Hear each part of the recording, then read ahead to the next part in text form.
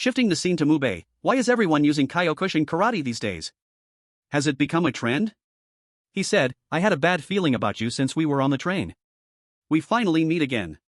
Being knocked out by a son of a bitch is truly an endless humiliation. BRBR looking at Jin Sung, he said, so you are a boxer. It would have been more fun if you weren't this battered, but it doesn't matter anyway.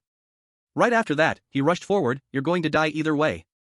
As he fought, he silently made a resolution, I guarantee that, BRBR after that, Jin Sung said, sorry, if there is one thing I cannot accept. In his heart, he also secretly believed, we will win. Remembering Hyung-seok, he thought, is competing just to lose to Kyokushin karate? We will win this fight, BRBR on this side. Tae-sung gritted his teeth, hey blonde systema, I'll take the front, and you handle the back. I don't like it either, but right now we are allies. Tae-sung got annoyed, you son of a bitch, when someone talks to you, you should answer. That guy turned around with a monkey-like face, what's wrong Tae-sung? He was startled, what the fuck? Instantly from behind, Jin Jang swung a bat hard at Tae-sung's head. He angrily shouted, you dogs, BRBR on this side. The other two guys also charged forward, he is too strong, let's find another target. He has crazy stamina, we have to run. Big brother, looking at Hyung-seok, both of them said, let's attack that guy. Good idea. Jin Jang ordered, you go first, little brother. Jin Soo-ji quickly replied, no, you go first. Hyung-seok was startled, crap, I'm too tired to even dodge anymore, BRBR, but right at this moment, Jae Yeol tightly embraced him and took the hit. Hyung-seok was dazed and trembling, Jae Yeol. Hyung-seok anxiously asked, Jae Yeol, are you okay? He guessed that Jae Yeol seemed exhausted too. Hyung-seok looked around at everyone else, Vasco was the same. The Jin Jang brothers said to each other, alright, let's run away again. Good idea. He looked over at his friend, Jin Sung had also reached his limit. Now Hyung-seok said to himself, there's only me left, I have to be the one to handle this. On this side, Young-ho and Jin Jang were watching the situation with interest. Young-ho spoke up, impressive, those pathetic guys did better than I thought, it's time for us to make our move. Jin Jang immediately said, no, he looked across at everyone and said at the same time, I don't think that's necessary. Now everyone was stunned, a singing voice suddenly echoed, impartial and fair, clearly distinguishing right from wrong. Tae-sung also looked back in that direction, martial arts heroes coming to assist. That voice kept singing, making Hyung-seok and Jae-won freeze, Kaifeng Prefecture has a Bao Zhang.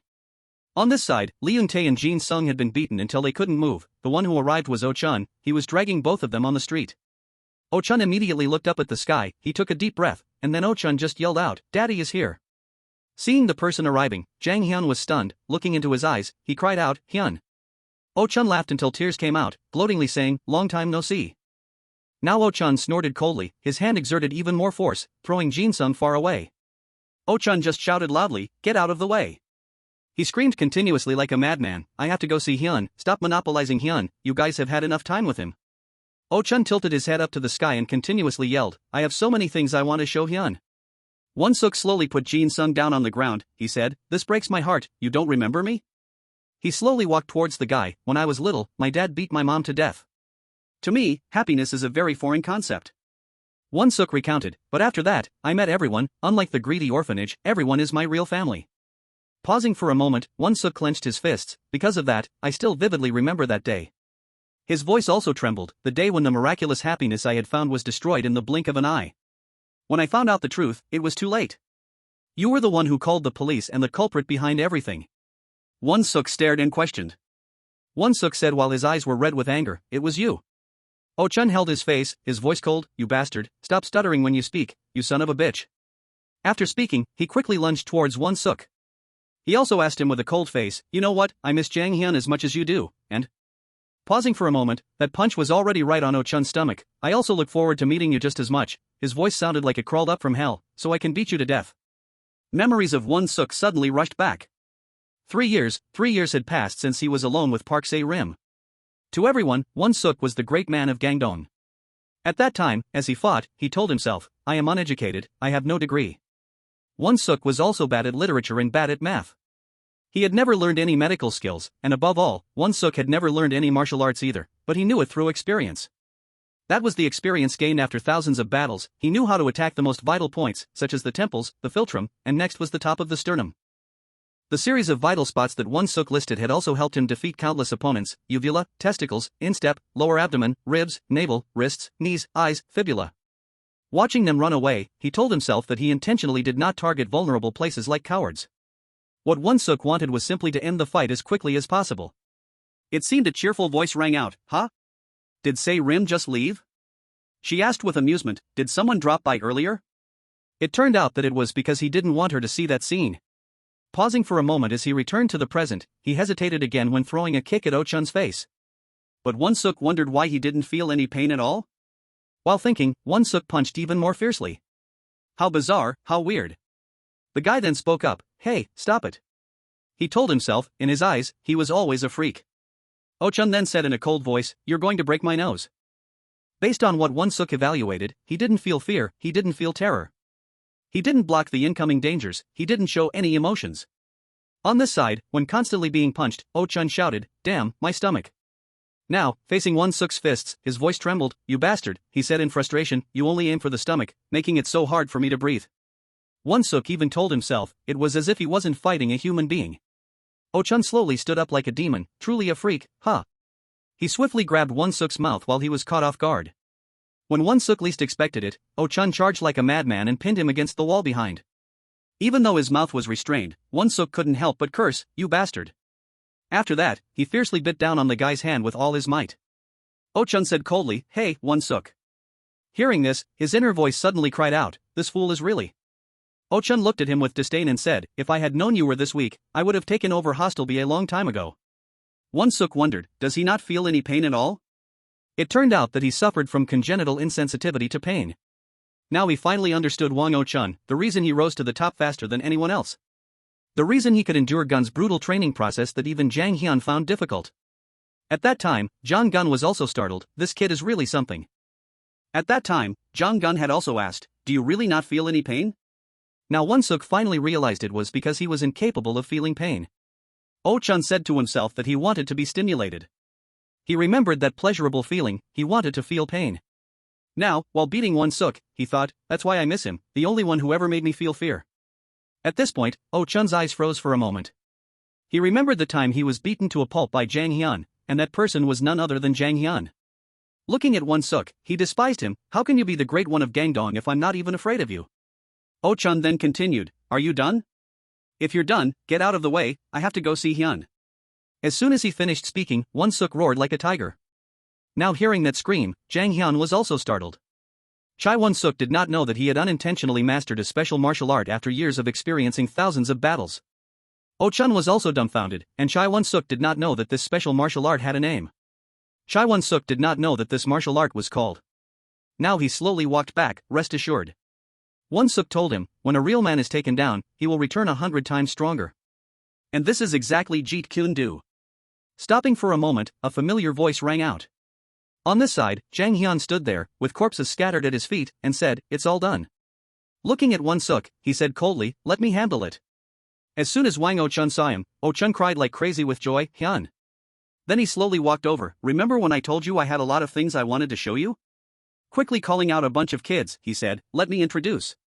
Hyung-seok looked in shock, and according to Oh-chun, these were the proud products produced by Hostel. The ones who successfully replaced you. Jang Hyun was also dumbfounded, standing in front of him were the little Jang Hyuns. The guy recounted, you don't know how hard I had to work to make them exactly like you. I made them beat up a homeless man at this subway station. I told them to throw themselves in front of moving cars to scam compensation money. I even made them pretend to be disabled to pedal on the streets. I made each and every one of them follow the exact same path as Jang Hyun, because that's the way to create a true Jang Hyun, right? But I was very disappointed, because no matter how hard I tried. Hyung-seok just stood there, his mouth wide open in astonishment. The guy continued, none of them could become you, crying madly as he spoke. By now, Jang Hyun was so furious that he screamed. The group of kids, armed with weapons, rushed toward Jang Hyun. The guy then looked over at those two, Peng Jin Yang and Kwak Yun Ho.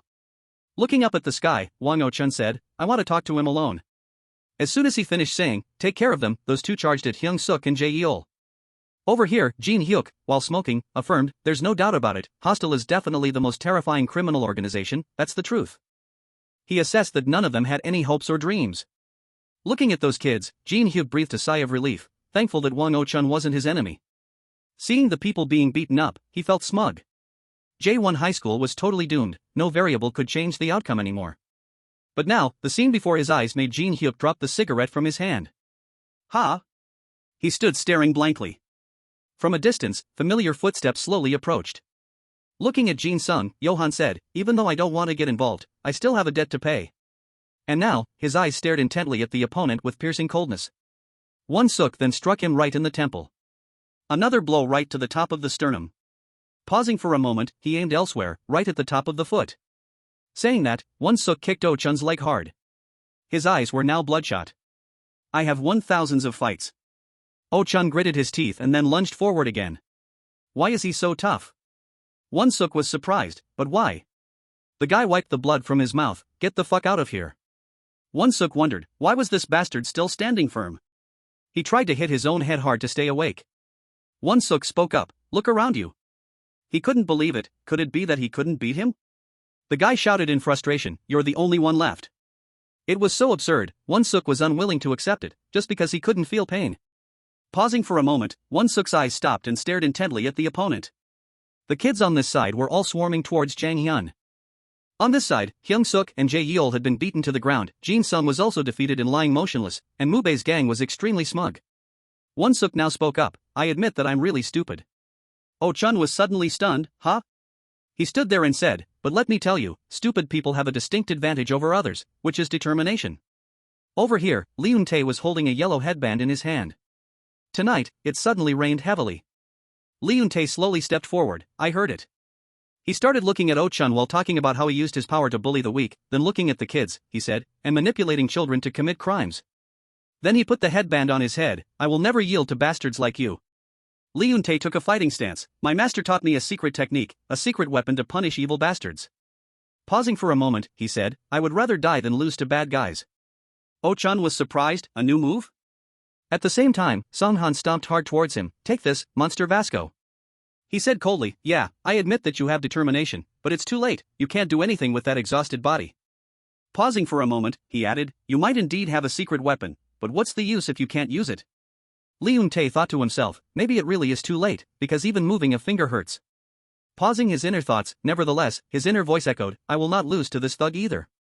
At this moment, a lightning-fast punch hit him in the face, Wong. Leun-tae's eyes were bewildered, and blood continuously dripped from his nose. Leun-tae was surprised, Dae-wong. He had a cold face, Wong. At the same time, everyone shouted in unison, Vasco, sorry we're late.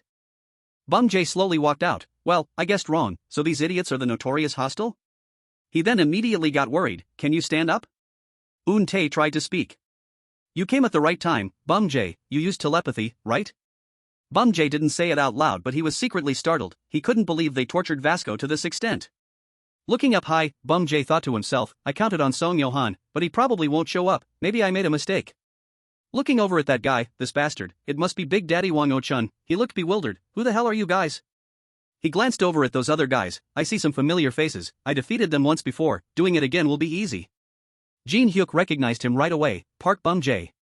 The hostile guys were startled, why are there so many of them? Are they burned knuckles? Up to now, Bum-jae calculated for a moment, the number of hostile members has decreased significantly. Bum-jae was excited, this is a God-sent opportunity to take down hostile, under the heavy rain Bum-jae led the charge, brothers, charge. But right at this moment, Young-ho and Jin Yang's group immediately rushed forward and kicked two of Bum-jae's members hard, huh? He was stunned and cried out internally, illusion. Bum-jae began to feel secretly terrified, thinking that he had defeated them once before was completely an illusion. His eyes suddenly froze, now he said to himself, I never defeated them. Remembering that face, he suddenly understood, the one who defeated them wasn't me, but Song Johan. Bum-jae blamed himself, why did I never think about this? If the great man of Gangdong, Chai Won-suk, has protected Hostel B for many years, then the ones who protected Hostel A are these two guys. Young-ho smiled wickedly, they dared to look down on us? Jin Yang replied, it seems so. On this side, Kim Ji-myung evaluated, the strength of those two when combined is as strong as a crew head. So unless their opponents also have the level of a crew head, winning against them is impossible. And he knew himself, they would still dominate, no matter how many opponents there are. To him, they are on a completely different level, they are immeasurably strong. Left with no other choice, Bum-jae immediately charged forward. Bum-jae was a bit panicked, but he was also extremely determined. He thought to himself, the four heavenly crews? If Vasco wants to, we will destroy them. Who do they think they are? However, the truth was cruel, Bum-jae was defeated. Burn Knuckles was still far from reaching the level of the four heavenly crews, with everyone lying scattered on the ground. Unwilling to accept it, he thought, so, is this how it ends? The other two mocked, do you see that? Of course I see it, why wouldn't I? While Young-ho and Jin Jang were fighting, a voice rang out, the guy with the receding hairline focuses on attacking, while the spiky-haired guy is in charge of defense. The two of them now started to reminisce, just like the old days. Come on, that's in the past now. Hearing that voice, those two guys were surprised, they really are monsters, huh? Admittedly, they are even crazier than the rumors. While Hyung-seok was still dazed, they kept gossiping, we definitely can't beat them, we shouldn't have come here. These two also have the H tattoo on their arms. Are you kidding me, bro? Just realizing it now? Pushing their carts, the two of them said, at first, I was a little worried about the idiots who dared to impersonate us. So it turns out to be Tang-gu and Wong-gu. Now the two of them said, but at this level, handling it is a piece of cake. The underling sneered contemptuously, where did these two dogs crawl out from? It seems like one sells rice cakes, and the other promotes some trashy clubs. Jang Hyun stared intently at the two of them, even he couldn't help but be stunned. The cigarette in Jin Yang's hand slowly fell. He asked himself, a new variable has appeared? Over here, Oh-chun was so overjoyed that his words were jumbled, I. Watching them start to untie their hair, he shouted, I've been looking for you guys everywhere. Oh-chun screamed in excitement, Tang-gu, Wong-gu. Right at this moment, Se-rim's voice rang out, I was the one who called them here. I really didn't want to bother them, but because of you, I had to. Now she turned her eyes toward Wang Oh-chun. Over here, Young-ho laughed contemptuously, are these two cheapskates the ones Daddy told us about? Jin Yang scoffed, our original versions. Looking at them, these two still showed contempt, they didn't look formidable at all. Standing from afar, Johan said to his big pet, I thought I would have to step in and help them, but I guess there's no need. He simply turned his back and walked away, they would be able to handle it. Johan believed so because this was the duo as strong as him, the duo known as the Song Johan of Gangdong. And Johan also knew very well, with those two around, they would definitely win. Now watching the two of them attack, Oh-chun secretly rejoiced, they haven't changed a bit. He smiled brightly, those two are still exactly as I remember, a duo that is mesmerizing to look at. Over here, Tang-gu quickly grabbed the back of Young-ho's neck, smashing the fake with authentic standard. Wong-gu immediately caught Jin Yang's hand, another face-off between the authentic and the fake. In just a moment, both of those guys were wrestled to the ground and knocked out. Oh-chun was so excited that his mouth even drooled. I knew it, that's right. He couldn't help but speak up, I knew it, this is the real deal, the authentic. While clapping his hands, Oh-chun pretended to be deeply affectionate, our hostel is reunited. Right after that, they quickly pulled him up, get up quickly, Hyung, how dare he use the kids. Wong-gu also couldn't hold back and spoke up, we have to teach him a lesson, Big Daddy. Hyung-seok immediately and happily teased, you two left to make money, and now you are skipping work because Big Daddy is back? Tang-gu will get fired. Then he looked over at Jang Hyun, right, Big Daddy? Sitting on the rubber truck, Se-rim was excited, anyway, did they dare to look down on us? Looking at those four young men, she was extremely proud, our hostel. Then she said in a cold voice to him, Wang Oh-chun, what are you going to do now? He looked up at the sky, his face changing color, then Oh-chun spoke up, there, he said to himself, I was there too, with you guys. The slight smile on his face carried a hint of sorrow, but back then, and even now, I am still all alone. Cutting to Ho-bin's side, people say do not bite the hand that feeds you. He slowly approached, but you repaid me by running away, huh, after that we had to live like fucking dogs. You call yourself a friend, you dog, murderer? On this side, that voice rang out, well. Murderer huh, recalling that the two of them had an argument back then, you said friends share both joys and sorrows. But the past is completely irrelevant now. Ho-bin said coldly, you keep saying I ran away, but look at yourself. Why don't you stop hiding and apologize to Kim Mi-jin, you loser? Right after that, Lee Young-tae looked cold, Jin Ho-bin. He rushed forward and took down his opponent, you are truly hopeless. Pausing for a moment, Lee Young-tae said coldly, don't worry. He looked at Ho-bin, I don't plan to kill you, before everyone else arrives. Pausing for a moment, Ho-bin spoke again, so, those guys, haven't arrived yet, huh? His face now looked like an evil god. Right after that, Ho-bin rushed forward and punched Lee Young-tae, if so. His leg kicked Lee Young-tae hard, I will finish you off quickly. Originating from Japan and allowing the use of judo techniques, a mixed martial art in a martial arts uniform. Ho-bin shouted loudly, Alice hop, and Lee Young-tae immediately fell down, and this was judo. Returning to the present, Jin Hyuk was amused, he finally got to see the full lineup of the original hostel with his own eyes, perhaps this was what he had been waiting for. From what he knew, Jong-gun considered Hostel B to be the absolute peak, they could easily destroy Hostel A like flipping their hands. Unfortunately, the situation would not change, as the kids had already surrounded them.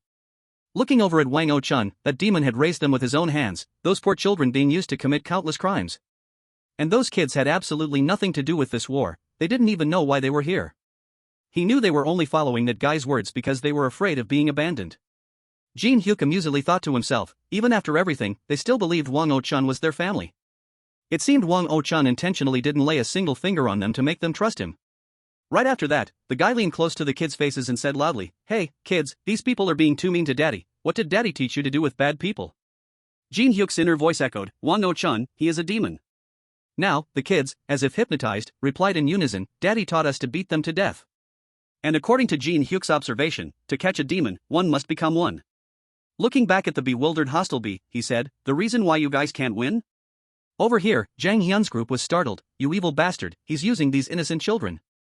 Jin Hyuk admitted that it was because they couldn't become corrupted. Now, the kids immediately grabbed their weapons and charged forward. Hyung-seok closed his eyes and groaned inwardly, would everything end like this? But right at that moment, Tae-sung suddenly appeared and kicked them away. "What the hell is this?" he angrily said in a cold voice, "Go home and drink your mother's milk, you kids, you're so damn in my way."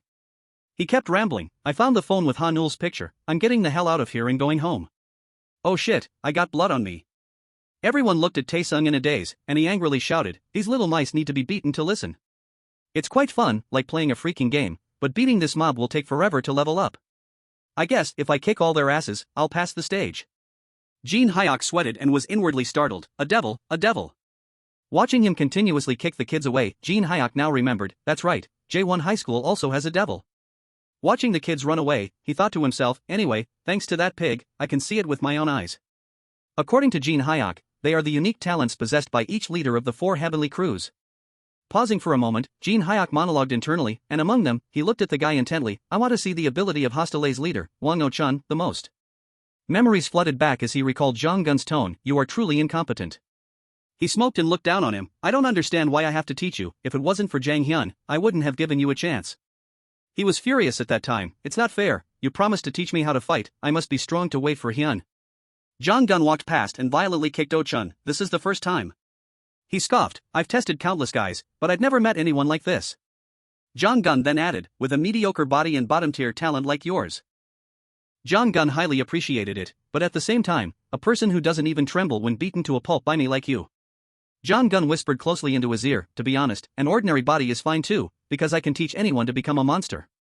He told O-chun back then, "You are truly pitiful, unable to feel pain for your entire life, but you should know that is your talent." Now returning to reality, Tang-gu and Hyung-woo teamed up and rushed forward together. Tang-gu thought to himself that they hit the center of gravity. Hyung-woo quickly understood, "Alright, let's do this." Both of them, one gripping an arm and the other a leg, exchanged thoughts to grab him. Tang-gu immediately warned, "Don't move, Wang O-chun, if you move I will break your shoulder." He replied coldly, "Break my shoulder?" O-chun casually flipped his own arm up, "Like this?" Before their bewildered eyes, he said, "I can fix them right away, as if I'm scared." Looking at Tang-gu slowly rushing over, he added, "If you guys want to break something, you should break it directly like this." While speaking, O-chun mercilessly broke his arm. O-chun stared at his opponent coldly, "Do you think this is some cheap magic trick?" Despite Hyung-woo charging forward, he remained calm, fighting in the name of the power of friendship. O-chun then threw a punch, "Then I'll play the villain's role." His eyes showed disdain. Even though both of them were beaten severely, he continued as if nothing happened, "Don't do that to a real villain." Recalling Jong Gun's words, "There is always a martial art suitable for every body, physique, and condition. I already found the right fit for you, but you want to learn something else contrary to my advice? You won't regret it, right?" Back then, O-chun lay on the ground, gritting his teeth and shouting, "I won't, I swear." And now, after just knocking the two of them away, he talked to himself, "Remember, I am the defective version of Jang Hyun. Tang-gu, Hyung-woo, you guys are as strong as Song Yo-han of Gangdong, right?" He hugged his knees and sat like a psychopathic patient, more like Song Yo-han from 3 years ago to be exact.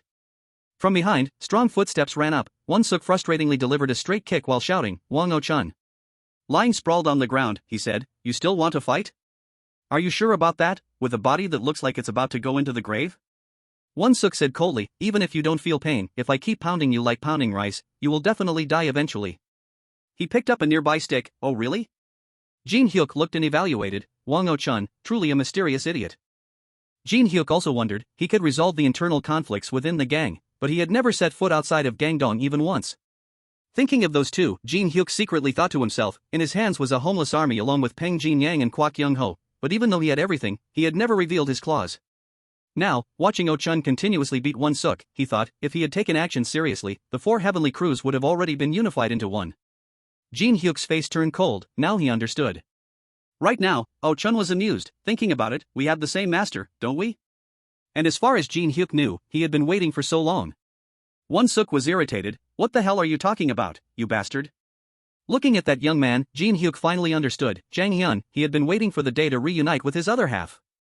He raised his hands to the sky and praised with amusement, what a masterpiece. Looking at Jang Hyun, Jin Hyuk assessed, hostile, a divided organization. Looking back at Oh Chun, today they would reunite as one. Anxiously waiting for the match, he wondered, who would end up serving under whom? Right as Oh Chun walked past, a large car stopped in front of him. Jang Hyun didn't expect it either, he was completely stunned. Hyung-seok was the same, it seemed like this was an unpredictable variable. Oh Chun had fallen down, blood just kept flowing from his head. Right before their eyes, he had been taken down and was lying on the ground. Jin Hyuk excitedly declared loudly, hostile, an organization that was once divided, has finally reunited today. From the car, familiar footsteps slowly stepped down, he continued, under the name of the victor, the person walking out of there is none other than Young Ho. Wang Oh Chun just lay there unconscious, his blood flowing endlessly. Recalling the past, he had said to Yang Mi, yeah, that's right. Yang Ho looked up at the sky, pointing at the stars, he had once told her, whenever I see dots, it makes me want to connect them like crazy. Now he repeated that phrase, yeah, exactly, whenever I see those dots, it makes me want to connect them like crazy. Cutting back to Jin Hyuk, lollipops were scattered on the table. Looking at the candies, he muttered to himself, by this time, everything is going according to plan. According to his calculations, Park Hyung-seok with Lee Jin-sung, Hong Jae-yeol with Lee Tae-sung, Vasco with Jin Ho-bin, the second step in his big picture must be progressing smoothly. Pausing for a moment, the other hand slowly reached for the candy. If that's the case, Jin Hyuk stared intently and then said, there's only one thing left to deal with. He said to himself, to complete his masterpiece, he had to eliminate this thing, but how could he do it? Suddenly, Young Ho walked by. Hey, what are you doing, mullet head, sitting here secretly eating this whole pile of candy? At that moment, a name echoed in his mind, Young Ho. Young Ho cheerfully said, just now you were still drawing a picture of J1 High School, why did you suddenly switch to playing with lollipops? He turned around, secretly frustrated. What the hell is this psychopath doing here? I already have enough of a headache. Looking at Young Ho then, Jin Hyuk was full of contempt. He was just a psychopath who couldn't do anything right. He couldn't understand why Wang Oh Chun took him in. Pausing for a moment, he asked again, I know, that lollipop represents Wang Oh Chun, right? Young Ho immediately snatched it, let me see it.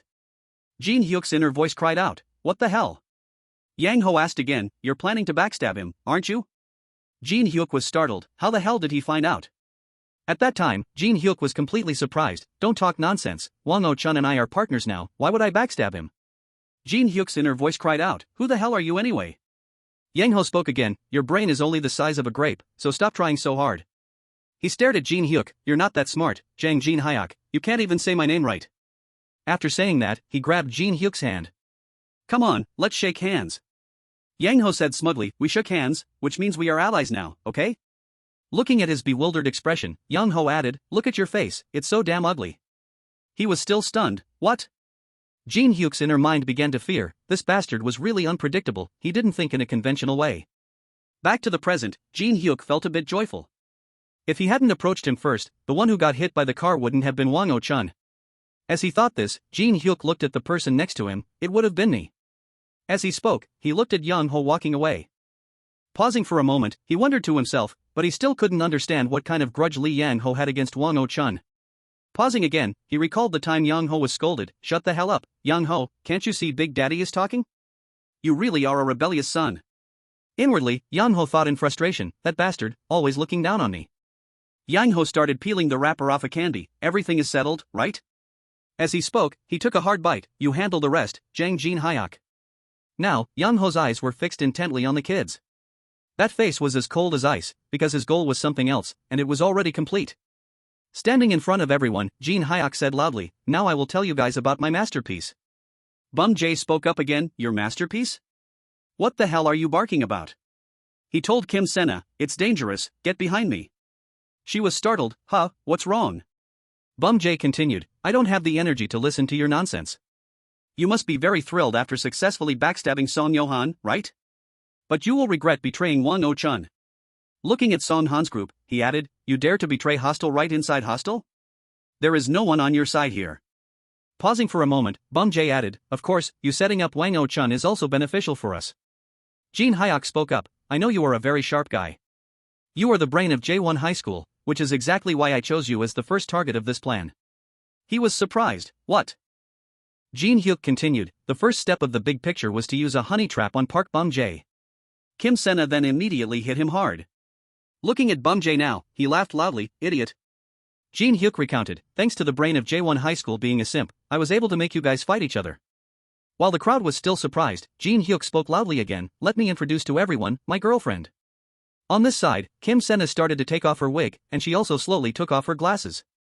Embracing Kim Sena, he said in amusement, she has been by my side since I was in God Dog. Boon Tae was dumbfounded, he didn't think this would happen and now he was piecing things together. She then said coquettishly, Jin Hyuk, I'm hungry. Looking at Bum Jae frozen on the ground, Kim Sena threw all the candy at him, my job is done, right? If so, I guess I can stop eating candy now. He remembered that angelic smile, thank you, this is for you. The first time they met, Kim Sena had just handed him a candy, and Bum Jae asked, are you crazy about candy? At that time, she replied, there's a reason for it all. He asked, what reason? Kim Sena smiled brightly, secret. Bum Jae, I'm hungry. He asked back, you're hungry? Those memories were crushing Bum Jae's heart. This candy, I won't eat it. I'm returning it to you. Kim Sena sneered, that damn pile of lollipops costs even more than my cigarette money. Then she asked him again, did you think you were the male lead in a romance novel? Kim Sena continued, the seat next to you on that train, it was empty from the very beginning. It turned out she had been trying to get close to him. Pausing for a moment, she said, it's true there were a few quite dangerous situations. Johan had gripped her hand then. I'm the one who should be asking that question. Johan shouted, what are you doing with a member of Hostel?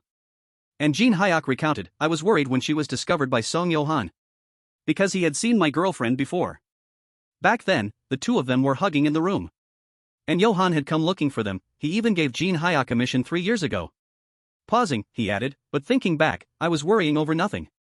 That bastard doesn't remember anyone lower than him. And it was all Jin Hyuk's trap. He looked over at Hyung-seok and Lee Eun-tae, you guys are wondering why I had to go this far, right? You probably think I'm crazy for using my own girlfriend. But we live in a completely different world from you guys. While you enjoy your everyday lives. Kim Sena disgustedly wiped away the H tattoo. Jin Hyuk continued, I have always had to struggle back and forth and scheme to survive in this game.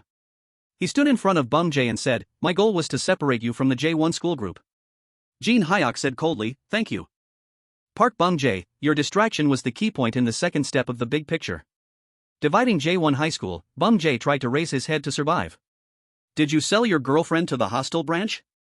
Do you call that surviving? BRBR Jin Hyuk let out a cold smile, what do you mean sell? IKA, my girlfriend? He then continued, I don't understand what you are talking about at all. Oira said in frustration, you crazy bastard, you're still all alone anyway.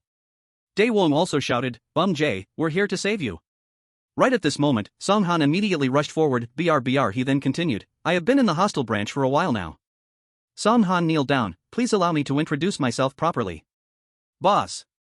The leader of the K-House gang, Jang Jin Hyuk.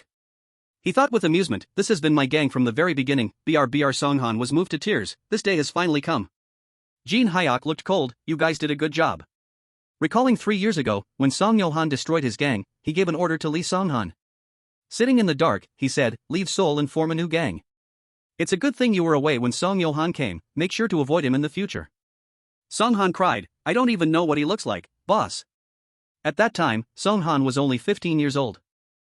Jin Hyuk cried, K-House will survive outside of Seoul, when the time comes, I will bring you guys back, at that time he was only 15 years old. With tears falling, he said, we will always survive, Song-han kneeled on the ground, I will wait for your news, boss. And right then Oh-chun appeared, just when I was worrying about the lack of capable personnel.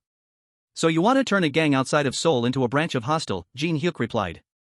That's right, I know a gang that you can put to good use, he remembered clearly, when the time came, I called them to Seoul. And now Jin Hyuk said loudly, the third step of the big picture is to revive the K-House gang. Hearing this, Lee Eun-tae was surprised, he couldn't say anything more, he said, K-House was destroyed by Song Yo-han 3 years ago, it will be reborn today. Lee Eun-tae was slightly startled. Those guys, are they the OBs of God Dog? Sung-han said, I have brought everyone here according to your words, boss, no gang can care for us better than you. Lee Eun-tae looked in surprise. He recruited the remaining members of God Dog and created a new K-house? Sung Ryong said, Jang Jin Hyuk, Big Deal doesn't know anything about this, right? He added, that's exactly why the boss sent Kwon Ji-tae back first. Jin Hyuk replied, King exactly. I have observed Big Deal and reached a conclusion. Big Deal is no longer the Big Deal of the past, there is no need to cling to them anymore. He then said loudly, to survive, we will go to Gangnam. According to him, that is where the workers' gang is located. Hyung-seok then said, everyone is too tired to fight now. It seems like you guys will need my help. He took off his jacket. I found you an eyesore right from the start, you mullet head. Jin Hyuk replied, Chai Hyung-seok, I believe you have more important things to worry about. He was surprised. What? He continued, your story is not over yet. Wang Oh-chun is nowhere to be seen on this side. Jang Hyun and Wang Oh-chun have disappeared. He then asked him, shouldn't you go after them? It seems they have gone to that place. Up on that building, Jin Hyuk speculated, where it all started, as a member of Hostel, shouldn't you go help end Hostel's story? Hyung-seok hurriedly ran off. On this side, Sung-han asked, is it okay to just let him go like that? Jin Hyuk casually replied, let him be. He continued, because I have fulfilled Wang Oh-chun's final request. Recalling the past, Jin Hyuk quickly answered the phone, yeah, so Jin Jang's guys are fighting exactly as planned, right? Pausing for a moment, he added, then it's time for me to prepare the next step of the big picture. At that time, Wang Oh-chun was silent. He looked at Jin Hyuk for a long time. Then he said, Jang Hyun and Jin Hyuk also knew, he had known it beforehand. Wang Oh-chun casually said, just take everything you want from me, and from here, he had seen through all of his plans. Then Wang Oh-chun added, I only ask you for one favor, my final wish is to be left alone with Jang Hyun. Alone in the library, he had burned everything. Jang Hyun slowly walked in, remaining silent without saying a word. Wang Oh-chun looked over, you're here, Hyun? Now, his eyes looking at him did not hold the slightest hint of danger. In his mind, Jang Hyun cried out, Wang Oh-chun. Recalling the image of the kids, he said, we shouldn't have met in the first place. Jang Hyun was extremely heartbroken seeing the children being used as tools. His eyes sharp and cold, Jang Hyun said, let's end this, Wang Oh-chun. The shirt he was wearing was a school uniform embroidered with the name Chai Hyung-seok. Brushing his hair up from his face, Wang Oh-chun smiled brightly, you know what, in the end, I am finally satisfied. Black smoke billowed from the window, a group of young men entered, chatting loudly, this is the building they went into, right, our Big Daddy is in here. The young men held their clubs ready to fight, along with the Big Daddy of Hostel B. The guy in the suit cracked his knuckles, if we help Big Daddy take down the Big Daddy of Hostel B, maybe he will promote us to uncle, the fat guy chimed in. Let's get to work, then the whole group stopped, hey, but wait, it looks like someone got here before us. Hyung-seok sat on the hood of the old car, blocking the door, he was silent. Wang Oh-chun gave up everything he had, just to trade for a little time to be alone with Hyun. He recalled the image of Oh-chun. You went this far, just to be with him for a moment? The group of young men rushed up intending to beat Hyung-seok up. He is an uncle of Hostel, get him. In the end, Hyung-seok raised his hand and struck the leader who rushed at him with one blow. What is Jang Hyun to you? Hyung-seok stood blocking the car and ordered, don't make me repeat it, this is our business, you guys have nothing to do with it. The young men became terrified, no one dared to rush up anymore. Get the hell out of here. Hyung-seok stood facing the group of young men and warned, before those two resolved the matter between them, no one is allowed to enter. At this time, Oh-chun remembered the past, back then, his life was always tied behind a chain door. He was desperate, I was imprisoned, iron chains bound Oh-chun's life, my life only revolved around a suffocating schedule. His schedule was always suffocatingly tight, my life was bound by rules, even just to breathe, I had to ask for permission. Suddenly, his two friends appeared, Oh-chun, do you want to go to the internet cafe with us after the exam? Just play for about an hour, what do you think? Wang Oh-chun turned around in complete bewilderment, huh? The image of the two friends morphed into his parents. Do they often invite you to play video games with them? His father suggested, honey, should we send him to study abroad? I had absolutely no freedom within that fixed schedule. His parents' voices still echoed in his ears, studying abroad might not necessarily change anything. He knew there was no book that taught how to rebel, and so I prayed to gods I had never met, I prayed over and over again. His face contorted as he tried to inflict pain upon himself. Since I couldn't ask the gods to kill my parents, I prayed for my own death. But a box cutter couldn't end his life, and the god I prayed to didn't even allow me to die. Oh-chun recalled the moment he saw Jang Hyun, which is why I chose you as my god, the god of the new world. He was as overjoyed as if he had struck gold. The moment you enlightened me about freedom, you became my faith. And he tried to get closer to him, so when my god disappeared, I waited and waited. The flashback ended, returning to the smoldering room. After waiting for a long time, the first thing I felt when I met my god again, Oh-chun went crazy, fighting and questioning Jang Hyun, why? Deep down, he only felt resentment. Oh-chun screamed, why did you leave? But following Oh-chun's words was the weapon in Jang Hyun's hand stabbing into his distorted face. Oh-chun grabbed Jang Hyun's hair, shoving his head into the door of the vending machine to Jang Hyun's astonishment. Then he jumped up and kicked the vending machine hard, but Jang Hyun had the upper hand. He used a small sword to block the vending machine's door. Then he casually picked up a burning cassette tape and shoved it into Oh-chun's mouth, using his other hand to grab his collar for leverage. On this side, Oh-chun also took a soda can and shoved it into Jang Hyun's mouth, then gave him a kick that sent him stumbling backward. Jang Hyun raised the soda can, pouring it into his mouth. As for Oh-chun, he also poured the soda to extinguish the fire burning on his head. He put on a bizarre face and asked, why won't you accept me? Then he remembered the image of everyone eating, drinking, and laughing happily, and continued, I was there too. Only Oh-chun was sitting in a corner. I am also a part of this family. He remembered his father and mother. I am also a runaway like you guys, but why was I never accepted? He screamed, why exactly? Jang Hyun fell silent at Oh-chun's questioning, then he looked up and calmly replied, because you have a family to return to. But the person who should have been right in front of him suddenly disappeared. Oh-chun unexpectedly appeared above Jang Hyun, delivering a roundhouse kick, count to 10. Then he did a somersault and kicked Jang Hyun in the face, Oh-chun will come find you. When Jang Hyun fell to the ground, Wang Oh-chun continuously punched him in the face. I've always wanted to play hide and seek with you guys, he said, then grabbed Jang Hyun's hair, forcing him to look at his face. That's enough, Jang Gun suddenly appeared and stepped on Wang Oh-chun's head. Wang Oh-chun looked up, what? I can still take more. Jang Gun asked, don't you know? He sat on a chair and looked down, your body is a ticking time bomb. Because you can't feel pain, you don't know when your body has reached its limit, which means you could die suddenly without realizing it. Wang Oh-chun sat on the ground, his eyes wide as he listened to him continue, I have spent so many years teaching you, if you die suddenly, I won't let you off. Wang Oh-chun asked, you said Jang Hyun is the one who left you that scar, right? If he uses weapons, will he become invincible? Jang Gun admitted, that's right, he is very strong. He recalled the fight between him and Jang Hyun that day, he could even be considered a champion. But now, it's possible that you're already stronger than him. Wang Oh-chun looked at Jang Hyun, who was unconscious on the floor. Then, using his hands to stretch Jang Hyun's face, objectively speaking, he screamed, there's no way you can beat me. Continuing to stretch Jang Hyun's face, he added, he only taught you for a few months, but I learned from him for many years. Wang Oh-chun's face crumpled up, because now you have things to lose, that's why you become this weak. He continued to question, since when did Jang Hyun use a weapon? Jang Hyun doesn't need a weapon. Wang Oh-chun's heart skipped a beat. What is this feeling? You. I have finally defeated my idol. Then he cried, denying the truth, you're not the fucking Jang Hyun. Looking at Jang Hyun lying motionless on the ground, he was full of doubt. But why do I feel so empty like this? Jang Gun said, that's right, he is very strong. In his mind, it was still that fight with Jang Hyun that day, which could even be considered invincible. Jang Gun continued, that is exactly why I gave him a weapon. Then, reaching up to touch the scar on his chest, the scar that was left on my body that day wasn't caused by a weapon. He is a natural-born beast, weapons don't suit him. Those words surprised Wang Oh-chun. But Jang Gun continued, if you want to control a beast, you have to chain it. At this moment, Jang Hyun slowly stood up. The weapon was Jang Hyun's chain. The small sword had been tossed carelessly to the side. To Jang Hyun, the weapon became a chain to lock away his killing instinct. When Jang Hyun removed that chain, Wang Oh-chun turned around abruptly. This image coincided exactly with the image of Jang Gun from the past. Even though it was only for a brief moment, before Wang Oh-chun could react, Jang Hyun forcefully pushed him against the wall. He can still overpower me. Wang Oh-chun's eyes widened. That's right, this is it. The small sword still lay motionless in a corner.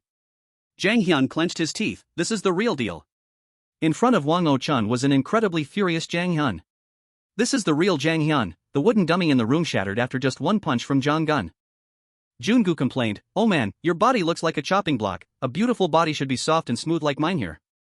He lay on the sofa, playing with his phone, and wondered, why did you spend 3 whole years looking for the guy who left you with an ugly scar? Sounds so boring. Jang Gun interrupted, shut up. Jungu teasingly asked, so have you found Jang Hyun yet? Jang Gun replied bluntly, not yet. He said, you idiot, listen to me, guys like that are closer than you think. Then Jungu looked at Jang Gun, who was puffing on a cigarette, and spoke up, hey, let me ask you this. Back to reality, at the heavily burning building, what is it about Hyun that you like so much? To the point of desperately wanting to find him. Jong-gun replied without surprise, what do I like about him? His wildness. On the rooftop of the building, Jang Hyun had punched Oh-chun out into the yard. Meanwhile, Jong-gun was still recalling the past. 3 years had passed since Jang Hyun disappeared, and he had tried countless guys. He remembered Ji-tae, Kim Ji-myeon, Yo-han, Oh-chun, all of them were very talented and highly skilled. He held the wine bottle and looked up at the ceiling, but strangely, none of them truly satisfied me. Favoritism. Then Jong-gun remembered the image of Jang Hyun, the one who was capable of overwhelming even his master. Favoritism. The image of him getting beaten up that day perfectly matched the image of Oh-chun now. The reason he went looking for him was also exactly because of favoritism. Jang Hyun was like a predator eating its prey, he was a wild beast. Jang Hyun bit into Wang Oh-chun's shoulder, a wild beast that would not stop until it had killed its prey. Wang Oh-chun clawed at the wound, I will tear you apart, a wild beast with primal instincts. Jong-gun was stunned. Only after regaining his senses did he realize that Jang Hyun charged in as if he had lost his humanity, using the techniques he had taught him.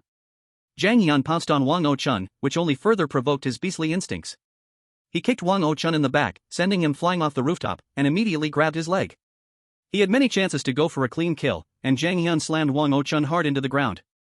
But he did not let his prey die early, because he wanted to wait for the right moment to tear his prey apart piece by piece with his own hands. He forcefully stomped on Wang Oh-chun's head. If you think about it carefully, his use of weapons was very strange. Because no wild beast in this world uses weapons, Wang Oh-chun's face was covered in blood, losing consciousness. He recalled his conversation from the past. Big Daddy, can you just stop looking for Jang Hyun? Wang Oh-chun rested his chin on his hand and asked, what are you suddenly talking about? Jin Jang sat on the chair, continuing to take notes. Hostel is growing stronger every day, we have runaway groups and a lot of other businesses to take care of. If we keep chasing after Jang Hyun, we will stay stuck in the same place forever. I think it is time to stop chasing after Jang Hyun, he continued. We know you miss the old hostel, and we also know we are just their replacements. Wang Oh-chun scooped a full spoonful of medicine into his mouth and asked again, what are you trying to say? Young-ho spoke up, we are also your family, if not, then tell me, why are you so obsessed with finding Jang Hyun? Ji Na-young, Young-ho, and Wang Oh-chun stood up. Wang Oh-chun said to them both, since I was little, I have practiced my facial expressions. Ji Na-young and Young-ho were surprised, practiced facial expressions? Wang Oh-chun continued, I suffered from psychological abuse, so I couldn't feel any emotions. He molded his face, I wanted to be like everyone else, so I practiced expressions to pretend that I had emotions. Then, memories flashed through his mind one by one, from beating the father who raised him, to stealing jewelry in the house when he committed a crime for the first time, but his face remained as stiff as ever. I don't feel anything at all. At this moment, his past and present images merged into one. Fear, guilt, the sense of wrongness, a guilty conscience, my brain understands those concepts, but my heart doesn't. Wang Oh-chun thought of the children in the building. Even now, after training those kids, I still don't feel anything. That's why I had to go find Jang Hyun, because he is the only one who made me feel fear. Returning to the fight, Jang Hyun was grabbing Wang Oh-chun's hair. But it was over now. Wang Oh-chun looked at Jang Hyun, I don't feel scared anymore, why? Jong-gun looked up at the ceiling. Did he go looking for Jang Hyun just to feel fear once again? What a load of bullshit. How could there be any wild beast in this world? Wang Oh-chun turned the tables, landing a kick right on Jang Hyun's face. Being afraid of someone weaker than yourself? Then he questioned him, is that so? Have I become so much stronger than you that I no longer feel afraid of you? If not, then what is it, this feeling I get from you? He frantically poured pills into his hand, then crushed them one by one with his teeth. It is fear, isn't it? Behind him, Hyung-seok's group rushed straight up to the rooftop, shouting, Hyun. Wang Oh-chun continued his monologue, thinking back, it really is strange. I feel afraid of these guys, even though I'm not even afraid of gun. Then he knocked them out one by one. Say Rim. He screamed to her astonishment, answer me now. I felt this feeling from 3 years ago, but I couldn't for the life of me figure out what it was. Wang Oh-chun remembered the day he was beaten half to death by Jang Hyun. I was so sure that the feeling I got at that time. He looked down at Wang Oh-chun with extreme anger, was fear, but could it be that it wasn't fear at all? He cried and questioned Say Rim at the same time. He urged, tell me, Say Rim. You are smart enough to know the answer, you bitch. Without waiting for her answer, he went crazy and threw a punch at Say Rim's face. Luckily, Hyung-seok appeared behind her and took the punch with his face, covering Say Rim's eyes with one hand. Park Say Rim, Hyung-seok said, close your eyes. Say Rim called out, hey, Hyung-seok. Hyung-seok lost his temper, how dare you look at her? I forbid you from looking at her like that. Se-rim asked anxiously, Hyung-seok, are you okay? Seeing this scene, Oh-chun suddenly remembered, right, is this your schedule? A beautiful girl stood in front of him. Oh-chun recalled, I used to have a friend. The girl cheerfully started a conversation, you're under probation just like me. It was Hyun. That day, they sat next to each other in the classroom. Hyun said, really? I also take extra classes at that center. Oh-chun replied, no wonder you look familiar. Do your parents also often discuss sending you to study abroad? Hyun continued, yes, just thinking about it makes me hate it, right? Then he kept asking, Hyun, what do you want to do in the future? A hairstylist. We understood each other because we sympathized with each other. Hyun called out, hey, Oh-chun. He replied, yeah? She turned her face away and looked toward the door, when we both get married and have kids, let's let them do what they want. Oh-chun smiled and nodded. We longed for freedom more than anyone else. Oh-chun remembered the image of Jang Hyun from the past, so he wasn't surprised that both of us liked Hyun. He was the embodiment of freedom. That was why I couldn't understand the moment when Hyun patted Jang Hyun's head and advised him not to commit crimes anymore. Oh-chun questioned, why are you trying to change him? Then he made a decision, I have to stop you. Oh-chun contacted Hyun's mother when he found out that Jang Hyun and Hyun had feelings for each other. Hello, are you Hyun's mother? Oh-chun sat by the windowsill, revealing the building's address to Hyun's mother. Hyun is. Oh-chun only wanted to stop it before she changed Jang Hyun. But things went too far. My intention was not like this. Everything happened in an unexpected direction. The police had cordoned off this abandoned building. Oh-chun cried out in pain, I didn't mean to. Hyun's mother was filled with murderous intent when she found out everything, it had all turned into a tragedy. When Hyun realized she was pregnant, Oh-chun used Jang Hyun's phone and forced her to abort the baby. He secretly denied it, saying, I don't know. Back then, when he was beaten by Jang Hyun, he said, even if she was really pregnant, you would have told her the same thing, right? That Hyun is actually pregnant. Even when he got beaten up by Jang Hyun, he still showed no remorse, begging, spare me, it's me. And on that day, Oh-chun was beaten to a pulp by Jang Hyun. He weakly whispered, it's your best friend Oh-chun here. If you hit me anymore, I'll die. He realized, I have felt an emotion. Oh-chun was beaten unconscious. Then Jang Hyun left, leaving me alone with this feeling. For so long, I thought that emotion was fear. In the countless times Oh-chun was beaten until his face was deformed, he always harbored a thought, if she isn't pregnant, what is she going to the hospital for? She can't fool me, she must be putting on an act again. Finally, I have figured it out. Returning to the present, Se-rim's group was extremely surprised to see Oh-chun's current actions. What was it that I felt 3 years ago? That question remained a big question mark in Oh-chun's mind, but what if Hyun was really pregnant? What if she wasn't lying? Oh-chun looked up at the sky. It wasn't the fear of Hyun. He slammed his head hard on the ground, I killed her, but rather my feeling of guilt towards Hyun. So this is it, I can feel it, the thing called conscience, emotions. Oh-chun looked up at the sky, the image of his past self appearing once again. The person who freed me from that prison wasn't Hyun. Then the image of Hyun flashed through his mind, but it was Hyun. You guys see it too, right? Jang Hyun looked at him. I'm not a psychopath, thank God. He smiled like a child receiving a gift, finally, I know what emotions are. I will never have to practice expressions again. The image of a harmonious family flashed through his mind, you don't know how much your parents missed you, John. There really is no place like home, right Dad? Se-rim hastily reached her hand forward, shouting, Wang Oh-chun. Jang Hyun was equally surprised, but he was already standing at the railing. Finally, I have found the answer to the knot I have kept in my heart for 3 years. It is time for me to atone, Jang Hyun rushed forward, Oh-chun mouthed, Hyun. Then he remembered the words Hyun had said, when we both get married and have kids, let them do what they want. He left a message, let Yena do what she wants. Oh-chun leaned back amidst the helpless pull of Jang Hyun's group, Hyun. He jumped down with a smile on his lips, I am sorry. The story of Hostel, from beginning to end, is a tragedy. As Oh-chun stood on the rooftop railing, the movie of his life rewound once again. He was hit by someone, to be honest, I knew that this body had reached its limit. Then he had to frantically take medicine to calm down, my body was ruined a long time ago, I just can't feel the pain. He had to use it like daily meals, even the doctor said that patients with congenital analgesia usually have a short lifespan. Oh-chun saw Jang Hyun rushing towards him, it doesn't matter, I'm going to die anyway, he mouthed, that's why I'm glad. Then he fell backward, because I choose death to atone for my mistakes, not because of this incurable disease. Oh-chun looked at Jang Hyun's group running straight toward him in shock, but that's also the reason why I'm troubled. While in midair, he thought, because the cause of my death, he smiled, I am sorry, might not be seen as a confession. He remembered the first day he came to hostel. Oh-chun reached out his hand. Hello, I am Wang Oh-chun, he said excitedly. I want to be like you. A surprised voice rang out. Son. The moment he stole jewelry from his house, Oh-chun asked, what do you guys have to say to your parents? The children replied, that we lost their jewelry. Exactly. Oh-chun remembered another encounter between him and Jang Hyun. That's right, he said tearfully, I want to be like you. Oh-chun remembered another memory. He once declared, we also have a way to make a lot of money. He followed the path that Jang Hyun had taken. For the purpose of rebuilding hostel, he decided to follow in Jang Hyun's footsteps. He also once said, whatever I wanted, I would take it. Pausing for a moment, Oh-chun suffered, and also, I'm lonely again.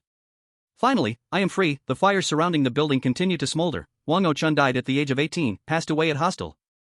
By the river, Joss paper was being burned, so in the end, Jin Jang said sadly, you also abandoned your family. Jin Yang and Young Ho looked at the burning fire. You once told us that family cannot be bought with money, not even with $1 billion. You said you learned that from the person you admired. Anyway, behind Jin Yang and Young Ho were barrels full of Joss paper. I hope this money will be useful to you in the afterlife. Young Ho scattered Oh-chun's ashes on the ground, exclaiming, what a pity. He said sadly, he didn't even have a single photo. Then he turned to Jang Hyun and offered, come with us, we will be your family. Jang Hyun grabbed a handful of ashes and stuffed it into his mouth. The boy said, no, and then put Wang Oh-chun's headband on his head. Big Daddy had told him, Jang Hyun, you must go at it alone. The blonde guy standing high above looked down. I hadn't planned on coming here. But coincidentally, I'm wearing black today. On the bus taking the children away, Yang-mi held up the jacket she had just sewn. It's all done. Look, every child has a jacket like this. She said, you all look so great, my sweet babies. Then she turned to Yang Ho and asked, Yang Ho, what do you think? Don't you think our children are adorable? Yang Ho didn't say a word. He pulled down the book covering his face and listened to Yang-mi. Are you still upset because of Wang Oh-chun, or are you pondering something? Yang-mi continued sewing. I think this new outfit will cheer you up, since it won't be used anymore anyway. A few children approached the driver's seat and asked Yang Ho, brother, where are we going now? He looked at the children and declared, all right, I've decided.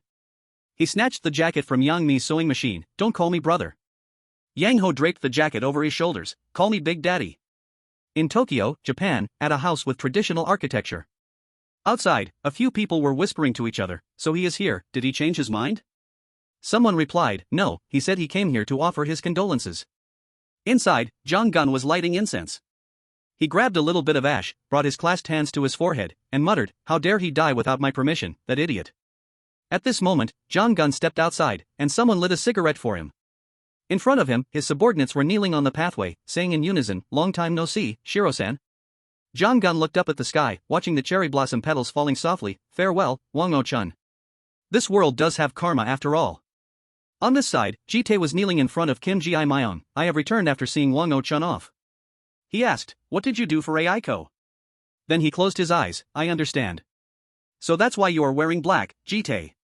The guy asked, do you want to send funeral flowers under your name, boss? Kim Ji-myung replied, no need. Afterwards, a group of prisoners was led away by the prison guard in the pouring rain, with many familiar faces here.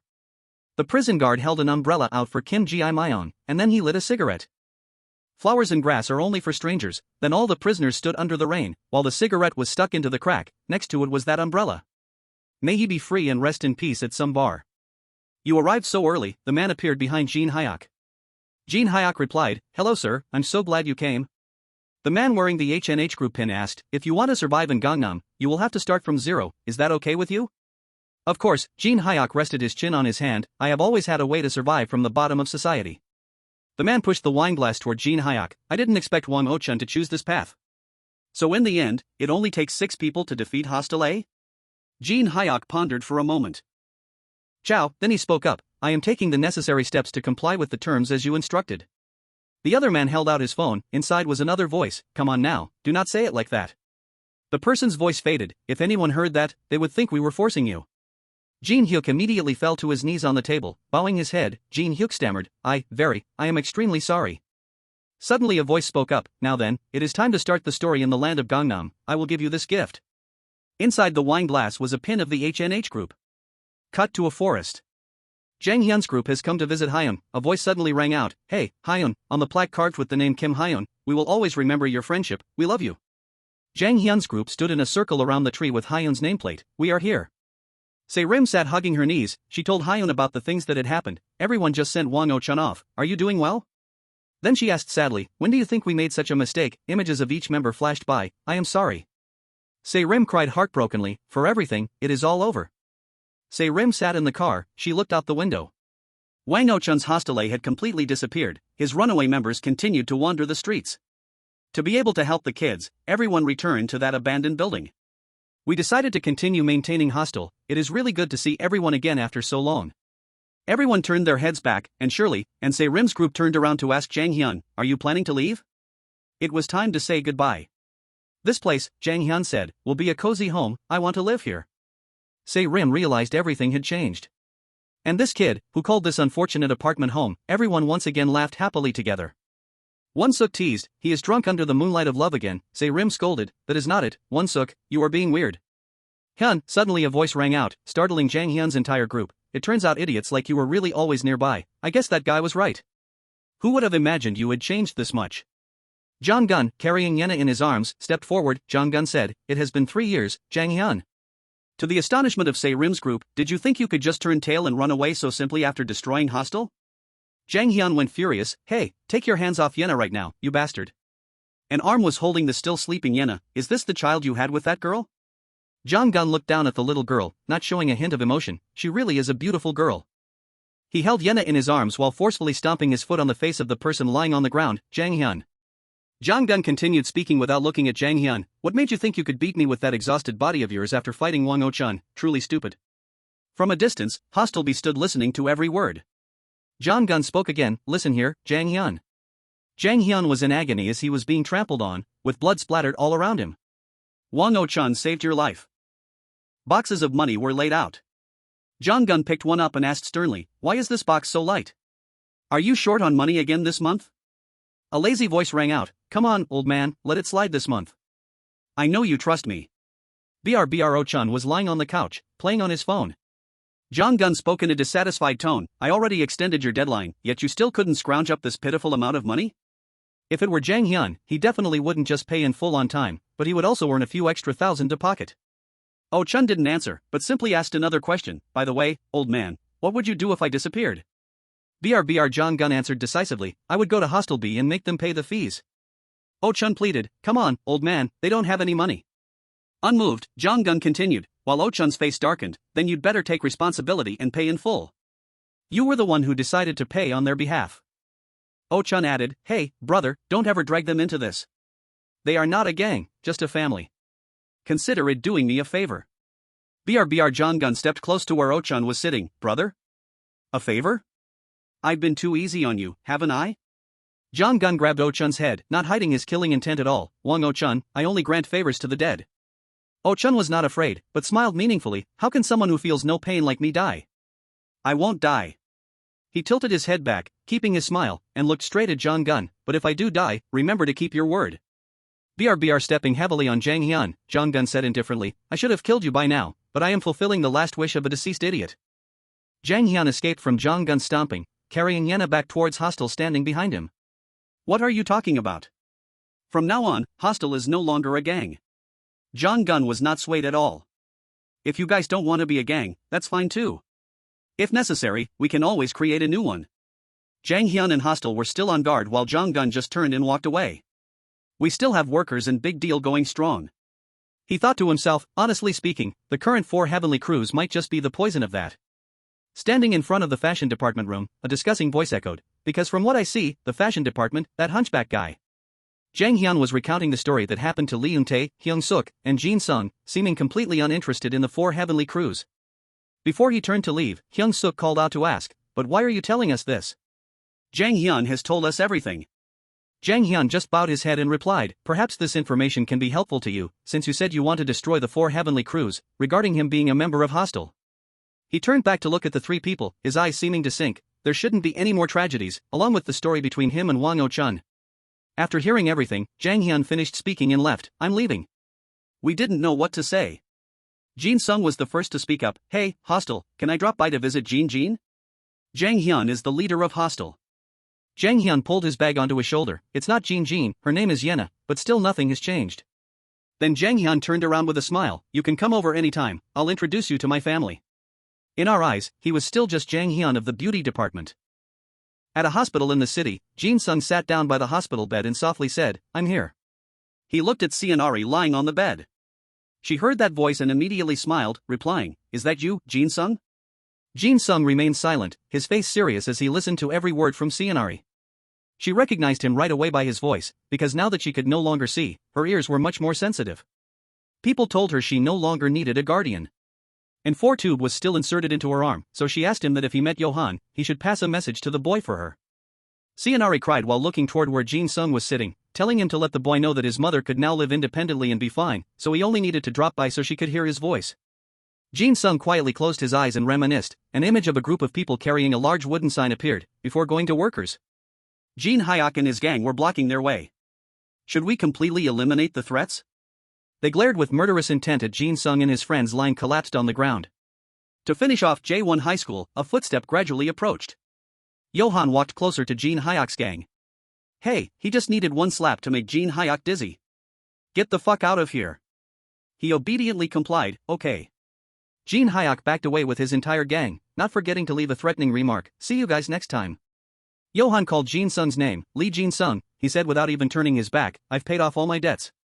Jin-sung asked in return, "Hey, have you eaten anything yet?" as a hand was carefully placed on Johan's back. Jin-sung carefully brushed the dust off his shirt, his face full of concern. "You look so sloppy, why are you dressing like a street urchin?" Johan brushed off Jin-sung's hand while he was still talking, "Don't make others worry," and walked away without even turning his back. Johan ignored Jin-sung's reminder, "Don't get involved with those gangs anymore."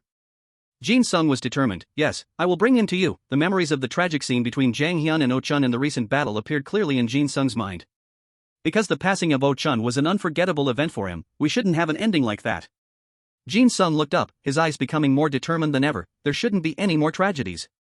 At the high school, Hyung-seok packed his notebooks. He turned to silently look at Young-mi's desk. It was completely empty with no one sitting there. In the end, Young-mi never came back. While recalling the bloody fight between himself and Jin-sung, Hyung-seok wondered what was the truth behind her words that made Jin-sung and him fight. In a cramped, dark, and filthy room, there was a pile of socks and underwear scattered on the floor. Two skinny hands tightly gripping the blanket cried out, "Yang-mi," a man bending over in agony. "Daddy's Yang-mi's blanket," he cried out mournfully, "Daddy's lovely Yang-mi." The white letter H, representing hostel, appeared on the black background. Regarding the tragedy of hostel, the death of Wang Oh-chun was a huge shock to me. Hyung-seok is jogging along the road. Even though I have never talked to him, I have heard Jang Hyun tell a few things about him. Oh-chun gave a somewhat helpless smile regarding his dream of longing for freedom. Hyung-seok finished showering and grabbed a towel to dry off. I think I can understand his feelings. He must have also longed for a normal life, but I long for a peaceful school life. He looked to the side while thinking, life is not easy. Over there lies a body with absolute beauty, fast asleep. After getting the new body, I had to go through things that I couldn't handle. The image of Hyung-seok on the train chatting with his group of friends.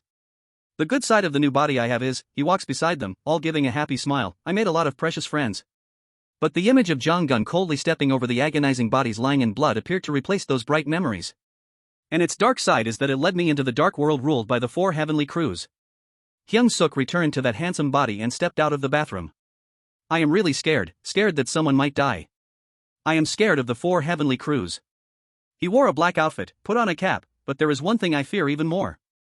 Carrying a backpack full of tools like a crowbar and rope on his shoulder. Hyung-seok decisively stepped outside. I am afraid my friends will be dragged into the four heavenly crews and risk suffering the same fate as Wang Oh-chun. His eyes became extremely determined. I will not let that happen. I will use this body to prevent that from happening. But first, there is one thing I must do. Hyung-seok sat on the train, pouring a cup of warm water from his thermos, which is to find out the true identity of this body. His thoughtful gaze turned out the window. Until now, there hasn't been any information regarding this body. This time I definitely have to find a clue.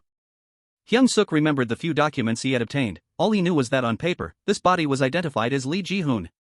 Jang-soo sat sternly on the chair in the small room, staring straight ahead, and the chairman was the one behind this. He said he had created a fake identity to hide the truth. Hyung-seok's eyes became more thoughtful, but those were just his words. I cannot trust Chairman Choi. Jang-soo punched Hyung-seok hard, because that day, Chairman Choi had gone mad and lost control, as if he were trying to cover up Lee Ji-hoon's true identity. He glared, radiating intense killing intent. He acted as if someone had discovered his dark secret and forced me not to look further into this matter. Then he bent down to look at Hyung-seok, who was fallen on the ground, with a sharp, cold glare. Chairman Choi is the only one who knows the secret behind my new body, and Lee Ji-hoon is the person he has hidden away somewhere. As for me, someone without a single clue, there is only one thing I can do right now. Hyun-seok recalled the documents bearing the name Lee Ji-hoon again, which is to find out the truth behind Lee Ji-hoon's identity. Jong-soo stood between Hyung-seok and some mysterious person.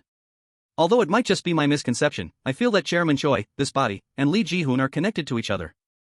Hyung-seok held a school uniform in his hand. Even if I don't gain anything after coming here, it doesn't matter, just grasping a vague clue is enough. He stood right in front of an old abandoned school, which was the exact reason he returned Lee Ji-hoon's school. His hand carefully touched the gate, not much had changed compared to the last time he was here. Back then, with his original body, he had to climb over the gate to get in because it was locked. Suddenly, it popped open. Hyung-seok was completely astonished. Huh? He froze, unable to believe his eyes. The gate was open? Hyung-seok turned on his flashlight and ran quickly inside, feeling a sense of unease in his heart. How could this be? Behind his backpack, he even brought a wrench. Clearly, last time, the gate was tightly locked. The main door appeared right before his eyes. Hyung-seok forcefully pushed it open without hesitation. All the display shelves were completely empty. Hyung-seok was shocked by the scene before him. Everything is gone. He remembered the last time he walked in here, the trophies were tightly lined up on the shelves. Now, all those trophies had vanished. The hallway was empty, and the doors were barricaded. Hyung-seok walked carefully, his face turning serious and doubtful. Why? The engraved trophies that were once there had all disappeared, leaving nothing behind. The other glass cabinets were also empty. This side was the same. But who did this, and for what reason? Hyun-seok stepped forward as he suddenly realized something. Could it be? Then, he felt surprised by his own assumption. Chairman Choi? Hyung-seok used the crowbar he brought to pry off the two wooden planks nailed across the door. It's him. He then used his foot to fiercely kick them open. This is where Chairman Choi hides his dark secrets. He hurriedly opened another locker, all the belongings inside had also vanished into thin air. Just as I thought. Lee Ji-hoon's locker was also completely empty. Hyun-seok looked to the side at the spot where a photo used to be a family photo. He carefully took the picture out of his backpack. That's right, thank goodness. Then, he carefully placed it on the spot on the locker door. It matched perfectly. Last time, I was quick-witted enough to take the family photo. Hyun-seok recalled the moment he was startled when he saw that picture for the first time. What does this family photo mean? If I hadn't taken it with me, it would have disappeared along with all those trophies. He observed intently. What does this photo have to do with Lee Ji-hoon? The photo was so old that the man in it definitely couldn't be Lee Ji-hoon. Then who is the man in this photo? The image of Dong-soo looking down at Hyung-seok with a warning replayed in his memory. Could it be Chairman Choi? A strange sound rang out, making Hyung-seok jolt. The sound of footsteps on the wooden floor slowly came closer. Hyung-seok slowly turned his face, and quickly turned on the flashlight. From the darkness, a slow voice spoke, "So you are the one holding the family photo." Hyun-seok shined the light forward, the person just calmly exclaimed, "Have you found Lee Ji-hoon yet?" Hyung-seok's eyes widened in astonishment. Jong-gun took off his glasses, looking straight at him, Park Hyung-seok. The tattooed hand lit the lighter to brighten up the surroundings, waving it out. Jong-gun calmly held his suit jacket in his hand, his eyes never leaving Hyung-seok. "You are the one holding the family photo." Hyun-seok, stunned by this situation, couldn't even utter a word. What? How did he get here? Only Chairman Choi and I know about this place. Jong-gun didn't care, smiling and continuing, "The photo should be returned to its owner. Hand it over, Park Hyung-seok." Hyun-seok seemed to wake up. That's right, I remember now. He recalled the scene of Jong-gun casually walking in, followed by Jun-gu. Gun worked for Chairman Choi. Hyun-seok's hand held the photo tighter. Gun was the one who cleaned up everything, all the trophies and other items in the cabinet. He spoke decisively, "No," causing Jong-gun, who was smoking, to look up. "I will not give it to him." Hyung-seok pulled his hand holding the photo back, taking a stance as if ready for a brawl. "First of all, tell me about this family photo, this is the only clue I have." Jong-gun calmly lit his cigarette from the lighter's flame, letting Hyung-seok continue, "As well as who is Lee Ji-hoon?" He immediately lunged forward and punched Hyun-seok hard in the face. "Why won't you listen when I'm still being nice?" His expression unchanging, Jong-gun exhaled smoke, frustrated. "This is the problem with kids these days." Hyun-seok glared. He had blocked his punch with a thermos, refusing to listen. Jong-gun flicked his cigarette forward. "Listen carefully, Park Hyung-seok." Then he punched hard, this time hitting Hyun-seok's face along with the uncooled cigarette. "Lee Ji-hoon does not exist." After that, Jong-gun calmly poured warm water from the thermos. "I wonder what the reason is for you to keep tracking down Lee Ji-hoon." "Of course, I don't have the answer." Hyung-seok wiped the blood from that punch, still glaring at Jong-gun who was speaking. Even though I don't have the answer, I will still give you some advice. Lee Ji-hoon has nothing to do with you, so from now on, stop looking for him. Jong-gun took a sip of water and conveniently kicked Hyung-seok right in the face, unless you want to become the chairman's enemy. He quickly raised his hand to block it. You want to wipe out the 4 heavenly crews that I created? That's ridiculous. Jong-gun threw the vase to the side and walked over from the pile of collapsed tables and chairs, because the 4 heavenly crews from the beginning were just child's play. He grabbed Hyung-seok tightly by the collar and pulled him up, like digging for information about Lee Ji-hoon. That's going too far, don't cross the line, and then lightly threw him hard against the wall. I'm saying this for your own good. Hyung-seok scrambled to his feet, gritting his teeth. Or you can create a new crew and join the 4 heavenly crews, then I will tell you what I know. Jong-gun picked up the family photo that had fallen on the ground. Even though they are just a pastime, I still need them for insurance. He held the photo up in front of his face, his voice a bit provocative. So, Park Hyung-seok, want to form a crew? Hyung-seok opened his eyes wide in shock at Jong-gun's words. I heard you defeated Kwon Ji-tae. I will teach you everything you need. Form a crew? Jong-gun became more and more frantic as he spoke. I will turn you into a monster, like Wang Oh-chun. Hyung-seok just quietly stood up, adjusted his hat, and his reply surprised Jong-gun slightly. Why can you still say such things? Hyung-seok wasn't the least bit terrified. Someone died because of the thing you created. Jong-gun's expression changed, his face flushed with a murderous aura. Naturally, the memory of the confrontation between Jang Hyun and Jong-gun was being recalled in his mind. 3 years ago, I told that idiot the exact same things. The 4 heavenly crews exist for mutual benefit, not for selfish gain. Oh-chun, Yo-han, and Kim Ji-myeon were under Jong-gun. Just as he needed something from them, they also had something they wanted from him. But one by one, Kim Ji-myeon was defeated and left sprawling on the ground in the process of advancing toward their goals. Then came Yo-han. Some people had gone too far. Jong-gun propped his foot on the chair, asserting, that means, as long as you follow the rules of the game, I can give you everything you want. Hyung-seok remained unshaken. And what if I refuse? Jong-gun gave an answer that left him stunned. Then I'll make your friends do it instead. The image of Lee Eun-tae sitting sternly with a cigarette in his hand, flanked by Bum Jae, Dae-won, and Leon lighting his cigarette, appeared through Jong-gun's words. There's one guy quite similar to Kim Ji-myeon. The desire to dominate will rise in him just like Kim Ji-myeon. Jin-sung with a body covered in tattoos, a bloodstained shirt, and murderous eyes sitting on the bodies of other defeated opponents. And there's also someone similar to Song Yo-han. I bet his ambition is even multiple times greater than Yo-han's. Jong-gun recalled his first meeting with Oh-chun, who looked timid and foolish, even bleeding from his nose.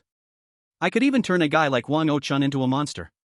Do you think I can't do the same to those snot-nosed brats? Hyung-seok seemed unable to believe the words coming from Jong-gun. If you refuse, I will turn your friends into the next Wang Oh-chun. What? He remembered the moment standing shoulder to shoulder with Lee Eun-tae, arm wrestling with Jin-sung while Jae Yeol stood by cheering. Make my friends. Oh-chun's regretful, helpless smile reappeared amidst that flashback. Into him, he lowered his face. Did you plan to create other Wang Oh-chuns? Jong-gun flicked his lighter, preparing to light his next cigarette. If you don't want that to happen, then do it yourself, Park. Right at that moment, a hat flew in front of his face. Hyung-seok, seemingly pouring all his rage, threw a full-force punch at Jong-gun. He looked at the boy's glaring eyes and simply asked calmly, why so angry? Hyung-seok practically growled, shut up. Jong-gun blocked his attack with one hand and smirked. Didn't Wang Oh-chun finally get the freedom he desired in the end? Bullshit. Hyung-seok kicked the chair leg hard, knocking Jong-gun backward. Are you afraid your friends will get hurt? Hyung-seok sighed. Yes, I am very afraid. Lying on the floor, Jong-gun still looked up at him. So you finally opened your eyes after a life was lost, huh? Hyung-seok made up his mind, so I will not just stand by and watch anymore. Jong-gun spun around and delivered a kick to Hyung-seok's face. Well then, do you plan to defeat the 4 heavenly crews? He retorted, I will destroy it. Hyung-seok was sent flying, bleeding, but he quickly bounced back to punch Jong-gun in return. That's right, the 4 heavenly crews. Faced with the powerful force from Hyung-seok's punch, Jong-gun still asked a question. What do you crave the most? Is it money? He turned toward Hyung-seok, who was gradually becoming cold and full of killing intent. If you become my successor, you will get a huge amount of money every month. Jong-gun mentioned the mother who was still collecting cardboard scraps to pay for Hyung-seok, an amount so large that his old mother could never earn. His hand tightly squeezed Jong-gun's face. Hey, Hyung-seok glared threateningly, don't you dare touch my mother. His other hand swung up and punched straight into Jong-gun's stomach. You bastard. He still calmly replied, I will overlook your rudeness. Hyung-seok felt like the world was turning upside down because today he would become a leader. Jong-gun spun him around and kicked Hyung-seok away. That kick took away Hyung-seok's consciousness. In a snow-covered mountain forest, a hand reached out to grab a dead wild bird. See that, the prey thought it could escape. Kite excitedly held it in his hand, carrying a shotgun in the other, and said cheerfully, but it will always be stuck under my control, chairman of H Group Hong Kite. A voice countered, it sounds like you're implying me. Kite still joked, really? No way. Dong-soo looked at him seriously, you know how much I care about you, Chairman Choi, chairman of HNH Group Choi Dong-soo. The two of them chatted while hunting, followed by a group of bodyguards. I plan to climb a little higher, how about you? Escorting you is my honor. Kite smiled and said, no, I should be the one to be grateful for the company, who could have imagined? Dong-soo walked beside him, listening to how a hired hand who used to steal groceries could be striding next to him, occasionally agreeing, I couldn't agree more, Chairman Hong. Kite suddenly changed the subject, have you updated on some recent hot news? I heard someone died because of a bunch of snot-nosed kids in some gang. Dong-soo replied indifferently, yes, that is quite an interesting story, it seems they are a bunch of rebellious students. Kite loaded his shotgun, but you know what, Chairman Choi, rumor has it that they make a huge amount of money every month, I wonder who they are serving. Dong-soo put the gun back on his shoulder, I don't see how this is relevant, does it affect us? No, Mr. Chairman, listen carefully, although it's just my theory. Kite suddenly looked up with a nasty smile, but do you think the money they made was used to fund someone's business? A noise scattered the wild birds, a bullet pierced a hole in the tree right next to Kite, making him turn pale. Forgive me, Dong-soo strictly explained, I thought I just saw an old raccoon. A return shot immediately hit a similar spot next to Dong-soo, startling him. Kite replied, you should be careful with those old raccoons, if they bite, you're gone. Dong-soo smirked and looked down, did you also see an old raccoon, Chairman Hong? Then he was stunned, no, the barrel of Kite's gun was pointing straight at him, with a smile, I was aiming at you, but I missed. The bodyguards panicked and rushed over, Chairman, what happened? But they were immediately startled, from behind a nearby tree trunk, a person stepped out. Jun-gu put his hands in his pockets, glaring at the bodyguards. The two continued walking into the forest and talking. I want to ask you a question, Chairman Choi, feel free to ask, Chairman Hong. Kite recalled Dong-soo's extremely miserable past, I heard you used to work as a janitor in a juvenile detention center, and you built the company right after leaving there for a year. Dong-soo once kneeled before a tall, mysterious prisoner, I am curious, who did you meet in there? At school, Hyung-seok was beaten by Jong-gun until he collapsed on the floor. He calmly asked, you defeated Kwon Ji-tae with this level? What a strange kid. Jong-gun choked Hyung-seok, indeed he was strong, but at the same time still very weak, his eyes still exuded threatening killing intent, create a gang and sit in the leader position. Speaking calmly, otherwise I will finish you right here. Hyung-seok was still stubborn, gritting his teeth and replying, never. He trembled, I will destroy the 4 heavenly crews, and track down Lee Ji-hoon. Jong-gun listened silently to every word, even if it means becoming the chairman's enemy. He spoke up, then, his hand on his neck tightened, I will grant your wish. Hyung-seok was being choked until his eyes rolled back, the chairman wanted me to keep an eye on you, but what a pity, you have run out of turns. Jong-gun calmly let go, anyway if you continue looking for Lee Ji-hoon, you will die somehow. Hyung-seok fainted, Jong-gun frowned, so weak yet acting tough, looking at Hyung-seok no longer moving, he exclaimed, is this all you have? Suddenly Jong-gun was startled. Hyung-seok breathed softly, then he calmly raised his head to look straight at Jong-gun, his eyes seemingly belonging to a completely different person. There was only a single lamp illuminating the room, which was cluttered with tables and chairs, filled with traces of a brawl.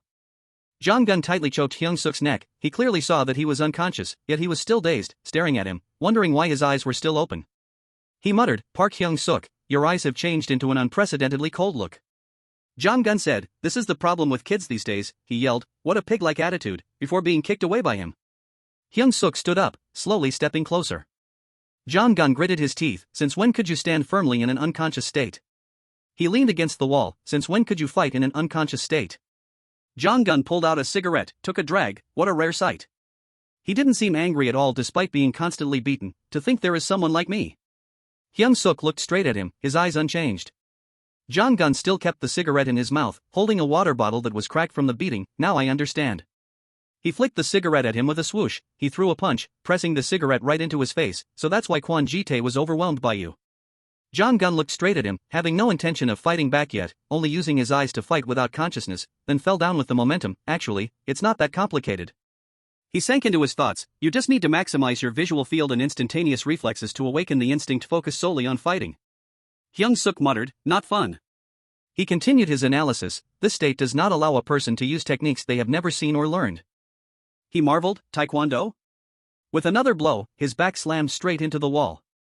No matter how I think about it, I just can't understand. He muttered, and there's even a reason. Jong-gun took another kick. Muay Thai too? He couldn't understand why he had hidden his true strength. Then he nodded. There are two possibilities. A punch smashed straight into his face, blood splattering along the trajectory of the strike.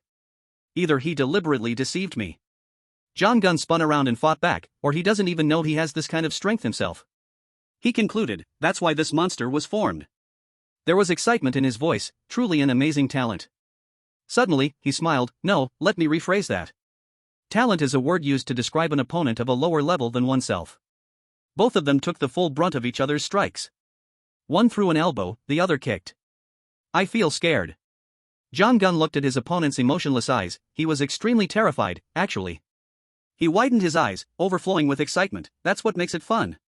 He tore off his shirt, his face contorted. I haven't had this much fun since I fought Jung-gu. His voice gradually became unhinged. No, I should say I haven't met anyone this strong since I fought that genius. Jong-gun roared, lunging forward. Park Hyung-seok, let's kill each other. A long time after that, when Hyung-seok's consciousness gradually recovered and he recognized the ceiling, he woke up, his eyes returning to how they were before. He blinked blankly a few times. What happened? Was I unconscious? Hyung-seok remembered a few times in the past. Just like last time, I didn't wake up in my real body. Jong-gun's voice rang out. Why does your face look so dumbfounded all of a sudden? Hyung-seok startled. Gun. He sat up and punched him one more time. You're awake now. He was still groggy and didn't understand anything. What happened? Did he hit me while I was unconscious? The pain from everywhere in his body started rushing to his brain. My body hurts so much I can't even move. What the heck? Is my bone broken somewhere? Hyung-seok whispered. What is going on? He saw his footsteps approaching. You broke something, BR Jong-gun said calmly. You broke my arm. He continued, looking very regretful. We were having fun but you had to wake up. He glared. No way. Jong-gun looked sulky. What a killjoy. Hyung-seok stared at the bloody arm. Did I break his arm? He leaned down, breathing out a compliment. Park Hyung-seok, playing with you was even better than my best night with any woman. BR he looked away, continuing to speak. Your body pleased me very much, so I will pay you. He stuffed a black envelope into his waistband. Just consider this a gift. Before leaving, Jong-gun added a few words. It will help you destroy the 4 heavenly crews. He smiled, and at the same time help you build your own crew. Hyung-seok squeezed the black envelope tightly. I don't understand what you're thinking. He gritted his teeth, his eyes determined, but I will not form a crew. Jong-gun was indifferent. I'm not forcing you either.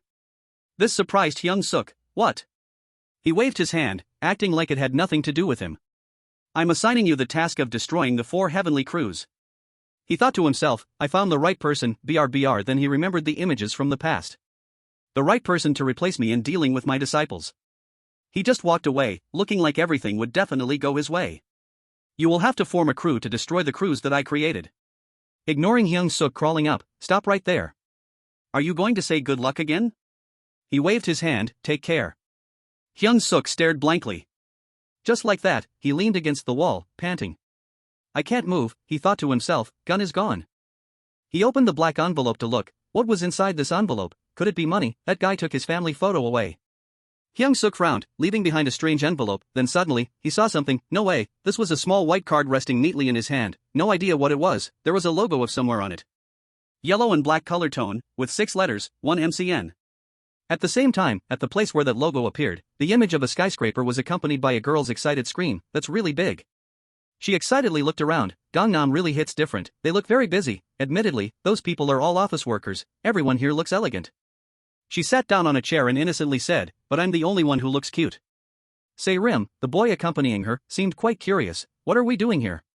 He looked at that idiot Won-seok who was enthusiastically sweeping banyan leaves in front of him. Also, what possessed Won-seok? Chai Won-seok, you psycho, stop it now, it's so embarrassing. Won-seok wiped the sweat off his forehead with his hand. You said we had an interview, so we have to leave a good impression on the boss. The young man muttered, Won-seok, you.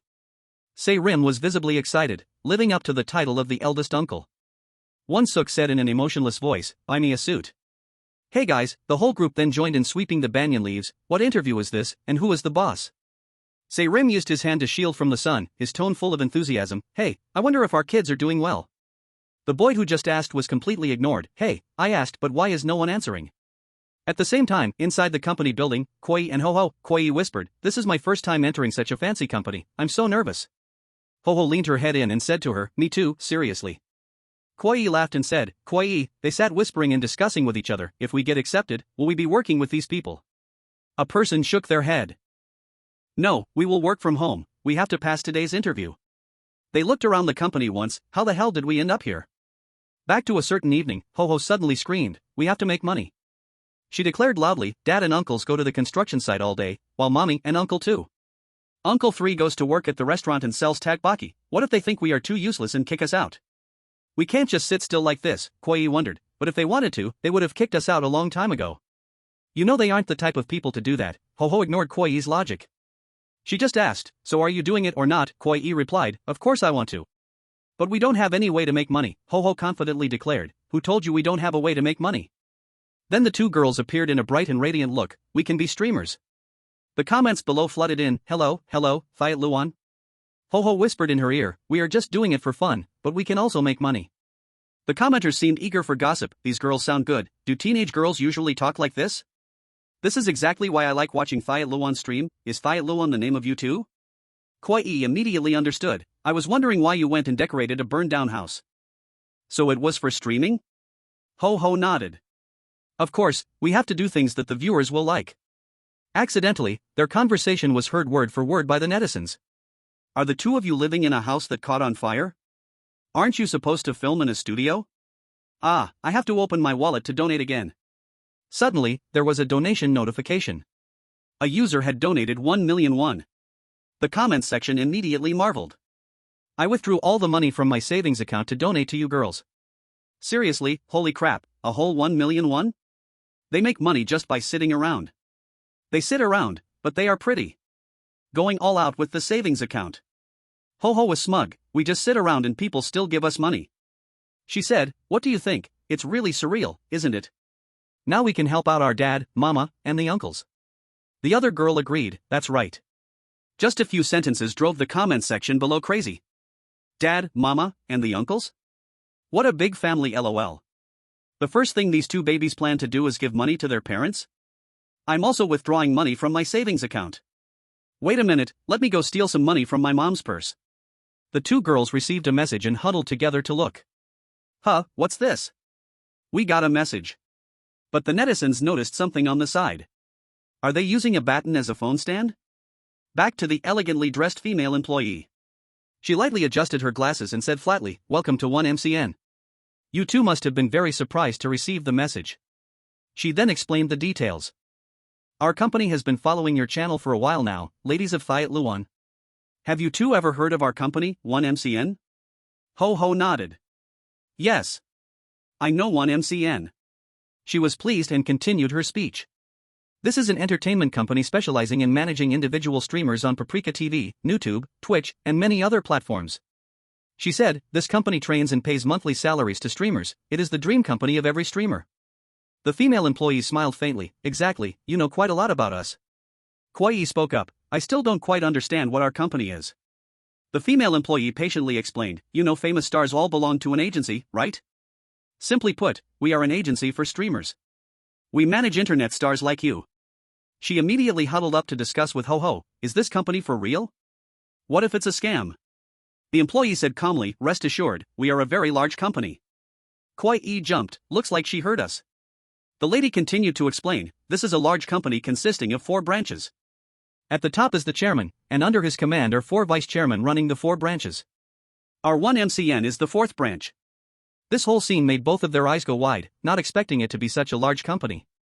We are sorry, she doesn't know much about these things. So will our interview start right now? They thought to themselves, so there are 3 more companies like this one.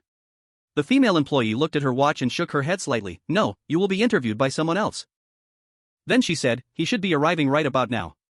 The scene shifts to the outside of the building, where those kids are sitting in a daze. Suddenly, they hear a greeting, good morning, director.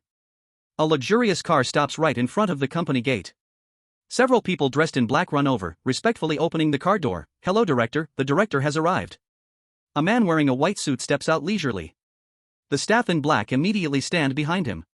He casually adjusts his lapel, his face serious and full of coldness. He is none other than Director Seo Song-moon of 1MCN. A bunch of people squatting in a row on the street stare out, watching him like monkeys looking at a human. He walks past that young man. The two exchange glances. One is Big Daddy Jang Hyun of Hostel, the other is Seo Song-moon from the Executive Board of Workers, looking down arrogantly. It was already midnight, but a female streamer still appeared with a table full of food. Hello everyone, I'm Okeso, a mukbang streamer. The comments below immediately flooded in, hello Okesu. She smiled, her voice sweet, I was planning to go to sleep, but I'm not that sleepy, so I figured I would eat some fruits. Netizens immediately expressed their amazement. You just finished eating and now you're eating again, seriously, do you have a bottomless stomach? Can you even sleep at night? She covered her face, acting shy, come on guys, I just wanted to chat with my good online friends. But the netizens quickly noticed something strange. Has anyone noticed Okesu acting a bit weird lately? Exactly, she's stuttering too, her expression looks super forced, and there are bruises on her arm. Reading the comments, Okesu awkwardly covered her arm. Oh my, you guys are so funny, why would you think that? The comments immediately reacted, see, she's covering her arm. Now she looks like an artificial robot made just for streaming. What if someone has locked her up and is forcing her to do this? She chuckled, trying to hide her awkwardness. Oh gosh, you guys really have a sense of humor. A notification popped up. Someone donated 101 with a message, if you are being kidnapped and need help, pick up a strawberry. Many people choked with laughter at this prank. WTF being kidnapped, LMAO, who is he? The strawberry villain? LMAO. Okesu burst out laughing, honestly, my viewers are so funny. She acted as if by chance, picking up a strawberry, about to eat it, people's imaginations are truly rich. There was a fat guy covered in tattoos hiding under the table, he raised his hand to make a gesture to keep quiet, his whites of eyes showing a warning sign. Okesu instantly froze, her expression full of worry. Netizens also caught on to the unusual details. Wait, she actually picked up the strawberry, she's really playing along, huh? Okesu was so kind. She gently put the strawberry down, everyone, she tilted her head with a bright smile, picking up the orange next to it. Stop joking around, let's change the subject. The wave of comments below still split into two factions, arguing fiercely. But it's true that lately Okesu stutters a lot, listen to me, her expression is so weird. Stop making up fake rumors you guys, she looks fine, what's so weird? Back at the entertainment company, Ho-Ho excitedly patted Koi-e on the shoulder to look. She excitedly evaluated the man in front of her, he looks so hot, he is the CEO Seo Song-moon of 1MCN, the person who will directly interview them. Koi-e didn't look very interested, but don't you think Hyung-seok is still more handsome? Ho-Ho leaned her head in, hey, keep your voice down, she acted as if she didn't care, my Hyung-seok is as handsome as an idol. I'm a die-hard fan. Ho-Ho was also helpless, since when did he become your Hyung-seok? Seo Song-moon spoke up, did you two write these resumes yourselves? Ho-Ho instantly got extremely excited, oh my, he's talking to us.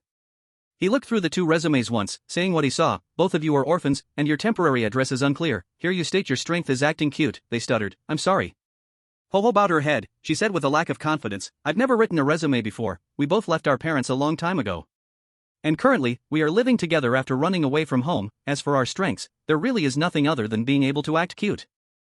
His reaction was far from what they had imagined. Good. The two immediately looked up, excuse me? Song-moon nodded, I think the viewers will like you too. Both of you give off a friendly vibe like the girl next door. I like your confidence, and I am very looking forward to seeing your charm. Let's work together. Ho-Ho repeatedly thumped Koi-e's shoulder, oh my god, he smiled at me, go ask how old he is. Suddenly, he interrupted them. Don't interrupt, his voice went cold, when I am speaking. The two immediately sat up straight, yes, we are sorry, we were just a bit excited. It was strange, just a moment ago he gave off an ominous feeling. Song-moon continued, you picked the right day to come here. Today we have some special guests visiting the company. He led the two to a room, we have invited 5 famous Twitch streamers managed by our company, they make tens of thousands of dollars every month. The two immediately marveled, that's awesome. He turned his head and chuckled, this is a good opportunity for you two to get acquainted and learn everything about the streaming industry. Another round of marveling, that's great. The two girls exchanged glances, I think all the famous streamers are here. I bet they will be super top tier and super gorgeous. Song-moon pushed the door open, please introduce yourselves. They were immersed in their imagination, nowadays, there are many retired celebrities who became streamers, this is the perfect opportunity for us to build good connections. He announced loudly, the Twitch 5 Emperors, inside the room are the top 5 Emperors on the Twitch platform. But far from what the two had imagined, they were not good looking, and even looked quite bizarre. The two girls were dumbfounded, what the hell is this? Those people introduced themselves one by one, hello, I am Baldy. The Cat Hat Girl, it's very nice to meet you. The Masked Guy, thank you for your support. The dream was shattered instantly. Where did all the retired artists go? And the beautiful boys and girls too. The two of them stared blankly. Are these people the most well-known streamers and the ones making tens of thousands of dollars a month? The 1MCN logo appeared again, but this time on a business card. Hyung-seok looked at it for a long time. He inspected it from left to right, not knowing what to do with this business card. Why did he give this to me? He said this was a reward for satisfying him with my body. Did I do something to make him happy in my unconscious state? He suddenly shuddered. Why do I feel so creeped out? Hyung-jo jumped out from nowhere. That's 1MCN. Hyung-seok was startled. Lee Hyung-jo, the annoying prankster. He immediately asked, Hyung-jo, do you know what this card is? The guy picked it up and thought for a moment. I'm not sure about this card, but I know the logo on it. This is 1MCN.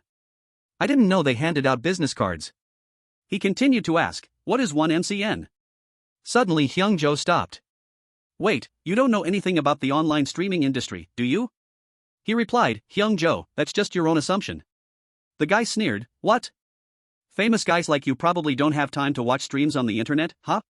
But miserable losers like me do. Is that what you mean? Then Hyung-jo explained, you used Paprika TV before, so you already know. There are many other platforms for online broadcasting. 1MCN is a management company for individual streamers, kind of like they are sponsors or media service providers.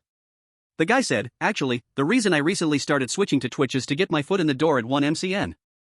Hyung-seok was surprised, didn't you use Paprika TV before? That guy replied, my account was muted for violating community standards because of flashing. I did that to get 100 balloons, God, so you showed off your body for 100 balloons? Hearing this, he immediately stood up and massaged Hyung-jo's shoulders. Since you have experience working on Paprika TV, you will definitely do well on Twitch.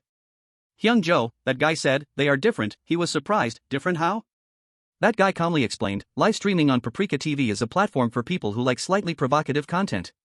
The image of a female streamer with a hot body and a voice as sweet as honey saying, everyone, I don't know this dance, while obscene comments kept flooding in. How do you cure constipation? Compared to someone who doesn't know how to dance, you dance well, someone must have practiced dancing in secret. Look at that outfit, the girl read every comment and calmly said, manager, kick everyone who mentions constipation. That guy continued, Twitch is a forum for people who want to stream and relax, for example, a girl with an innocent face rubbing a cake against the mic. Live stream on YouTube. Welcome to Hanul ASMR. The comments are full of peaceful words. I can sleep like a baby tonight. Thank you so much. I want to be that microphone. Hyun-seok continued. As for the live stream on Twitch, a tough-looking guy pressed his flushed red face close to the screen, yelling with a bamboo tube gagging his mouth, Omi wa mao shindiru. Hyung-jo continued to yell bizarre phrases, Onia-chan, sugoi dekai, nani? Hyung-seok panicked and pulled him away from the screen. Hyung-jo, what are you doing? You've never been like this before. You're not Japanese. Why do you keep speaking Japanese? These words made Hyung-jo burst into tears. I don't know either. I just don't understand what these weirdos like anymore. The comments were flooded with criticism, so fucking boring. Boring as hell. This guy is obviously a bully but deliberately acts innocent. He targeted the 5 emperors to curse at. Twitch is fucking weird, god damn it. Some freaky looking guys are making over $10,000 a month. Netizens also had a good laugh. How dare a nobody like you talk bad about the 5 emperors? You animal, of course you pig face. Offline you act like a thug, are you jealous? Hyung-jo fell to his knees with a look of despair. Life is like a piece of dog shit, fuck you all. I wouldn't even bother streaming on Twitch if my Paprika TV wasn't blocked. Hyung-seok rushed out to support him. Hyung-jo, calm down, the commenters don't care at all. So freaking boring, he looks boring too, just get the hell back to Paprika TV. Hyung-seok looked at the livestream screen, where the comments were still rolling in, you get the hell out too. Trying to be an e-boy streaming on Twitch? Dream on, I'm going to block you right now. Boring. Hyung-jo's voice screamed from behind, or should I flash my junk again to get banned on Twitch once and for all? His eyes were full of astonishment. No way, I can't believe Hyung-jo, the prince of internet streaming, has to suffer this ending. Word by word kept appearing, so boring, get the hell back to Paprika, so boring. He couldn't understand what was going on, why were these people so angry? The scene shifted to the dilapidated house in the alley, the business card placed next to the black envelope.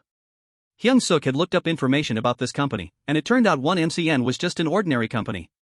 So why did he give me their business card? Was it just coincidentally in his pocket? He shook his head. No, Gunn said that this business card would help me take down the 4 heavenly crews. So 1MCN must definitely have some connection to the 4 heavenly crews. He sat in the shabby room, with only the light illuminating from the computer. I think I should visit one MCN tomorrow. The more he watched, the more Hyung-seok realized he couldn't stop. But why do I keep thinking about Twitch? I don't know why, but I keep immersing myself in it as if it's destiny. His mind was full of confusion. Before, they treated him terribly, but now he wanted to stream again. Was this streaming addiction? Hyung-seok's hand constantly clicked the mouse, a crazy feeling surging up again. Just try it one more time. Suddenly, he saw the comments. What's this? Holy shit, oh my god, this is so dope, lol. A new streamer? The name is pretty good. The completely different attitude made him curious. Why did they react so differently from last time?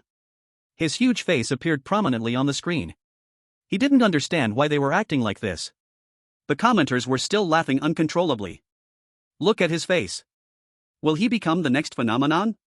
God, I think he's like my reflection. He was confused. What was dope? Hyung-seok tried speaking. Hello, I'm Park Hyung-seok, a new streamer here. Then he received very natural responses. Damn, he takes up my whole screen. He's a screen-eating monster. Run away. Holy shit, adjust the cam. He thought to himself, is there something stuck on my face? Hyung-seok quickly reacted, rushing to fix the issue. Adjust the camera? Like this? The netizens still showed a positive attitude. Look at his house. This idiot is pretty good. Damn, is that a staged house? Being this well prepared deserves a medal. Hyung-seok was still bewildered. Why did they seem to approve? He thought back to Hyung-jo's desperate expression. Why were they treating him well, while absolutely hating Hyung-jo? Suddenly, he realized something. Could the reason these people hated Hyung-jo be? The commenters held nothing back. Wow, look how surprised he is. How many double chins does this guy have? Park Hyung-seok? No, it should be Emperor Hyung-seok, huh? He stared intently at every sentence. Looking at him brings back memories of high school days. Really, he looks exactly like me back in high school. I myself am exactly like him. Tell us stories about your school, and then came to the conclusion that it was because they empathized with people like themselves. Hyung-seok stammered, a day of my school life? The crowd was interested in his stupid nose-picking. He's picking his nose while live streaming. Every gesture of this guy is worth recording in history books, Emperor Hyung-seok. He figured it out, just like how he felt uncomfortable with extroverts who are always the center of the crowd, these people also hated them immensely. Hyung-seok nodded, and that was the reason they also hated his other body because of its surreal beauty. He tried to think of something to interact with the netizens. There's nothing much to say, really. He gradually became excited. This is so great. Hyung-seok sat up abruptly and shouted loudly into the screen. Have you ever been forced to drink toilet water while being beaten by bullies? A series of approved messages were sent. His mind was filled with happiness. I feel like I'm making friends with people who truly understand me. Those people also started sharing their own stories. Once I lent them my gym clothes and later found them thrown in the toilet. I got bullied just because I accidentally spat while talking, but I'm always invisible so no one bullies me. Hyung-seok, can we be friends right now? Hyung-seok felt elated with joy, as if he was talking to other versions of himself. He hurriedly pulled out a small lock and locked it onto his glasses. Everyone, has anyone experienced this? Glasses lock. Comments jumped continuously. He's really great, is he also a pathetic loser? I found a super awesome rookie here. Hyung-seok was excited, so this was the charm of online streaming. He suddenly felt moved. It turned out these people were all good guys, while he was still struggling with the lock. Oh no, I don't know the password for this. I'm doomed, this is bad. The comments cheered, Emperor Hyung-seok. Share this link to online forums and communities. Right at this moment, a notification popped up. ID Space Thief donated 10,000 won with the message, 5 emperors, watch out. Standing out among the lines of text, he is so bold. He really has the qualities of a true emperor. Is it already this amazing on my first broadcast? Hyung-seok was surprised. Are they giving me money because I was forced to drink toilet water? Hyung-seok hurriedly stepped back. I understand now, the reason I immerse myself in Twitch. He bowed and said sincerely, thank you everyone, the lock was too heavy and made my glasses fall. He put his glasses back on, gradually gaining confidence. Who has ever been forced to be an ashtray for bullies? Let's do a roll call.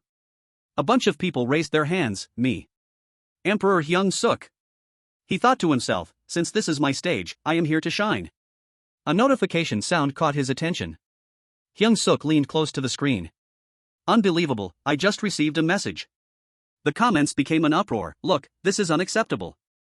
Hey, don't get too close. You're crossing the line, buddy. Not long after, he found his way to the foot of the building. Goodness, this building is huge.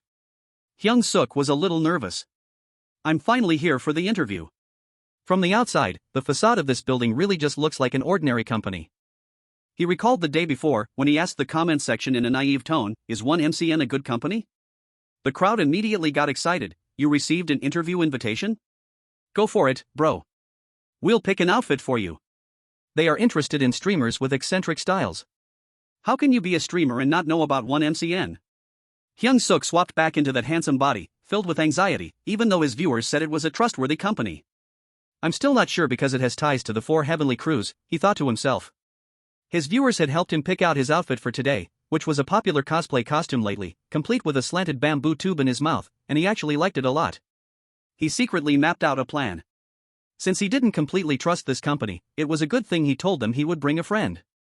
A perfect excuse for the absence of the other body. The female staff members all blushed when they saw him. Oh my god, he's so handsome. 1MCN must be having some event. Is he a professional model? He must work really hard. Hyung-seok lowered his head, preparing himself. If they are related to the 4 heavenly crews, then this body will be very useful.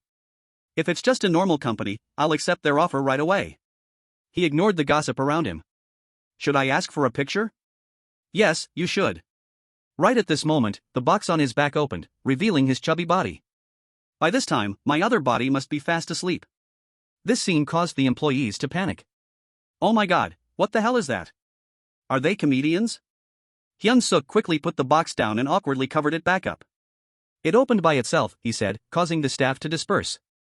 Let's go, it looks so creepy. He only focused on the box, thinking of the most convenient way to handle it. Should I use glue to seal it? How would it come out then? At this moment, the staff's voice resounded loudly, "Welcome, director." The black-suited bodyguards respectfully opened the car door amidst the cheers. "Hello, director." Song-hoon stepped out of the car, as polite as always. Hyung-seok froze for a moment. He stared blankly at him. He acted as if he didn't see anything, still keeping a serious expression. The moment Song-hoon walked past him, Hyung-seok caught a small detail. His eyes widened as he remembered the black envelope. The symbol printed on that envelope perfectly matched the symbol on his coat button. He missed a beat, countless thoughts flashing through his mind. As Song-hoon was about to disappear from sight, Hyung-seok suddenly spoke up, "Wait." He placed his hand on his shoulder, his voice cold, "Are you from Workers?" He held Song-hoon back, his voice freezing, "You belong to Workers, right?" He slowly removed his hand, and then replied calmly, "That's right." Song-hoon smiled, "I belong to Workers. We are the 100 trillion won association, the number one workers." His voice was calm, without the slightest panic in it. This association was founded with the goal of making 100 trillion won. Song-hoon tilted his head, his face harmless. "Do you have a problem with us?" Hyung-seok was stunned. "I can't." He turned his face away. "Not exactly." He thought to himself, unable to say anything. After confirming, he immediately turned away. "Then I'll take my leave first." The two met again in the interview room. Song-hoon read his profile. "So you used to live with your mom in the countryside and now you live alone after moving to Seoul?" He frowned. "Your special talent is eating up to 30 hamburgers. If so, you are suited for mukbang. By the way." Then he looked up, voicing the doubt in his mind, "Did I do something to upset you?" Hyung-seok had returned to his chubby body. Song-hoon looked awkward. "Then why do you look like you're—" He frowned and said, "I look like my mother." Song-hoon hastily tried to fix the situation. "I didn't mean to offend you or your mother." Hyung-seok didn't care. He stared at him. Who is this guy? Why is he so calm? He thought to himself, I already found out he belongs to Workers, but he acts as if it's nothing to be ashamed of. Could it be that Workers isn't involved in any illegal activities? Are they just normal business people? Is it possible that they are a good organization among the 4 heavenly crews? He was lost in thought. Besides, we are the same age, but he's already a leader. That makes it even more suspicious. Maybe they are an evil company where you have to trample on others to get promoted. Song-hoon asked, "You don't know the password to that lock, do you?" Hyung-seok replied, "I forgot." He chuckled, "You have a good sense of humor." After settling down, he placed the document folder on the table and said seriously, "I'll be straightforward, we really want you to join our company, Mr. Hyung-seok." He asked loudly and clearly, "May I ask for the reason why?" He nodded, "Of course." Song-hoon explained. "You attracted 10,000 viewers right in your first stream. Your potential for success must be on par with the top streamers. You were nicknamed Emperor Hyung-seok by the viewers at the speed of light. You have a face that the audience can empathize with. He said, this world is changing rapidly. Nowadays, being handsome or pretty is no longer considered a talent. Songloon concluded, that's right, Hyung-seok has all the qualities to become the emperor of Twitch. Hyung-seok frowned, is he mocking me for being ugly? He stood up and spoke, first, I have something to ask. He quickly replied, please feel free. He thought to himself, maybe doing this is for the best. Hyung-seok implicitly accepted the job offer, how much will I get paid? His plan was clear, he would infiltrate this place to go undercover and gather information about workers. At school, the screaming was so loud it could be heard even at the school gates. What? Hyun-do was surprised, his chubby friend is about to sign a contract with 1MCN? The commenters were still following, such an annoying face, gross, I fucking hate this guy. Hyung-seok, in his handsome body, smiled lightly, yeah, it finally turned out that way. By the way, have you switched to streaming on YouTube now? That guy said, my Twitch account got banned, you already know the reason, it's because I flashed. He was helpless, do you have a fetish for flashing? Hyun-do immediately changed the subject, shut up, so have you signed the contract yet? You must be careful. The commenters were clamoring below, isn't this Gene K from Twitch and Paprika? Why am I even watching this? So are you planning to flash on YouTube too? Hyung-seok said, tomorrow the company is organizing an event, we will sign the contract after the event ends. Hyun-seo was surprised, what? Your chubby friend got invited too? He nodded, yeah, they even said my friend has the makings of an emperor. That guy retorted, they probably think he's ugly. Hyun-seo showed a look of despair, I also have a unique face, why didn't they choose me? But Hyung-seok had shifted his attention elsewhere. Ha! Ignoring Hyun-seo's call, hey, Hyung-seok. He was deep in thought, is Jin-sung sleeping again? I heard he wakes up very early every morning to look for someone. Hyun-seo bowed his head and spoke to the chat, thanks to me, your friend got a job. I lent him clothes, so he owes me. He muttered, of course, then thought to himself, it's true that I owe Hyun-seo. The chat barely cared, I ask again, are you going to pull your pants down on YouTube? I'm going to watch another streamer. So funny haha. Hyung-seok sat on the windowsill. Anyway, he looked up at the sky and smirked, I'm really looking forward to the G-Star event tomorrow. The next day, a girl's voice almost screamed, so this is what G-Star is like. The sacred ground for streamers. Kwai and Ho-Ho hugged each other and walked around. All the famous streamers are here. It's so crowded, they probably all came here to meet their favorite streamers. They looked left and right, appearing extremely excited, those girls over there look very popular. Oh my god, those two are so beautiful, they are surrounded by so many people, I wish we could be like them. Their voices gradually trailed off in excitement, there are also a lot of e-boys. Oh my, so handsome, I'm going to die of happiness. They spotted another place. Look, that's the famous IU Ho-bin from the How to Fight channel. Wow, IU Ho-bin is so handsome, but why is that girl carrying a ginseng box? Ho-Ho smiled, nowadays, streamers are even more famous than stars. Kwai was equally happy, this event is so much fun. A group of schoolgirls suddenly saw something and ran off together. Oh my god, over there. The two thought to themselves, seeing it with our own eyes now, we can understand why they are so famous. The fans cheered in unison, it's the 5 emperors. They just sat still but also radiated a sparkling aura, it seems that light came from something else. She quickly shook her head, no, I freaking don't understand at all. The two wondered, why are the 5 emperors, the monarchs who make the most money on Twitch, so famous? The wide-eyed guy said, can you slap my face with money? The bald guy didn't look up, please don't use my photo to play weird games. Mary Kin too, the girl in the cat hat smiled, thank you for your support. The masked person said softly, sorry, but I can't reveal my face. And the crooked mouth guy had been silent all this time. The wide-eyed guy read the question aloud, am I an animator? Next question. Please block the person who just called me a bald monk. She guessed, is it because they are funny? Kwai and Ho-Ho turned to the girl in the cat hat, thank you for donating 100,000 won. Thank you for your support of 200,000 won. Full of question marks, so why is she so famous? Is it because she's as cute as a kitten? The two of them were completely dumbfounded, this person didn't even show her face and was still incredibly hot. Her voice echoed from the stream screen, oh my, I can only show you guys my hands, I'm too shy. She thought, is it because her voice is so pleasant to listen to? Next was the guy with the distorted face. The two of them were literally speechless. They couldn't understand what this guy was about, for whatever reason. The comments were still cracking up, funny as sh*t, crazy, what kind of drink is that? Wait, is that? Kwai and Ho-Ho were surprised. And they even sell things? Baldy's assistant said, we sell autographs here, 5,001 each, please buy to support us. If you buy one, you get to touch this bald head. The two of them stared blankly, he really is shameless. Crazy fans surrounded the distorted face guy, so cute, you look cuter in real life. The two Hyung-seok were shocked, did those people just call him cute? Is this the power of live streaming? They glanced at the two e-boys from earlier, whose faces were scrunched up. Arrogant bastard, he only has looks. The two of them froze completely, why the hell would they be jealous of him? This world is truly messed up. The girl wearing a mask awkwardly waved her hands, thank you for coming. The two were curious, the girl wearing a mask was just as hot. Wearing a mask like that must make it hard to breathe. Finally, after getting tired of being nosy, each girl held an ice cream and sat down to rest on a wooden bench. No matter what others say, the fact that our seniors are very famous is undeniable. They are all hard-working people, we shouldn't badmouth them. The two looked at each other, eyes full of determination. Let's join one MCN and do our best to become like them. Ho-ho said, I want to get signed so fast, what about you? Kwai-e replied, me too. The voice of the girl in the cat hat rang out, did you guys come too? She walked over and hugged the two girls, our two little kittens.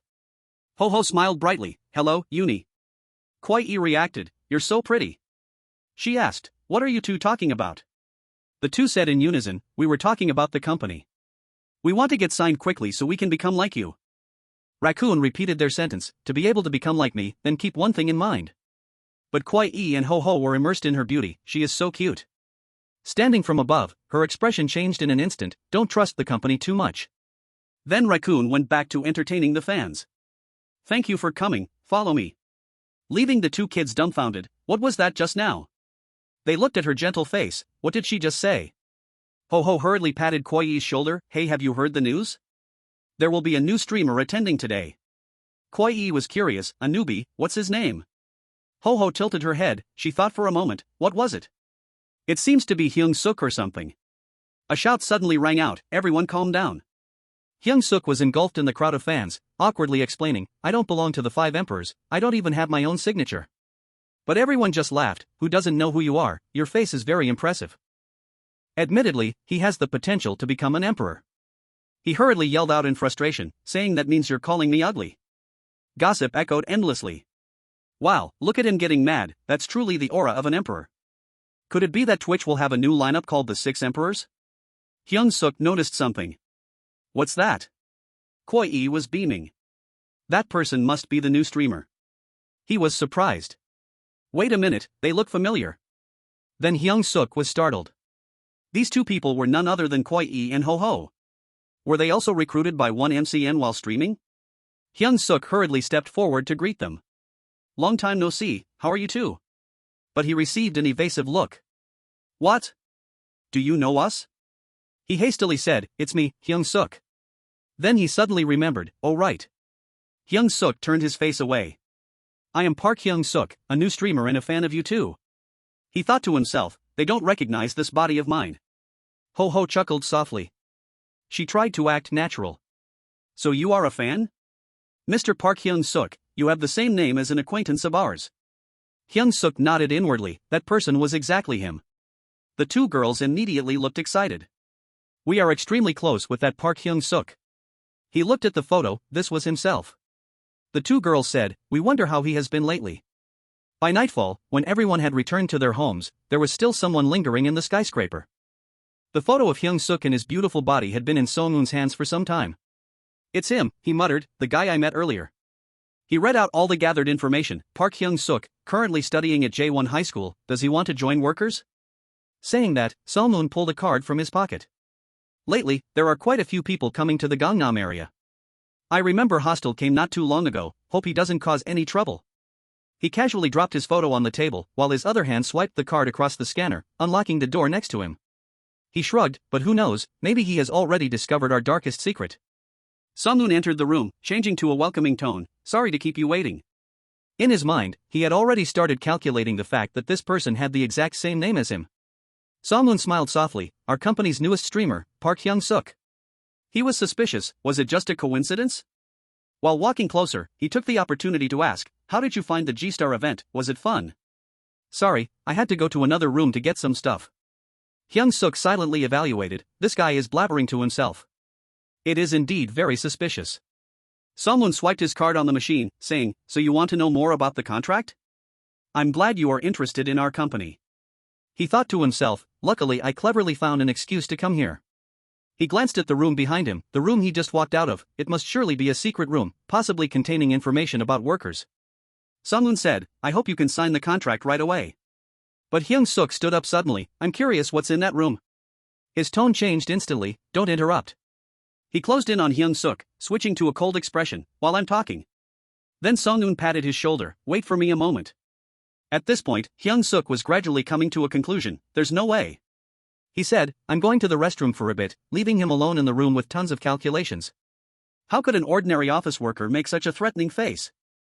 He felt smug, knowing it all along, and soon stood in front of the room, certain that something shady was going on inside.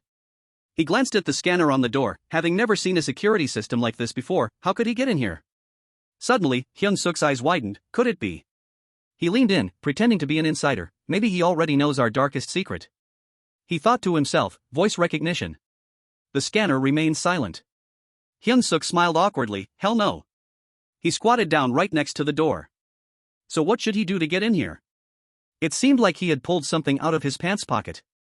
Then he suddenly remembered the image of the card. He had placed the card in front of the scanner, and then the door closed. He then remembered the black envelope that Jong-gun had slipped to him, which included a card exactly like the one Song-moon had just used. He held up the card, glad he had decided to bring it.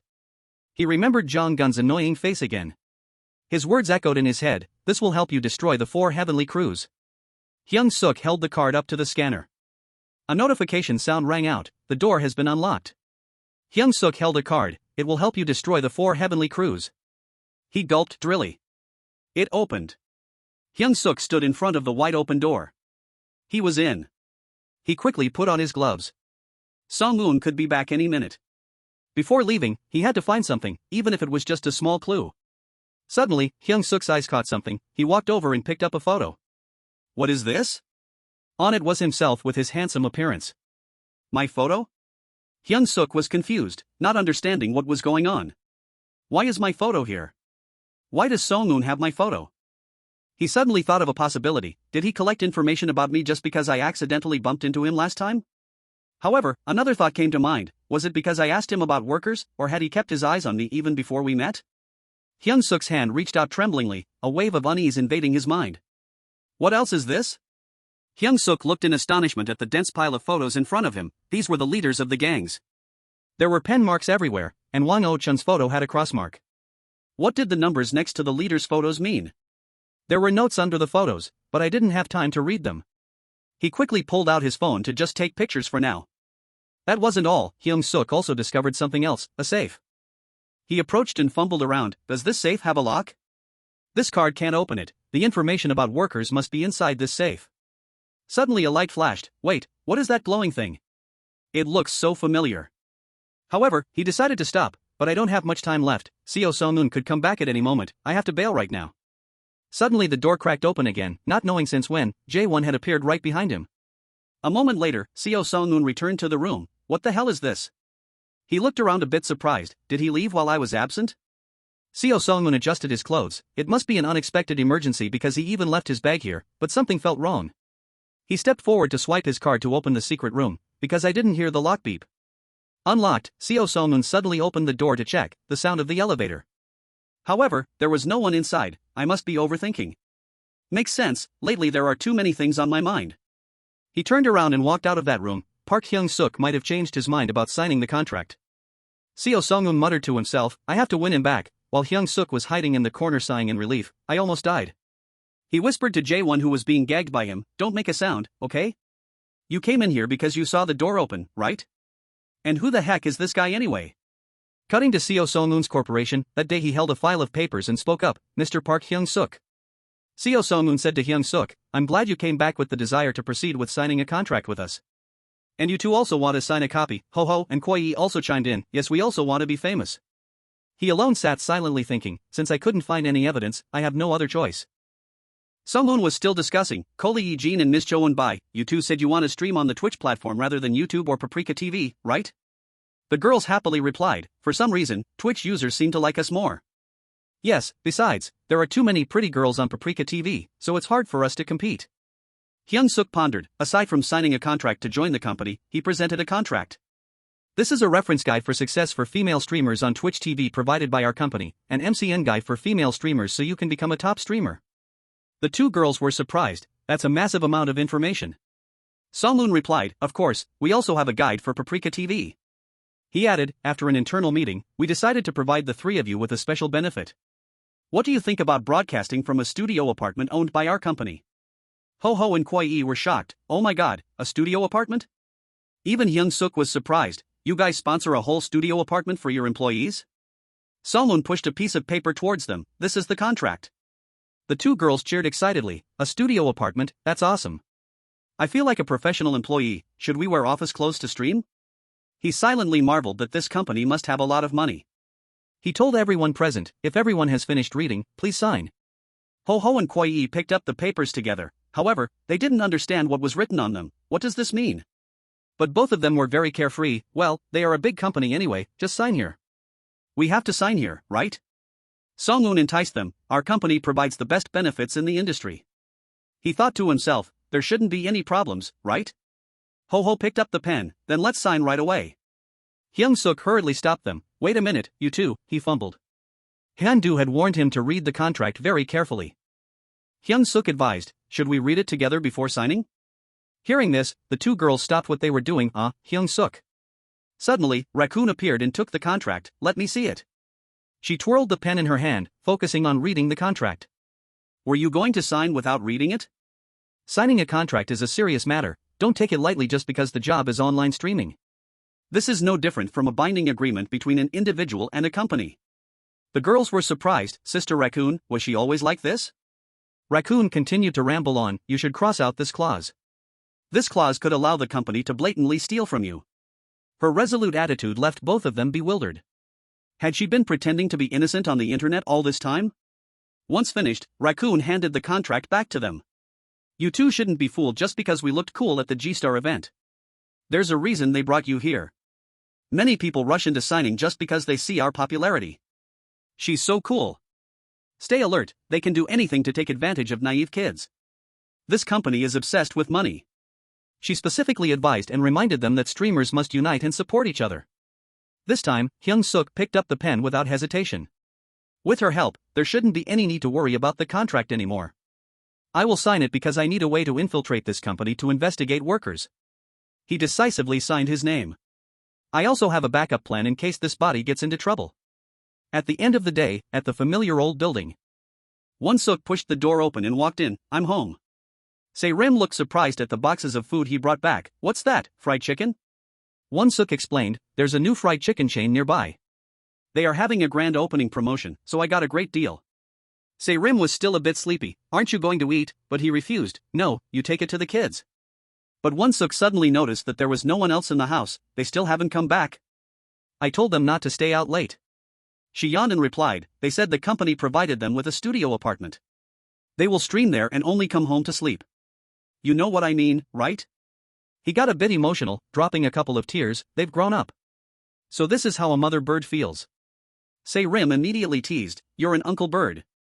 Won-seok collected himself. On the other hand, I think they'll be fine. The scene shifted to the room where the girls had just woken up. Ho-ho was groggy. What is this, did we oversleep? Koi stretched, I think so, maybe we were a bit too stressed. She muttered, I don't remember falling asleep. Koi asked, Yi-jin, do you see my phone anywhere? She replied, your phone? In Ho-ho's mind, it felt a bit unreal. Is this where we'll be working? I'm so excited. The two girls walked around the room. Try looking in the blanket. It's not there. Bye, let's explore this room first. This place is much better than where we were living. No one will set fire here. Suddenly, Koi discovered a serious matter. Yi-jin, your phone is missing too. Ho-ho was surprised. What, mine isn't there? Suddenly, she approached the computer monitor. Bye, come look at this. What's wrong? What is it? Just come over here and take a look. She curiously leaned closer. What is this? This computer? Immediately after, both of them were startled to discover that a livestream was currently broadcasting. Really? Ho-ho was panicked. It must have been streaming while we were sleeping. Koi blushed with embarrassment. Oh no, I snored. Yi-jin, did you turn it on? But she immediately denied it. Why would I turn on the stream? That wasn't all. Ho-ho also realized something. That's not the issue here. Unbai, this isn't a stream on Twitch. Hearing that, she froze. What? The screen was displaying incomprehensible symbols. There are only foreigners here. Koi walked towards the door. Maybe the company made a mistake. I'll go out and call someone. But the doorknob wouldn't open, leaving her stunned. Finally, Koi realized that it was locked from the outside. Suddenly, a voice came from the speaker. There is no mistake. Ho-ho was startled. This voice. They looked up at the corner of the room. Sister Raccoon, a speaker? Meanwhile, on Hyung-seok's side. It had been a long day. He stretched a bit. That was enough streaming for today. It was time to go home, as there was nothing suspicious yet. Hyung-seok thought as he walked to the door. They even provided a high-end studio apartment. Anyway, since he didn't have any more information here yet, should he sneak into the company at night and search Seo Song-eun's room? He muttered, wondering why they forced them to hand over their phones, as if they were at school. Hyung-seok froze. Was the door locked? On the other side, Koi was shouting toward the speaker.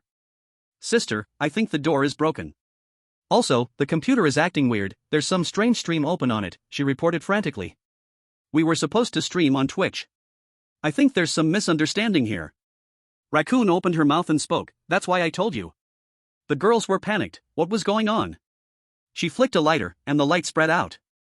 Immediately after, the mirror revealed the reflection of Raccoon holding the contract. Read the contract carefully.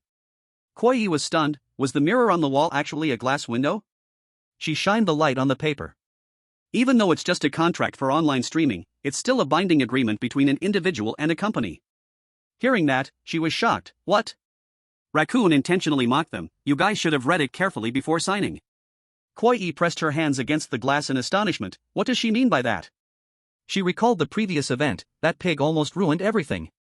I didn't expect them to drag me along to make you guys sign the contract.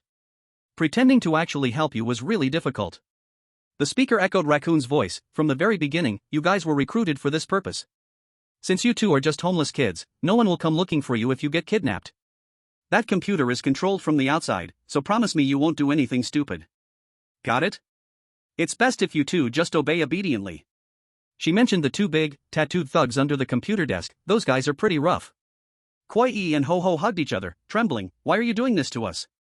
How can we stream on that? Yeah, we don't even know foreign languages. We're not suited for this. They tried to protest. The viewers were all writing the same bizarre things, but she only gave a fake smile. You two don't need to know any language, that's not required for the stream. Raccoon blurted out the demand. You two just need to show it off for them to see. A comment popped up, translating to, show it. She said her final words, you two will soon understand what they are saying. The girls still didn't understand what to show off. The raccoon's earpiece let out a wailing sound. Please open the door. The raccoon girl, didn't care. Muttering to herself, is it really necessary to sign contracts with them? They are minors without families.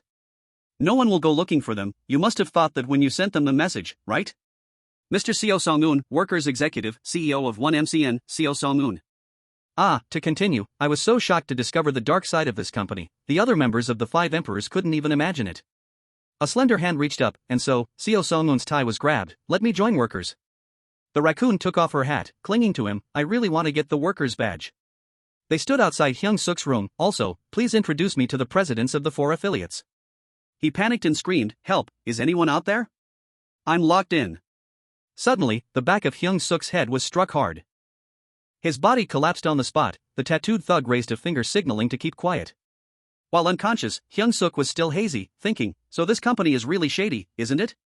2 tattooed thugs holding baseball bats stood next to him, kidnapping teenagers. Besides the 3 of them, there were also many square panels of each streamer in a similar situation here, forcing them to stream. All the rooms had cameras and were monitored from one place, 1MCN, the only tall building with 1 floor lit up, one of the 4 affiliates of Workers. The scene shifted. One of the 2 thugs suddenly cursed, damn it. The other 2 quickly gathered around, saying that Pig had some incredibly heavy luggage. Did he carry this himself? Good lord, I'm almost 30, I can't believe I have to take orders from a brat. Hyun-seok lay unconscious in one place but was still conscious. Alright, the tattooed thugs joked with each other. We are just hired workers anyway, we should do our job. Hey, should we try opening it to see what's inside? Wanna try? In his subconscious, he was still awake, which was why they egged each other on. Alright, open it up. While Hyung-seok remembered his wooden box, he had brought a backup plan. Hyung-seok was beaten unconscious, but in his mind, he kept muttering, hurry up. He tried to use his remaining consciousness to tell himself, I must quickly pass out, and very soon, the handsome Hyung-seok opened his eyes. His body was curled up in a confined space. I've woken up in this body. Hyung-seok clenched his fists. I have to act fast. He struggled and punched through the wooden box to escape.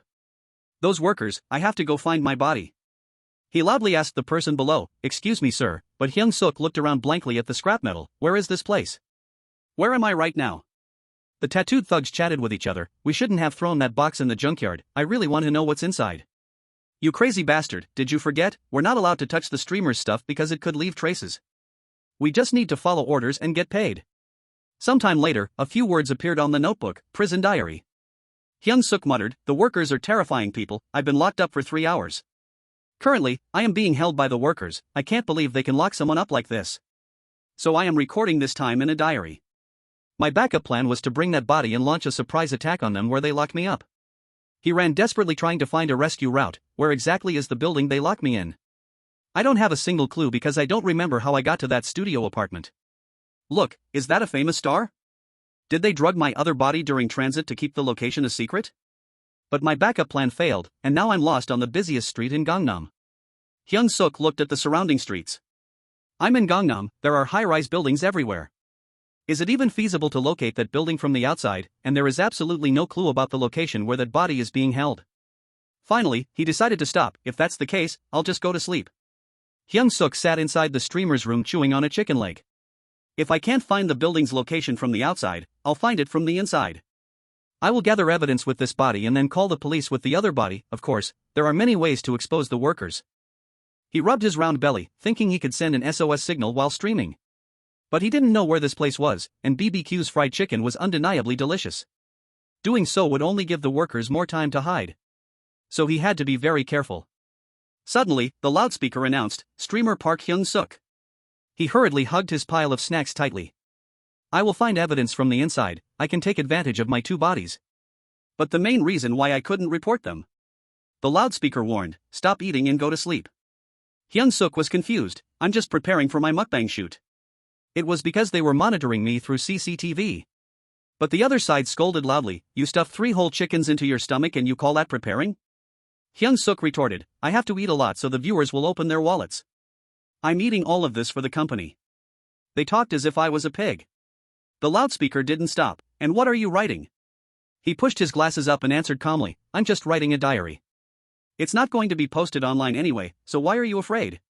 Is there a problem? This company has 2 faces.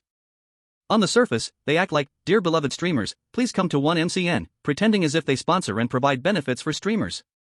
But on the inside, they are actually cruel thugs who force others to stream illegally by binding them with unfair contracts.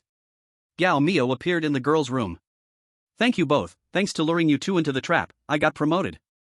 Her face looked ecstatic, so I got a badge now. By the way, from now on I will be your manager. Gao Mio gave a fake smile. You 2 can't just keep going on like this. You keep crying, making it impossible for me to turn on the stream. Are you 2 trying to make things difficult for me? The girls trembled, we are so sorry. Ho-ho and Koi-e hugged each other, crying and not daring to open their eyes. Please let us go, we promise not to tell anyone about this unfair contract. We still have a curfew, we are just kids. She immediately saw through them, curfew my foot, I know you 2 are runaways. The 2 girls used that to argue back, we signed the contract without a legal guardian. I heard that contracts with minors are invalid. Suddenly, Gao Mio squatted down in front of them. What are you talking about? You 2 do have a legal guardian, and it's our company's lawyer. She pulled out the signed contract. Don't you remember when you signed the contract? It states here that the signee agrees to appoint the company lawyer as their legal guardian. Who said contracts with minors are invalid? Now that you have a legal guardian, this contract is as solid as a rock. The 2 little chicks were bewildered. Besides, how do you plan to expose us? Planning to call for help while streaming? Asking the viewers to call the police for you? Not a chance. She opened her phone, look closely, if I press the button on this app, the computer in your room will turn on. Everything is under my control. As long as you are under my control, there is no way you can call for outside help. Even if I were careless, there is still a control room monitoring you 24/7. You two will never be able to call for help, and besides, this room is made of bulletproof tempered glass, so even if you wanted to break it, you couldn't. You two already know what will happen if you are caught trying to call for help, right? You might wonder why the police can't track down our streaming platform. Because our technical team is located overseas, it would take them a lot of time to catch us. While the police are busy tracking down the technical team, we can destroy all the evidence. If that happens, we simply hand over all the detainees to other branches. Raccoon laughed hypocritically. Sorry you two, I talked too much. Getting the badge made me so happy that I talked a lot more. Do you know why we stream illegally? She leaned close to Yijin's face. Twitch, YouTube, and Paprika only bring in a few million won a month, but with illegal streaming, it's completely different. Raccoon's face suddenly turned fierce. Illegal streaming brings in 5 billion won a month. The two girls hugged each other in the face of her madness. Isn't it great? Being an employee of this company makes me ecstatic, although I don't know the details, but I heard that all 4 branches are competing with each other. Raccoon still wouldn't let them go. Anyway, what should I do with these 2 babies? If you 2 refuse to show off your bodies, my rating will drop. How can I get you 2 to stream? Suddenly, 2 tattooed thugs appeared behind her. That's right, let's play the friendship game. The 2 girls wondered, what is the friendship game? She feigned interest. The friendship game is a game to test the friendship between friends. After that, Raccoon explained, the rules are very simple. If Thiat Luan refuses to show off her body, then Kuai Yi will have to do it, and if Kuai Yi refuses to show off, then Thiat Luan will have to do it. What? On the other side, Sungmoon was reassuring Hyung-seok, there's no need to worry too much about those 2. A sense of unease rose within him. What are they making Thiat Luan and Kuai Yi do? He leaned against the wall and said, the person in charge won't force them to stream immediately, although if she does force them, there's nothing we can do about it. Sungmoon explained that illegal streams bring in more profit than legal streams. This is an inevitable choice from a business standpoint. He was shocked and couldn't believe it. They had completely figured him out and smirked. Showing off on the stream, he specifically mentioned the pile of chicken bones on the table. I heard you're bothering the staff by constantly ordering fried chicken. You even intentionally order only 1 box each time. If you're planning to ask the delivery guy for help, you should stop now, because all the ordered food is personally picked up by our own staff. Not stopping there, he recalled the day before signing the contract. Hey, Park Hyung-seok, I didn't come here for that, I came to ask. Songhoon's expression turned fierce. Have you ever stepped into my room? I guess I asked in the wrong order. At this moment, Hyung-seok lunged forward with his fists, because it seemed like he had completely lost his reason. He screamed out a warning, release them right now, you bastard, but Kim Ryan appeared to stop that action. Seo Sungmoon spoke in a cold voice, listen carefully, Mr. Park Hyung-seok, our workers is a serious corporation. We don't swing our fists like a bunch of immature kids. Another main reason why I couldn't report them, he bluntly declared, if anything needs to be done, we will hire people to handle it. The screen recorded this scene. Hyung-seok was helplessly restrained, because if a streamer under their management caused trouble, they would personally appear to handle it. Kim Ryan only then spoke up, if you want a fight, we will hire an expert in that field. He arrogantly threatened, you brat, don't make me take action, workers 4th affiliate, security team, Captain Kim. Seo Sungmoon turned to leave, please teach him a lesson for me. Kim Ryan immediately responded, no problem, director. He crazily lunged forward intending to attack Seo Sungmoon, unexpectedly receiving a series of slaps from Kim Ryan. Hyung-seok was beaten until he bled. No way, he stepped his shoe on his body, I told you not to make me take action. Hyung-seok groggily told himself, I have to help Thiat Luan and Kuai Yi. On the other side, Seo Sungmoon went to meet someone, please allow me to report. His attitude was completely different from before. The 2 newly signed streamers have started streaming, Raccoon will be their manager and in charge of training them. The other person listened to Seo Sungmoon while playing a game, our revenue this month will surpass 1MCN's 3rd affiliate. He respectfully said, Mr. Chairman. The guy sitting on the supercar looked up and replied, is that so? Workers 4th affiliate, President Hwang Jae-won, 18 years old. Hwang Jae-won praised, my beloved Seo Sungmoon is truly top-notch. You have the qualities to be a brilliant chairman. He replied modestly, you flatter me too much. The guy teased a bit, why be so modest? I know you are very interested in the chairman position. I heard someone visited the company last time, you already know what it was about, those brats from the 4 Heavenly Crews. Jae-won asked again, it was Hometel, wasn't it? Sungmoon carefully corrected him, it's hostile, sir. The guy muttered a curse, oh right, those hostile dogs. He reported another matter, I encountered Jang Hyun in front of the company office. Jae-won was a bit surprised, oh Chun didn't come? Forgot that guy is already dead. Sungmoon continued, I also met a guy named Park Hyung-seok, he should sound familiar to you. Ah, I have heard about that guy, he is the one acknowledged by Jang Gun, right? Suddenly, his pupils contracted when he heard the guy ask, but why? Jae-won frantically drove the car straight at him, didn't you report those things to me? Looking at the shattered debris in front of them, the guy scolded. Why did you dodge, So-moon? You broke my TV. Oh, my unpredictable So-moon. He was pinned to the ground by the guy sitting on top of him. If there is no reason, don't get involved with the 4 heavenly crews. We are not interested in joining hands with those brats, understood? So-moon's face was expressionless as he listened to Jae-won's words in his ear. You don't think you are still the you of the past, do you? Transitioning to the main lobby where the elevators were, So-moon walked silently carrying his coat. Jae-won's words echoed in his head. You don't think you are still the you of the past, do you? A scene from the past appeared with scattered dead bodies. A man in a luxurious suit stood in the middle, smiled slightly, and asked, Did you do all of this? That person looked straight at him when he was still heavily tattooed, the strongest in Gangnam, Seo So-moon. Snapping out of his imagination, So-moon walked past and bumped into Hyung-seok. He proactively spoke first. Sorry, I was lost in thought. He glanced and asked, Delivery? So-moon reached out to take the food box. Sorry to bother your restaurant. Our streamer is crazy about fried chicken. The owner must hate him for ordering exactly 1 box every time, right? Unexpectedly, Hyung-seok confirmed, that's right. He took off his helmet. The owner found it very annoying, so he allowed me, Hyung-seok's serious face confronted him, to do the delivery instead. He continued, Have you ever eaten 6 boxes of fried chicken just to sneak out of a place? People say the thing we are looking for is often right in front of us. So it turns out to be here? This is where you detain minors, right? Hyung-seok asked directly, Where are Thiat Luan and Kwai? So-moon gave a cold snort of contempt. Usually, dealing with intruders isn't my job. The scene changes, the sun has completely set, a day is coming to an end. Won-seok answered the phone, the 2 girls still hadn't returned home. He quickly replied, Alright, I'll go look for them. The nearby workers noticed, Where are you going, Mr. Kim? We still have work to do. His name isn't Kim. They watched in surprise as Won-seok took off his helmet. It's Chai. Imagining Eun-bi and Yi-jin trembling, we still have a curfew. His face grew darker and darker, it's already past curfew. Hostel's uncle, Chai Won-seok. So-moon arrogantly tilted his head slightly and rubbed his neck. I guess I'll have to give the security team a hand today. That reaction took Hyung-seok by surprise. What is going on here?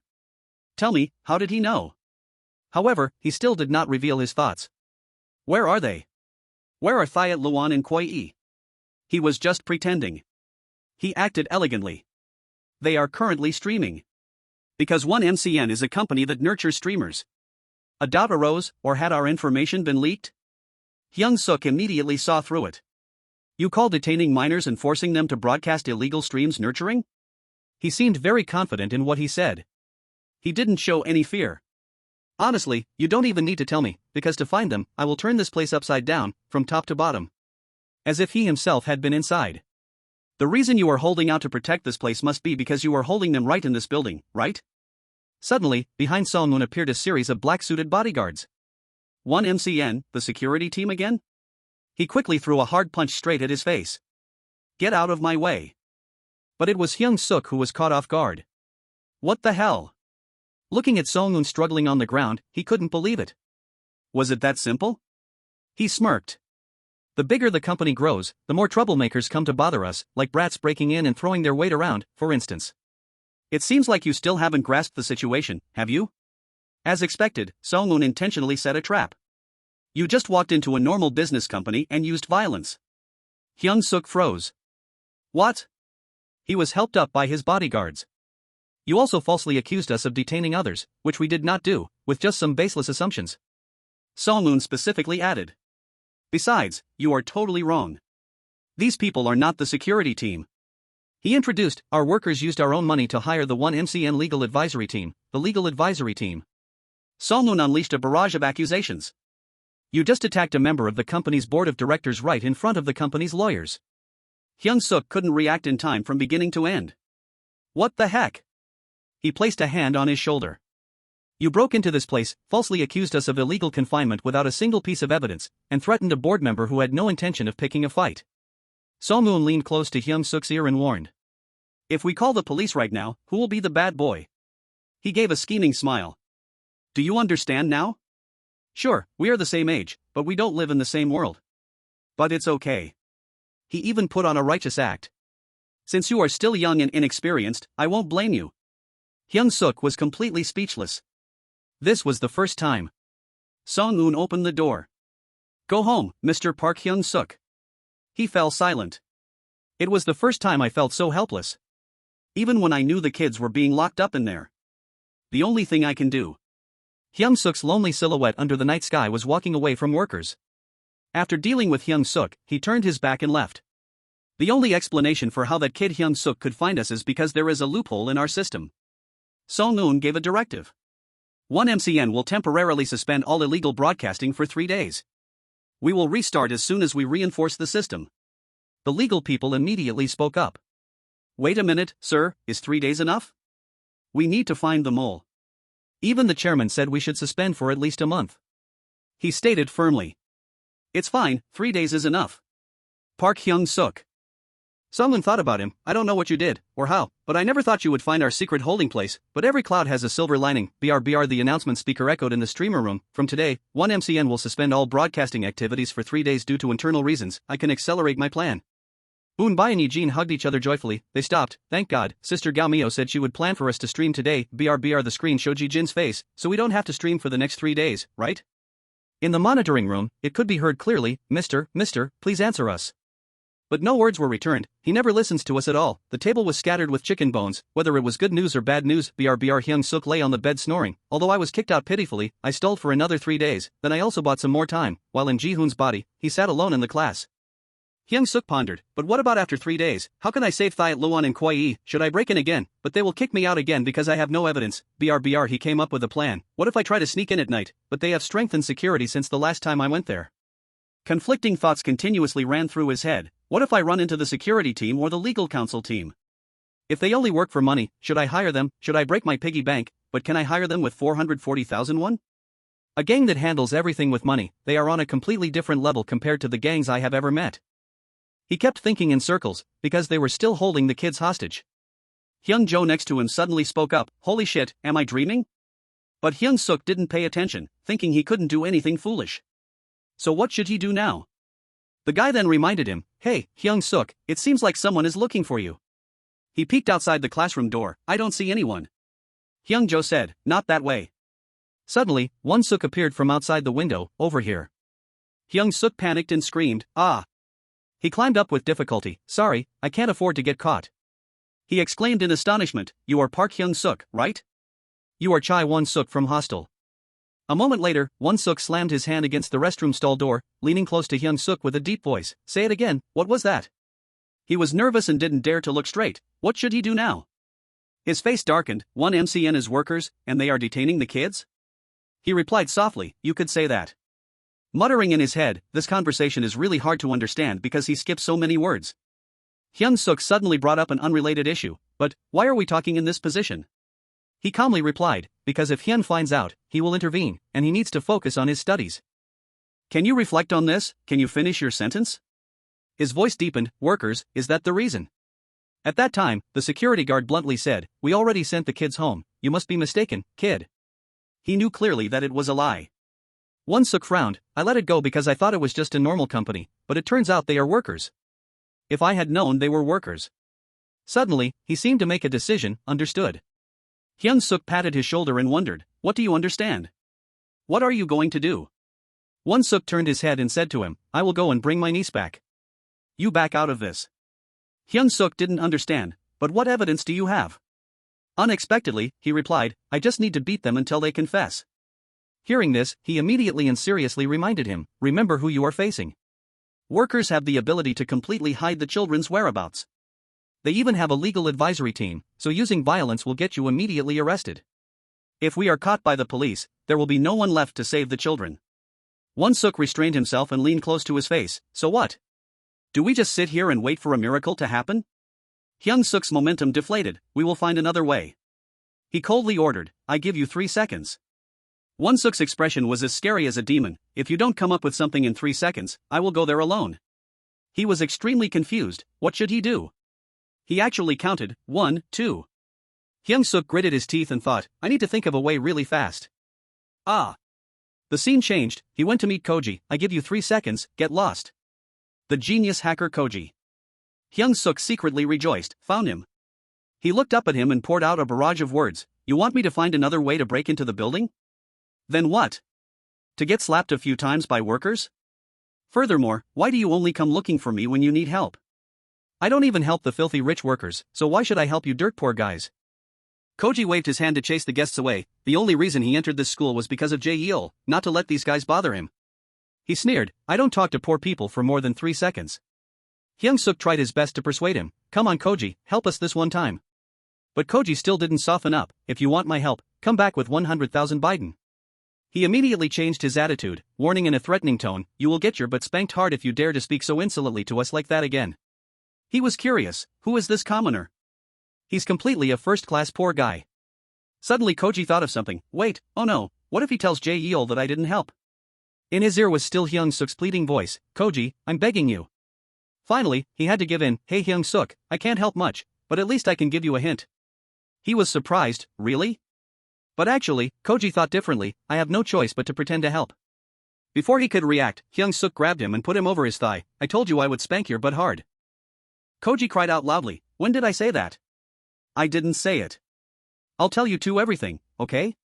A moment later, wiping away his tears, he said, to move freely within workers, you need a badge. They were surprised, a badge? Koji explained, you are only issued a badge when you join workers. Just as Hostel distinguishes its people with the H tattoo, workers uses badges. Your goal is to search the company without drawing attention, right? That's impossible if you don't have a badge. Hearing this, Hyung-seok anxiously asked, I have a card, will that work? He replied indifferently, I don't fuck, never seen it. Hyung-seok wondered, what do we do now? I only have a card, not a badge. Koji added, if you don't have a badge, then retreat. Hearing that, Won-seok was confused, what the heck is that? Suddenly, he turned his head and casually pointed out, you have one right there. Koji looked at his card, hinting, the badge. Hyung-seok's face couldn't hide his astonishment as he suddenly remembered a past scene, consider this a reward. It will help you destroy the 4 heavenly crews. The button on the card was the badge. Now that you have the badge, just go all out. In workers, the badge is what divides the hierarchy across all 4 affiliates. Since one MCN is the 4th affiliate, they also have to follow the badge system. Normal employees do not have badges. If they don't have a badge, it means they are not part of workers. Normal employees don't even know what workers is. A blank badge simply means that these people are affiliated with workers. They are either recognized by workers or are mercenaries hired with money. In other words, those with the blank badges are just salarymen. Next is the gold badge, engraved with the workers' symbol on the surface. These are the real big shots, only the young ones can get it. This type of badge represents an official member of workers, and only the executives of each affiliate can wear them. You must be extremely cautious with the gold badges, because they are outstanding in every field. Platinum badges. Only the president of each affiliate is allowed to wear this type of badge, so there are only 4 platinum badges in total. Each affiliate has 4 platinum badges for 4 affiliates, so even if you have a badge, you must still be extremely careful in hiding your identity. The badge is not omnipotent, even ordinary employees, those who know nothing about workers, are also trained to know about these badges. They are instructed to greet those wearing the badges politely, even the low-level white badge has a bit of authority to throw around. But his badge, the black badge, it means you are. As soon as they walked in, a row of people bowed and shouted, greetings, sir, VVIP of workers. There are only 5 people who possess the black badge, among them a few are completely anonymous and unidentifiable. Hyung-seok walked inside confidently, let's go abuse our power, so they will automatically assume you are one of them. Jin-sung looked smug, I don't even know what abusing power looks like, I've been a nice guy since birth. So who should I slap in the face? Assistant number 1 to the king of power abuse, Lee Jin-sung. Won-seok, on the other hand, was uncomfortable and unaccustomed, this outfit is too restrictive. Assistant number 2, the uncle of Hostel, Chai Won-seok. Suddenly, someone interrupted, step aside, make way for me. The man spoke loudly and respectfully, it is an honor to welcome you, Mr. VVIP. This attitude startled Jin-sung, welcome you? Did he just say welcome you? DG only paid attention to Hyung-seok, I sincerely apologize for keeping you waiting. The man bowed and introduced himself, I am Hwang Jae-won, the president of the 4th affiliate. The 4th affiliate of workers, President Hwang Jae-won. Hyung-seok confirmed again, you are the president? The man sweated profusely, yes, sir. The image of Yejin and Eun by hugging each other and crying appeared in his mind. Hyung-seok maintained a calm demeanor and signaled, then show me around. Workers VVIP Park Hyung-seok. Hyung-seok sighed in relief, he had finally gotten in. He put on a leisurely act, drinking tea while saying, then show me around. He thought to himself, he had finally entered the workers' headquarters. Hyung-seok was curious about how much power this black badge held that made everyone here bow to him. He exchanged glances with Hyung-seok, but Jun-gu had warned that the black badge wasn't omnipotent, so they had to be very careful before their identities were discovered. He silently reviewed the mission. The plan was to find Ho-ho and Kwai-e as quickly as possible, then get out of this building fast. BRBR Chairman Hwang Jae-won said with deep respect, "It is an honor to welcome you. I know the faces of all the VIPs, except for one." Hyung-seok glanced at the platinum badge. The man said, "You must be the 5th VIP member with the black badge, aren't you?" He silently assessed, "He is the chairman of this company." Hwang Jae-won gave a flattering smile, "I didn't expect you to be so young. Meeting you is truly an honor for me." BRBR he rejoiced inwardly, just as Koji said, "He thinks I'm the anonymous VIP member, the last of the 5 VIPs. Although I don't know who that is, I have to impersonate that person for the plan to succeed." Suddenly the man said, "Sir, may I ask on what occasion you came all the way here?" This question made Hyung-seok freeze for a few seconds. How should I answer now? I haven't prepared for this question. BRBR right at this moment, Hyun-do spoke up, "What occasion?" The guy yelled. "You just asked what occasion it is." He realized he had an ally, the power-abusing King Hyun-do. Hyun-do fully utilized his innate power-abusing personality, speaking with an arrogant attitude. "Hey kid, do you know what the black badge means?"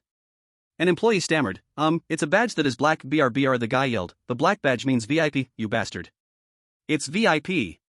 Does a VIP need your lowly permission to drop by?" Hyung-seok was overjoyed. "That's right, we have Hyun-do." The guy swaggered and ordered, "What must you do when meeting a VIP? You must obey. Kneel down right now so I can see the top of your heads." He sighed in relief. "Fortunately, I brought Hyun-do along. He is a scumbag who, given even a little bit of power, will abuse it like there's no tomorrow." Hyun-soo continued to fully play the role of a powerful person. "What are you guys, the security team?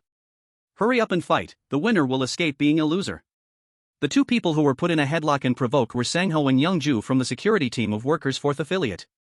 This also caught Hyung-seok's attention to the two of them, so the security team still had many members he didn't know about. That guy pushed their heads down. "What should you do when you meet a VVIP? You must obey." "And who am I?" "I'm the assistant of the VVIP." He looked at Hyun-soo acting arrogantly, momentarily speechless. Isn't his neck crooked beyond the allowed limit? Hyun-soo continued to loiter around and pick a fight right with the president. "Kid, what's your name again?" "Say it again." The guy had to play along. "It's Hwang Jae-won." That guy said, "Watch your attitude. If you satisfy me today, I will put in a good word for you with my brother." In front of the president of Workers, Hyung-seok didn't know where to hide his face. "Hyun-soo, you can stop now." Jae-won respectfully invited, "Please go this way to tour the company, sir. Please leave your belongings with our staff before we start." He replied, "Sure." Feeling anxious inside, I think he must have cleared his suspicions. Besides, it's true that they confiscate outsiders' belongings. He remembered what Jun-gu had said, "As far as I know, Workers almost always requires everyone coming to the company to leave their belongings. VIPs are no exception.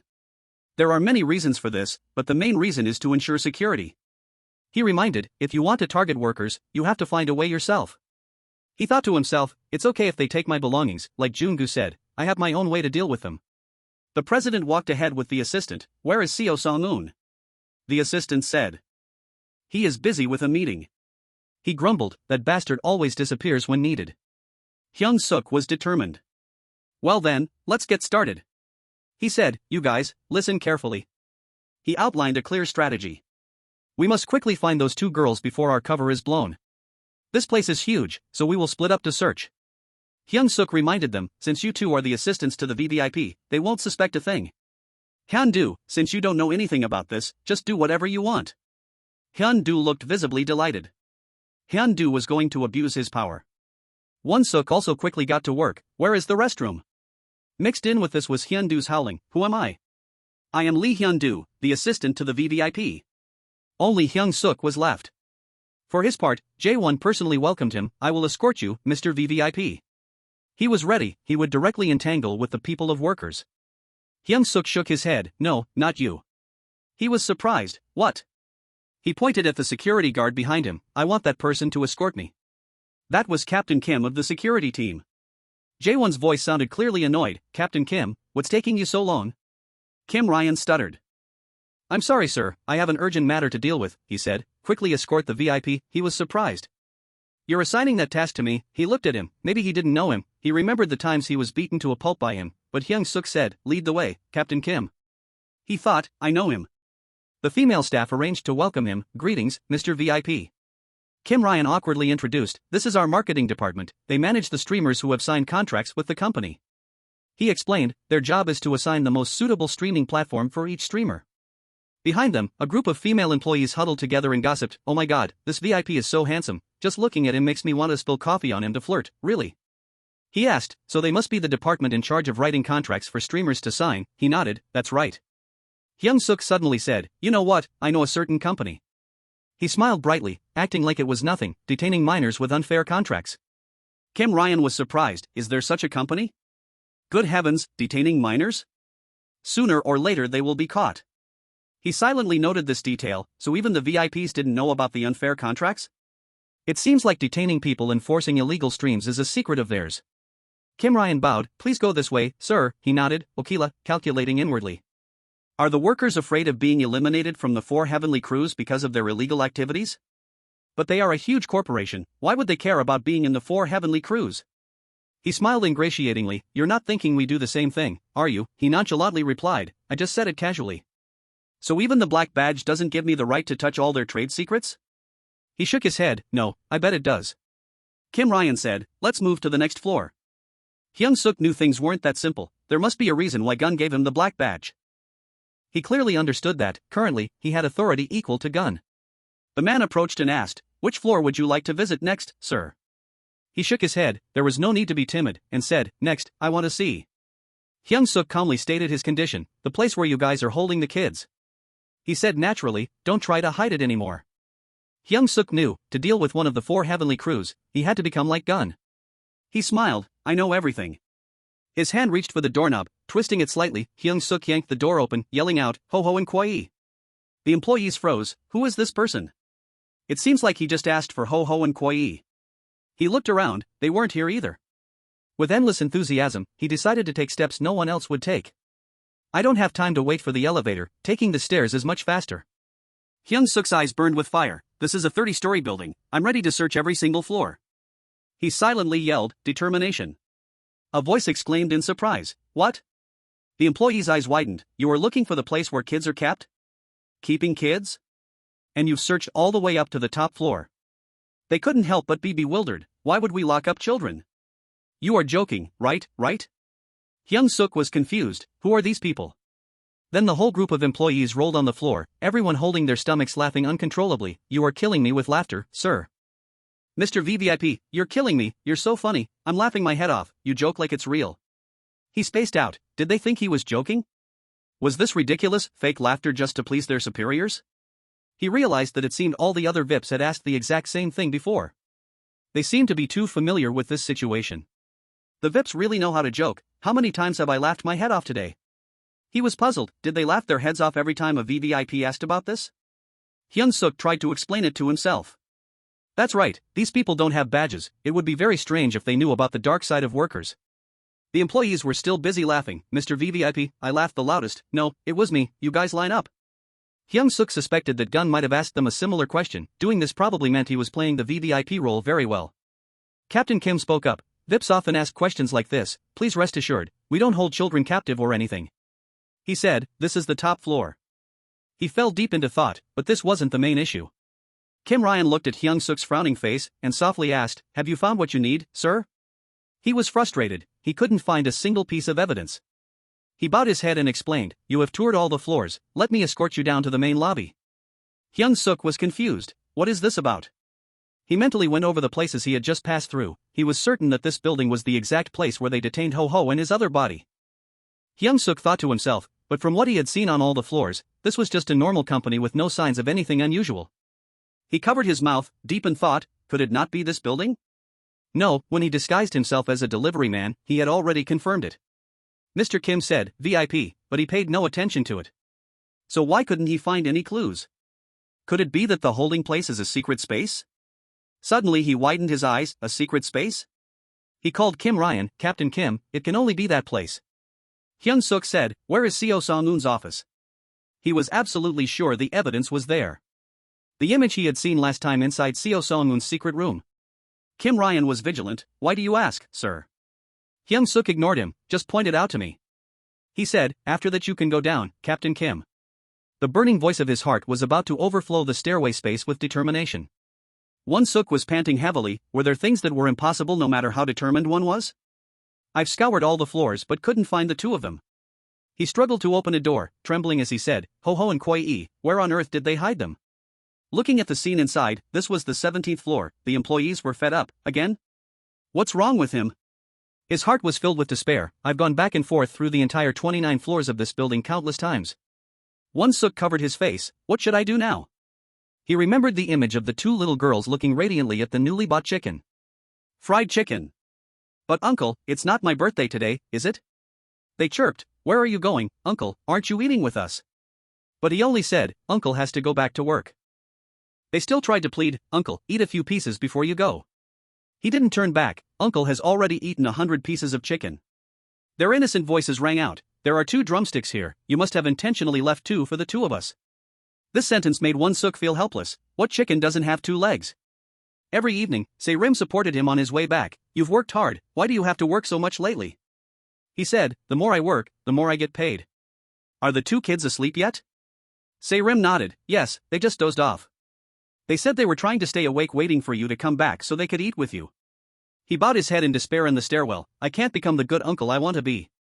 Hyung-seok gritted his teeth, unwilling to give up. I've searched all 29 floors, but why can't I find anything? There should be at least one suspicious floor. He suddenly thought of something. Wait, then he turned his head. 29 floors? Hyung-seok realized, but this is a 30-story building. He started to analyze. In the elevator, there are buttons for 30 floors, but if you use the stairs, you only see 29 floors. His hand gripped the handrail tightly. Why didn't I realize this? He looked down the spiral staircase. Only one single floor had more steps than the rest. The elevator door closed again. Only the first floor was pressed. Kim Ryan stood inside, gently adjusting his tie. Suddenly someone walked in. He faced that person, his expression changing. The one who just entered, Hyung-seok, said, I've worked at construction sites for 3 years, but I've never seen a building like this. He spoke up. The floor where you guys are hiding the kids can only be reached by the elevator, right? His face turned red, radiating pure rage. Give my 2 nieces back right now. Kim Ryan adjusted his glasses. You're that kid I met yesterday. He reiterated, I remember telling you that I don't know anything about those kids. He smirked. Is that so? Hyung-seok rolled up his sleeves, calmly stating, let's see if you'll confess before we reach the first floor. Time remaining until reaching the first floor, 58 seconds. The female staff members, completely oblivious, were still chatting innocently. Did you see the VVIP who just arrived? How could I miss him? He's so incredibly handsome, I really want to spill coffee on him. Gross. One girl wondered, but where did he go? The other replied, you don't know, then answered, he's in Mr. Seo Sung-un's office. Hyung-seok was still holding his half-empty glass of water, freely walking around the room. Suddenly, a voice called out, oh, who is that? He jumped. Someone was here? But Seo Sung-un was supposed to be in a meeting. Pretending to be calm, he turned around and said, I am a VVIP, I'm here for business, is there a problem? The guy immediately looked excited. What? A VVIP? He chuckled. Nice to meet you. Sitting comfortably on his chair, he innocently introduced himself. I'm a VVIP too, a member of the workers' VVIP, Kim Jun-gu. The guy burst out laughing, coffee spraying everywhere. Kim Jun-gu. He laughed uncontrollably. What? Gun gave you the black badge? Why would that pervert do that? Hyung-seok showed no expression on his face, even with coffee dripping down his hair, making him really hard to read. He asked curiously, you didn't promise him anything in exchange for that black badge, did you? Right, huh? You bastard. He thought to himself, does he also have a black badge? Jun-gu analyzed excitedly, there's no way he would just give the badge to you, or does he want you to be his successor? He was visibly annoyed. Damn it, he's starting to ask questions, but how do people with black badges usually talk to each other? Hyung-seok glanced at the badge. Since they both had the badge, were they on equal footing? Should I talk to him casually or more formally? Finally, he made a decision. Let's just try talking casually first. He spoke up. That's right, Jun-gu. He immediately got excited. I knew it, you're his successor. He breathed a sigh of relief. Based on his reaction, choosing to speak casually was probably the right call. He rushed over and threw his arm around his neck. I'm only telling you this because you'll be Jong-gun's successor. But be careful of him. He's not normal. Once he's interested, he doesn't care whether you're male or female. He nodded. Thank you for worrying about me, Jun-gu. Jun-gu acted friendly. So what did Jong-gun say? Hyung-seok frowned. What do you mean, Jun-gu? Suddenly, his tone changed. Did he ask you to destroy the 4 heavenly crews for him? Hyung-seok froze. What? Jun-gu continued. It seems you're not going to give me an answer. He immediately became on guard, the atmosphere suddenly changed. He lowered his voice, you should know one thing, even if you wipe out all the other gangs, you won't be able to do anything to workers. He panicked, I thought they were on the same side? Jun-gu continued, saying that workers held some extremely important cards, and even that person couldn't easily eliminate workers, let alone gun. He asked, what do you mean? He leaned close to his face, I'll tell you more if you become my secret friend. Jun-gu enticed, forget about becoming Gun's successor and join my team. I'll guarantee you money and a higher position. As long as you agree, I'll make you the fourth person on my side.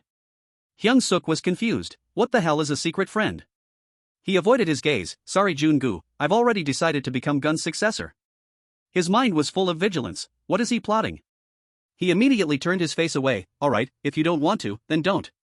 Unlike that pervert, I don't like forcing others. What a pity, it would have been great to have such a handsome secret friend. He was surprised, he gave up that easily? Hyung-seok breathed a sigh of relief, Kim Jun-gu, he is truly very mysterious. Jun-gu continued, so Gun chose you, huh? Interesting.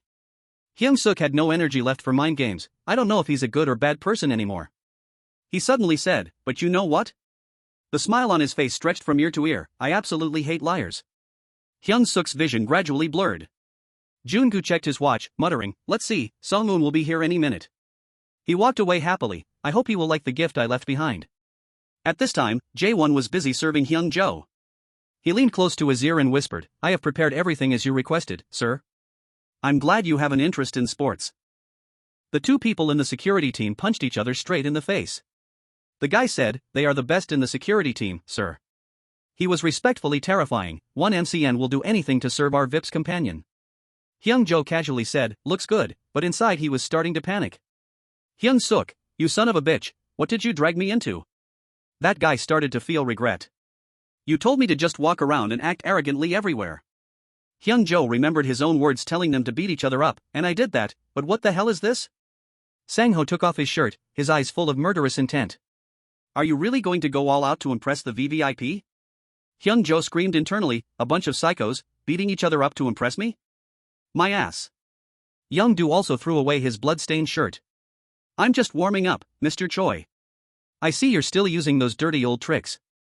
That guy was truly panicking, these guys are not normal employees.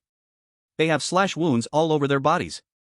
The president put a cigar in that guy's mouth, should I tell them to stop, sir? Hyung-jo acted tough, why, I'm having fun, but inside he was screaming, tell them to stop this crazy game right now. That guy got beaten until his bones are sticking out. Hyung-jo sat in the supercar, stiffly watching the fighting scene in front of him. Seriously, what the hell is this place? A desperate scream echoed in his mind, what kind of company is this? Jun-gu walked away, leaving Hyung-seok drugged and unconscious in the middle of the room.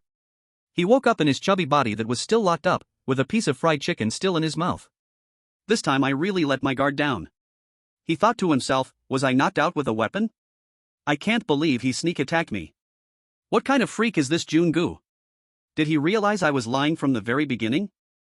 Hyung-seok hurriedly ran to the door. He had to do something, or his handsome body was still lying motionless. He was coming back. Kwai and Ho-ho noticed a strange noise, what was that sound? Hyung-seok panicked. He was coming back. He tilted his head, please, he used all his strength, smashing his head against the door until it bled, please. Blow after blow, he had no intention of stopping, please. Hyung-seok gritted his teeth, slamming straight into the door, hurry up. He knew there was no more time, Seo Sung-moon was coming back, he was already standing in front of the door. Workers were coming. In another place, another battle was breaking out. Won-seok punched Captain Kim straight in the face. He frowned, hearing the man's calm voice, hey, it's Dad. He looked at Won-seok, softly saying to the person on the other end of the line, I might be a little late coming home today. He sneered, aren't you ashamed of yourself, his tone full of contempt, the girls you were locking up are about the same age as your daughter. Without any hesitation, he threw another punch, are you doing this just for the money? Kim Ryan caught that fist, calmly saying, listen here. Kid, he said, to become a father that the children can be proud of, his leg simultaneously sweeping Won-seok's thigh to force him to his knees. He threw another punch to the face, I will do anything, no matter how dirty it is, there is nothing shameful about it. Captain Kim's voice was cold, I don't care about other families, this is just my job. He delivered a knee strike, I don't feel guilty at all. Suddenly, his eyes widened, Won-seok landed a critical blow, right on the Adam's apple. While Kim Ryan hadn't fully reacted, another strike followed, hitting the temple. Won-seok said, I don't give a fuck about other families either. He used the man's own words to retaliate. To me, it's just a family matter. He growled, give me back my two nieces. Kim Ryan didn't seem to mind. You just hit me in the temple, I need to regain my balance first. He yelled, I don't feel guilty at all either. The elevator stopped at the 12th floor, a fist scraping right next to a female employee's face. Kim Ryan managed to hold it back, flashing a bright smile to calm the situation. Pardon us, he said cheerfully. The security team is currently on duty, have a nice day. Right as the elevator doors were about to close completely, blood splattered along with the phrase, pardon us again. Kim Ryan was beaten black and blue. Where did you learn Jeet Kune Do, kid? Hyung-seok wasn't looking much better either. Your attacks on my vital points are really top-notch. He gritted his teeth, taking that many hits, but the man was still unfazed. He sneered, Jeet Kune Do? I never learned that useless crap. He realized, did you teach yourself? His voice softened, how nostalgic. Hyung-seok looked down at his chest in shock, where Kim Ryan's hand had been placed for a long time, as if saying, I feel like I'm looking at my younger self. He took the full force of a powerful blow, flying back and crashing into the wall. Holding his stomach, he struggled to look at the man who smiled and said, you remind me of my golden days. Hyung-seok couldn't understand, who the hell was this old guy? Kim Ryan's voice suddenly turned cold, but now I'm just a middle-aged civil servant. He panicked, why is he so strong? The man's eyes widened, freezing in midair. Hyung-seok faced the middle-aged man, his hand still tightly holding Kim Ryan's fist, while his other hand casually pressed the man's head down. Excuse me. He chuckled softly, the security team is on duty. That's what you said, right? The man looked up in disbelief, you are exactly like me 30 years ago. Right at that moment, a shout rang out, Captain Kim, what do you think you're doing? Hwang Jae-won had arrived out of nowhere. Captain Kim hurriedly said, Chairman, what wind brought you here? The guy frowned in dissatisfaction, does that matter? Do you even know who these people are? He scolded the older man, they are the ones accompanying the VIP. Even treating them with the utmost respect might not be enough, yet you dare to fight with him? He quickly interrupted, wait, sir. Kim Ryan said, I think there's a misunderstanding. The guy was confused, what are you talking about? What misunderstanding? Kim Ryan looked at Hyung-seok, exposing their true identities, these brats are just ordinary high school students. He explained, he came here not long ago asking where we were hiding someone. He said without any hesitation, they are tricking you. Hyung-seok raised his fist aggressively with a bossy tone. This old man must be out of his mind. A normal high school student? Should I call the VVIP here? Is that what you guys want? Don't you guys know what the black badge is? Jae-won did not answer Hyung-seok, he just called for the security team. The two immediately understood. Yes, Chairman. He flew into a rage and growled, grab him. Hyung-seok panted, watching the number of opponents go from 1 to 4. So he was surrounded by the crowd. Was it going to turn out like this? Before the elevator doors closed, he said. Hyung-seok, listen carefully. Hyung-seok gritted his teeth. Damn it. He pressed the close button and gave a few instructions. From now on, run as fast as you can to find Park Hyung-seok, got it? He understood the current situation, he didn't think he could escape this time. He spoke, telling Hyung-seok that. But Hyung-seok decided to hand over the final responsibility. Find Thiat Luan and Kwai. He shook his head. No, I mean. A strained smile appeared. Please find Eugene and Eun Bai for me. He understood that if he didn't do it, who else would? Jae-won sat on his gold car, calmly clipping his toenails. He didn't look up. Speak, what is this all about? Don't leave out any details. He said. Captain Kim. Kim Ryan stood at attention, covered in blood and signs of injury. Yes, Chairman. He recounted the incident in detail. Among the streamers we recently signed, a few are family members of Hostel. Kim Ryan finished the rest of the story. They found out we were holding them and came to rescue them. Just as he finished speaking, a slap landed squarely on his face. He didn't dare to stop and continued reporting. Last time we managed to chase them away, but we didn't expect them to come again. The black badge that Brat has is real.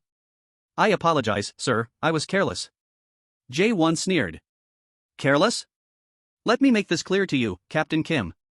I don't give a damn whether this tiny, salaried security team is competent or not. Kim Ryan widened his eyes. Excuse me? He squeezed his chin, forcing him to face him, and said in a cold voice. I only beat you up, old man, to relieve some stress. There is no deep reason behind it. He continued asking, so where is the imposter pretending to be a VVIP? Is he in Director Seo Song-woon's office? I have already sent someone to drag him here. Jae-won continued asking, Seo Sung-un is the one who agreed to recruit Ho-ho and Kwai, right? He nodded, that is correct.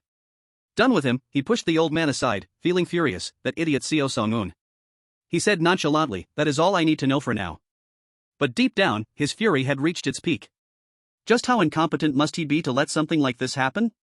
Jae-won thought to himself, I gave him the director position for old time's sake, but now I understand why people say to never trust scumbags. Kim Ryan called after him, where are you going, sir? He replied, I have to go check on something. He silently calculated, no matter how he thought about it, something felt wrong. Jae-won wondered, why would Mr. Jungu come all the way to my company just to wait for Seo Sung-un instead of me? He lowered his head, thinking that it would be useless no matter how much he pondered, understanding that person's thoughts was impossible. On the other side, Hyung-seok still lay motionless. He was dragged to another place, surrounded by the whispers of a few lackeys. Sir, how should we deal with this guy now? What do you guys think? He is just an annoying bug that accidentally slipped in. One guy asked, should I take the risk and kill him? Jong-gun left, leaving 3 guards behind. Watch them carefully, I'll be right back. They answered in unison, yes sir. Young-do asked, Mr. Kim, are you okay? Sang-ho chimed in, one day I will teach that bastard a lesson. Kim Ryan showed no concern, whatever, we only work for money anyway. Young-do couldn't hold back and started chatting, let's go for a few drinks after this is done, Mr. Kim. Sang-ho was also excited, let me go with you. Kim Ryan did not reply, he paid attention to the young man behind him. Is he unconscious already? He was caught too fast, I expected him to be better. He glanced over, thinking to himself, or is this part of their plan, then what could the purpose be? Did they intentionally distract us to go find those 2 girls? Then he quickly denied it, but who would ever trust that idiot to be a decoy? The security team ran out from nowhere, looking panicked, Captain Kim, are you okay? We heard there was an intruder. Kim Ryan almost screamed, what are you guys doing here? He was furious, who allowed you guys to leave your posts? The group immediately made excuses, it's fine. They are all locked tightly on that floor, all the windows are tempered glass, besides, no one knows how to enter that floor. They assured, it doesn't matter if there is no supervisor, I guarantee no one can escape. He didn't listen to half a word, continuously ordering, you're only good at making excuses, quickly return to your posts, you idiots. Yes sir, since Captain Kim said so, the security guards had no choice but to bow their heads, sorry Captain. Hyun-seok's body lay motionless on the ground, suddenly, he slightly opened his eyes, assessing his surroundings. Time flashed back to when the 3 of them gathered their heads at the strategy table. Listen carefully, Hyun-seok, we're all going to be exposed eventually anyway. Hyun-seok looked annoyed, what do you mean exposed? We haven't even stepped foot inside and you're already jinxing it? Hyung-seok assured that it was inevitable.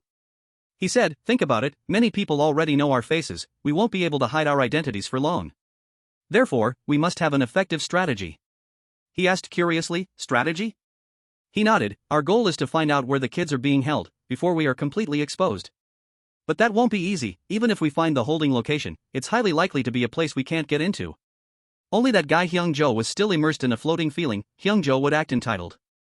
He hurriedly asked, so what do you mean in the end, Hyung-seok? He immediately said, I have a mission for you, Hyun-seok. Hyun-seok was surprised, a mission? Hyung-seok outlined the strategy, when you find clues about where the kids are being held, do as I say. Hyun-seok was full of suspicion, do as you say? What do you want me to do? He slowly took a sip of water, first, he said, cause a commotion. Hyung-seok emphasized this, causing such a commotion that it attracted the entire security team, making the security guards run around in a panic. There's an intruder, but we have to guard this place. It's all tempered glass anyway, what is there to worry about? Hyun-seok started to feel annoyed. What kind of stupid plan is this? Why would you want to attract the entire security team? We don't even know where the holding location is. Hyung-seok said, just don't worry. He thought to himself, I believe in you, you've set everything up, I have an undercover friend who will take care of it. Park Hyung-seok's friend is none other than Hyung-seok in his chubby body. The lock was removed from the glass, he gathered momentum and threw it hard against the thick tempered glass. He muttered, I scarfed down 6 whole chickens because they are an abundant source of protein. He roared, using all of his strength to punch the glass door hard. The unlock code is 9999. Hyung-seok quickly found the location of the 2 girls, Ho-ho and Kwai. Are you 2 okay? Don't worry, he reassured them, I'm here now. As soon as he opened the door, he immediately shouted, you 2 aren't hurt anywhere, right? Can you guys run? Meanwhile, the 2 of them were still dazed, Hyung-seok. They looked at his hand in panic, Hyung-seok, your hand. Hyung-seok chuckled, sorry, I didn't expect that to be tempered glass, that window was harder to break than I thought. He softened his voice, sorry for making you 2 see blood, then he led the 2 of them to run away. Hurry up. At this moment, Kwai was still wondering blankly, Hyung-seok, why are you holding fried chicken in your hand? He replied seriously, sorry, I can't share this with you guys. She was confused, I didn't even want to eat? Hyung-seok excitedly said, it's great that thanks to one Sook causing a distraction, all the guards are gone. Oh man, running like this makes me hungry again. Whatever, we have to hurry. The other two ran and shouted. Hey, thanks for saving us, Hyung-seok. He laughed out loud, but I'm still not sharing my fried chicken with you. BRBR Ho-ho and Koi continued to run away on their own. The two girls opened all the rooms they passed by. Ho-ho shouted, everyone hurry up, we have to escape and find someone to help. She thought to herself, I have to save more people. They even found the room containing Okisu. She was slightly surprised and asked doubtfully, can we really get out? BRBR Hyung-seok nodded, yeah, it's safe to go out now. My friend is waiting for us outside. He was overjoyed, great, we have freed everyone who was being held captive. Suddenly, Hyung-seok turned his head. Ka Vang was standing right next to him. Hyung-seok was surprised, Ka Vang, were you also held captive? He was confused, why is Ka Vang here? What is his connection to the workers after all? Whatever, it doesn't matter. BRBR he quickly brushed it off and shouted, everyone hurry up and find the exit. There are no elevator buttons in here. We don't have much time left. Right after that, a punch flew straight into Hyung-seok's face. A very frustrated voice echoed, making everyone freeze, I was wondering where all these annoying flies came from. Ka Vang took off his wig. It turned out that the window had been opened from the inside from the very beginning. J1, president of 1MCN, was indeed the golden boy, he sat on Hyung-seok's body, are you the one pulling the strings? Since earlier, he had found something suspicious, immediately left, I have to go check something, he looked at Hyung-seok lying on the ground, found it. J1 picked up the glasses, slowly saying every word, I took the effort to wear a wig, wear non-prescription glasses, and act like a clown, to monitor the streamers. He said with a disdainful voice, who would have thought this clown would blow my cover? J1 sneered, didn't you find it the least bit suspicious, as to why we would lock up a talentless guy like you? Hyung-seok opened his eyes wide, what? He patiently explained, from the very beginning I didn't believe you at all, he snorted coldly, that room can only be entered if you have a special card, at that time, I asked myself. He lowered his voice, where did this guy get the card? Seo Song-un and I are the only two people in the company who have that kind of card. J1 said, the only people who have the 1MCN card besides us are the 5 VIPs with black badges. He had contacted Jong Gun beforehand, he said indifferently, a fat guy with a lock dangling from his glasses, using a 1MCN card, sounds wrong, it's not Mr. Gun. Jun-gu also expressed in a mocking voice, say what, have I ever given anyone a 1MCN card, we have cards, so it's not Mr. Gu either. Jong Gun seemed to not care, you can hang up now, Jun-gu suddenly yelled, wait, your right hand is perfectly fine, why do I have to hold the phone for you, these two are considered innocent. J1 continued, none of the VIPs admitted to giving their 1MCN card to anyone else. The doubts about you kept piling up, and finally, I came to a conclusion. He leaned in, the card you have is a fake. He revealed his initial intention, I didn't know what you were plotting, so I decided to lock you up. If I was wrong, I could just apologize and be done with it, but fortunately, I wasn't wrong at all. He looked at J1 in shock. What was going on? The guy's eyes suddenly turned manic, spit it out. Fear welled up, what was he talking about? J1 repeated, what are you and Seo Song-un plotting together? I guessed right, didn't I? I hit the nail on the head, right? He suddenly froze, why was he suddenly suspecting Seo Song-un? J1 laid out his speculation, Seo Song-un was the one who gave you the card, right? At that time, he was just putting on an act to fool me, wasn't he? You're his subordinate, aren't you? Am I right?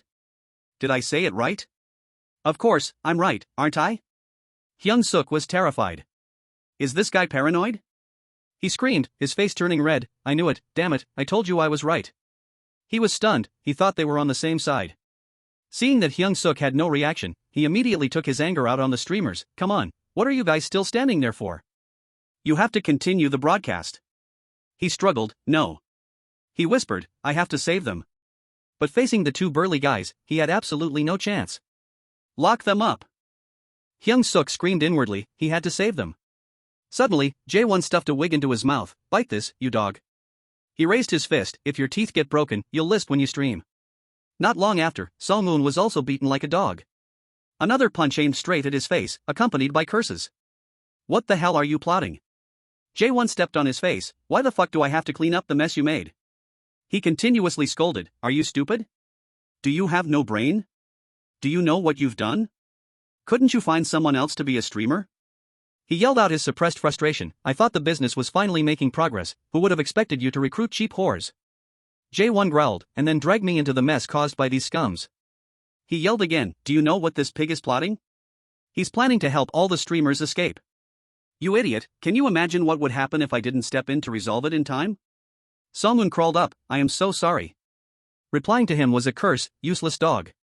Jae-won spoke in a disdainful tone, don't disappoint me again, understood Song-un? I am the one who helped you get to where you are today, I can take back everything I gave you.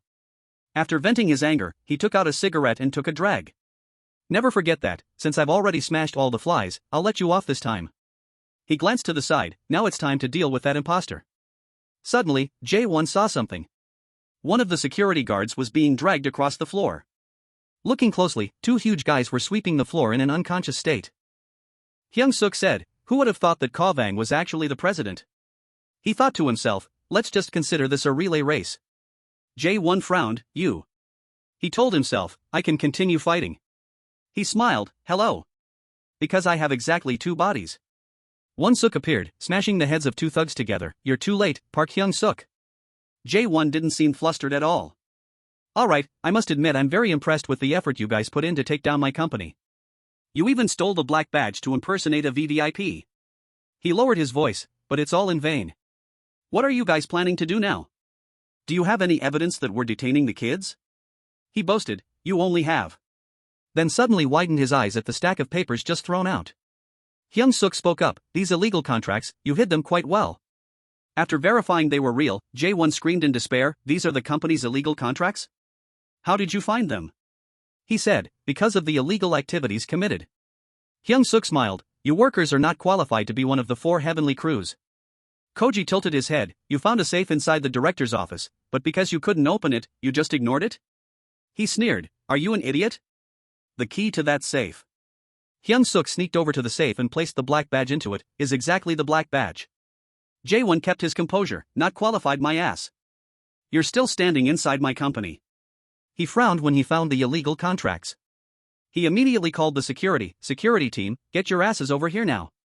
Countless questions popped up in his head, but I didn't store them there? I don't have time to dig into this right now. He ordered, catch them. At this moment, Jang Hyun was lying leisurely at home.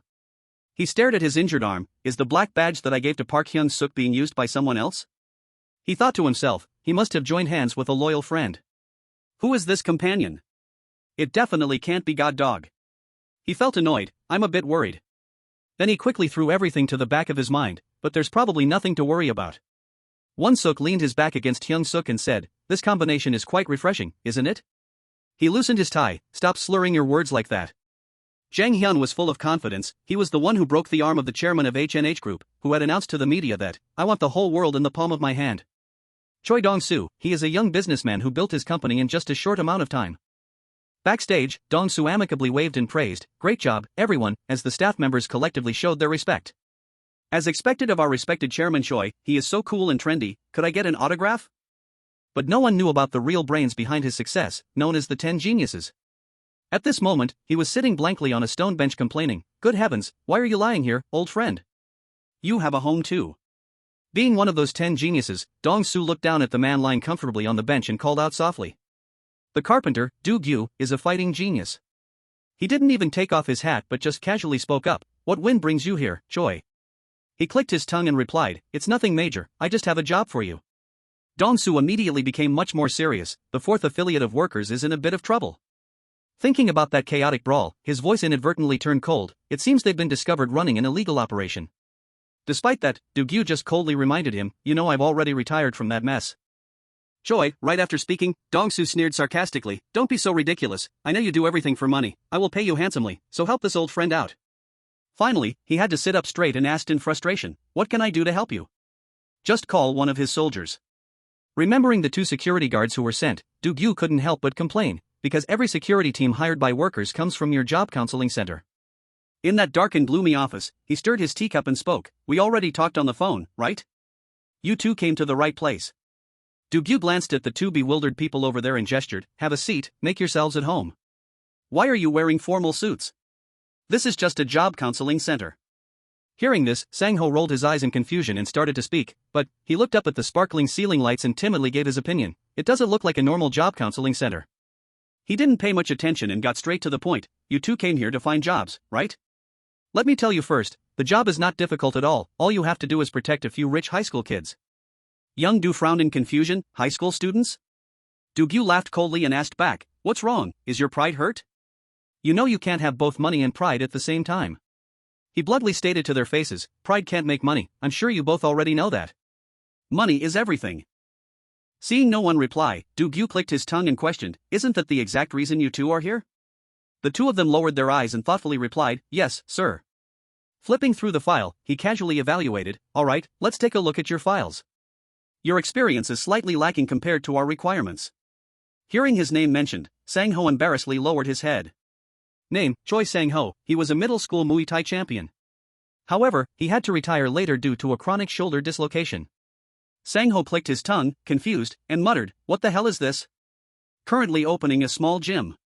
Do-gyu did not hesitate to praise, you've come to the right place. When facing Hyung-seok, he couldn't help but blurt out, are you really a high school student? A fighter should fight, not train at a gym.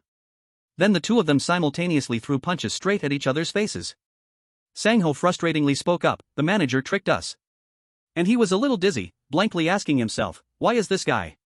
He continued his disdainful judgment, I have to protect the rich kids from guys like this? Hyung-seok was silent for a moment and then inwardly marveled, so strong. Despite his bruised face, Sang-ho coldly stated, you just broke my bone, so I couldn't fight with all my strength. On the other side, Young-ju was kicking and punching frantically. Assistant Park, name is Park Young-ju. Spitting out a mouthful of blood, he growled, you broke my fractured bone. This was the former leader of the Black Bear gang from Gangseo. Because he was heavily injured in a gang brawl, Hyung-seok wiped the blood from the corner of his lips and suspiciously remarked, these guys are a rare breed. He is Kwon Ji-tae's father, and right now, he is just a bear without claws. Seeing the two kids still able to stand straight, Young-ju was a bit surprised and exclaimed, does this situation even make sense? They took down all our subordinates in the blink of an eye and are now aiming for us. He gave a sick smile and called out, hey, pretty boy, tell me the truth, you didn't go all out in the elevator, did you? He tilted his head up arrogantly and slowly listed, I only have one thing to say. In my record of 1,200 wins out of 1,204 matches, I have defeated tons of thugs like you. Right as Hyung-seok opened his mouth, Young-ju's steel fist flew straight into his face. Human traffickers. Even so, he still gave him a punch right in the hip along with a mocking remark, despicable bastards. The pain rushed straight to his head, making Young-do widen his eyes in agony, this brat, how can he still swing a fist? Taking this opportunity, Hyung-seok rushed forward and delivered another punch, wouldn't it be very weird if I let the bad guys win? The questioning voice made Sang-ho turn to look, aren't you ashamed of yourself? You know full well what kind of place this is. Hyung-seok frowned in dissatisfaction and continued, is simply making money an excuse for the wrongdoings you do for them? But he didn't care and swung his fist at him, it doesn't matter, kid. I will kill anyone, just for that simple amount of money. A second later, Hyung-seok tightly grabbed Sang-ho's head, making his eyes widen in shock, what the hell? He didn't hesitate and directly kneed Sang-ho in the face, did you think you could win? While he was still lost in thought, he is copying my moves. After taking care of the two of them, Hyung-seok stood straight and coldly declared, people who only work for money like you guys don't have a chance to win against people who fight for others like us. Young-soo lay flat on the ground and cursed through gritted teeth, Assistant Park, motherfucker, how hard did you hit me just now? Sang-ho also angrily retorted, I'm in as much pain as you are, so shut the fuck up. I told you we shouldn't have fought. Hyung-seok's doubtful voice rang out, where are you looking, Park Hyung-seok? I need to check something. He took off his shirt to reveal his muscular body and asked, how much do you have left, strength? He opened his mouth with a bit of disgust, sorry, but, could you not skip any words? I can't understand what you're saying at all. Speaking of this, Hyung-seok's eyes suddenly flashed with a cold glint. Anyway, looking at the two giant men in front of him, his voice subconsciously lowered, it's a 2-on-2 match now. Hyung-seok lowered his face and coldly countered, which made him suspicious, maybe not. Observing the two guys growling at each other over there, he spoke thoughtfully, from what I see, they don't seem to be on the same side. Jae-won smirked with a vicious look on his face and interrogated, what are you hiding from me, what are you scheming? Remembering Jun-goo's smiling face, he roared in anger, why did Mr. Gu come to meet you, and not me? No one answered, making Jae-won even more furious, what are you calculating? At this moment, Sung-un finally spoke up, come on, stop it. He glanced at Hyung-seok and the other, smiling meaningfully and reminding him, don't argue in front of them. He looked over with some suspicion, how the hell are they standing over there, did the assistants lose, damn the useless trash, not worth a single penny I spent. The two of them stood frozen as soon as Sung-un's voice rang out, do it. Kim Ryan was seen rushing forward like lightning to send Hyung-seok flying. Captain Kim, looking at his bewildered and hateful face, laughed and replied, "Are you sure, sir?" Kim Ryan maintained his arrogant posture and made a demand, "If I participate in this fight, I will charge an extra fee." Going back to that day, a judgmental voice rang out, "So, you came here to make money?" He explained embarrassingly, "To take care of my daughter, I am willing to do anything." Upon hearing that, the other person excitedly exclaimed, "That's right, if you want to make money, this is the right spirit." Do-gyu flipped through the profile and clicked his tongue, muttering, "Let's take a look at your experience, you are a strange old man." At that time, he asked in surprise, "You don't have a name?" Kim Ryan reminisced while giving Hyung-seok another punch. Seeing him fall backward in pain, Do-gyu's voice seemed to echo in his head, "You left the name section blank, because you don't have one, right?" Seeing this, he slowly spoke up to comfort him, "It's okay to pass out, kid," as his voice kept echoing in his ears. "Alright, so from now on you will be known as Captain Kim." After saying that, Kim Ryan got into a combat-ready stance and said, "There is nothing to be ashamed of, former NSA agent." Hyung-seok lowered his body and raised his eyebrows in suspicion. "What the hell, old man, did you hold back against me last time?" Deep down, he was full of hesitation. This old man is really strong, what should we do now? He coldly took off his glasses and calmly replied, "Because I wasn't paid any extra before. Moreover, kid, you remind me of how I used to be." Hyung-seok suddenly snapped out of it and shouted in his heart, "That's right, there's only one way." He silently pondered, he had to cooperate with Hyung-seok and fight together, just like the time he was with Jin-sung. At this moment, Hyung-seok suddenly spoke up, "I see you are still very sentimental, man." This made Hyung-seok a bit doubtful, but would it be feasible to apply it with Hyung-seok? He couldn't even communicate properly with him. He began to hesitate, after all, he wasn't Jin-sung, doing so might just get in each other's way. Kim Ryan very quickly threw another straight punch to his face, "I'm sorry we have to meet this way, kid." Hyung-seok looked and was extremely shocked, moreover, that person was too fast, terrifyingly fast. Waiting until he regained his spirit, he barely had time to shout, "Hyung-seok," but inwardly calculated, if it were Jin-sung, he would have been able to dodge that punch. At this time, Hyung-seok, who was holding the head, looked over blankly and questioned, "What?" He seemed dissatisfied and burst out, "Aren't we cooperating, why are you just standing there?" Asked this, Hyung-seok was stunned for a long time before he could utter, I was going to ask if you were hungry?" Not waiting much unlike Jin-sung, he gave Kim Ryan another fierce knee strike. "If you don't want to cooperate, then forget it." This action left him dumbfounded. Hyung-seok was always ready.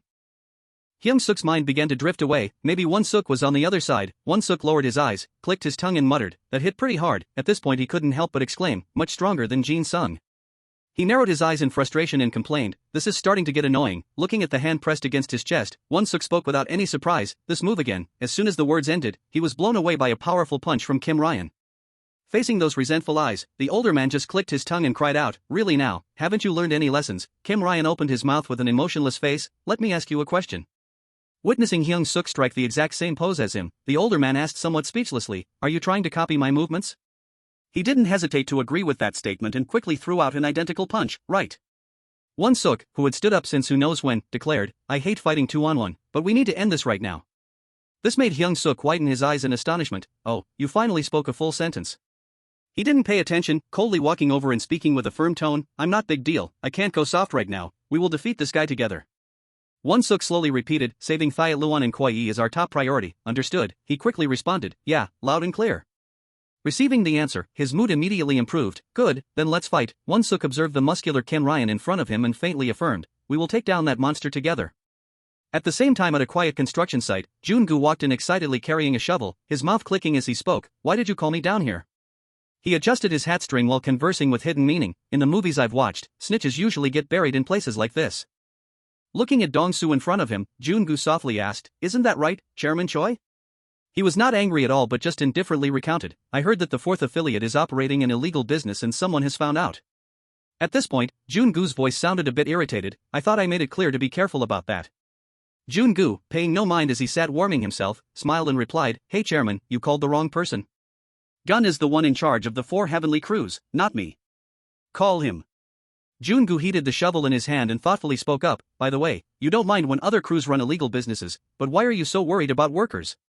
Under the flickering firelight, his cold eyes flashed with killing intent, "Unless workers is actually holding something against you." Hearing that, Dong-soo sighed and confirmed, "This is why I told you not to leave. Until workers is completely under control, I need you there to keep an eye on them." Just then, an unexpected voice interrupted, "Is there someone else here?" This playful sound also caught Jun-gu's attention. "Peekaboo, found you." Do-gyu lowered his head and laughed meaningfully, "Look at this, long time no see, Jun-gu." Ignoring his terrified look, he gave a sinister smile and asked, "Gun didn't come with you, honey?" Seeing that bewildered face, Do-gyu burst into a hearty laugh, clicking his tongue and exclaiming, "Oh, baby seems to have grown a lot. How old are you now, 20? You babies grow up so fast. Oh, right, you are only 19. And a second later, a barrage of obscenities slipped from his mouth. "Now then, my little goo-goo. It has been a long time, let me see your goods." The person who arrived was the boss of the White Tiger Job Center, Lee Do-gyu. Standing in front of the blazing furnace, Jun-goo's sluggish tone rang out, "Chairman, my heart aches so much." He calmly recounted, "The 4 heavenly crews are under Jung-gun's charge. The fact that workers was caught doing illegal business has nothing to do with me." The subsequent words made Dong-su's expression grow even colder. "You know I am your bodyguard, instead of rewarding me properly for the hard work I put in." Speaking up to this point, Jun-gu questioned with a hint of disgust, "Did you call this old man here again because you suspect me?" Hearing this, Do-gyu was not angry but laughed and marveled, "Crazy, our little goo-goo has gone crazy." He lifted his glasses a bit in frustration. "So what is the plan here? That old man told me about you before. He said you were a formidable fighter in your prime." Jun-gu glanced at the man pondering on the side and demanded, "Do you want a 3-way fight?" However, the next second, his eyes widened in utter astonishment. "Kim Jun-gu," Dong-su held up a check and said, "Here is your bonus." He spoke with a sympathetic look, "I didn't mean to make you mad, I called you here to thank you for working so hard." Seeing that stunned expression, he couldn't help but tease, "Our little goo-goo is getting a bonus." But very quickly, Jun-gu coldly confirmed again, "Are you sure that's the real reason?" Dong-su calmly replied, "Of course." Meanwhile, Do-gyu, who was on the side, continued to add fuel to the fire. "Our baby goo-goo is getting suspicious." He coldly rolled his eyes and asked back, "Do you really think I suspect you of colluding with workers?" As soon as the words ended, he interrupted, "The chairman is just as tough." Dong-su ignored it and continued, "But what he said earlier," Jun-gu's voice at that time still echoed in his ears. "Perhaps it's true that workers is holding something against you, making him ponder and praise." "That's quite interesting." However, he just narrowed his eyes and spoke suspiciously, "Is that so?" "Because I find it quite interesting." After speaking, Jun-gu quickly snatched the check. Getting what he wanted, he turned his back and left in high spirits as the great chairman Choi Dong-su was provoked by workers. Do-gyu gulped down his liquor, laughed, and remarked, "Now I'm just a third wheel for you too, huh?" Hearing the voice, Jun-gu coldly called his name, "And you, old man." Before leaving, he viciously left a threat, "You better watch out, if I see your face again, I'll gouge your eyes out." A moment later, he imitated Jun-gu's tone from earlier, "Chairman, I feel a bit wronged." Do-gyu didn't hesitate to ask directly, "Where is my bonus?" Dong-su didn't pay much attention, reaching into his pocket to take out his liquor bottle. "Enough joking around, my bonus." He clinked his glass and cursed, "Even if I gave you $1 million, you would just spend it all on soju." He clicked his tongue and judged, "Look at the person who poured his whole fortune into collecting precious liquor talking." Saying that, Do-gyu flopped down on the ground and exclaimed, "Where's the sly Choi I used to know? Now you are just an old babysitter letting brats run wild everywhere." This remark immediately made Dong-su laugh. "Don't talk nonsense, I am still the one holding the leash." Pausing for a moment, he suddenly added coldly, "And it's time to cut this leash." Hearing this, a spark of amusement immediately flashed in his eyes. "I'm not on your side, is it okay for you to tell me these things?" Dong-su replied in disgust, "You only protect them for money, you are not on their side either." He calmly exposed, "We have never been on anyone's side, we are only on the side of money." Do-gyu narrowed his eyes meaningfully, knowing that, "Did you still come empty-handed?" Dong-su smirked and asked back, "With you, have I ever come empty-handed?" The next words immediately stunned him, "Currently, this building belongs to you." Do-gyu quickly regained his cheerful spirit and dialed the phone. "That's more like it, adults talking is indeed much more refreshing than having to talk like children with those brats all day long. I'll make a phone call, for now, just one phone call is enough." He muttered while sipping some wine, "Adults talking is really refreshing." Meanwhile, he was still happily talking to himself. "Let's see, this is the third affiliate, this is the second affiliate." After searching for a while, Do-gyu suddenly cheered, "Found it." Back to the other side, while Hyung-seok was still dazed, a fist rushed to his face. It seemed his voice suddenly echoed somewhere around here, the fourth branch. Time seemed to stand still when Kim Ryan answered the phone. "Hello, I'm listening, boss." He immediately bowed low, respectfully replying, "Yes, boss, please rest assured." "Yes, I will do it right away."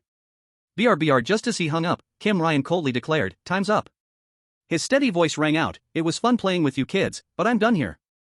These words instantly left the two of them stunned. "What?" Ignoring them, Kim Ryan turned and called out, "Get up, Assistant Park and Assistant Choi. The boss is calling us back." Sang-ho quickly stood up and dusted himself off, while Young-ju replied in confusion, "Yes, Captain." BRBR. Right at this moment, a shrill scream suddenly echoed, interrupting them. "What are you guys doing?" A fierce roar from behind quickly caught his attention. "Hey, Captain Kim." Jae-won, with a ferocious expression, yelled frantically, "You psycho, what the hell do you think you're doing? Continue fighting right now."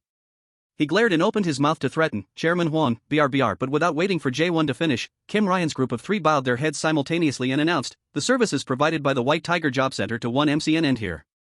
As he put on his clothes, he explained, "We work for money, and our boss just secured a sweeter deal.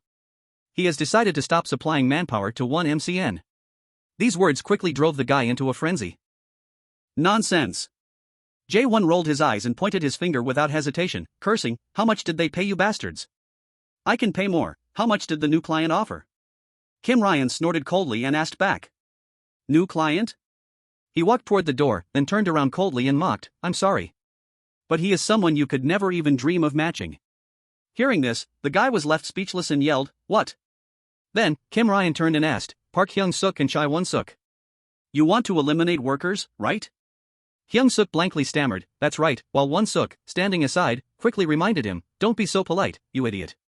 He didn't pay much attention and just left a vague sentence before walking away, "I believe we'll meet again, because there are still 3 more affiliates left." Seeing this, he hurriedly reached out and called after him, "Wait, mister, give us more clues about the other affiliates." However, before he could finish his sentence, the surroundings suddenly blurred, causing Hyung-seok to freeze. He blankly touched his chest and wondered, "My body." Feeling something unusual inside, Hyung-seok gasped in doubt, "It's heating up again." The intense heat quickly made his reasoning crumble, "My eyes are getting blurry, I feel so dizzy." At this moment, his voice still echoed in his ears, "Hey, Park Hyung-seok, what's wrong?" Hyung-seok didn't seem to hear and was still deep in thought, "It feels exactly like the time I fought Jin Sung." Thinking of that bloody brawl, he couldn't help but compare, "That time when I lost to Jin Sung, my body also started heating up like this, could it be that it's about to happen again?" His mind quickly recalled Kim Ryan's back, and a speculation popped into Hyung-seok's head. Could it be that this body thinks I lost because I fought too fiercely with that mister? Thinking up to this point, he immediately broke down. Would he lose consciousness again and fall into automatic mode like last time? But Hyung-seok quickly regained his composure. "No." Back then, before leaving, Jong-gun had said, "That's right. Before I leave, I will give you some information about fighting in an unconscious state, it's called Ultra Instinct." He began to fall into a chaotic train of thought. Jong-gun said that most people could not reach this state in their entire lives. This state only appears when you meet certain strict conditions. The time he reached Ultra Instinct was just pure luck, he wouldn't be able to achieve this state again anytime soon, even by accident.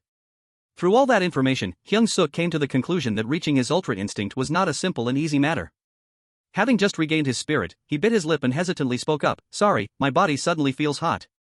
Jong-gun replied simply, "COVID is raging terribly these days." Hearing this, Hyung-seok quickly played along, "Yeah, I've registered for the vaccine." In his heart, he secretly calculated that he didn't need to worry about losing consciousness anymore. Right at that moment, Song-un's smiling voice suddenly rang out, "As far as I can see." He paused for a moment and then smiled meaningfully, continuing, "The 4th affiliate has been abandoned, sir." Hearing this, Jae-won roared in anger, "You crazy bastard." He lost all reason, rushing over to grab Song-un tightly by the collar and interrogate him, "How can you be so calm? We've just lost all our manpower. There's no one left to protect us. It's you, right? You're the one pulling the strings, this whole thing is your conspiracy, isn't it?" Facing that barrage of criticism, he just smiled calmly.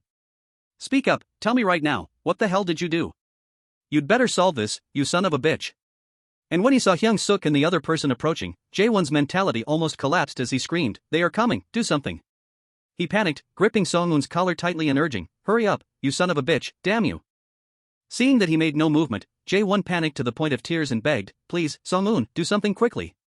Time seemed to rewind to that day, when 15-year-old Hwang Jae-won was just as desperate.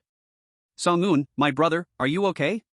He was both rushed and worried, repeatedly asking, "Did that guy reduce you to this state? That guy refuses to acknowledge you? What the hell is the reason? How dare he look down on my brother?" The more he thought about it, the angrier he got.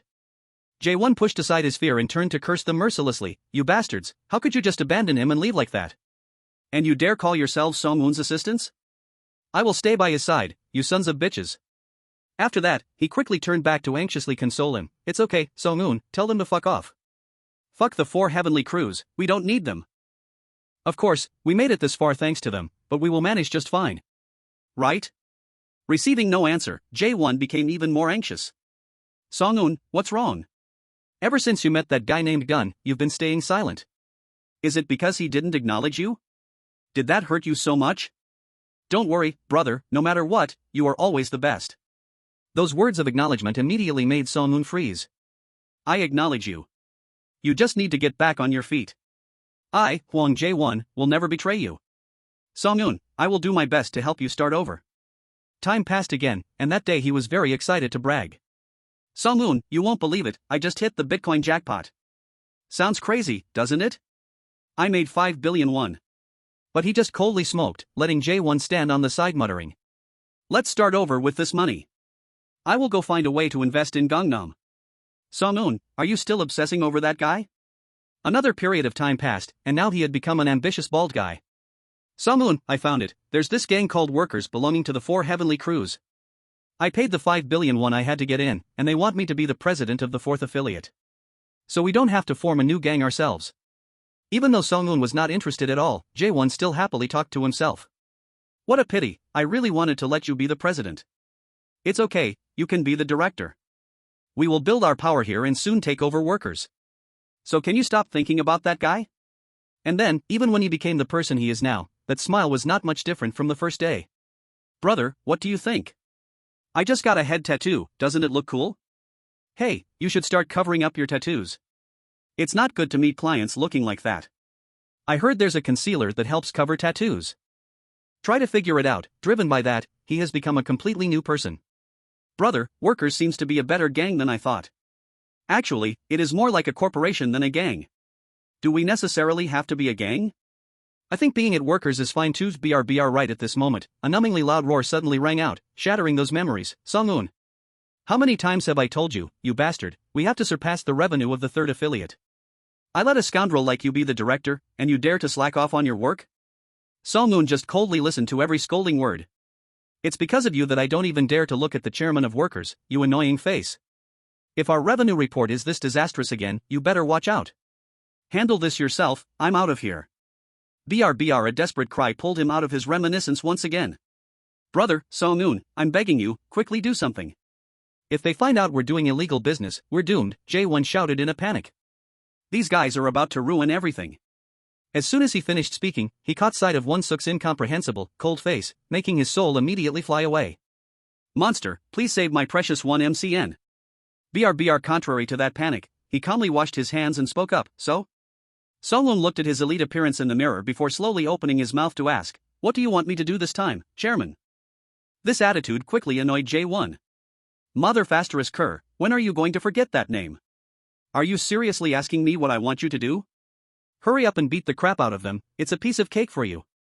Facing that barrage of sarcastic insults, he remained silent without replying. Do you know why Mr. Gunn rejected you? Because you are an idiot. Standing on the side, after hearing the whole story, Hyung-seok blanked out and wondered to himself, Gunn?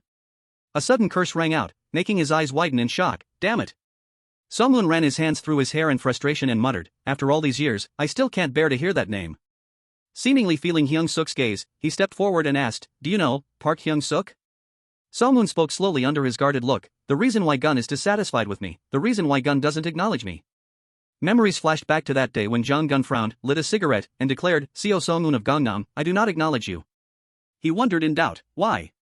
That voice kept echoing in his ears, "You look confused." This made Song-moon even more puzzled, but why? And then Johan's disdainful voice also appeared, the reason? How the hell should I know? He suddenly remembered one thing, I fought with Song Johan. A second later, Kim Ji-myung suddenly appeared and shooed him away, you should go home, Song-moon. Song-moon stood in a daze, thinking, I fought with Kim Ji-myung. Hwan Oh-chun, with a completely battered appearance, also appeared and sneered, I think it's because you're too reckless to be controlled. These words immediately made him remember that he had fought with Hwang Oh-chun. Memories spinning like a revolving lantern quickly helped Song-moon conclude one issue, I have never lost a single fight. He suddenly pulled out a sharp object from his pocket, they refused to tell me why, so could you tell me the reason, Park Hyung-seok? Song-moon's gloomy voice continued to echo steadily, why won't Gun acknowledge me, but at this moment, Hyung-seok just stared blankly, wondering, what is that? A thought suddenly crossed his mind, the thing he had seen in that room. Back then, when Hyung-seok saw the glowing object in the dark, he was a bit curious, what is that glowing thing? I feel like I've seen it before. Without waiting for him to hesitate, he slipped the brass knuckles onto his hand and urged in a growl, tell me. At this moment, Hyung-seok had the answer for himself, brass knuckles. The image of Song-un wearing a suit jacket suddenly appeared before his eyes, making him seem to understand his habit of pulling his suit jacket. Seeing no one answer, he coldly repeated again, "Why do you think I am not acknowledged by him?" Looking at the shiny object on that hand, Hyung-seok was stunned and came to a conclusion: it was actually the habit of wearing brass knuckles. Song-un still stubbornly pursued the question, "For what reason did he not acknowledge me?" Jin-sung at that time had commented with full contempt, "The reason I don't acknowledge Seo Song-un? Because he uses brass knuckles? Nonsense. There is only one reason." According to his evaluation, now he could also feel that cruelty through his fatal punch. Song-un is too brutal, he is a ticking time bomb. After finishing the beating, Song-un calmly sat down and asked, "How was that punch?" Even though Hyung-seok was lying collapsed on the ground, he still continuously urged, Park Hyung-seok." Not receiving an answer made the crazy blood in Song-un's body boil. In the past, Jin-sung had laughed with full anticipation at that time, thinking carefully, this matter seemed like it would be very interesting. Thanks to his next sentence, he successfully stood up before his astonished eyes. If Hyung-seok and Song-un fought, who would win? Hyung-seok couldn't help but sigh inwardly, finding it so strange, but outwardly he still muttered, "So what I saw back then was indeed brass knuckles. I know I'm smart, how lucky, I already." Even so, the strange reaction still distracted him, his body catching fire as if it was being burned. Hyung-seok spaced out in deep thought, but there was something even stranger. Not knowing where he pulled out a brass knuckle from, he smiled triumphantly and said, "Stealing one, this body is starting to control my emotions." Hyung-seok raised his eyebrows and threw out a challenge, "So, bring it on," but before he could finish speaking, he was interrupted by Song-un swearing, "Fuck, no wonder I saw one missing, so you took it, huh, Hyung-seok?" But he didn't back down either, raising his fist to threaten back, "Seo Song-un, don't you dare interrupt me." The scene shifted to a glass-covered skyscraper reflecting the night sky. Raccoon acted cute and started speaking, "Greetings, I have been waiting for you all along. Looking at those expensive clothes makes me even more enthusiastic. I was very surprised to hear that 3 VIPs are visiting today. I was told that you are a special person." Gao Mio quickly jumped over to press the elevator button. "I will take you to the floor where our streamers are confined. That is the most secret place that even the VIPs don't know about," he smoothly introduced. The way to the confinement floor was actually quite simple. To get to the confinement floor, Gao Mio pressed the 7th and 8th floors simultaneously while explaining, "You just need to press these 2 floors at the same time, sir." Seeing the display board change to the 2 letters R, he then announced, "We have arrived, sir. Please allow me to greet you properly again." Following the muscular back of Do-gyu, Gao Mio respectfully said, "Greetings, Mr. VIP." Seeing Kim Ryan hurriedly looking for something, everyone couldn't help but whisper, "Mr. Kim, what's wrong? What are you looking for?" He finally asked, "Do you two know where I was before we gathered?" Young Do frowned in suspicion, "Where you were?" Recalling the bizarre scene earlier, he frowned and muttered, "Weren't you in one of the stream rooms? You went on patrol, remember?" Kim Ryan was now sweating profusely, anxiously asking himself, "Where is it?" Meanwhile, pleading voices still rang in his ears, "Uncle, please let us go, we promise we won't call the police." He didn't care and went crazy, "Where the hell is it?" Kim Ryan then turned and growled a warning, "I'm busy looking for something, so be quiet. You two know I'm very scary, right?" The 2 girls, trembling with fear, tried to reply, "Yes, we're sorry." Suddenly, a girl cautiously spoke up, catching his attention, Uncle." Koi-e timidly handed over a handkerchief and softly asked, "Is this what you were looking for?" She tightly gripped the handkerchief and hesitantly explained, "You dropped it last time, so I kept it with me." "Did your daughter make this handkerchief for you?" Just as Asian was still murmuring, Kim Ryan hurriedly snatched it away, making her startle. "It's yours, right, ah?" Seeing that, Asian happily exclaimed, "So it's true. You were anxiously looking for the handkerchief your daughter gave you." Saying that, she suddenly revealed a look of yearning, "So nice, all my father does is beat me."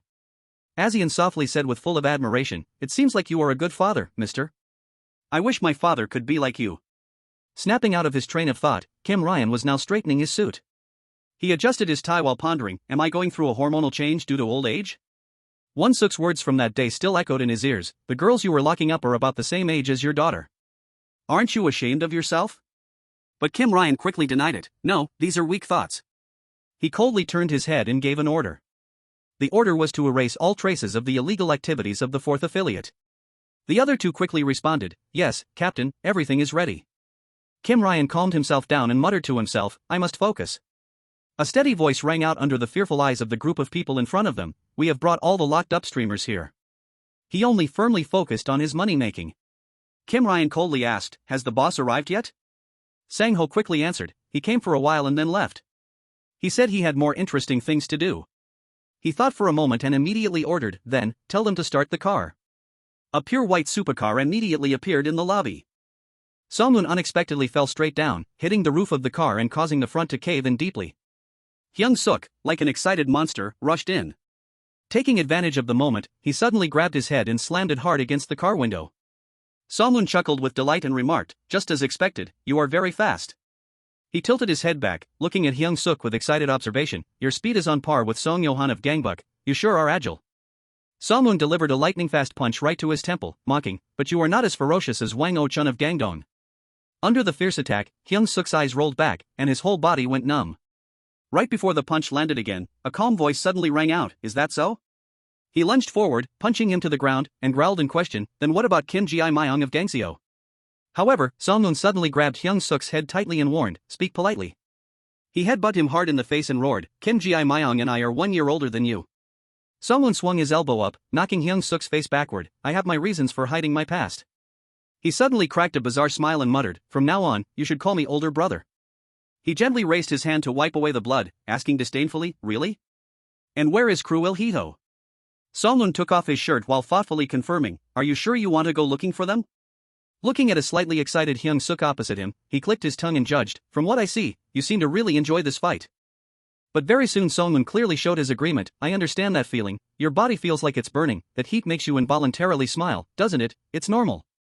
The two of them advanced together as his voice echoed everywhere, fighting is inherently a very stimulating thing.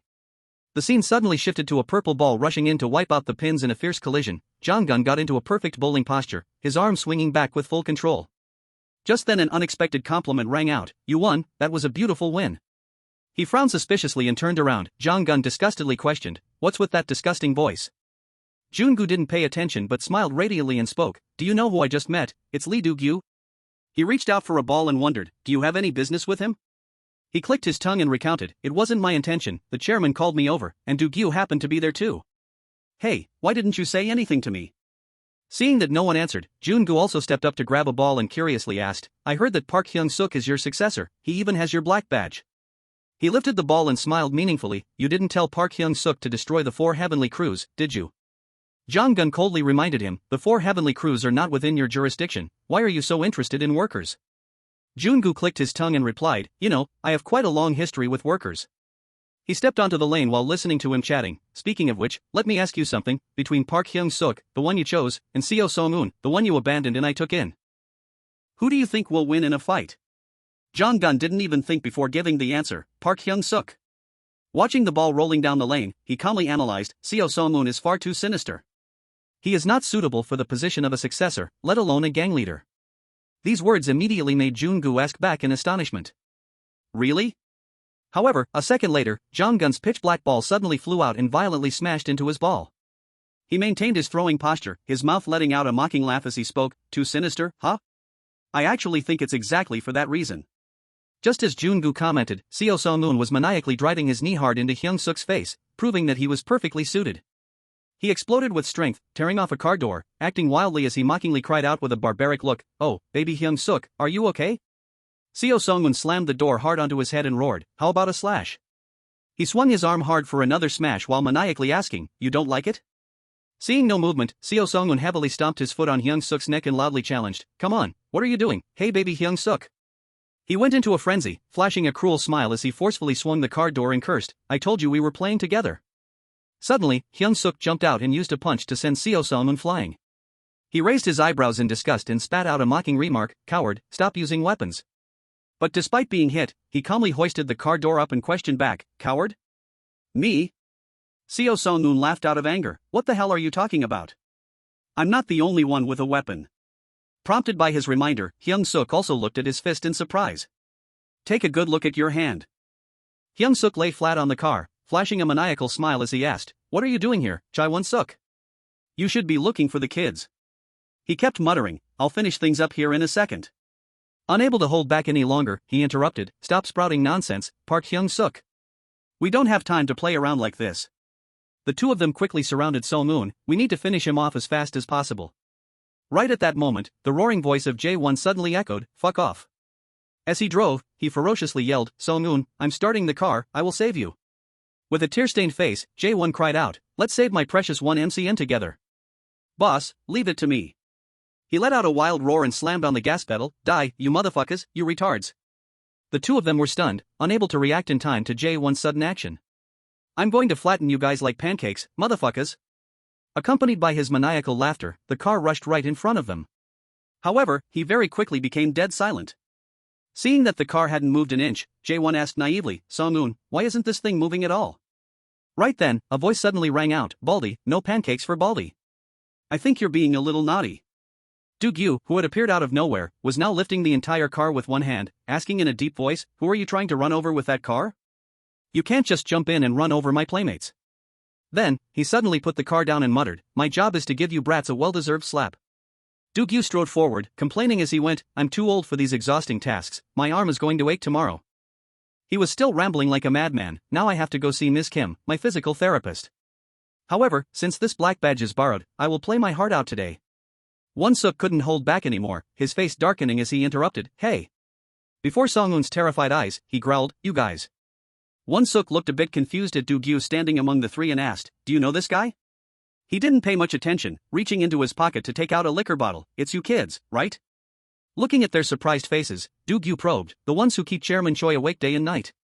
Then he suddenly sighed with regret, too bad for you kids, I was asked to teach you bad boys a lesson. Do-gyu tilted his head back to gulp down the liquor and comforted them, I promised to be gentle with your little birds, now come on. Seeing no one taking action, he laughed lewdly and urged, what are you standing there for, let me see the boys little boys. Just by looking at his face, all three realized at the same time that the person who arrived was Boss Lee Do-gyu of the White Tiger Job Center. Cutting to the evening at a construction site, Dong-soo stood from a high floor observing the city below. Behind him, a reporting voice rang out, I have informed Captain Kim, from now on my White Tiger Job Center will stop providing services to one MCN. Dong-soo softly called, Lee Do-gyu. He told Do-gyu, I want you to go there in person. He turned around with a sinister smile and spoke, I charge a pretty hefty price. Dong-soo confidently replied, have I ever disappointed you with the compensation? Looking out at the city below, his arrogant voice echoed, I'm more concerned about you, now you can't even fight decently, because you're afraid your expensive suits will get dirty. Dong-soo closed his eyes, his tone disdainful, it is true that you were a beast back in the day, but now you are just an old man with prostate problems. While he was still rambling, are you sure you can handle this? Kids these days are really fierce. Suddenly, Hyung-seok flew out and directly punched Do-gyu in the stomach. He took a stance and said coldly, let me ask you this, old man. However, he suddenly thought in his heart, this guy, he took a really hard hit but he still calmly took out his liquor and took a swig. Seeing this, Hyung-seok asked, Don_T you feel any pain at all? He thought again, he is nothing like Wang-o-chun. At this moment, Hyung-seok panicked and exclaimed inwardly, although he can_T feel pain, he is still injured. But this old man. Meanwhile, Do-gyu muttered, let_SC, is that so? Before he could finish thinking, Do-gyu suddenly grabbed his neck and lifted him up, his other hand still holding the liquor bottle to drink, and calmly asked, you are about 13 years old, RN_TU? Hyung-seok realized he wasn't_T injured at all. Do-gyu smiled savagely, speaking in a sarcastic tone, the wandering street boy I adopted a long time ago must be about this big by now. He wondered in his heart, who the hell is this freak? Do-gyu forcefully squeezed Hyung-seok_'s face and asked, kid, do you want to know what I taught that boy? Then, he leaned his head back. Finding it strange, he silently wondered, is he preparing to headbutt me? Hyung-seok had to close his eyes to endure the attack, I must endure this blow. But unexpectedly, Do-gyu bit his face hard like a madman and exclaimed, it is wildness. Without stopping, Do-gyu used his hand to forcefully slam Hyung-seok down to the floor, I only pretended to prepare for a headbutt. He continued to say disgusting things, this is what rich experience looks like, kid, you taste too salty. Seeing this, Hyung-seok called out loudly, Hyung-seok. Suddenly, Hyung-seok shouted, Hyung-seok, startling him. He tensed his body, stood up, and let out a huge roar. Hyung-seok warmed up his legs and spoke boldly, Don_T panic as if I_V already lost. But Do-gyu mockingly cried out, ooh la la, I_am so scared. He covered one of his eyes and said angrily, I still have one eye left. The other didn't_T care and slowly took off his pants. An arrogant tone rang out, kid, you just witnessed how strong I am, right? Don_T try to go against me anymore. I'm just here to take care of a few errands, I guess I'll have to throw away these blood-stained pants. Do-gyu continued, I suddenly remembered today is Friday, I shouldn't take off my pants on a Friday. Hearing that, Hyung-seok thought in confusion, he came here for a few errands? Who exactly is this person? It's impossible. He looked down at Hyung-seok with a perverted expression, because today is Commando Day. Meanwhile, he was still lost in thought, that man took down Hyung-seok as easy as a pie. After that, Do-gyu turned and walked away, complaining, why do you kids resist so fiercely, can't you just let me do my job and make money? Seeing this, Hyung-seok muttered to himself, does that mean we don't have to fight him? If we don't fight back, will he leave? Do-gyu walked away leisurely and spoke up, I'm just here to wipe out one MCN. He approached, leaning close to Sung-woon's face, and sarcastically asked, it seems you heard clearly what I said, right? That's why you calmed down, is this what you call emotional regulation skills? Hearing that, he just smiled slightly and said, how could I dare to oppose you? You are the one who trained them. Do-gyu heard that and remembered the silhouettes of Jong-gun and Jun-gu, then said in a deep voice, yeah, I raised them to be proper men, although right now I don't know who is stronger. He patted Sung-woon's face lightly, his tone sinister, so that's why you were so polite. Why are you holding back? Are you just going to stand by and watch everything end? Or are you calculating something, you greenhorn? After saying that, Do-gyu carried Jae-won on his shoulder. Drinking wine, he raised his voice, what if I take this bald kid away? The guy who was suddenly grabbed screamed, boss, Sung-woon. Do-gyu heard that and arrogantly asked, what was your name again? Say it again. Sung-woon, with a face trying to suppress his emotions, replied, it's Seo Sung-woon. He sneered, sounds like the name of a wanderer, doesn't it? Do-gyu leaned close to Sung-woon's face, glaring at him, you're acting as if you knew I was coming here today. Sung-woon cautiously replied, that's not true at all. He continued to say, since our illegal business has been exposed, being wiped out is inevitable. As for Jae-won, who was being carried, he angrily shouted, hurry up and put your pants on, old man, your stuff keeps poking me.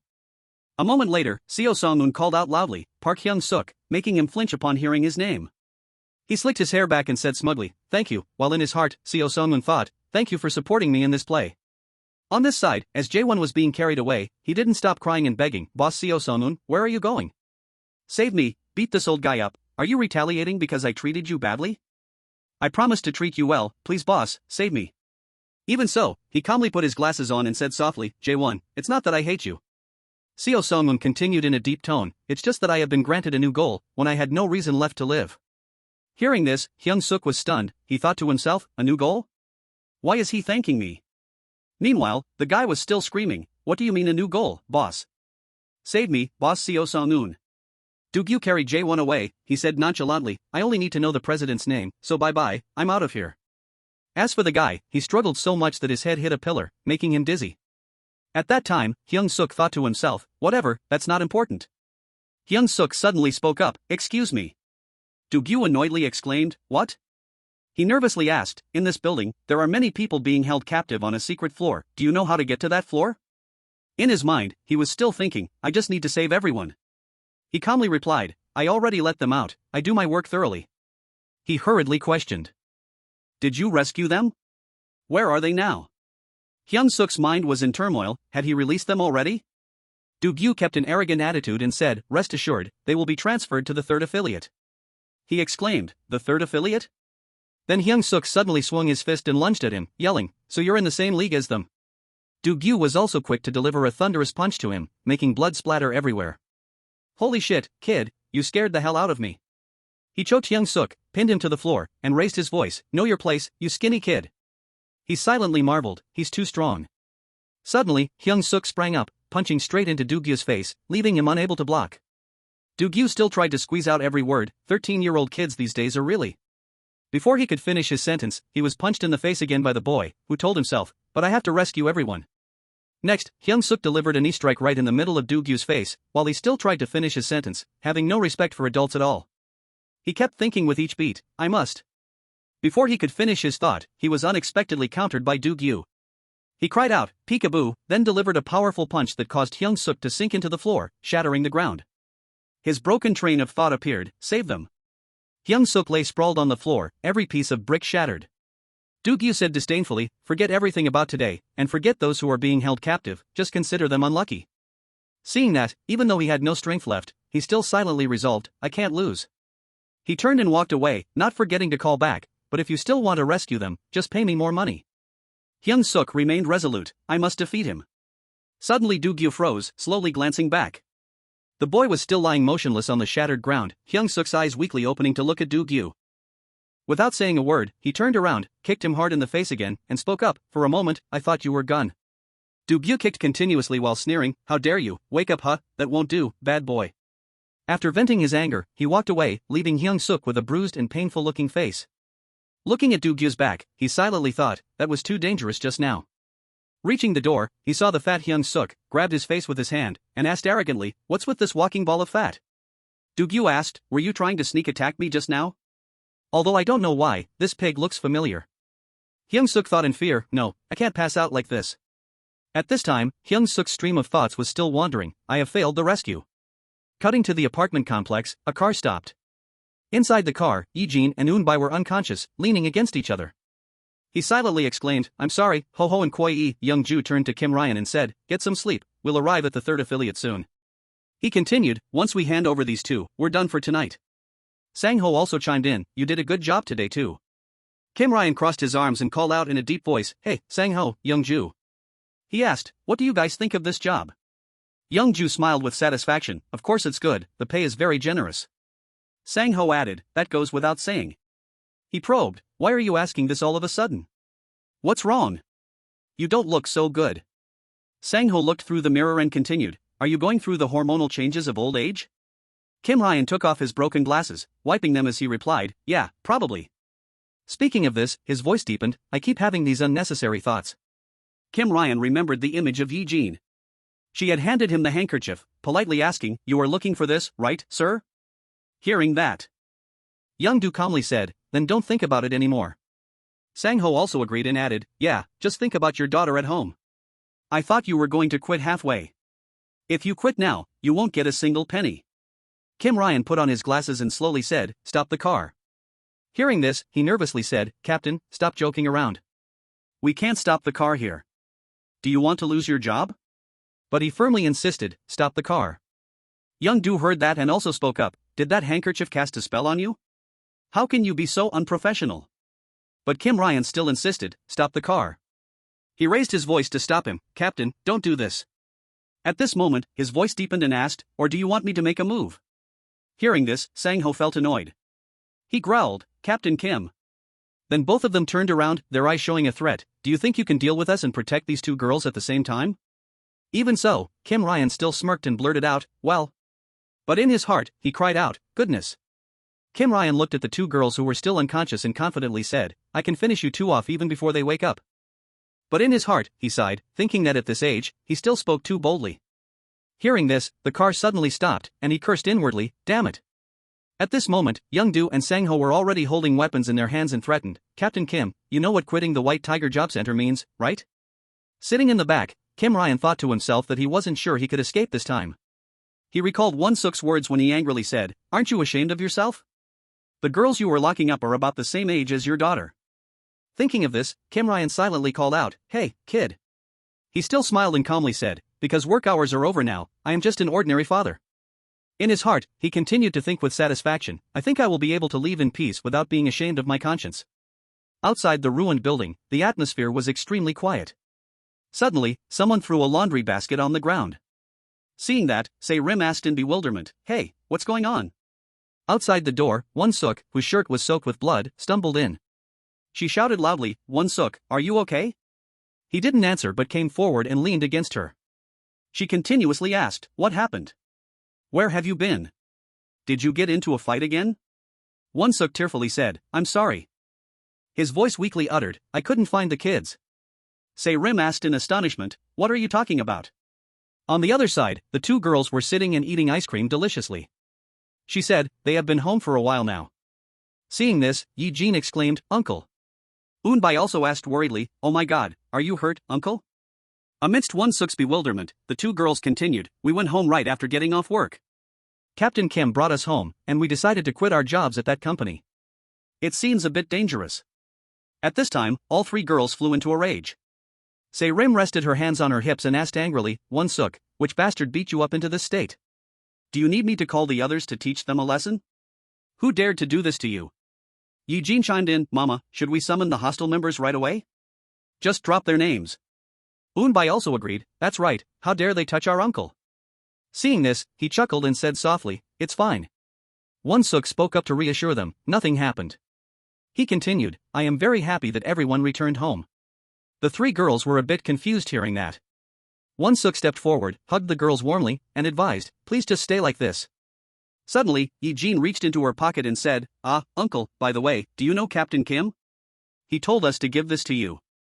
Holding the piece of paper in his hands, his eyes widened in shock. She relayed Kim Ryan's words. He said if you two have the chance to meet again, he hopes you will learn from him rather than training on your own. Going back in time a few hours ago, there was a knife rolling on the floor. Kim Ryan sat blankly leaning against the car. He uttered word by word, "You guys shouldn't do that." Sang-ho rested his hand, smiled lightly and said, "Come on, Captain. Since we have already transported all the other streamers, no one will notice if one or two kids are missing. Don't worry, we will take care of it." Young-do stood behind, waving a knife and exclaiming, "This knife is so blunt, it can't even cut a rope, maybe it's starting to wear out like me." Seeing Kim Ryan still standing there dumbfounded, he spoke up, "Are you really going to fight us? You can't even stand properly after the last fight. Stop blaming yourself and get up, Captain." The two pulled him up. Young-do said with a serious tone mixed with a bit of teasing, "If I stab you, how would I be able to face your wife and daughter? We are only letting it slide this time because of your hormonal change period or whatever it is." Sang-ho also chimed in, "There won't be a next time, hear me?"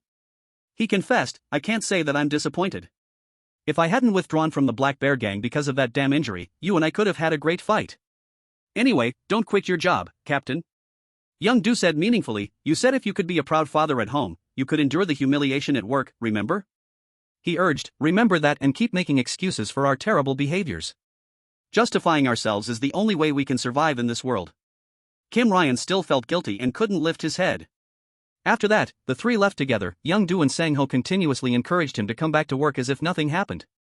That is why Yi-jin and Eun-bi safely returned home. Hyung-seok thought the same about himself.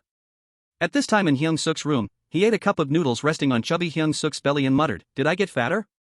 Now I can even use my belly as a table." He suddenly realized that although this seemed like a happy ending, something was off. After eating, Hyung-seok lay back leisurely and thought, "Luckily, this body doesn't gain weight no matter how much I eat."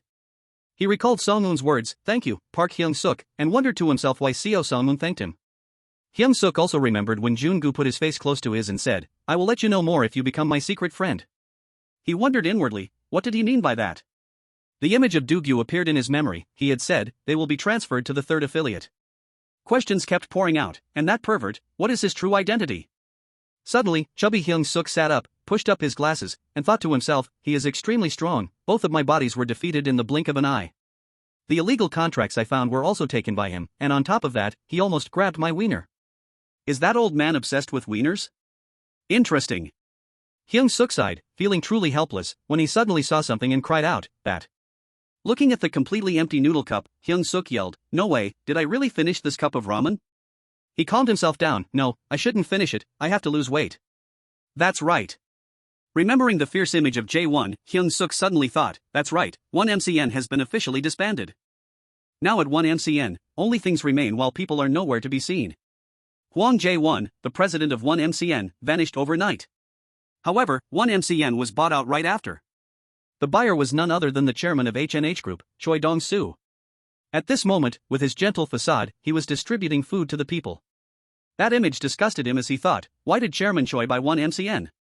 There are still many traces of evidence inside the MCN building. Why is Chairman Choi keeping so quiet? Why do I keep getting involved with him? Disappointed, Hyung-seok said to himself, in the end, I still failed to expose the crimes of 1MCN to the world.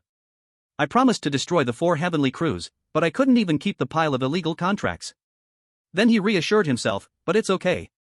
Hyung-seok picked up his glass of water and thought, I still have one last backup plan. He recalled what Jun-gu once said, as far as I know, the workers always keep the guests' belongings. Even VIPs are no exception. There are many reasons for this, but the main one is to ensure security. Some time ago at 1MCN, J1 cheerfully welcomed the guests, please step this way to tour the company. Please leave your belongings with our staff before we start.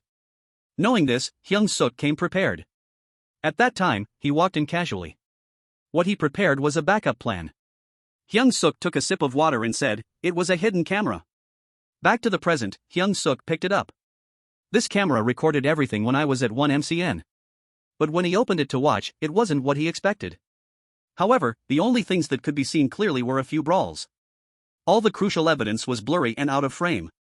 Even so, he told himself, well, slow and steady wins the race.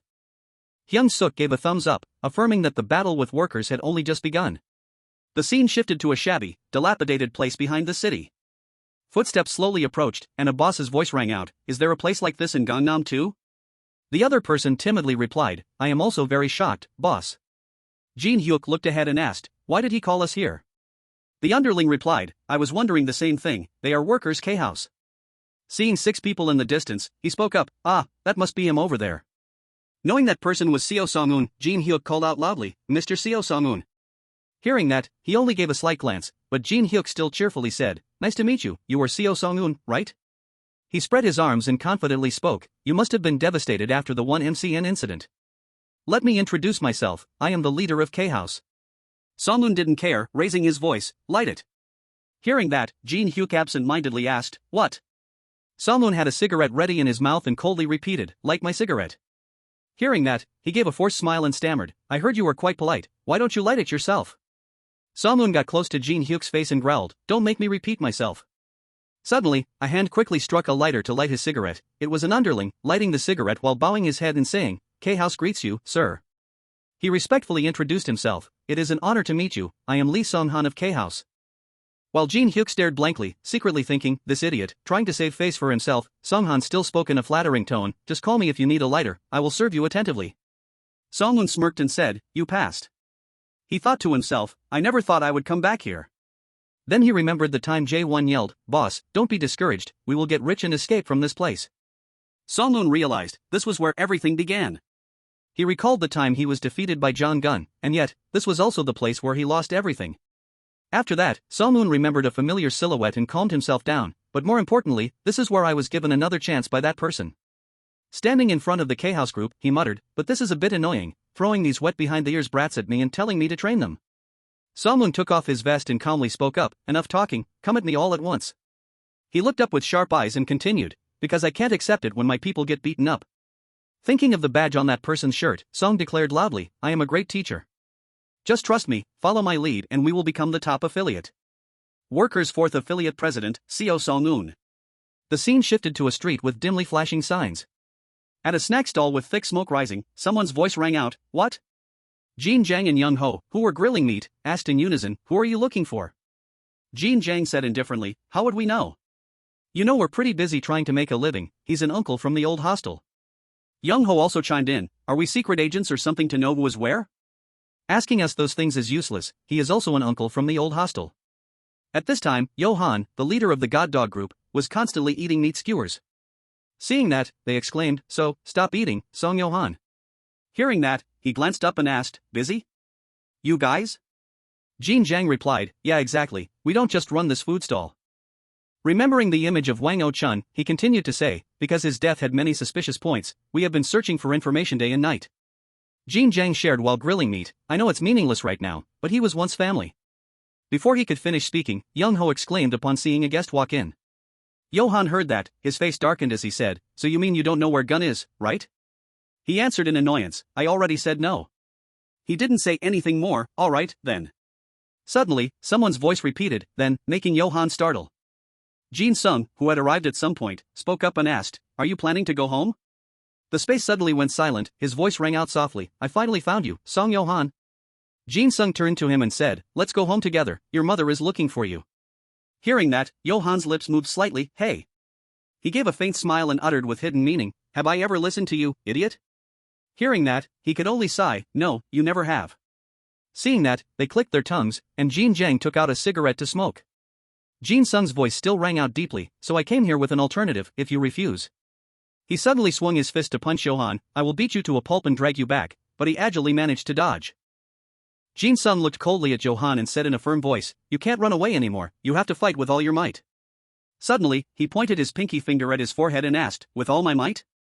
Johan smiled brightly and said confidently, hey, my pinky finger alone is enough to make you eat porridge instead of rice. The scene flashed back to a previous time, in a room, the rope hanging the punching bag made a clanking sound. Jin Sung was training hard, punching continuously. Seeing this, his teacher crossed his arms and pondered, when the kid said he wanted to return to boxing, I thought he was ready to be a boxer. Suddenly, Jin Sung exclaimed, oh shit. He turned around and said with a helpless expression, the punching bag is torn, teacher. Seeing that, the teacher yelled, you little brat. In his mind, he continued to think, but he is not ready. He grumbled, what crime did the punching bag commit for you to torture it so badly? Are you planning to go fight someone again? Jin Sung hastily replied, I won't get into fights. His teacher helplessly exclaimed inwardly, this kid. Jin Sung scratched his cheek and hesitated, unless he refuses to listen to me.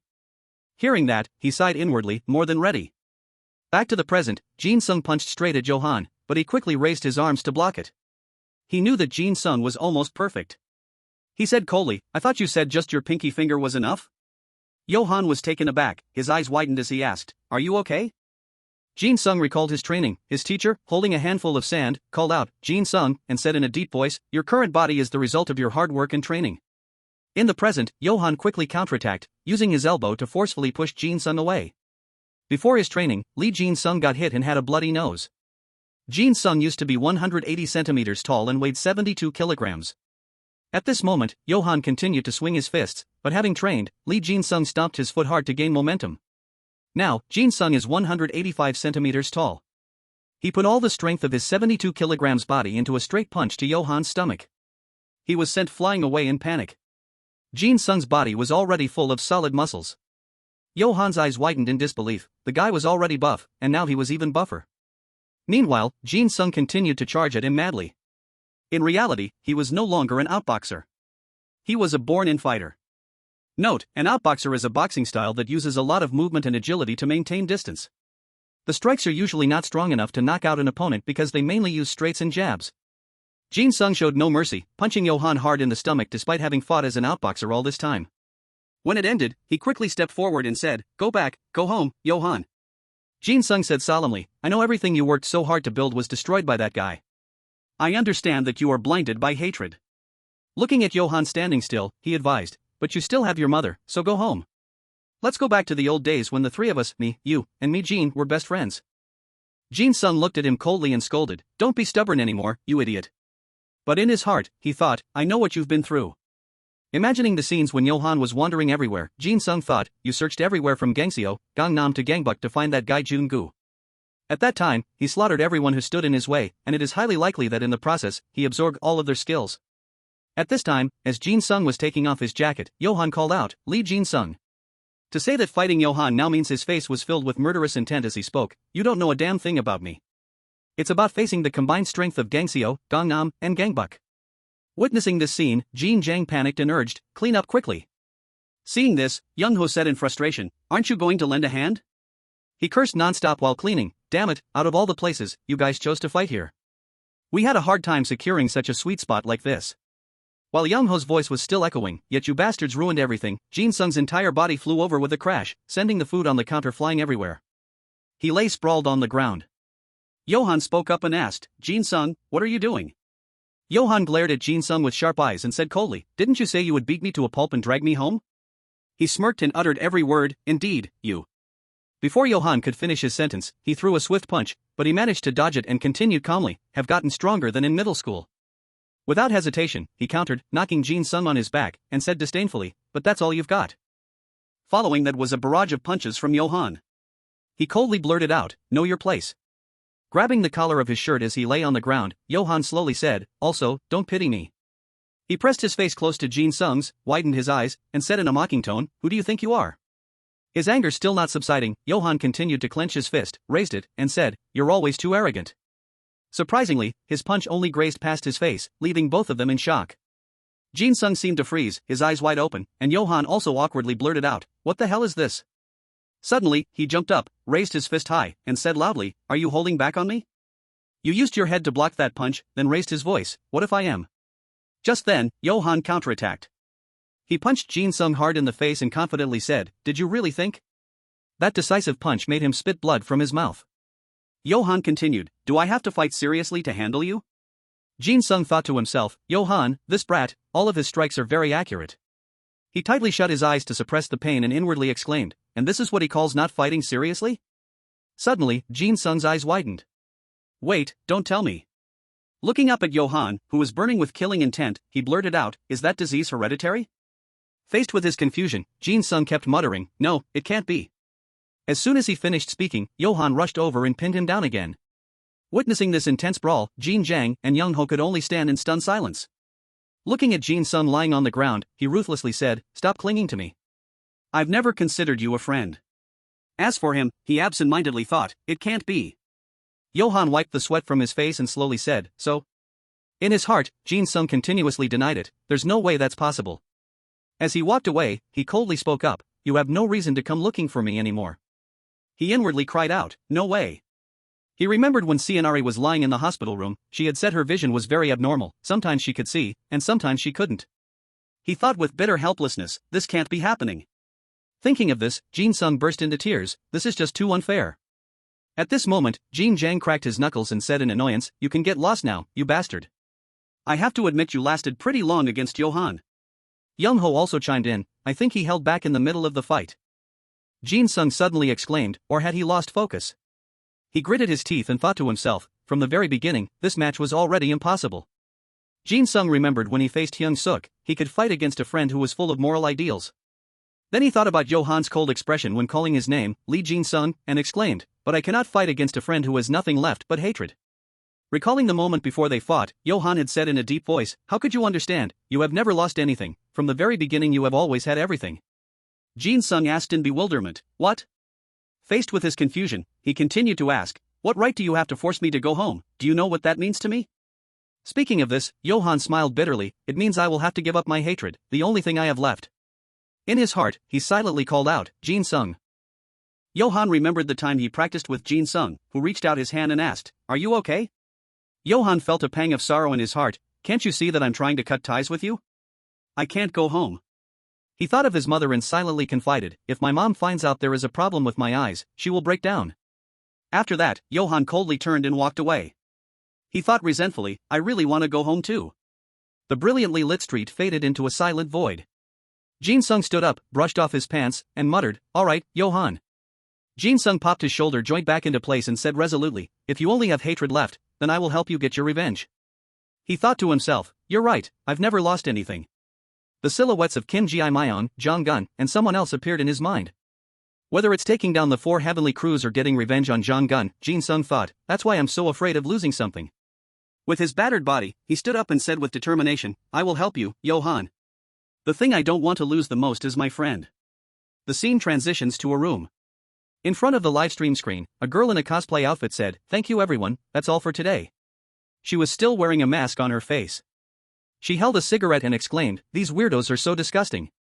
Every time I stream, I have to wear this mask, and I can't even smoke wearing this.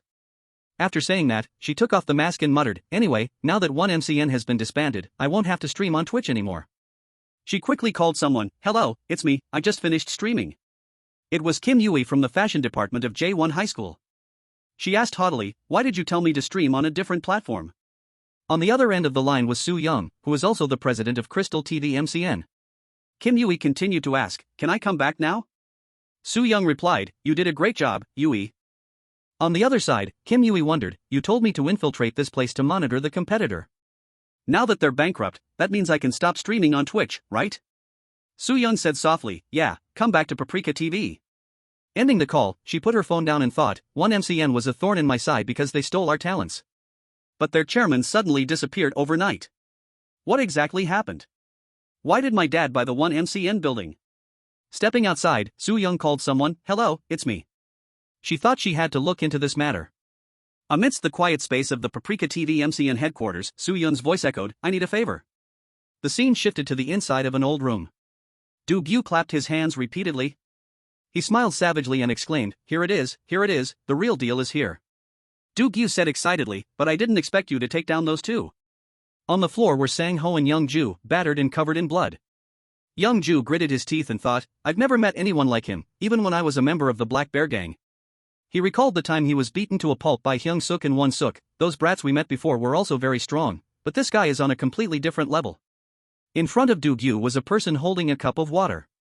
He asked, what's your name again? Ah, right. Recognizing the person in front of him as Johan, he exclaimed, Kid Johan. In his mind, Do-gyu was bewildered, is this kid really a high school student? He stood up, flipped the table, and asked, you're looking for someone, right? Finding people is quite an expensive service, but you said you don't have any money? Do-gyu kept rambling, there is a way that doesn't require money, should I tell you? Johan calmly sat drinking water, not answering a word. Seeing this, he growled, aren't you curious? Don't you want to know? It feels like I'm talking to myself. So rude, I guess I have to teach you a lesson. Then Do-gyu unbuttoned his shirt and exclaimed, hey, Kid Johan, look closely. In a flash, he was completely naked except for his underwear, acting like a pervert and saying, "Peekaboo, startled yet?" Do-gyu neatly folded his clothes to the side and said, "Let's put these aside, I don't want my clothes to get blood on them." "Do you want to try around with me?" He confidently said, "If you can pass, I'll tell you the way that doesn't need money." "Ah, but is fighting 3 consecutive rounds too much for you?" Hearing that, he put his coffee cup down. Looking at Do-gyu, Johan calmly replied, "No problem." Remembering the scene a few minutes ago when he met Jin-sung, Johan nonchalantly spoke up, "I haven't even shed a single drop of sweat today." Do-gyu stood with his hands on his hips, "Let's have a test match with me, is fighting 3 rounds in a row too much for you?" Johan smiled and replied, "No problem, I haven't even broken a sweat today." Hearing that, he satisfiedly said, "Rest assured." Immediately after, Do-gyu started throwing a punch at him. "It's just a friendly spar, I won't kill you, honey." That vicious punch of his was dodged by Johan. But there was still a scratch on his cheek. He exclaimed, "You passed, kid. Speedster, fast as a cricket, aren't you?" Johan widened his eyes, thinking, "This old pig." Do-gyu smiled while looking at his hand stuck in the chair. "I'm stuck," he thought to himself, "too fast for that heavy body." He laughed out loud and reminded, "Next is the physical test. A man must be robust, women don't like weaklings." Not stopping there, Do-gyu patted his own thigh lightly, "You need firm thighs like this to be worthy of being a man." As soon as he finished speaking, before he could react, Johan punched him in the face. Holy shit. Despite that, Do-gyu still laughed excitedly, "You passed again, kid. Oh my, you're a natural lady killer. The next test is..." Before he could finish, he was kicked again by the boy. He yelled, "I didn't even get to say what it is." A continuous barrage of kicks landed on his face, making him cry out, "I bit my tongue." The kick made Do-gyu's head spin, but he still joked, "Tongue skills are very important for a man." Johan continued to attack. He spoke up again, "It's your fault, kid. Miss Kim will be very disappointed." Hearing that, the boy's eyes suddenly widened and he froze. Right in front of Johan was a giant hand lunging towards him, leaving him standing still. A second later, Do-gyu counterattacked, sending Johan flying far away. He mocked, "Because of Miss Kim." Pausing for a moment, he continued, "I thought I had seen through the mortal world at this age, but the world is truly vast." Then Do-gyu sighed, "I never thought I would see someone even more talented than them in my lifetime." After that, he nodded, "Now that those kids have all grown up, maybe they are even stronger than me." With everything settled, Do-gyu took a sip of water. "You passed the test excellently, Mr. Kid Johan." Satisfied, he laid out his conditions. "You said you were looking for someone, right? Alright, work hard here at the White Tiger Job Center. Then pay the fee with all the money you earn. If you can do it, I will find anyone for you." Seeing that the boy didn't respond, Do-gyu scolded in frustration, "Wait, why do I feel like I'm giving a monologue? You insolent brat, damn your Generation X, whatever, I don't care anymore." "What the hell is Generation X anyway?" Johan gently wiped the blood from his face. "I never said I wanted to work here." Do-gyu chuckled teasingly, "Too late, I like you now, you're mine." Then he turned and asked, "Captain Kim, what do you think of this kid?" Kim Ryan admitted, "He is the best I have ever seen." Hearing that, Do-gyu excitedly instructed, "We have a new recruit at the White Tiger Job Center, Captain Kim, treat him like your own son. Anyway, let's get him dressed up first." He happily lifted both the chair and Johan up. "He needs to look sharp to meet the president of the third affiliate of workers." Do-gyu laughed loudly and called out his name, "Intern Song Johan." Switching scenes, a back figure wearing an orange shirt with the BNC logo, Bum J decisively punched a guy hard in the face, "Give me a break." He tightly grabbed the guy's hair, "Where did you crawl out from?" The guy struggled to answer, "Gangbuk." Bum J pondered, if he came from Gangbuk, could he be a former member of God Dog? He was still holding the opponent's head and muttered to himself, ever since Song Johan started playing solo. Perhaps Hyung-seok forgot to assign some gang members to follow him. He thought to himself that recently, these outside gangs were always trying to sneak into Central Seoul. Previously, the thugs who withdrew from Big Deal and Gangseo also used to hang around here. Bum J analyzed in his mind that now that the four heavenly crews were gradually losing their power, a faction of former gang members began to take action. Perhaps, the four heavenly crews were a necessary evil. One thing for sure was that in this world, the police did not exist. Walking and thinking, he felt it was just like the Warring States period, with everyone trying to seize Central Seoul. Suddenly, a voice called out from behind, "Bum J. The subordinates have completed the mission, everything is handled on this side. This is how Burn Knuckles slaps your faces, you sons of bitches." Looking at the people in front of him exclaiming, it was another tiring day. If we cannot protect, then we are not Burn Knuckles. Now, he thought, but on the positive side, thanks to them, we are getting stronger every day. Everyone is gradually becoming more serious than before. Right after that, the whole group said seriously, let's return to the original, guys. If we cannot protect, then we are not Burn Knuckles. It has been quite a while since we made an appearance. These people were the crying hammer Hwang Mun Song, the shattering pliers Wang Jin Bei, the tossing helmet Choi Sung Ryeon, and the lovely duck Go Deok Sun. Bum Jae thought for a moment and nodded. Right, perhaps this was the right path. After that, he lay down, immersing himself in the heavy rain. We will never suffer such humiliation again. A moment later, Bum Jae suddenly remembered, anyway, where is Vasco? Someone asked back, Vasco? Then someone replied, he went to Gangdong all by himself. That person recounted his words, saying that he would root out the bad guys completely. Eun-tae stood still on the other side, his back covered in long wounds. He said to himself, not enough. Blood was still dripping down his face, yet he still felt he wasn't enough. Eun-tae recalled old memories, he was still not strong enough to defeat those damn bastards. Eun-tae's eyes gleamed with determination, he had to become even stronger. The scene shifted, a rope was suspended in the air. Ho-bin, with his bulging muscles, strained his body to pull the rope hard. Michelle, sitting on the rock he was pulling, complained, gross, put a shirt on. Full of disappointment, she asked, I thought you wanted to be a singer, so why are you physically training? Ho-bin replied, for self-defense. Those guys from C High School are hunting me down. He resolved inwardly, I just need 1 month. After 1 month of hard training. Michelle scolded angrily, just put your damn shirt on first. Ho-bin cursed inwardly, I will regain my peak form. Watch out for me, you dogs. A while later, at the manhwa animation department. The teacher slammed the desk and asked, what is true romance? True romance can make a person's heart flutter with just one sentence and take an adult back to their childhood. That is true romance. The students below were distracted, when will Ayumu finally make a move? It's a perfect example, like the series teasing Master Takagi-san, Yurushi-chan is so kawaii. While passionately lecturing, the teacher suddenly stopped, his eyes widening. Tae-sung suddenly stood up with a murderous look on his face. He stammered, Tae-sung. Then the teacher became flustered, Tae-sung, are you preoccupied with something? Please pay attention to the lesson. He was furious, so freaking annoying. Tae-sung couldn't hold it in anymore, I'm sick of all this, is there any way out? Right after that, a blood-stained hand appeared, damn. Tae-sung put one hand in his pocket and decided, dropping out. It turned out the teacher had been beaten by him and was writhing on the floor. He said, freaking simple. And so, Tae-sung dropped out of school. After that, he opened the car door and said, I dropped out of school, you take responsibility. Jun-gu yelled, damn it, why should I take responsibility?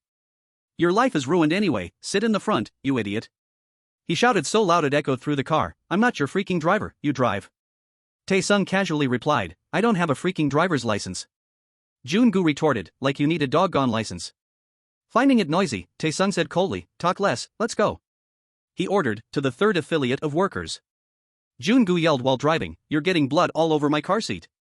Scene transition, in an old, dilapidated house, Hyung-seok licked his lips, alright, the fourth affiliate ended like that. He put on a serious face, I discovered something interesting from the fourth affiliate incident. Hyung-seok crossed his arms, sitting on his handsome body, I have a new clue about this body. He deduced, based on all the data he had collected on this body so far. Hyung-seok believed everyone would read it, right? Alright, after finishing the notes, he sighed in relief, done. He chuckled inwardly, it was lucky that he took those pictures in Seo Song-eun's room, this would definitely be useful for taking down the 4 heavenly crews. Hyung-seok gave a thumbs up, doing things like this made him feel like a detective, he wondered what story was waiting for them. He stared at the screen, with a serious expression, but, I am curious. Hyung-seok really didn't understand what these numbers meant. In the end, he still couldn't explain it, and what did D3 refer to? At a damp house, behind which were large buildings. Seo Song-eun stood still, his eyes focused intently on the picture on the wall, he bit the pen cap, his hand lightly writing something on it. Then the text D2 appeared on the wall, followed by the white text D1. Switching the scene to the prison gate, the underlings bowed, congratulations on completing your sentence, boss. Welcome, our boss.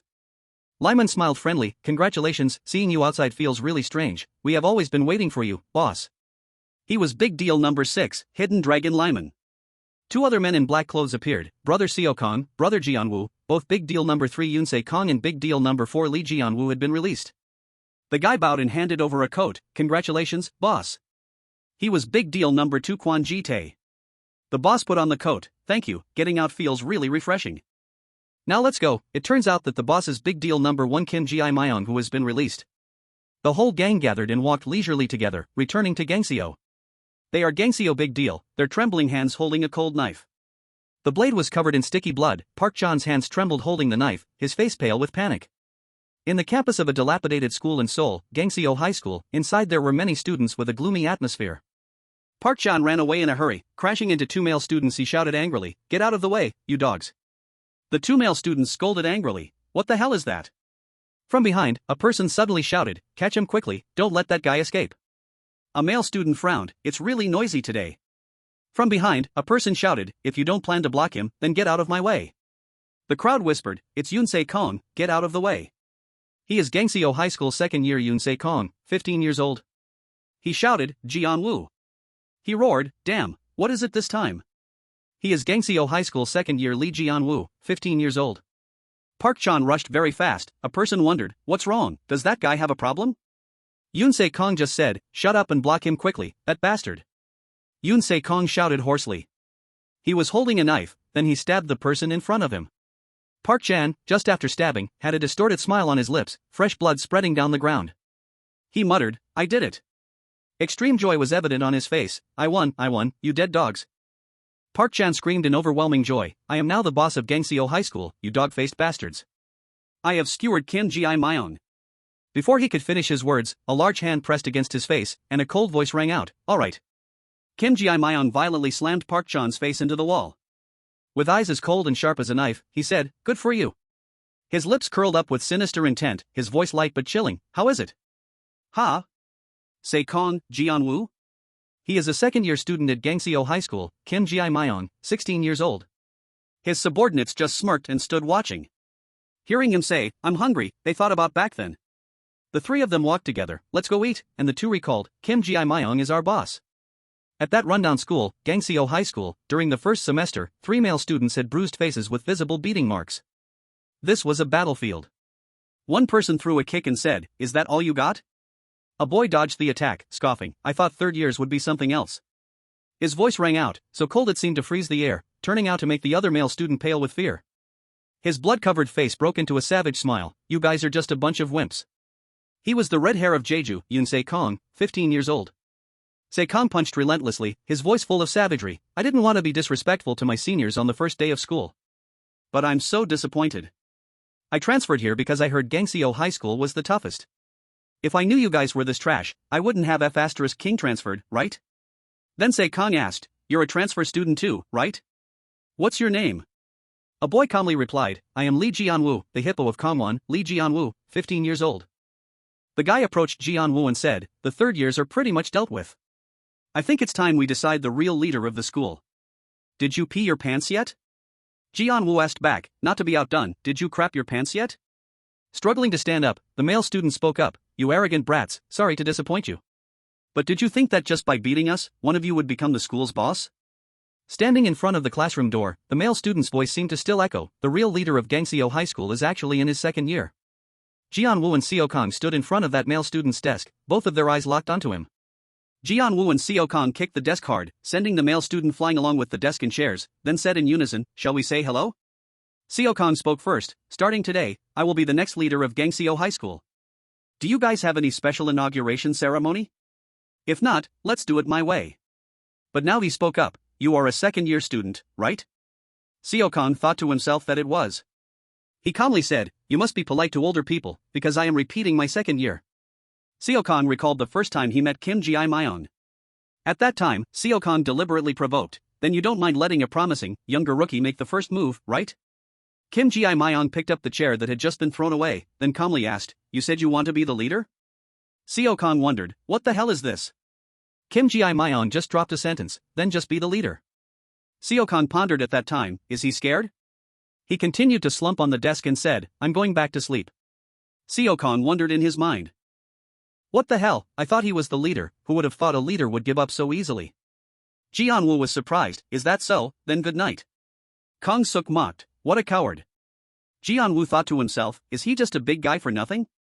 Hyung-seok thought in his heart, "There is no need for me to fight a weakling." Both of them left a candy bar for Ji-myung and said, "Here's a candy, former leader." The two of them spoke in unison, "Now it's just you and me, let's fight to decide the winner." After a while, both Ji-an-woo and Hyung-seok were panting, their faces bruised, with new wounds overlapping the old ones. A group of people holding bats spoke up. You guys just keep fighting, we'll take care of smashing your mouths. Do you retards think messing with your seniors is a piece of cake? In the classroom, voices intertwined. You must always watch your back, you never know who will ambush you. The first rule at Gangseo High School is to never turn your back on others. Ju Jong, the leader, spoke up. I heard you meatheads want to become the school bosses while I'm away. Ji Myung is known as the leader, but that guy is just a puppet. I'm the real leader, you dogs. Hyung-seok, unyielding, muttered softly, I haven't surrendered yet, besides, I won last time. Hearing this, Ju Jong sneered and said, shut the fuck up and listen carefully, you dog. Jianwoo also retorted, I haven't surrendered yet, even now I can still fight. He irritably interrupted, stop the bullshit. Right after that, he raised his deep voice, commanding powerfully, beat them up, brothers. The subordinates immediately charged at the two of them with sticks. Seeing this, the bruised eyes of Seo Kong and Jianwoo widened, standing there in shock. Right at this moment, Kim Ji Myung's resonant voice rang out, stop, ganging up on others isn't good. The crowd heard the voice and turned around, well, isn't it our leader Kim Ji Myung? Aren't you busy sleeping today? Are you really going to stand up for these brats? Someone mocked, do you want to be a hero? Kim Ji Myung held a candy and said, what do you mean? He lightly blew a bubble from his mouth, I was already a hero to begin with. Kim Ji Myung said calmly, I didn't mean to draw too much attention, but it seems I accidentally became the center of it. What is that lanky guy planning to do? Seo Kong thought to himself, that coward has no chance of winning. The crowd surrounded him with an amused look. Kim Ji Myung, you know what? You've been an eyesore to me for a long time, I think it's time to dethrone the leader of Gangseo High School. He smiled coldly, I'm not interested in fighting or being a leader. Kim Ji Myung suddenly pointed his finger at Ju Young, hey there, buddy. Ju Young angrily scolded, oh shit. Are you talking to me? Kim Ji Myung suddenly dashed forward and threw him into the air, why don't you focus on fighting? Kim Ji Myung gained momentum and jumped high, if you beat up the whole bunch like this. Kim Ji Myung grabbed the guy's head, then maybe you will become the leader of the school. They were thrown away and crashed straight into the wall. Kim Ji Myung continued asking, right? The whole group started screaming in chaos, what are you idiots still standing there for, hurry up and grab him, this guy is too fast, mother fasterous cur Kim Ji Myung, you psycho. Hyung-seok recalled, later on I asked Kim Ji Myung, why did he help us back then? Jianwoo also remembered, he answered that a real man does not rely on numbers to bully the weak, only animals do that. At this moment, both of them looked admiringly at Kim Ji Myung who was taking down each guy. Kim Ji Myung spoke up, I will not chase after you. Both of them realized back then, if someone only relies on numbers to overwhelm the opponent, then that person is no different from a scoundrel. At this time, Kim Ji Myung was putting one guy in a headlock, his other hand grabbing Ju Jong's head, saying, run away. Kim Ji Myung looked at the crowd in front of him, are you all down already? Later when recalling, Kim Ji Myung confessed, to be honest with you, Hyung-seok, I made that up. At this time, Kim Ji Myung said nonchalantly, stand up. Continuing Kim Ji Myung's confession, it's just that I liked the chewing gum you two gave me. Meanwhile, Kim Ji Myung grabbed his shirt and left. Leaving behind the words, if you keep kneeling, be careful of getting cramps. The two saw this and felt embarrassed, since when did I kneel, I'm definitely not kneeling because of you. Still at that old, dusty school. Later, on that same day, he appeared. The announcement sound rang out, everyone order. The vice principal asked everyone to pay attention, the principal has an announcement, he raised his voice, Gangseo High School has been a prestigious school for the past 50 years, all thanks to. The principal raised his voice, emphasizing the efforts of the previous classes of our school, while the students below sneered, efforts my ass, really? Suddenly, Kim Ji Myung and his two subordinates stopped in their tracks, and the surrounding atmosphere began to turn chaotic. What's going on? What are those kids doing at the school gate? The principal shouted, hey you students, close the gate immediately. Kim Ji Myung glanced over, his eyes showing a hint of surprise. A luxurious car appeared, bearing an N logo, and immediately after, the car nonchalantly rushed inside and then stopped. The subordinates quickly lined up and bowed, respectfully greeting the boss, it's an honor to welcome you, boss. The principal wondered, what the hell is this, why is a car entering the school? The wheels stopped rolling, dust flew up and scattered everywhere, and then, the students stepped back as soon as they saw the car. That car unceremoniously drove straight toward the crowd, the atmosphere was extremely chaotic. Kim Ji Myung stood calmly in front of the car. He calmly put his hands in his pockets, looking straight inside the vehicle. The vice principal and principal wiped their sweat nervously, Mr. Principal, it seems like that car, don't tell me it's him. From inside the car, a foot slowly stepped down, a young man with long hair stepped out of the car and said, driving into a school zone is really difficult. He looked straight at Kim Ji Myung with an amused gaze, nice to meet you, leader of Gangseo High School. And that was the first time Kim Ji Myung and Big Deal met, he excitedly called out, Kim Ji Myung. He smiled and made an offer. I want you to join Big Deal. He is Big Deal number 1 Han Shin-woo, the general boss, he said. I'm really glad to see we have a lot of new talents this year. There is a group of high school students using force to unite all the high schools in the area. Someone asked back, what? They call themselves the Gangseo Alliance. Who would have thought that the leader of this alliance is a high school student? A young man asked indifferently, you want me to join Big Deal? He is exactly the Gangseo Alliance number 1 Seo Song-un, 16 years old. In a technician room, Seo Song-un was drinking with his friends from the Gangseo Alliance when someone walked up and said, join Big Deal. Non, along with 2 subordinates, stepped forward and said, you have both brains and brawn, and according to rumors, you are quite ruthless. We need a talented person like you. He is exactly Big Deal's number 2 Non, 18 years old. He praised, I can't believe a middle school student could subjugate all the high schools in Gangseo under his wing. The 2 right-hand men of the Gangseo Alliance, the guy wearing a white mask is the leader of Jinma High School, Kang Chan-song. The bald guy is the leader of Gilryong High School, Im Kyo-jin. Non smiled and said, I heard your father is also a gangster, like father, like son, huh? He thought to himself, even though I'm talking tough. Non advised, don't waste any more time, you've played around enough. Big Deal will take you in. But in his heart, Non was slightly panicked, thinking, but this kid. Seo Song-un's demeanor, like that of a gangster boss, made him doubt if he was really a middle school student. Suddenly, the subordinates around Seo Song-un stood up, bowed deeply, and shouted. Congratulations, boss. They cheered, even Big Deal wants you, that's really impressive, boss. Non couldn't help but frown and reminded them, you dickheads, keep your voices down. Song-un held his wine glass and smiled, asking, you want to recruit me, huh? His underlings shouted again, you are getting closer to your goal, boss. He continued, I must say I'm quite surprised. I thought you would send one of your underlings. I didn't expect that you, the noble Han Sin-woo of Big Deal, would come to see me in person. Hearing that, Non immediately corrected him, what are you talking about? I am just a subordinate under boss Sin-woo. He added, he personally went to see Kim Ji-myung at Gangseo Middle School to recruit him. The underlings murmured among themselves, wait, he's not Han Sin-woo? What the hell? He's just a lackey? He personally went to see Kim Ji-myung? Who is Kim Ji-myung? If he goes to Gangseo Middle School, does that mean he is also a middle school student? Then that means our boss Song-un is. Suddenly, Song-un's voice slowly echoed, you mean, the leader of Big Deal acknowledges Kim Ji-myung instead of me? Kyo-jin angrily slammed the table and shouted, unfucking believable. How dare he send a lackey here, while he personally goes to meet Kim Ji-myung? Unacceptable, boss. Suddenly, an iron punch landed right on his mouth. Song-un pulled his hand back and said coldly, don't you dare. With an emotionless face, he gave his underling another punch and said, interrupt your daddy. As if to intimidate Non, Song-un turned to him and said, as for you, I understand your point. I just need to remember one thing. Seeing the scene unfolding before him, Non couldn't help but curse, damn it. Song-un spoke with sharp, cold eyes, that bastard acknowledged by leader Shin-woo, Kim Ji-myung, that dog.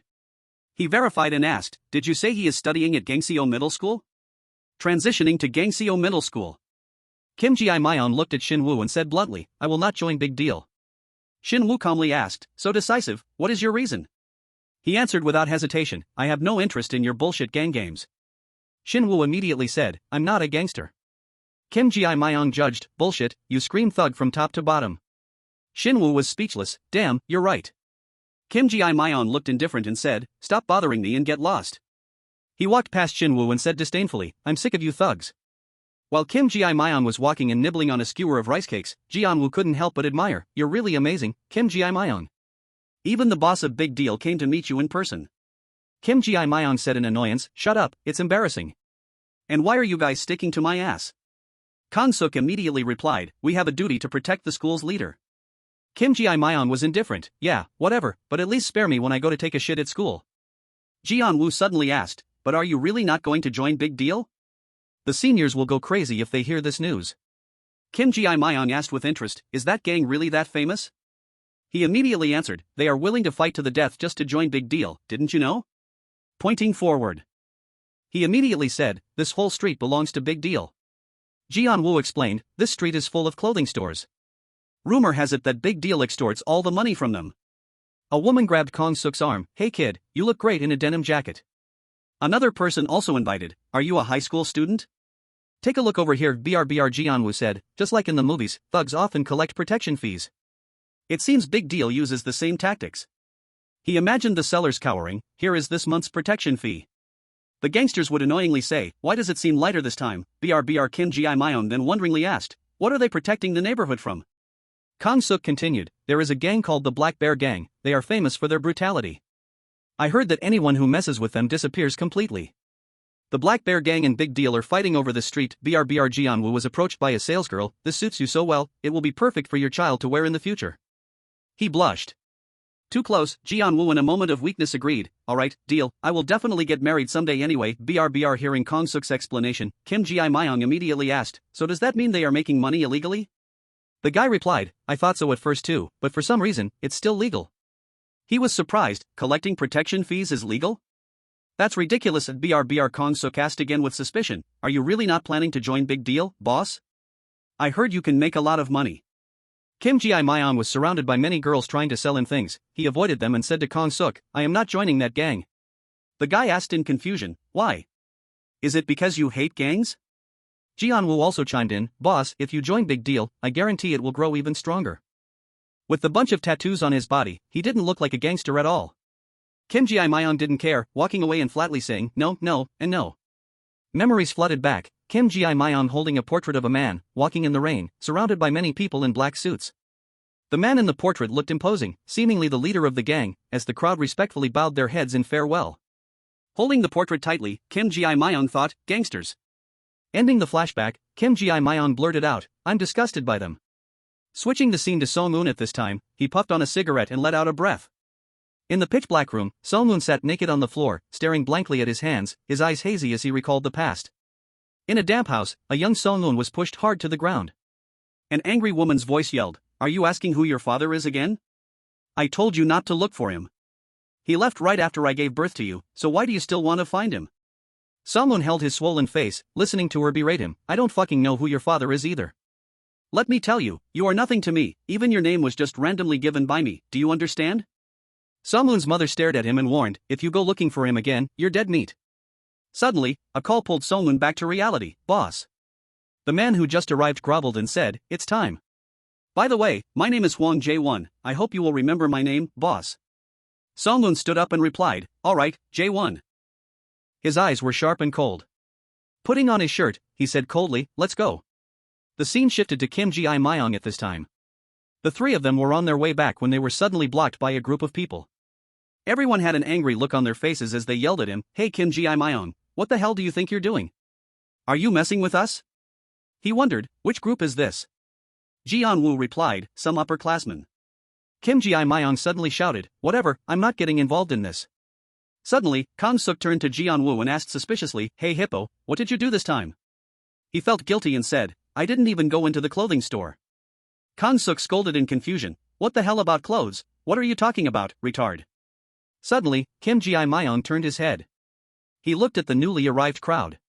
The group with shaved heads wearing checkered suits turned out to be from Gilreon High School.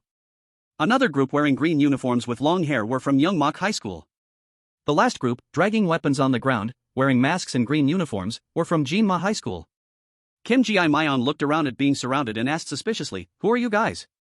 He maintained a proud posture and spoke up, who is the ringleader? Song-moon stepped out from among his underlings and said, I've been thinking about why I'm not acknowledged. He slowly said, the answer is really simple. I've taken over all the high schools in this Gangseo area, but I forgot about you guys. Song-moon in a bright red suit confidently announced, so from now on, I will deal with all of you middle schoolers too. He looked at Kim Ji-myung and asked, are you Kim Ji-myung? Suddenly, he pointed at Kang-suk and said, it's this guy right here. Kang-suk screamed in shock, that's playing dirty, Kim Ji-myung. Suddenly, Ji-woo casually said, we're not the ones you're looking for. We're not from Gangseo Middle School. We come from Gangseo Girls High School, we are girls with dreams of becoming nail artists. Hyung-seok said helplessly, it's too late to say that. Hearing Ji-woo, Kim Ji-myung chimed in. Right, my friend Yang-ho is absolutely correct, I am not Kim Ji-myung. I am Kim Yi-jin. Hyun-seok was speechless, please, boss Kim Ji-myung. Stop spewing nonsense. Suddenly, Song-eun interrupted them. Sorry, I don't like joking around. He looked at Kim Ji-myung and warned, you can't run away, the only way out of this is to fight me. Song-eun stepped up, bumping heads with Kim Ji-myung, and challenged, I fucking love fighting. Kyo-jin looked at them threateningly, tell the truth, there's only 3 of you, right? Kim Ji-myung smiled and asked, 3? Suddenly, someone riding a bicycle approached. Seeing someone coming, Song-eun turned to look. Kim Ji-myung continued, sorry, but you're mistaken, there are 4. The newcomer was a huge, bald guy. He was a second-year student at Gangseo Middle School, 15-year-old Kwon Ji-tae. Yoon-se chewed his gum and asked, name? Kyo-jin asked back, slightly suspicious, me? He answered, I'm Kyo-jin of the Gangseo Alliance. Kyo-jin asked back, and you? Yoon-se leisurely replied, Jeju red hair, Yoon-se. The surrounding crowd burst into laughter upon hearing that. Damn it, what kind of nickname is that? They sarcastically said, Jeju red hair eats tangerines, then shits out red crap? Kang-suk angrily scolded, you dogs. Actually, the reason for this nickname is quite childish. Kang-suk decided to adopt this nickname because he wears red shoes and runs very fast. He rushed over, gave Kyo-jin a kick, and said, how did you know that so well? Another reason for Kang-suk's nickname is because his kicks hurt as much as a horse's kick. Kang-suk furiously spoke up, out of everyone from Jeju Island, he continued to throw powerful kicks and said, I am the strongest. Screams echoed, stop taking his kicks. Grab him. Damn it. At the same time, Jianwoo also rushed over and shouted, my dream. He also charged into the battle and continued, is to become a nail artist. As for the reason Jianwoo is called the Kangwon Hippo, it is simply because he looks exactly like a hippo. Jianwoo, with eyes full of killing intent, said, if you plan to gang up on me, remember one thing. His name was also a nickname for a childish reason. Jianwoo shouted, I will beat the crap out of the first person I see. After saying that, he immediately put Ryung Wang in a tight chokehold. The underlings scrambled and charged forward, take him down. We have to save the boss first. He's holding on tight and won't let the boss go. This guy is fucking crazy. Jianwoo wiped his face gently and said, one down, but there are still too many of you. Don't worry, your turns will come soon enough. An underling shouted in panic, boss. Wake up. Jianwoo looked around and sighed in admiration, Kim Ji-myung is truly terrifying, I don't know how he was able to predict this. He looked at Ji-tae, who was frantically dealing with those guys, and told him to call his father over. Ji-tae, like a gorilla, grabbed a guy by the leg and used him as a weapon, throwing him into the chaotic crowd. His other hand was also holding another guy, swinging him around like a toy. Ji-tae used the guys charging at him as weapons. Every time he swung down, he took down a whole group of people. Kang-suk and Jianwoo looked at him and couldn't help but stutter, hey guys, hello uncle. The two thought to themselves, damn, Kim Ji-myung's father really has that gangster vibe. With a father like that, it would be weird if Kim Ji-myung didn't hit puberty successfully. Ji-tae shyly scratched his head and held out his syrup-covered hand to greet them, I am Kwon Ji-tae, we are the same age. I have heard Kim Ji-myung talk a lot about you too. Kang-suk and Jianwoo were surprised, the same age? Ji-tae replied friendlily, I hope we can be friends. Kang-suk couldn't believe it and asked, bullshit, how can we be the same age? Song-eun's underlings couldn't help but be terrified, fuck, who are they? At this time, Ji-tae said, just like you guys, I still don't have armpit hair. Jianwoo was even more surprised, you mean you are still in your growing years? Song-eun's underlings thought in confusion, the boss didn't tell us they were this strong, these guys are really unreal. Suddenly, Jaewon's voice rang out, don't lose heart, you idiots, there are only 3 of them. If we all attack at once, we will definitely win. He weakly punched and kicked Ji-tae, then cried and said, remember my name, I am Hwang Jae-won. Ji-tae lifted him up like holding a chicken by the neck. Jae-won then panicked and called out, everyone, please protect me. Kang-suk disdainfully said, these cowards are scared, now they finally fear us. Suddenly Jianwoo turned around and said, the one they are scared of isn't us. He looked over at Kim Ji-myung and Song-eun, who were punching each other crazily, and said, they are terrified of those two over there. Song-eun was still using his familiar weapon, the brass knuckles. He threw a straight punch right into the middle of Kim Ji-myung's face and said happily, that's right. Song-eun said with satisfaction, this is how it should be. At this moment, Kim Ji-myung also gave him an elbow strike that made blood splatter. The people outside were stunned, while Song-eun said excitedly, this is the thrill, this is death. He said pervertedly, this is exactly why I love fighting so much. Kim Ji-myung pointed at his own hands to signal, and said sarcastically, put that thing away first, using a weapon isn't cool. Song-eun immediately tossed a brass knuckle over to Kim Ji-myung. Taking advantage of this moment, he rushed forward, punched Kim Ji-myung, and said, here, if you like it, put one on. Kim Ji-myung didn't hesitate to punch Song-eun straight in the face with his bare hands, saying disdainfully, I don't fucking need it. Ryung Kwang said worriedly, that Kim Ji-myung is evenly matched with Song-eun, what if Song-eun loses? Kyo-jin hesitated, should we help the boss? Ryung Kwang said fearfully, hey. He pointed at them and replied, do you want to die by getting between those two right now? Song-moon seemed to fight more aggressively the longer it went on. He smirked and said, I'm feeling extremely excited now. Kim Ji-myung brushed his hair back and replied, stop smiling, I won't go easy on you. Hyung-seok said to Ji-tae, throw Kim Ji-myung a stick or something. Ji-tae replied calmly, Kim Ji-myung doesn't use weapons. Even though he is the son of a gangster, he strongly despises using weapons like those thugs do. Hyung-seok was shocked, Kim Ji-myung's father is a gangster? Jae-won nearby kept shouting, Boss Song-moon, don't lose your spirit. He said crazily, remember who your father is. Hearing this, Kim Ji-myung looked at Song-moon and asked coldly, are you proud of having a gangster father? Song-moon replied in confusion, is there anything not to be proud of? After hearing that, Kim Ji-myung said indifferently, then we don't belong together. Kim Ji-myung slammed Song-moon hard into the ground and said angrily, I absolutely despise my old man. Song-moon lay on the ground and played dirty, kicking hard into Kim Ji-myung's groin and saying, is that so? Hyung-seok stepped out and spoke. Let those two crazy fools fight each other, as for us. He suddenly kicked hard at the head of the guy standing opposite and declared, let's finish what we started. Hyung-seok looked down at the ground and slowly said to the other guy, the Jeju red hair. While he was talking, a guy in a black suit suddenly stepped up and gave Hyung-seok a painful kick. That guy looked at the immature bunch and exclaimed, what the fuck is this? I thought this group belonged to Big Deal. Jun Taeyeon took the lead and sneered, turns out it's just a bunch of useless brats. What's going on here? Kids fighting over territory? This group was actually from the Gangseo Black Bear Gang. Jun Taeyeon spoke up, hey you brats, stop fighting here and scram home to read comic books. Kyo Jin complained inwardly, oh shit, we are all screwed.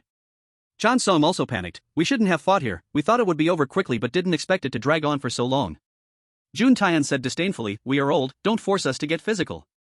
Go to the playground over there and play with each other. The crowd panicked, what do we do now? Do you even have to ask? Run, of course. Jae-won stared blankly as they ran away and angrily yelled, where are you guys going? Boss Song-moon hasn't given the order yet. Jeon-woo asked, are you okay, Hyung-seok? Take a deep breath. Hyung-seok thought to himself in pain, motherfucker, why does it hurt so much? The remaining people looked at them in fear, I'm sorry, my mistake. Suk-soo said disdainfully, get lost. Jun-tae puffed on a cigarette. So it's not big deal after all, Jong-jin spoke up.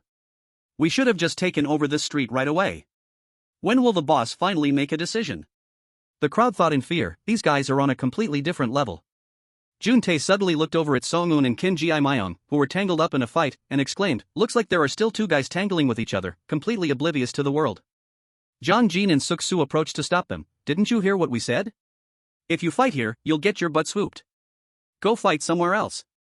The two, in the heat of the moment, were annoyed by the interruption and angrily sent Jong-jin and Suk-soo flying with a single punch. Kim Ji-myung glared at Suk-soo. He clenched Kim Ji-myung's hand, his eyes full of anger, this little punk. Ji-tae suddenly appeared behind Suk-soo and threatened, boss Kim Ji-myung is in the middle of something. Jun-tae suddenly turned to Ji-tae, smiled, and replied, oh, is that so? His eyes suddenly froze. He held a knife to Ji-tae's chest, smiling terrifyingly, I'm in the middle of something too. Suddenly, a man's voice rang out, put the knife away. This room is for bare-handed fights only. Jun-tae greeted, boss. The boss had arrived. Young-ju stepped out of the car, walking and talking on his phone, proceed. Alright, hanging up now. Let's meet for lunch. He belonged to the Black Bear Gang, acting leader Park Young-ju. Young-ju scolded his subordinates, it's fine if you want to play with kids, but don't point knives at them. He added, if they wet their pants right there, who's going to clean it up? They immediately bowed their heads and replied, sorry, boss. Young-ju looked at the high school students in front of him and spoke up, what the hell is this? Where is Big Deal? Jun-tae reported, it seems they were mistaken. These are just a bunch of kids tangling with each other. Young-ju immediately asked, are there only these few kids? He replied, no, sir. The rest ran away. He mocked, kids these days are so boring. They get scared and wet their pants over the slightest thing. They no longer had the loyalty and heroism of the old days, just burying their heads and playing games all day. Jun-tae asked, should we knock them on the head a few times before letting them go? The guy replied, no, their heads are still needed for studying. He turned to them and said, sorry for scaring you kids, but let me ask you something. He looked at the whole group and asked, who the hell are you kids? Everyone looked at each other and thought, they say a person's fate depends on how they answer a question. Song-moon looked at Kim Ji-myung, they thought, I don't know what we were thinking at that moment. Suddenly the whole group replied, us? We are Big Deal. At that moment, in their hearts they thought, but we don't want to be looked down upon. The guy suddenly smiled a weird smile and asked back, really? After that sentence, the gangsters pulled out their knives. The guy continued, the brothers in this room are playing with knives again. Juntae pulled out the knife from his chest, okay, so? He pervertedly licked the knife, his eyes threatening, you guys are big deal, huh? Juntae looked at them with contempt, you immature brats. Young-do held his phone and smiled, saying, we still have empty spots in the Black Bear gang, let's wrap this up quickly. Someone picked up a weapon and said, sweet, I've always wanted to see with my own eyes how strong the pros are. Jo-jin jokingly asked, did you just call us pros? Suk-soo also said, you're flattering us too much, kid. Kim Ji-myung whispered, Jitae, you know what to do, right? Jitae then exclaimed, I can't believe we're actually going to do this, I'm ready to do anything for you, boss. Kim Ji-myung was touched and replied, thank you for everything, Jitae. Juntae looked at them, smiled, and whispered, looks like you guys have your own weapons too, let's rock. Suddenly, Kim Ji-myung grabbed Sung-woon and Jae-won by the neck and shouted, run. Juntae then called after them, you're just going to run away like that? Jeon-woo and Seo-kan turned around and asked, wait a minute, what about Jitae? Is he going to block them all by himself? Jitae casually said, brother Kim Ji-myung, just run, it turns out he had already pedaled his bike ahead of them. You're even slower than me. Kim Ji-myung couldn't help but say, you must have practiced riding a bike a lot, huh, Jitae? He immediately replied, thank you, brother Kim Ji-myung, I live only to protect you. Jeon-woo then shouted, you can't just leave us behind like this, Jitae. Juntae bowed his head and asked, oh my, what should we do, boss? He leisurely replied, no need to worry about them. Young-do looked at the teenagers and said, for now, let them enjoy this moment, on this clothing store street that is under Big Deal's protection. Yun-hui was combing a man's hair, and he exclaimed, I've been here for over 10 years? She smiled and replied, that's right. He asked with some doubt, does that mean I've known you for a whole decade? Shin-woo muttered, a decade? No wonder the wrinkles on your face have become more visible. Yun-hui scolded, I'll punch you. He bowed his head again and whispered, 10 years, that's truly crazy. Around him lay the defeated enemies scattered inside the shop. Shin-woo sat there and said, does that mean I've been protecting this neighborhood for a whole decade? Suddenly, he exclaimed in surprise, what's that? Seeing Kim Ji-myung's group running past, Shin-woo suspiciously asked, what the hell are they doing? They ran nonstop and then stopped in front of a closed movie theater, and the whole group burst into laughter. Jeon-woo and Se-kong sat down, panting, and said, did we just run away from real gangsters? Jeon-woo, you pushed me while we were running earlier, didn't you? It was for the greater good, my friend. You're freaking crazy. Bro Kim Ji-myung is the craziest one. At this moment, Kim Ji-myung was carefully fixing the bike for Jitae. He muttered softly, sorry for bothering you, bro Kim Ji-myung. I was so excited that the bike just... Jeon-woo suddenly said, hey, Jitae looks like the boss of the Black Bear gang. Se-kong burst into laughter in response. I thought he was his son, but suddenly Sung-woon arrived and kicked the bicycle away. He stubbornly said, get up quickly, Kim Ji-myung, we still have to decide the winner. Jae-won chimed in, that's right, Kim Ji-myung, and I am Hwang Jae-won. Sung-woon looked down at Kim Ji-myung and said, Han Shin-woo of Big Deal has acknowledged you, but you only lead 4 guys. Kim Ji-myung confidently replied, true, I only have 4 guys, but you know what? Kim Ji-myung boldly declared, I'd rather have 4 loyal people than 100 traitors. Kim Ji-myung looked at Sung-woon sarcastically, at least these 4 will never abandon me. He gritted his teeth, looking bitterly at Kim Ji-myung. Suddenly, Jeon-woo spoke up, hey, Kim Ji-myung, sorry for interrupting your heroic speech. Kim Ji-myung smiled and replied, I wasn't talking like that, did it sound that cool? Jeon-woo sighed and continued, but I think we're screwed, we're surrounded now. He nervously announced, it seems like we've entered the Black Bear gang's territory. Hyung-soo gloated, see, I told you, they would run into our land anyway. Suddenly, Kim Ji-myung looked at Sung-woon and said, let me take back what I just said. He asked in confusion, what? Kim Ji-myung held his head and said comically, having 100 underlings is still better. His underlings helplessly called out, Kim Ji-myung. The scene cuts to another place, where Kim Ji-myung was submerged in water with only his head sticking out. A voice echoed, water is the source of life. The whole group was now tied up underwater. That voice continued, it's amazing, you know, water has been around since the earth was formed. But humans don't appreciate it at all and take water for granted. Did you tie them up tightly? Then he asked again, how's the water temperature, guys? He was the boss of the Black Bear gang, Bae Myung. At this moment, he turned around and asked suspiciously, Young-do, I have a question. Who are these kids? Young-do hurriedly reported, boss, don't you know? We caught them because they claimed to be Big Deal.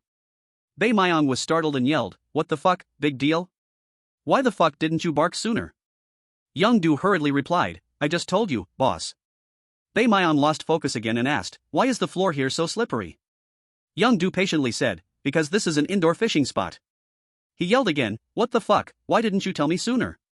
Seeing this, Song-un couldn't help but think, is he really the leader of the Black Bear gang? Bae-myeon pet the puppy and said worriedly, we need to lay down anti-slip mats on the floor for our baby. Young-do asked, lay down mats on the entire floor? He said in annoyance, you don't understand my intention at all, Young-do puppies can easily dislocate their leg bones. Motherfucker. Song-un thought to himself, this guy looks like a nobody. I thought they were professionals, but it turns out they're just a bunch of. Young-do asked him, so what do we do with these big deal kids? Bae-myeon replied, what else is there to do? Suddenly, the creaking sound of a pulley rang out. Bae-myeon ordered, send them to their ancestors. Just as he finished speaking, a person was slowly pulled up. Bae-myeon said humorously, these big deal kids seem to be scared.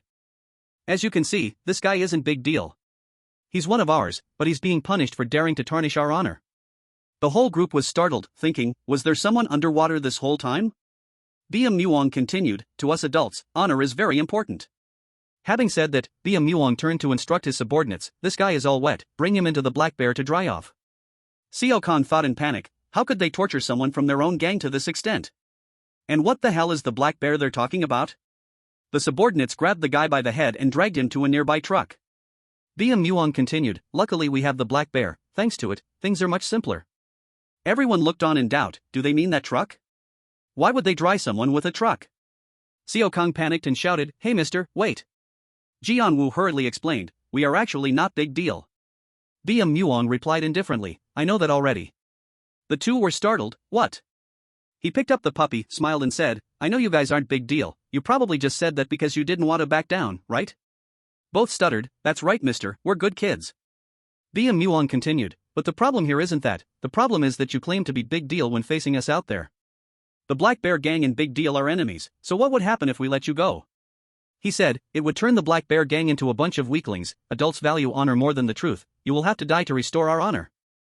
Ji-won hurriedly shouted, hey, don't be scared everyone, he's just threatening us. There's no way he would kill a bunch of kids just for that reason, if they do that they'll definitely make the front page.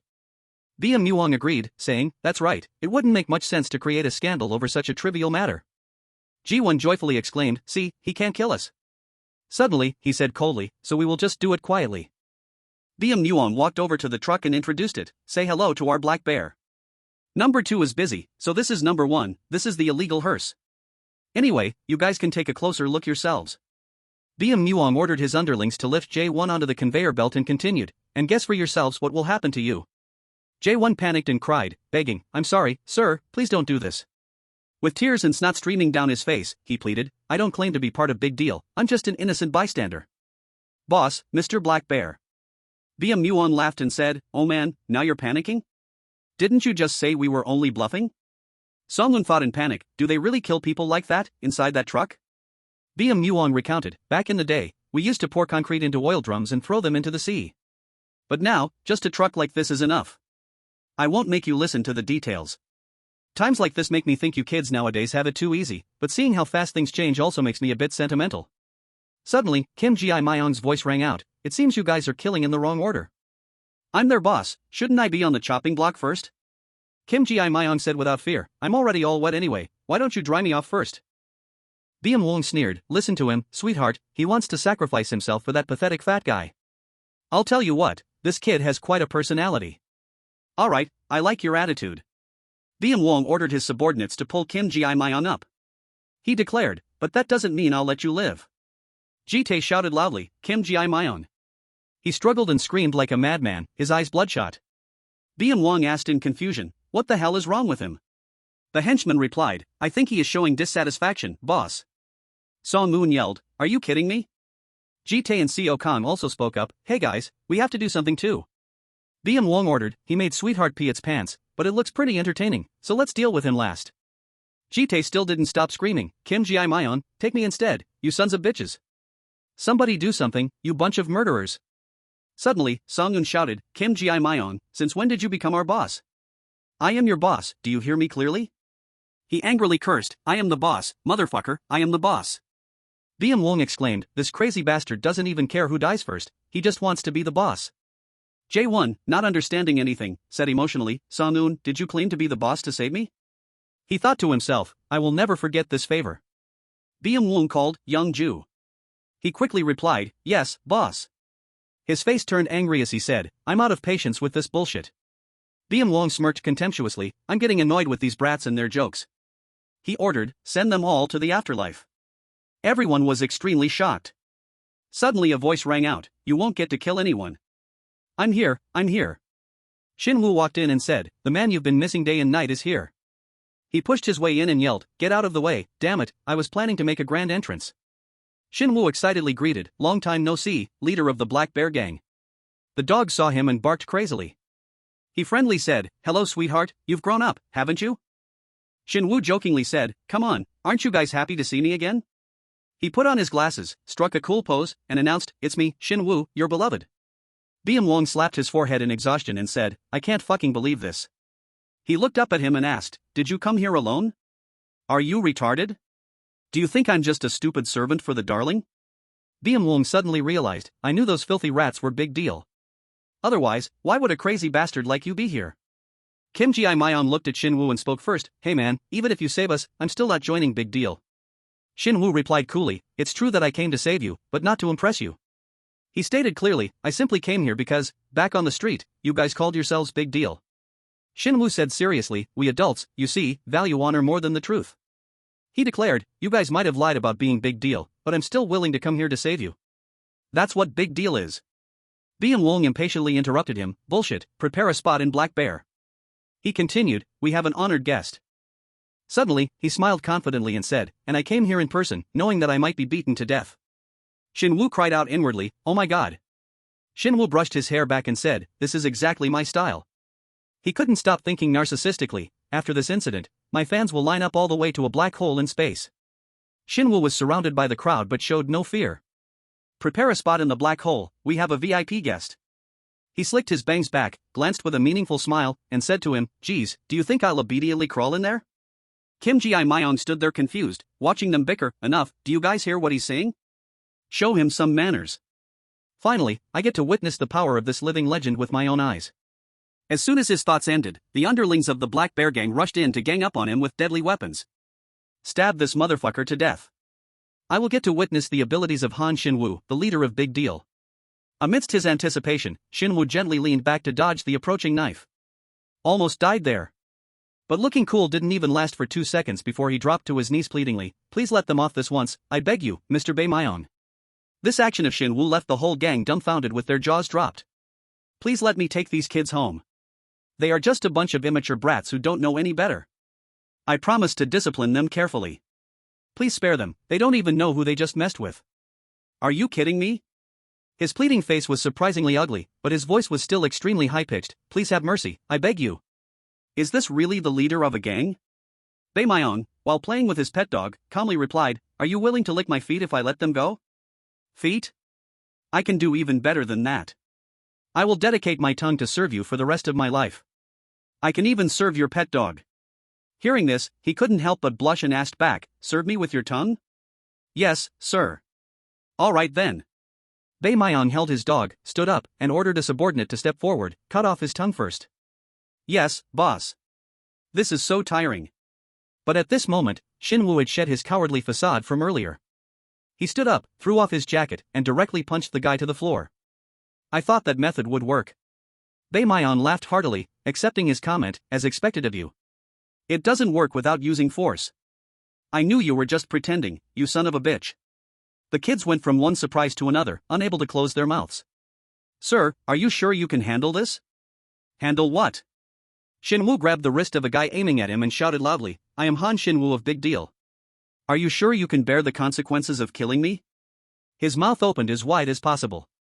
If I die now, it might look like everything is over. But you, the leader of the Black Bear Gang, will forever be remembered as the coward who killed Han Shin-woo, someone who was defenseless. I know the Black Bear Gang values honor very much. What would happen if people found out that you ganged up on me and even used weapons? He stood there proudly, using his logic to shake the enemy forces. You will lose all your reputation and all your business connections. Not to mention, when Big Deal finds out I was killed, they will hunt you down and gladly assassinate you in your sleep. Are you sure you can handle that?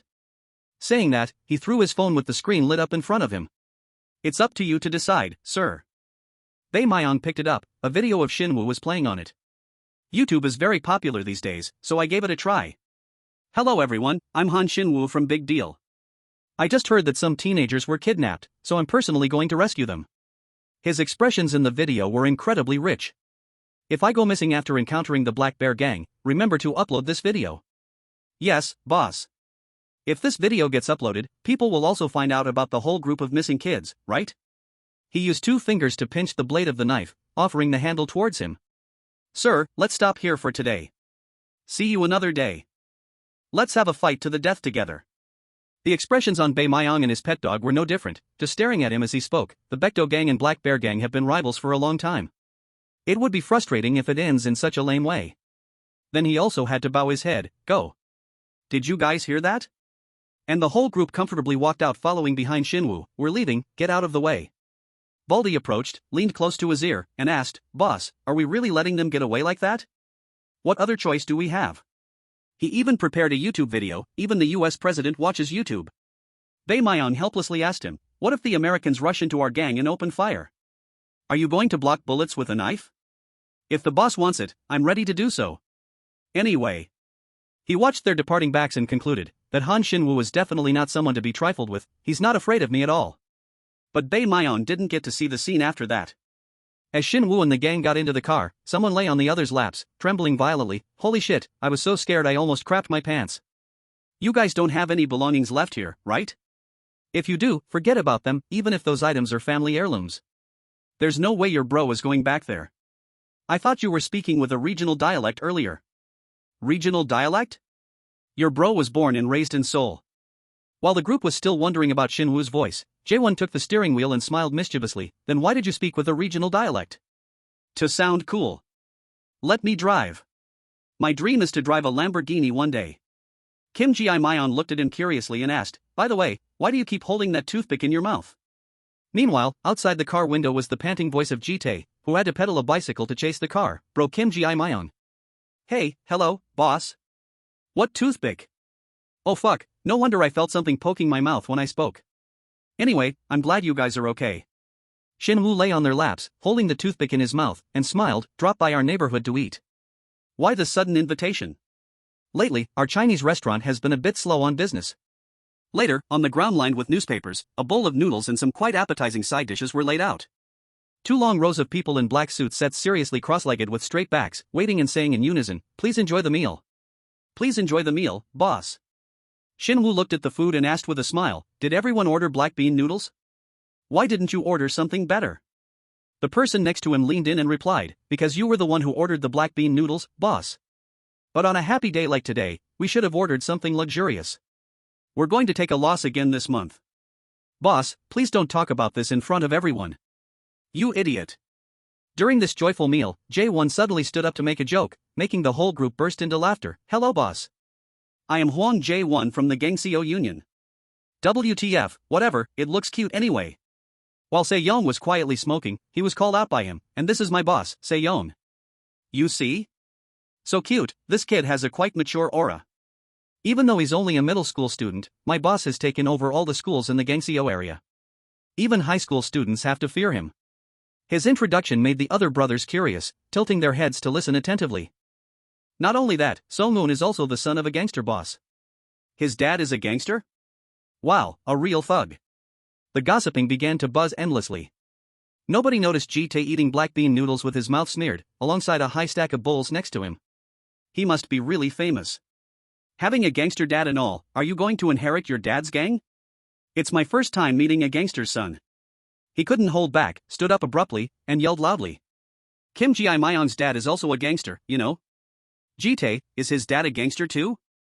Sounds like a movie, there's a high chance he even killed someone. Please, Ji-tae, stop it. But he wouldn't stop. I bet he extorts money from kids. He probably even stole money from his own mother. I'm pretty sure he didn't do that. Kim Ji-myung's dad is much worse than Song-moon's dad. Ji-tae, you bastard. Kim Ji-myung, you deserve the attention of the whole world. Just then, Jae-won thoughtfully and respectfully approached Shinwoo to pour him a drink. Boss, can I ask you a question? Go ahead, you even know how to pour me a drink, just like a true subordinate. I like this kid, very full of personality. So, what do you want to ask me? The glass was filled with alcohol, and the hand holding it paused slightly upon hearing his question. I heard that Big Deal has been protecting this street for a very long time. Everyone's eyes focused on Shin Woo, waiting for his answer to the question, why did you choose to protect this street, boss? Kim Ji-myung was stunned, and so was Song-un. They also couldn't expect what Shin Woo would say. Why choose this street? Obviously because. But Shin Woo just held a toothpick in his mouth, smiled broadly, and said, the girls working on this street are very pretty. Hearing this answer, the whole group clamored for fairness. Are you kidding us, boss? You have to give a proper answer. Meanwhile, the beautiful girls bringing food over could only smile shyly. That's ridiculous, good grief. Shin Woo, I didn't know you were such a lady killer. He's right, I guess I misjudged him. Receiving an unexpected answer, Kim Ji-myung angrily threw the bowl of black bean noodles in his hand to the ground. I thought the gangs in this area would be different. Seeing his unfriendly attitude, the subordinates angrily shouted. You bastard, what's with the sudden tantrum? Let's go, guys. What an ungrateful brat, apologize to the boss now. But Shin Woo wasn't angry, he pushed his hands against the ground and slowly stood up. What is it, boss? Are you going to take action yourself? Finally, the boss is going to teach these brats a lesson. But he just casually walked into the dark alley, leaving a silhouette that surprised everyone. Gotta pee first. Oh, boss. I drank too much. That kid J1 really knows how to pour drinks. Kim Ji-myung looked at his back, feeling annoyed. I'm sick of these gangsters. Then he recalled the image of himself when he was little. Dad, where are you going? In the spacious house, only his mother sat there lonely watching TV. Are you leaving mom at home again to go meet those weird ladies? At that time, he only received a pat on the head from a large hand. Kim Ji-myung, a real man must be passionate about beauty. That familiar face with many wrinkles and familiar eyes looked at him. One day when you grow up, you will understand my feelings. Then his father stepped out of the house, approaching the fleet of waiting cars. Mom, I have a question. The Kim Ji-myung of those days could not understand it. Everyone praises and respects Dad, because he is fair and uses his power to help others, right? He once innocently asked his mother, but why does Dad treat you so unfairly? In the large room, there was only his mother sitting in silence and the naive voice of Kim Ji-myung. That's not cool at all, I hate gangsters. Song-un heard that and filled his own glass. A real man must be passionate about beauty, my dad used to tell me that, as if it was a general rule for all men. But it's been many years since I last saw him. Did your dad say that? He suddenly remembered his mother's haggard appearance in the dilapidated room. That's a long story. By this time, Kim Ji-myung had left, he was sitting quietly, thinking alone on the steps. While he was focused, a head popped out to start a conversation. Are you upset because of what he said? Sister? She squatted on her high heels, talking softly to him. Who? That Ngutao kid? He is not the type of person you think he is, don't pay too much attention to what he says. Then the two sat next to each other and started chatting. What's with a real man must be passionate about beauty. It's really ridiculous, he probably hasn't even held a girl's hand before, he's just trying to act cool. Act cool? She looked at Kim Ji-myung and said sincerely, do you want to hear me tell the story of the old Big Deal? If it's long, never mind. It only takes a minute, you brat. Without waiting for his agreement, she began to recount. Initially, Big Deal didn't protect the street. Hearing this, Kim Ji-myung asked in astonishment, what?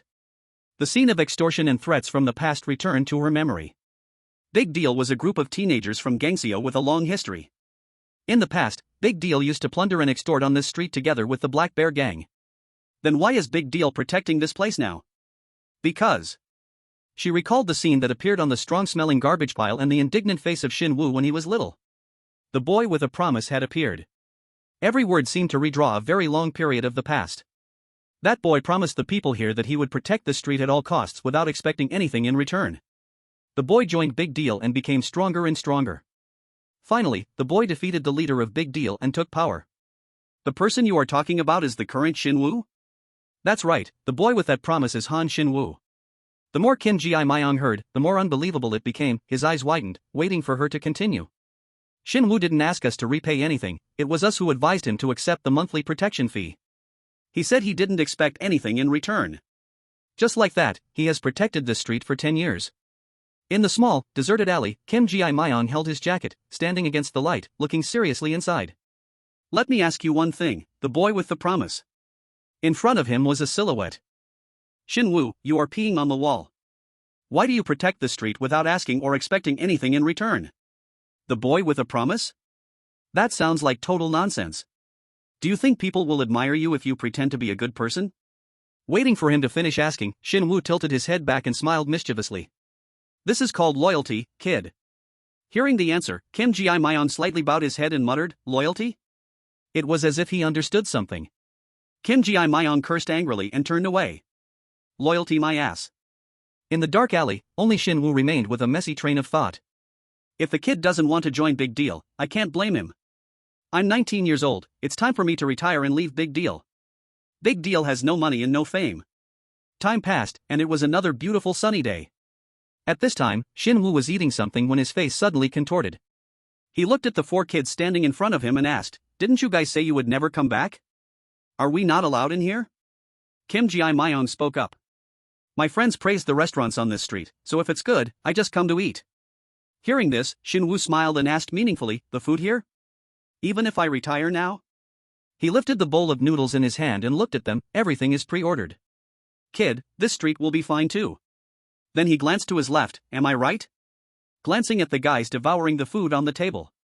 Song Yo-han, he looked at his handsome but indifferent appearance and found it hard to understand. I can't understand this kid. If I can eat better food later, I don't mind eating here now. He looked very reluctant to come here. Shin-woo closed his eyes, praising himself. That's right, I'm so handsome, who could resist? Are you guys done eating? If so, let's go. That was. And the entire crowd of Big Deal members followed him down the street. Our brotherhood, the beginning of Big Deal's golden era. Time flew by, until that day. On a pouring rainy day, beautiful girls poked their heads out and smiled brightly. It's raining heavily tonight. Look, it's the umbrella monster. Umbrella monster? They looked towards Ji-tae, who was holding a huge umbrella while walking and attentively tapping on his phone. It's the kid Seo-song Ji-tae, no matter how many times I look at him, I can't get used to it. I heard he was appointed as number 1 of the OB team. Is that why Seo-kang and Jeon-woo call him boss? Big Deal's OB team, number 1 Kwon Ji-tae. He looked down at a new news broadcast without paying attention to his surroundings. A comprehensive investigation of a cult calling itself Pungsan. A little boy named Song Yo-han went missing after the incident. This just happened yesterday. Poor thing, he's just a cute little boy like me. The news broadcast continued to show an image of an adorable white dog. He disappeared with a Pungsan puppy. It's pouring rain too, so pitiful. The puppy is really cute. Suddenly he stopped, huh? His gaze shifted from the street back to the puppy's image on the news. He held his phone out in front of him, parallel to the puppy to compare. Hey, little puppy. Then that tall, large figure ignored the pouring rain. Just coming down to play with the puppy, it's so cute. At this moment, a question suddenly flashed in Ji-tae's mind, but why is this puppy here? His eyes looked in astonishment at someone lying in the small alley. Do you all want to know when Ji-tae met him for the first time? That person was lying unconscious on the ground, a pretty boy, probably even before Goddog was born. Thinking back now, I feel quite sad. If it wasn't for that person, and him being so dizzy that he yelled out, there's someone here, then perhaps Song Yo-han would have already joined Big Deal. 307, on the long street, 6 tall men in black suits bowed respectfully and shouted loudly, hello, boss. Seo Song-un walked by thoughtfully while smoking, amidst the greetings, hello, sir, hello, boss Seo, hello, boss. Big Deal number 3 Seo Song-un. Suddenly he stopped, his eyes noticing something nearby. It turned out to be a subordinate wearing only a white shirt, awkwardly scratching his head. Where is your jacket? I was in a hurry so I forgot, sir. Is that so? He stepped in front of the man and slapped him hard in the face. Does that mean you're not a member of Big Deal? That whole scene fell into Shin-woo's eyes from inside the restaurant. Seeing this, he grumbled, good lord, does he have to be so strict? Isn't it better this way? With Big Deal growing day by day, we also need someone strict like Seo Song-un to put people in order. The two of them watched Seo Song-un's every move as he disciplined his subordinate and commented. Compared to his age, Seo Song-un is very talented. Even though he just joined, he immediately took the number 3 position. Based on my experience serving you and the previous leaders of Big Deal, I have to say we are very lucky to have someone like him. Hearing these words, Shin-woo frowned and showed his attitude. I bet Kim Ji-myeon wouldn't hit people just for not wearing an outer jacket. You're just favoring him. You are too, you favor Seo Song-un. What's so great about Kim Ji-myeon anyway? He might be popular with many people, but Seo Song-un is the true talent. While the two were arguing, Jae-won stood at the door holding a phone and said respectfully, "Boss, you have a phone call." He says he is Jang Jin-hyuk from Gangseo. Should I tell him to hang up? Look how cute Jae-won is, he always tries to encourage me. Boss, just answer the phone first. He reached out to pick up the phone, then leaned back lazily on the couch and answered the call. Jang Jin-hyuk, I didn't think you would call. When are we meeting, bro? Meanwhile, Seo Sung-moon had gone inside a shop and was bending down to pick up a red dress that had fallen on the floor. What the hell is this? It's been a month. He carefully hung it back on the hanger. How did this fall off the hanger? Ever since joining Big Deal, he pondered while brushing off the dust. There's nothing left for me to learn here. I want to join the big alliances, those girls can't do anything right. Anyway, I don't plan to stay in Big Deal forever. Maybe it's time to go to that place. He cast a disdainful look around. With them doing business like this, when will they ever be able to sell anything? Then he used his arrogant expression to judge the whispering sounds. Wait, Seo Sung-moon's attention was caught by the group. The girls were gathering in front of the shop across the street. You're so handsome, look up so I can do your eyeliner. Is this kid going to stay here from now on? They weren't sure yet, what was going on over there. He walked over to the group, using his height to poke his head into the middle. What are you girls doing? Aren't you supposed to be selling things? Sung-moon, come look at this kid. Surrounded by the beautiful girls was a little kid sitting in a daze. Ji-tae found him. Hello. The scene shifted to a small room, where the kid hugged his pet dog, crouching by the wall and looking forward nervously. What? You picked him up from the street? You felt sorry for him so you couldn't chase him away? Do you think this is an orphanage? You retard. He sat there watching the three tall men being scolded by Sung-moon. Team B, are you messing with me? No, we are sorry, boss. If you know what's good for you, shut up. He looked seriously at his subordinates. Did you forget that our financial situation is extremely tight? We are so short on money that we can't even recruit new members. Do you think money grows on trees? Don't you realize that doing this will only cause more trouble for Kim Ji-myung? Johan stood to the side, stunned as he listened to the verdict given to him. I'll only say this once, kick him out. But Ji-tae spoke up in objection. Kim Ji-myung is the one who has the right to decide whether we accept new members or not. We will handle him according to Kim Ji-myung's words. Hearing him say that, Sung-moon couldn't hold back and reached out to squeeze his jaw tightly. Ji-tae, every word he hissed through his teeth carried a highly threatening tone. We've been working together for a whole month, and you still refuse to call me boss? However, Ji-tae remained very firm in his stance. I only call one person that, and he is Kim Ji-myung. What? Just as the two sides were tense, a quiet, trembling voice spoke up, interrupting their conversation. I'm sorry, sir. Both of them looked down at the small, thin figure. Can you let me stay? Please. His whole body trembled uncontrollably from fear. I ran away from home, and now I have nowhere to go, no place to stay, and I really need money. The two of them looked at Johan with astonished eyes. I can do anything you want, I can also sell clothes for you. Or. Hey, kid. Sung-moon looked at his tear and snot-streaked face and raised his voice. Why are you crying? Johan choked up, it's just that I don't want to see you two disagreeing because of me.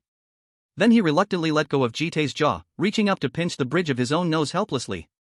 I even know how to use a washing machine, my mom taught me. Ji-tae, do you really think we should let this weird kid stay here? As soon as his question blurted out, those three beautiful girls poked their heads in and answered for him. Let him stay here, he even said he knows how to use a washing machine. Don't you think he's pitiful? You shouldn't treat him like that, Sung-moon. While everyone was still trying to beg Sung-moon to help Johan, he had already put on his backpack, hugged his dog, and walked towards the door. Johan even has to take care of his single mother. I'm sorry, I'll be leaving now. Sung-moon was silent, the image of his own mother appearing in his mind. Then he took out a cigarette, brought it to his mouth, and said in a cold tone, Hey, crybaby. His next words stunned Johan, if you need money that badly, steal someone else's shoes and sell them. Sung-moon took a long drag and continued, I don't know your situation, but don't shed tears so easily in front of others anymore. He stood leaning against the wall, looking into the distance, nobody in this world cares even if you cry. Sung-moon's words made Johan's footsteps stop right at the doorstep. Besides, if you want to survive out there, you'd better change the look in your eyes. Hearing this, he bowed his head slightly, letting his bangs hide his eyes, and said softly, Th. As if feeling his voice was too weak, he took a breath and replied loudly, Thank you. That left Ji-tae and the other two stunned, I have a feeling we'll run into him on the streets again. At that time, I couldn't have expected that Johan would step out of that room so strongly, just in time to meet Shin Woo at the door. Hey, you must be that pitiful boy, right? Excuse me? In just a few short months, his bright smile and the black wallet in his hand were etched into his mind. It's a pity you won't stay. Here, at least take my wallet. The naive, crybaby kid back then, Johan, accepted that kindness, tears falling uncontrollably. Thank you. He would return as a member of God Dog. And at sunset that afternoon, an appearance took Kim Ji-myeon by surprise. Wait, I'm a bit confused. I thought you two came here to buy clothes. There's another guy who wants to join Big Deal. Wang No-chun, carrying a backpack and dressed neatly, ignored his girlfriend's tugging and cheerfully greeted, I came here for Big Deal, can you let me join? Hey, let's go home, this place is too scary. Wang No-chun. He turned his head and asked the two subordinates behind him, what's with these kids? Sorry to bother you, boss. These kids came to the clothing store, but the boy asked about us and said he wanted to join Big Deal. As if to verify the words of those two, Oh-chun stood there smiling like a fool. I told him to get lost and slapped him, but he remained unfazed. My name is Wang No-chun. I don't know what pain is. Kim Ji-myeon looked down at him, why do you want to join Big Deal? You seem to come from a wealthy family, you must have a very good life, right? Well, I don't really like my family. If I stay with them for another day, I feel like I'll go crazy. Hearing that explanation, he can only sigh, I understand your situation. But I still can't let you join Big Deal. Being rejected by him, Oh-chun was dragged away by his girlfriend next to him. Did you hear that? Let's go home now. What were you going to do if he actually let you in? Joining gangs like that won't solve anything. But I want to join Big Deal. What do you know about loyalty? Does that kid hate his family? Those words carved into his inner wounds, bringing that person's face back into his mind. He seemed angry. Just like his childhood self, like me, after hesitating for a moment, he called out, hey, it doesn't hurt.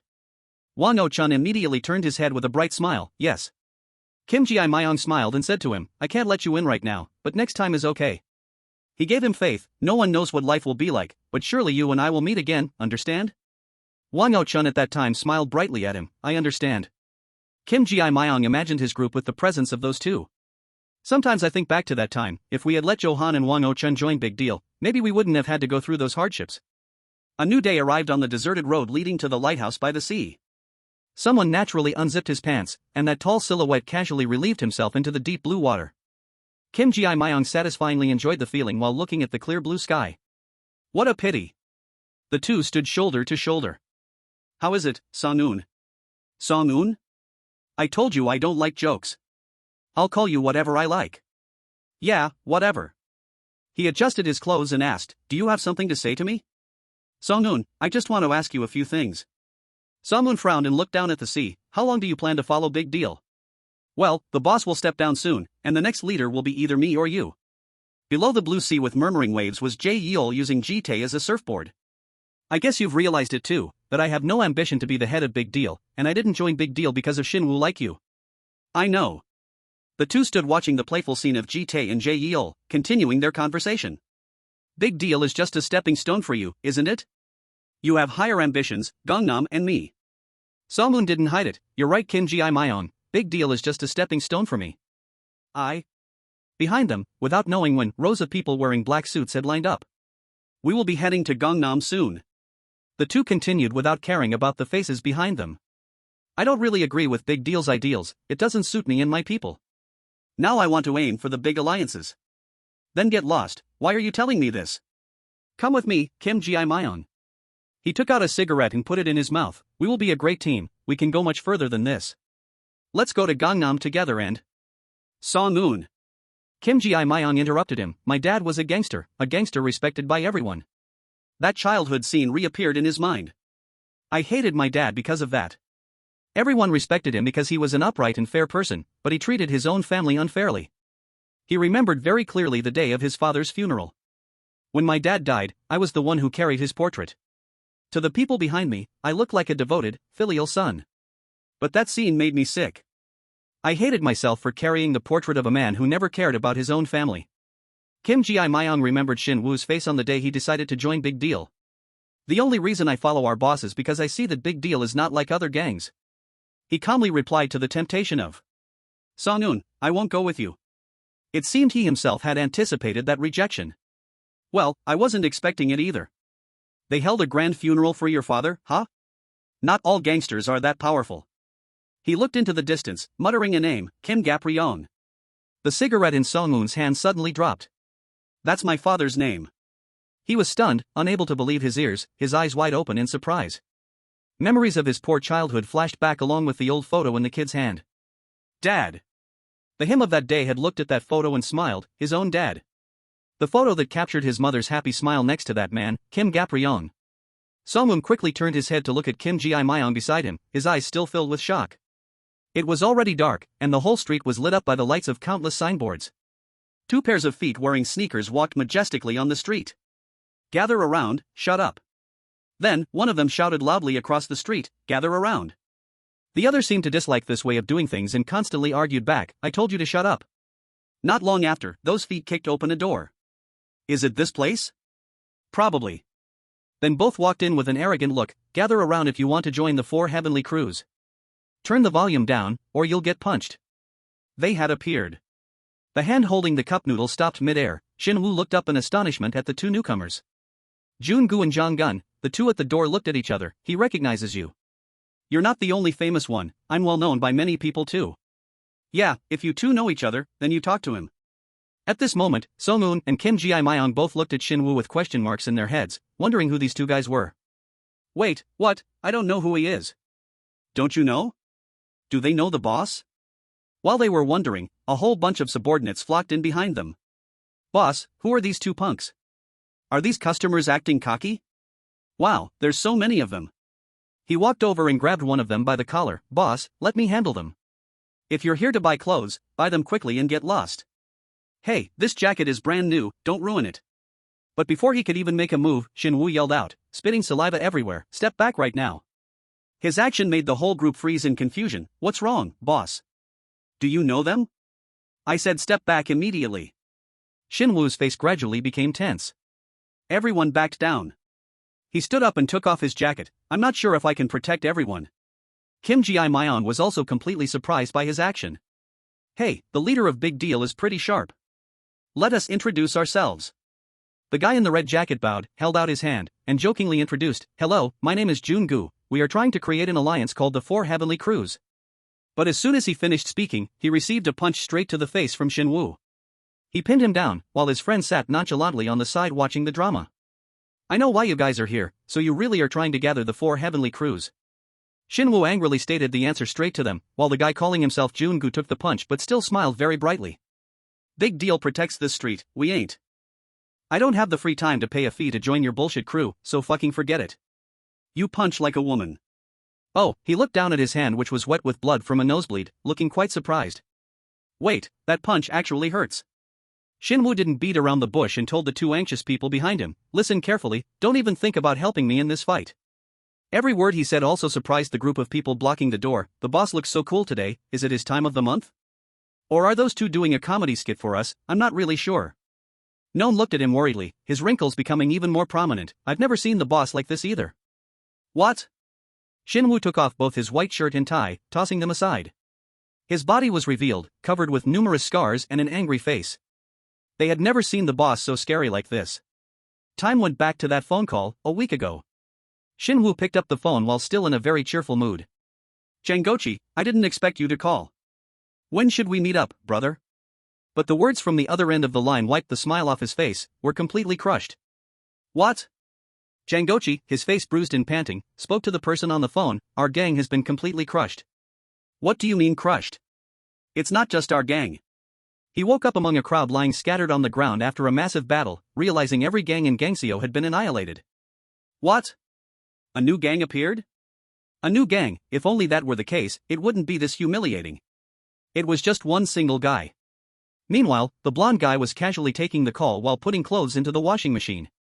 Hey, you're covering the laundry fee, right? He took out a pack of cigarettes and tapped it a few times. He said he would form the 4 Heavenly Crews and take down all of us to test us. Then he pulled out a cigarette and lit it. He wants to see how strong we are. Starting today, Jangochi is history. Shin-woo sat dejectedly on the chair. He will soon target Big Deal. If you don't kill that bastard, Big Deal is doomed too. He mumbled to himself, repeating Jangochi's description, blonde hair, wears glasses, Jun-gu. Shin-woo, remember this, if you have to fight him. The scene returned to the current fight. Shinwoo valiantly grabbed his collar and used a headbutt, absolutely not giving him a chance to counterattack. But Jungu still showed no fear. Despite his bloody nose, he still grinned widely. Hey, you're fighting. Then he swung a punch, but it was dodged as Shinwoo ducked. Not bad. One of Shinwoo's hands grabbed his face, the other hand wrapped around the back of his neck and flipped him over. Shinwoo even gave him an extra elbow strike right on the bridge of the nose. However, he calmly reached out to pick up his glasses. Unbelievable, I think you might be. His expression remained unfazed as he looked at him, the strongest person in this gangseo. Shinwoo dropped his usual frivolous demeanor, looking at him seriously. Scared yet? I still have 100 lethal moves I haven't used yet. Having said that, he lunged forward, continuing to punch Jungu straight in the face. Run while you still can.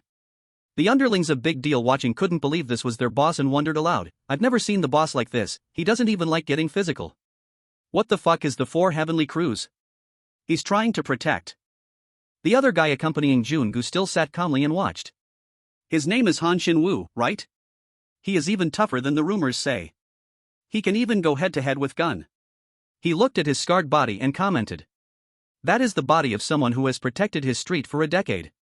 A body forged by bearing heavy responsibilities. Even I couldn't match that strength. There's no way someone like that could be weak. As he was speaking, a hand reached out and pulled his cheek. But Shinwoo was already too old to enter the Four Heavenly Crews. Jae-won walked over with an arrogant look to assert dominance. Hey, what are you doing here? Came to watch the fight? Are you that blonde guy's little brother? Have you seen how awesome our boss is? You guys have no chance of winning. The guy didn't anticipate anything, just gleefully mocked him. What are you glaring at? Huh? Why are your eyes completely black? Goodness, your hair is so greasy. You look like a retard. Have you ever heard the name Hwang Jae-won? Jae-won didn't stop messing around, circling the guy without letting go of his cheek. Look at you smiling. How can you smile when your boss is fighting? I promised not to fight. Did you just talk back to me? He sat still, letting Jae-won do whatever he wanted. He's always causing trouble, so I have to behave properly. The Four Heavenly Crews must be kept a secret. He didn't take his eyes off the somewhat one-sided battle over there. But I do find this very interesting. There's a chance he might actually lose. Jungu was punched by Shinwoo, flying straight into the wooden chairs near the wall, causing his cup of noodles to be knocked away. Get lost. He didn't stop being angry, continuously charging in to attack. Big Deal will not join the Four Heavenly Crews. At this point, Jungu pulled his leg back and kicked toward his incoming fist. You're pissing me off. Just a gentle move like that blocked Shinwoo's action. On his cheek, for some unknown reason, a wound appeared stretching from the corner of his mouth to his sideburns. What the hell? Did something just cut my skin? Right at the tip of Jungu's shoe, a sharp piece of metal stained with blood was revealed. If you don't want to join, then fine, I don't give a damn either. He scoffed. Was that his broken glass shard? He bent down to pick up a fallen chopstick on the ground. I noticed it seems like you guys were eating ramen before we arrived. Shinwoo suddenly froze, something dizzyingly fast bypassed his left shoulder. Shinwoo was surrounded by the crowd but showed no fear. Prepare a spot in the Black Bear gang, we have an honored guest. He slicked his bangs back, glanced with a meaningful smile, and said to him. Goodness, do you think I'll obediently crawl in there? Kim Ji-myung stood there, confused, watching them argue back and forth. Enough. Did you guys hear what he said? Teach him some manners. Finally, I will be able to witness the power of this living legend with my own eyes. Just as his thought ended, the subordinates of the Black Bear gang charged at him with weapons. Stab this motherfucker to death. I will get to see the ability of Han Shinwoo, the leader of Big Deal. Amidst his anticipation, Shinwoo gently leaned backward to dodge the approaching knife. Almost died. But not even looking cool for 2 seconds, he fell to his knees in earnest. Please spare them this once. I beg you, Mr. Bae-myung. This action by Shinwoo left everyone so surprised their jaws dropped. Please let me take these kids home. They are just ignorant brats who don't understand anything. I guarantee I will teach them properly. Please let them go. They don't even know who they just messed with. Are you kidding me? His pleading face was surprisingly ugly, but his tone was still extremely high-pitched. Please have mercy, I beg you. Is this really the leader of a gang? Bae-myung, while playing with his pet dog, casually replied, Are you willing to lick my feet if I spare them? Feet? I can do even more than that. I will dedicate my tongue to serve you for the rest of my life. I can even serve your baby pet too. Hearing this, he couldn't help but blush and ask back, serve me with your tongue? That's right, sir. Alright then. Bae Myung stood up while holding his pet and ordered a subordinate to charge forward, cut his tongue out first. Yes, boss. What a pain. But Han Shin-woo had now shed his cowardly facade from earlier. He stood up, threw off his coat, and punched the guy straight to the floor. I thought that method would work. Bae Myung laughed in delight and took his comment. You are indeed different, you really have to use force. I knew you were just pretending, you son of a bitch. The kids went from one surprise to another, so they couldn't close their mouths. Sir, are you sure you can handle this? Handle what? Han Shin-woo grabbed the wrist of a guy aiming at him and shouted loudly, I am Han Shin-woo of Big Deal. Are you sure you can bear the consequences of killing me? He opened his mouth as wide as possible. If I die now, it might look like everything will end. Every word he said made Bae Myung's expression start to look slightly flustered. But you, the leader of the Black Bear gang, will forever be remembered as a coward who killed Han Shin-woo, someone incapable of defending himself. I know the Black Bear gang values honor highly. What will happen if people find out you ganged up on me and even used weapons? He stood there proudly, using his logic to shake the enemy. You will lose all your reputation and your business connections too. Not to mention, when Big Deal finds out I've been killed, they will hunt you down and be ready to assassinate you in your sleep. Are you sure you can handle that? Saying that, he threw the phone with its screen lit up in front of him. It's up to you to decide. Bae Myung picked it up. On it was playing a video of Shin-woo. YouTube is very popular these days, so I gave it a try. Hello everyone, I am Han Shin-woo of Big Deal. I just heard that some teenagers were kidnapped, so I will personally go rescue them. His expression in the video was incredibly rich. If I go missing after clashing with the Black Bear gang, remember to upload this video. Yes, boss. If this video is uploaded, everyone will find out about the missing kids too, right? He used 2 fingers to pinch the tip of the knife and handed the handle toward him. Sir, let's stop here for today, let's have a proper fight another day. The expressions on Bae Myung and his pet dog's faces were exactly the same. They could only stare at him and say, Big Deal and Black Bear have been rivals for a very long time, it's a shame to have such a lame ending like this. Then he had no choice but to bow his head. Go, did you guys hear that? And the whole group followed behind Shin-woo, comfortably walking out of this place. We're leaving, get out of the way. The bald guy approached, leaned close to his ear, and asked, Boss, are we really letting them escape just like that? What other choice do we have? He even made a YouTube video in advance. Even the US president watches YouTube. Bae Myung helplessly asked him, what if the Americans storm into our gang and start shooting? Are you going to block the bullets with a knife? If you want me to, boss, I am ready to do so. Anyway, looking at their retreating backs, he concluded that Han Shin-woo was really something else. He's not scared of me at all. But Bae Myung couldn't see the scene that followed. As soon as Shin-woo and the gang got into the car, he curled up on the other's laps, shivering violently. Holy crap, I was so scared I almost crapped my pants. None of you left anything back there, right? If you did, forget about it. Even if it's a family heirloom, there's no way I'm going back there. I thought you were speaking with a regional accent just now? A regional accent? I was born and raised in Seoul.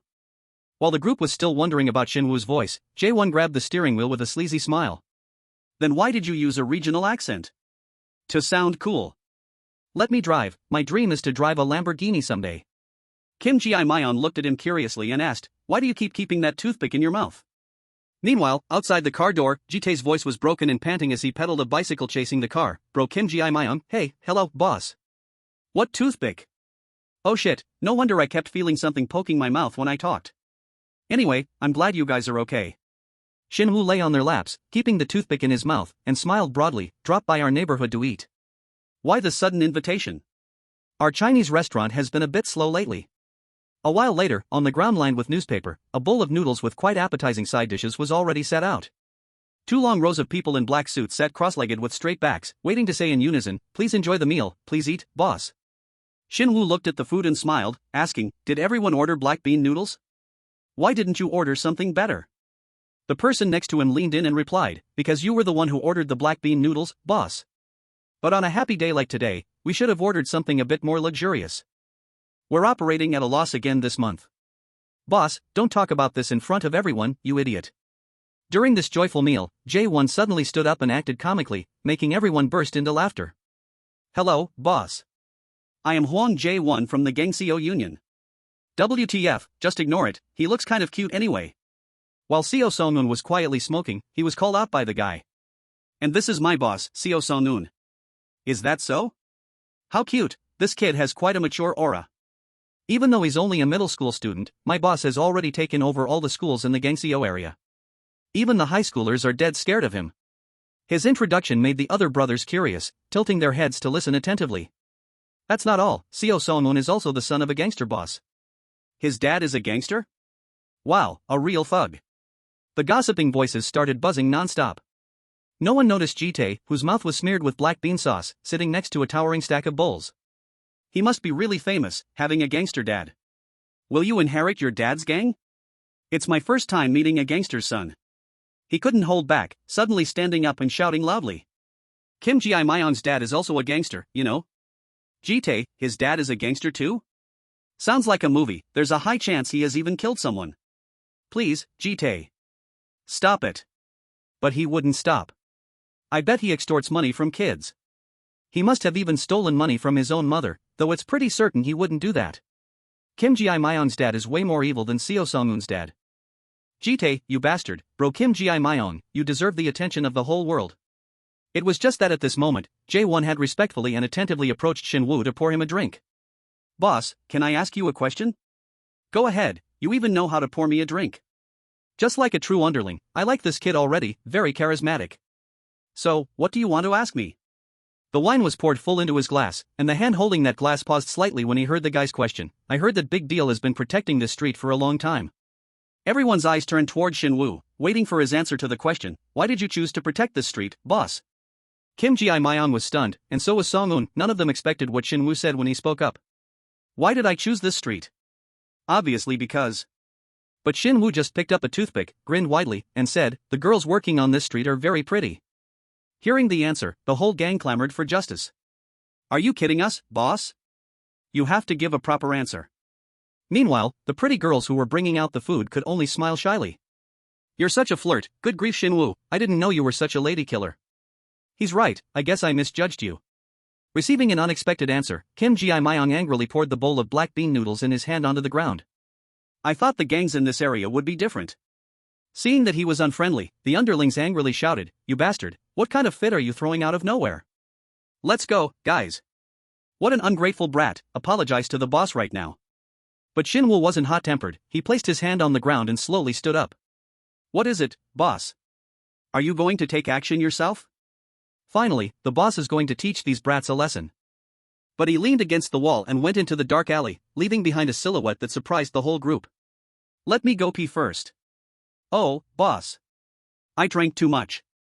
That kid Jae-won is really good at offering drinks. BRBR Kim Ji-myung looked at his back with annoyance. I'm sick of this. Then he recalled an image from when he was little. Dad, where are you going? The gangsters are here. In the large house, only his mother sat lonely watching TV. Are you leaving mom at home again to go see those weird ladies? BRBR at that time, he only received a pat on the head from that large hand.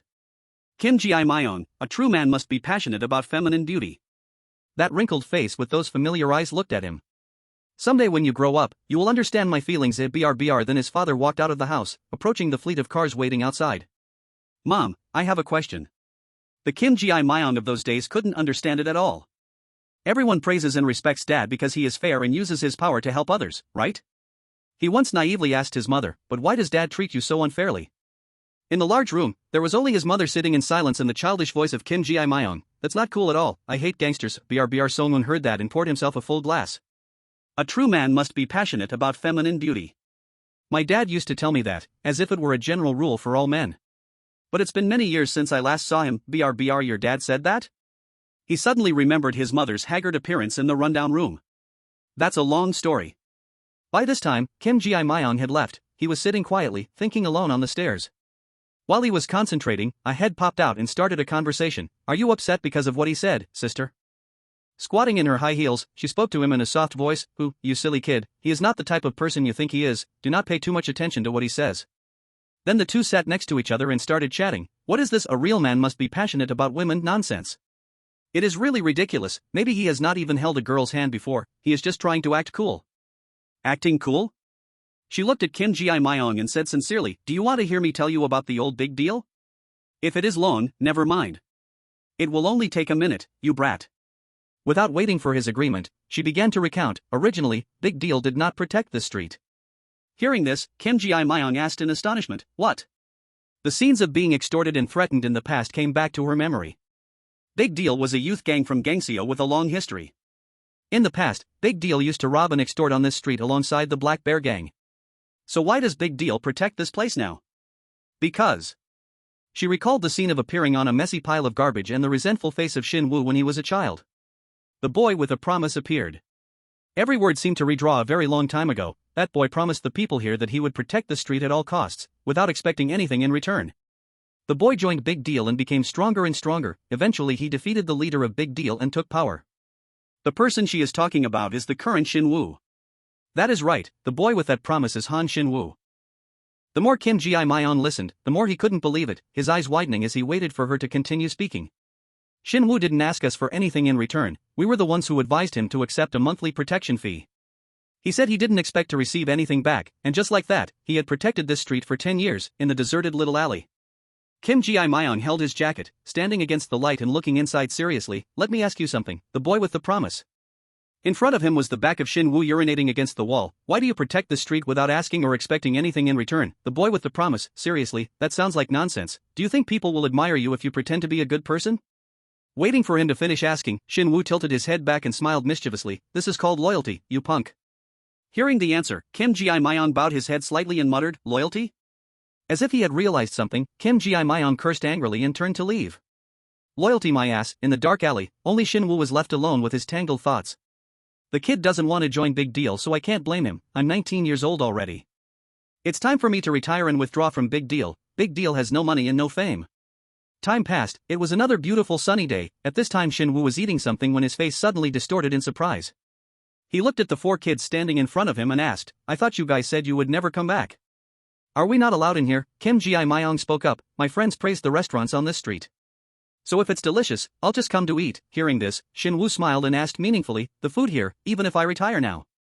He lifted the bowl of noodles in his hands and looked at them. Everything is pre-ordered. Kid, this street will be fine too.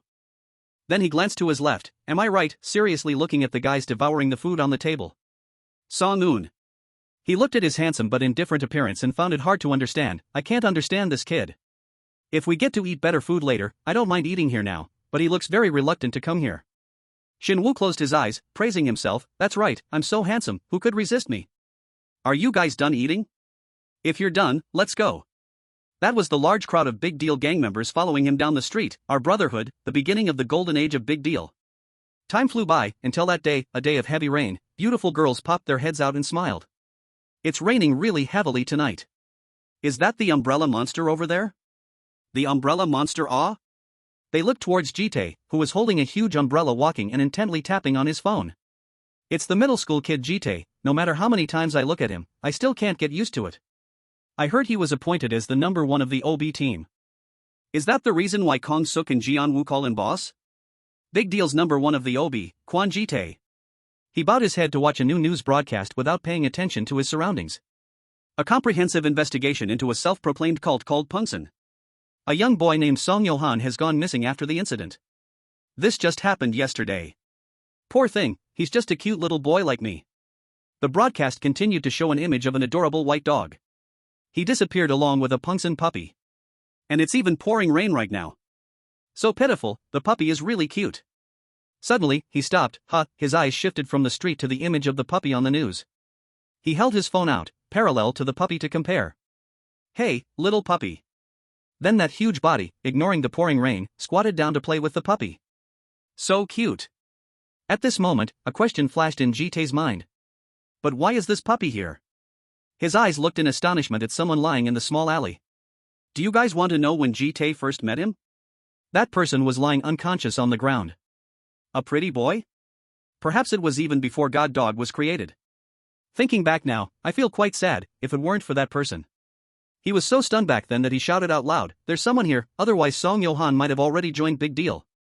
On the long street, 6 tall men in black suits respectfully bowed deeply and shouted, hello, boss. Seo Song-un, smoking and deep in thought, walked past amidst the greetings. Hello, sir, hello, boss Seo, hello, boss. Big Deal's number 3, Seo Song-un. Suddenly he stopped, his eyes noticing something nearby. It turned out to be an underling wearing only a white shirt, awkwardly scratching his head. Where is your jacket? I was in a bit of a hurry, so I forgot it, sir. Is that so? He stepped in front of the guy and slapped him straightforwardly. Does that mean you're not a member of Big Deal, right? That entire scene caught Shin-woo's eyes from inside the restaurant. Seeing that, he grumbled, good lord, does he have to be that strict? Isn't it better that way? With Big Deal growing stronger day by day, we also need someone strict like Song-un to keep everyone in line. The two of them watched Song-un's every move as he disciplined the underling while commenting. Compared to his age, Song-un is very talented. Even though he just joined, he immediately took the number 3 position. Based on my experience serving you and the previous leaders of Big Deal, I have to say we are very lucky to have someone like him. Hearing these words, Shin-woo's face fell as he expressed his attitude. I bet Kim Ji-myung wouldn't hit someone just because they aren't wearing a jacket. You're just favoring him, and you favor Song-un. What is so great about Kim Ji-myung anyway? He might be well liked by many, but Song-un is the true talent. While the two were arguing, Jae-won stood at the door holding a phone and respectfully said, Boss, you have a phone call. He says he is Yagochi from Gangseo. Should I tell him to hang up? Look how cute Jae-won is, always trying to encourage me. Boss, just answer the phone first. He reached out to pick up the phone, then leaned back on the couch and accepted the call. Yagochi, I didn't think you would call. When are we meeting up, brother? Meanwhile, Song-un had entered a shop and was bending down to pick up a red dress that had fallen on the floor. What the hell is this? It's been a month. He carefully hung it back on the hanger. How could this fall off the hanger, ever since I joined Big Deal? Then, while lost in thought, he brushed it off a few times. There's nothing left for me to learn here. I want to join the major alliances, those girls can't do anything right. I don't plan to stay in Big Deal forever anyway. Maybe it's time to go to that place. He glanced around with disdain. If they do business like this, when will they ever sell anything? Then, with his arrogant expression, he judged the whispering sounds. Wait, Song-un's attention was caught by a group of girls gathering in front of the shop across the street. You are such a handsome boy, look up so I can do your eyeliner. Will this kid be staying here from now on? They are not sure yet. What is going on over there? He walked over to the group, using his height to peer into the center. What are you girls doing? Everyone is supposed to be selling right now. Song-un, come take a look at this kid. Surrounded by the beautiful girls was a little boy sitting in a daze. Ji-tae found him. Hello. The scene shifted to a small room, where that little boy was hugging his pet dog, cowering against the wall, and looking forward anxiously. What, you picked him up from the street? You felt sorry for him so you couldn't chase him away? Do you think this is an orphanage, you retard? He sat there watching 3 tall men being scolded by Song-un. OB team, are you guys messing with me? No, we apologize, boss. Big Deal is looking for IME. He looked seriously at his subordinates. Did you guys forget that our financial situation is extremely tight? We are so short of money that we cannot even recruit new members. Do you think money grows on trees? Don't you realize that doing this will only cause more trouble for Kim Ji-myung? Johan stood to the side, stunned to hear the verdict meant for him. I will only say this once, kick him out. But Ji-tae spoke up to object. Brother Kim Ji-myung is the one who has the right to decide whether we accept new members or not. We will handle him according to brother Kim Ji-myung's words. Song-un couldn't hold back when he heard him say that, reaching out and squeezing his chin tightly. Ji-tae. Each word seemed to be hissed through his teeth with extreme intimidation. We've been working together for a month, and you still refuse to call me boss? However, Ji-tae remained very firm in his stance. I only call one person that, and he is Kim Ji-myung. What?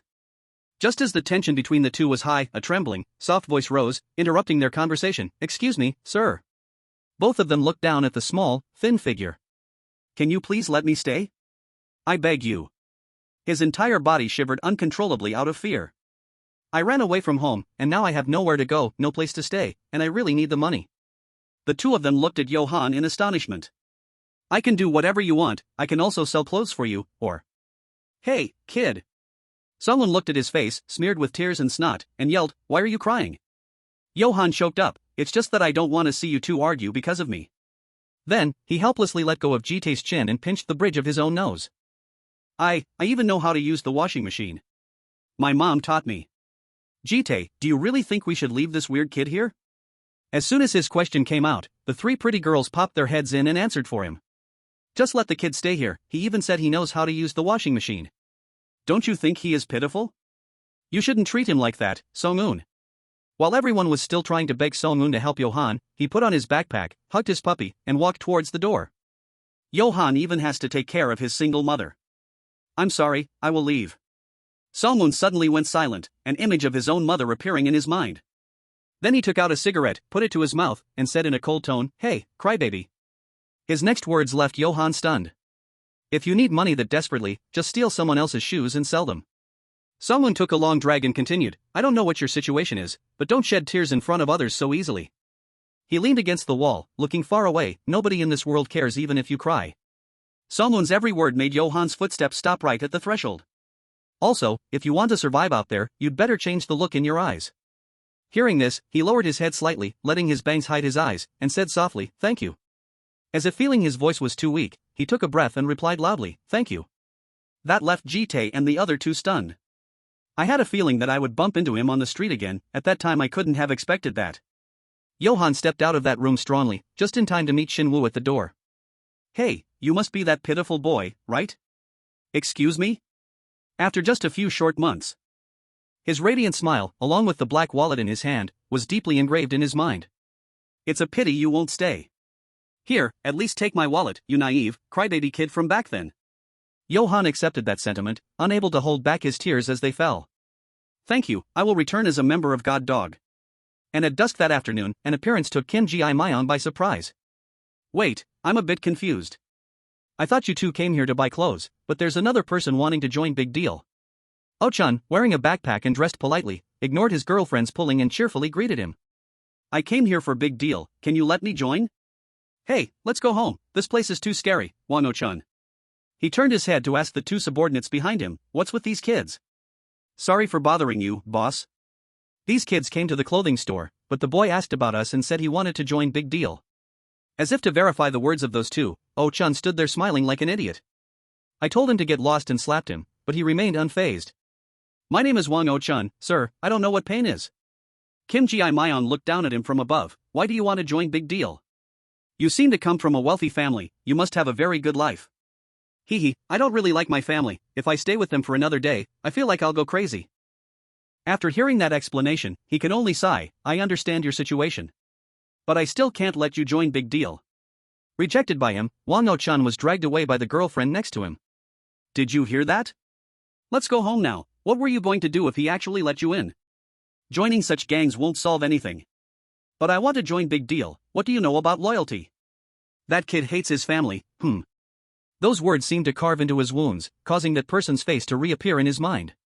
It seemed this guy was just like him when he was a kid, just like himself. After thinking for a while, he called out, "Hey, Wang Oh-chun." Wang Oh-chun immediately turned his head happily, "Yes." Kim Ji-myung smiled and said to him, "I can't let you in right now, but maybe next time, okay?" He gave the guy a sense of hope. "No one can predict how life will turn out, but surely you and I will reunite one day, understand?" The Wang Oh-chun of that time smiled brightly at him. "I understand, Kim Ji-myung." Ji-myung imagined the image of his group with the presence of those two. "Sometimes I think back to that time, if we had let Johan and Wang Oh-chun join Big Deal, maybe we wouldn't have had to go through those hardships." A new day arrived, on the deserted road leading to the lighthouse by the sea. Someone was naturally unzipping their pants, and then that tall, broad back casually relieved himself into the blue water. Kim Ji-myung was fully satisfied, enjoying the feeling of looking at the clear blue sky. "It's really nice." The two stood shoulder to shoulder. "What's up, Song-yeol, Song-eun? I told you I don't like joking around. I'll call you whatever I like, yeah, whatever, man." He adjusted his clothes and asked, "Do you have something to say to me, Song-eun? I just want to ask you a few things." Song-eun frowned, looking down at the sea. "How long do you plan to follow Big Deal?" "Why, the boss will step down soon, the next leader will be me or you." Beneath the blue sea with murmuring waves, J1 was using Jitae as a surfboard, surfing.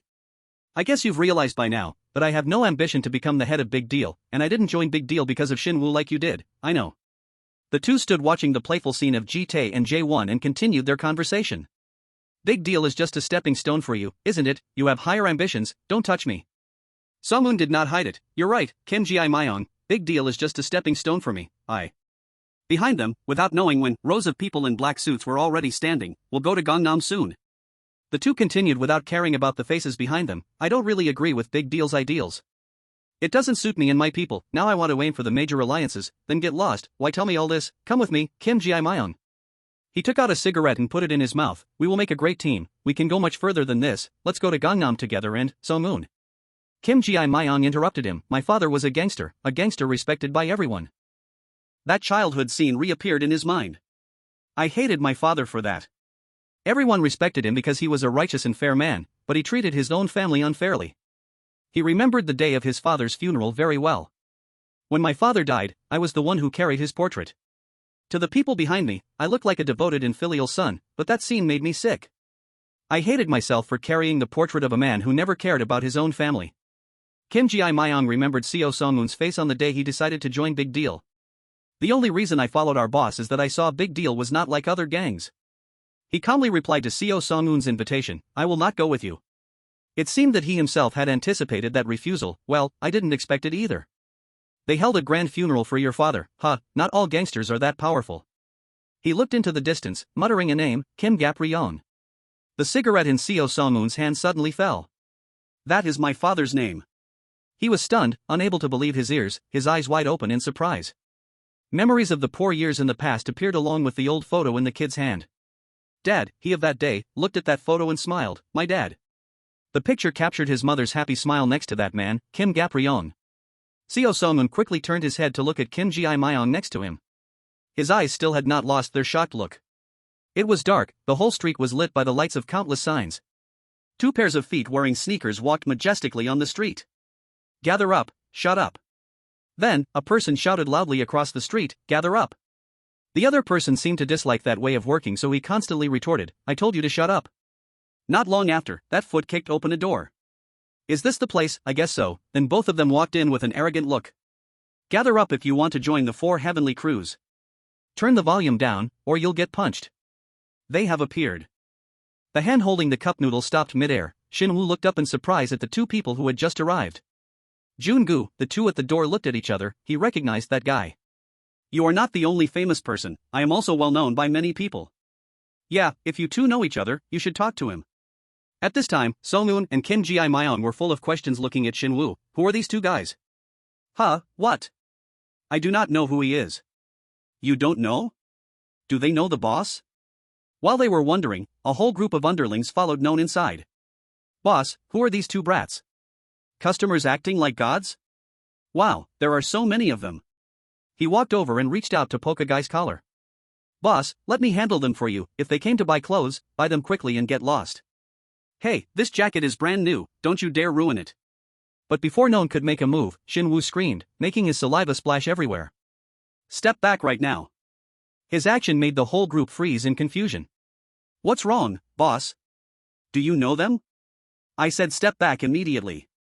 Shin-woo's face gradually became tense. Everyone, step back. He stood up, taking off his jacket. I am not sure that I can protect everyone. Kim Ji-myung was also endlessly surprised by his action. Hey, the leader of Big Deal is quite quick-witted, isn't he? Let us introduce ourselves. The guy in the red jacket bowed, held out his hand, and jokingly introduced himself. Hello, my name is Jun-gu. We are trying to build an alliance called the 4 Heavenly Crews. But just as he finished speaking, he received a punch to the face from Shin-woo. He pinned him down, while his friend sat nonchalantly on the side watching the show. I know why you guys are here, so it's true that you're trying to gather the 4 heavenly crews. Shin-woo angrily gave them the straight answer, while the person calling himself Jun-gu took the punch but still smiled brightly. Big Deal protects the street, we don't give a shit about paying fees to join your nonsense club, so forget about it. You punch like a girl. He looked down at his hand which was soaked with a patch of nosebleed, looking quite surprised. Wait, that punch actually hurt. Shin-woo didn't beat around the bush and told the 2 anxious people behind him, listen carefully, don't even think about helping me in this fight. Every word he said also surprised the crowd blocking the door. Boss is so cool today. Is he planning to win? Or is he playing a prank on us again? I'm not sure anymore. Noon looked at him anxiously, making his wrinkles even more apparent. I've never seen the boss like this either. What? Shin-woo took off both his white shirt and tie and threw them aside. His bare upper body revealed countless scars along with an angry face. I've never seen the boss this scary before. Time went back to the phone call that day, a week ago. Shin-woo picked up the phone and was still joking very happily. Yagochi, I didn't think you would call. When should we meet up, brother? But the words from the other end of the line made him stop smiling. We are shattered. What? Yagochi, his face battered and bruised, panted heavily as he spoke to the person on the phone. Our gang is shattered. What do you mean shattered? It's not just our gang. He woke up among a crowd lying all over the ground after a massive battle, but all the gangs in Gangseo have been taken down. What, a new gang appeared? A new gang, if it were that, it wouldn't be this humiliating. It was just one guy. Meanwhile, that blonde guy was casually listening to the phone while putting clothes into the washing machine. Hey, you're paying for the laundry, right? He took out a pack of cigarettes, tapped it a few times. He said he would establish the 4 heavenly crews and take down all of us to test it out. Then he took out a cigarette and lit it. He wanted to see how strong we were. From today on, Yagochi is just a thing of the past. Shinwoo sat dejectedly on the chair. He will soon target Big Deal. If you don't kill that bastard, Big Deal will be gone too. He muttered to himself, repeating Yagochi's descriptions: blonde hair, wearing glasses, Jun-gu. Shinwoo, remember this if you have to fight him. The scene shifted back to the present battle. Shinwoo valiantly grabbed his collar and used a headbutt, then absolutely must not give him a chance to counterattack. But Jun-gu still showed no fear. Despite his nose bleeding heavily, he still grinned. Hey, you're fighting. Then he threw a punch but was dodged when Shinwoo ducked. Pretty good. One of Shinwoo's hands grabbed his face, the other arm grabbed the back of his neck and flipped him over. Shinwoo also gave him an extra elbow strike right on the bridge of his nose. It was just that he still calmly reached out to pick up his glasses. Unbelievable, I think you might be. His face remained completely unfazed looking at him, the strongest person in this gangseo. Shinwoo shed his usual goofy demeanor, looking at him seriously. Scared yet? I still have 100 lethal moves I haven't used. Saying that, he lunged in again and continued to punch Jun-gu straight in the face. Run while you still can. The underlings of Big Deal gathered around couldn't believe this was their boss, and wondered aloud. I have never seen the boss like this before. He doesn't even like getting physical. What the hell are the 4 heavenly crews? Is he trying to protect us? The other guy who came with Jun-gu just calmly sat and watched. His name is Han Shin-woo, right? He is even tougher than the rumors. He can actually go toe-to-toe with Gu. He looked at his scar-covered body and commented, that is the body of someone who has protected his street for a decade. A body forged by bearing a heavy responsibility. Even I cannot match that strength. There is no way a person like that could be weak. He was talking when a hand reached out and pulled his cheek. But Shinwoo was too old to be able to join the 4 heavenly crews now. J1 walked over with an insolent face to show off. Hey, what are you doing here? Came to watch the fight. Are you that blonde guy's little brother? Have you seen how awesome our boss is? You guys have no chance of winning. He didn't foresee anything, just happily mocked. What are you glaring at, huh? Why are your eyes black? Goodness, your hair is so slick and shiny, you look like a retard. Have you ever heard the name Huang J1? J1 kept playing around, circling the guy while his hand still didn't let go of his cheek. Look at you smiling. How can you smile when your boss is fighting? I promised not to fight. Are you talking back to me? He sat still, letting J1 do whatever he wanted. He always goes around causing trouble, so I have to behave properly. The 4 heavenly crews must be kept a secret. He didn't take his eyes off the somewhat one-sided battle over there, but honestly, I find this very interesting. There's a chance he might actually lose. Jun-gu was punched by Shinwoo, flying straight into the wooden chairs near the wall, causing his cup of noodles to be knocked away. Get lost. He didn't stop being angry and continuously rushed in to attack. Big Deal will not join the 4 heavenly crews. At this moment, Jun-gu raised his leg to kick towards his fist. You're pissing me off. Just gently like that, he blocked Shinwoo's movement. On his cheek at this time, for some unknown reason, there was an additional wound stretching from the corner of his mouth to his sideburns. What the hell? Did something just cut my skin?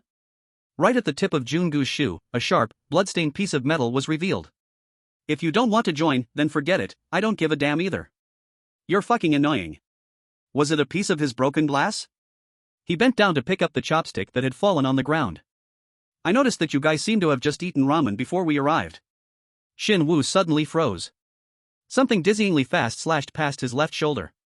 Shin-woo looked at the person in front of him in astonishment. I hope you don't mind me borrowing your chopsticks. But even so, I still won't let you join the 4 heavenly crews. I'll create a new crew in Gangseo. This is not good, Jun-gu said with a smile, holding a chopstick. His name is Jun-gu, and this guy is very dangerous. Thinking so, he still rushed forward and punched him straight in the face without any hesitation. But a second later, Shin-woo's remaining eye widened in astonishment. His left leg was stabbed straight through by Jun-gu with the chopstick. He let out a painful scream, then tried to grit his teeth to endure the pain. Was that just? Shin-woo continued to punch relentlessly. A damn chopstick? But all he got in return was the tip of the chopstick threatening right at his throat. Jun-gu lay there giggling at him, while he held his neck and coughed dryly. Chopsticks always come in pairs, you know? Shin-woo stepped back. Boss, I must. His eyes were glued to Jun-gu's indifferent expression. I like this chopstick, but it's a bit blunt, actually too blunt. Protect this street. Shinwoo forcefully lifted his leg from the chopstick pinned to the ground, even if he could never walk again, and then he jumped forward with a kick using that heavily bleeding leg. I also must protect Big Deal. However, his opponent didn't care at all. He scraped the chopstick against the wall ledge until sparks flew. Shinwoo was stunned in place once again. Before he could even process that action, blood splattered everywhere. Did he just? Jungu used the chopstick he had just roughly sharpened to slash a line across Shinwoo's body.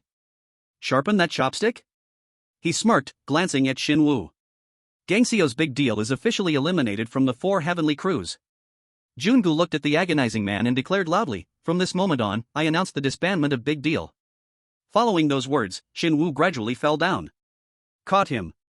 In his memories, which felt like just yesterday, were 3 scowling girls. Finally caught him. Did you think you could steal our food and get away? Is this the kid who always steals bread? Little Shinwoo huddled against the base of the wall, trying to devour the piece of bread in the filthy alley. The other girls told us to come catch you. Tell us your name. I am Han Shinwoo. Who wants to know? I didn't do anything wrong. Suddenly, a sentence took Shinwoo by surprise. Who said you were wrong? From now on, you live with us, you can eat as much bread as you want. Precisely because those people took him in, Shinwoo now had to fight for them. I will protect them. But Jungu easily slashed a line across his body. How are you still standing? I will protect this street. His whole body was battered, his hair disheveled. Stop crying. The tears of the girls fell that day. I told you not to cry. How can we not cry? You said you would protect the street and wouldn't let anyone steal our things anymore. He gently placed his hand on their shoulders to comfort them. Yet in the end, you joined Big Deal. We thought you hated them. Just trust me, it's going to be okay. Faced with those reproaches, he felt a bit weak-hearted. I will soon become the leader of Big Deal and make sure no one dares to lay a hand on you guys anymore. Because of those words, he now had to take a beating. That was the promise. Shinwoo remembered clearly that soft hand helping him tie his hair. Here, this hair tie is our gift to you. All 3 girls looked at him, smiling happily. Because you kept your promise, we didn't expect you to actually do it. Hey, what's wrong, Shinwoo? At that moment, he cried like a child. Why are you crying? He had a whole bunch of underlings lined up respectfully waiting for him outside. Today was the first day he became the leader of Big Deal and the one who would protect the street. That precious hair tie had snapped and lay on the bloodstained floor. Honestly, I don't get it. Shinwoo was defeated, lying prostrate on the spot. What is so special about this street to you anyway? Meanwhile, Jungu twirled the chopstick in his hand and sneered. Anyway, I had a lot of fun thanks to you. Your name is Shinwoo, right? He smiled as he fiercely stabbed the chopstick down. You are the best. Seeing this, Non and his underlings panicked and cried out, Boss! But Jungu's expression showed disgust. He looked at the chopstick pierced through the palm of a hand. Then he looked at the glaring eyes of both Kim Ji-myung and Song-eun, who were protecting Shinwoo. What the hell are you guys? Even though he couldn't get up, Shinwoo still tried to say, You guys, I told you to stay out of this. Don't do this, you'll get hurt. The 2 stood up, and Song-eun pulled out the chopstick stuck in Kim Ji-myung's hand. That's enough, boss. How long are you going to carry everything on your own? Jungu laughed with delight and bent down to pick up the bloodstained chopstick. Damn it, is this a gang fight? Wait for your turn, I'll deal with you later. But he was stopped by the retort of one of the 2, You really need to learn how to work more professionally. Who gave you the right to decide? Jong-gun didn't sit still anymore, stood up and said, I like them. He made a phone call. Hello, it's me. Big Deal will take over Gangseo. Somewhere else, a trophy sparkled beautifully under the light. The person receiving Jong-gun's phone call was admiring the new trophy in a room filled with trophies. James. The whole neighborhood poured out into the streets to gossip. Shinwoo, heavily bandaged all over his body, was resting in the room under the care of 2 people. Kim Ji-myung closed his eyes to rest his spirit. He recalled the past battle, remembering the moment the man in black stood up to stop Jong-gun and Jungu. Big Deal of Gangseo, congratulations on becoming one of the 4 heavenly crews. Why? I really hate these guys. Shut up. As for him and Song-eun, with a chopstick pierced through his palm, they were shielding Shinwoo, who had been defeated and was lying on the ground. Han Shinwoo's combat ability alone was good enough. Besides, these guys were very organized. We can't just eliminate them, it's just a pity that Shinwoo was a bit old. But temporarily, Big Deal has passed the first evaluation. The other guy took out a cigarette again. That doesn't mean you guys are off the hook. Anyone belonging to the 4 heavenly crews must know how to make money. He nonchalantly lit it. I'll give you a month to legally earn 100 million won. Jun-gu beside him tightly covered his nose with a look of disgust and alienation. If by the time we return, you guys haven't prepared enough money. He snapped back to reality, looking at the motionless Shin-woo, and recalled the final sentence, big deal will be disbanded. Outside, the clothes-selling ladies peeked at Shin-woo's group's house and gossiped, have you heard about the boss being defeated by those weirdos? The subordinates were also completely bewildered. They forced him to join some 4 heavenly crews or something. What if he refuses? They said they could make big deal disband. What? Jae-won cried loudly in panic, asking if the boss would accept that offer. If not, he would be beaten again, and what if they really wiped out big deal? Don't say such terrible things. Everyone's faces were filled with worry and tension.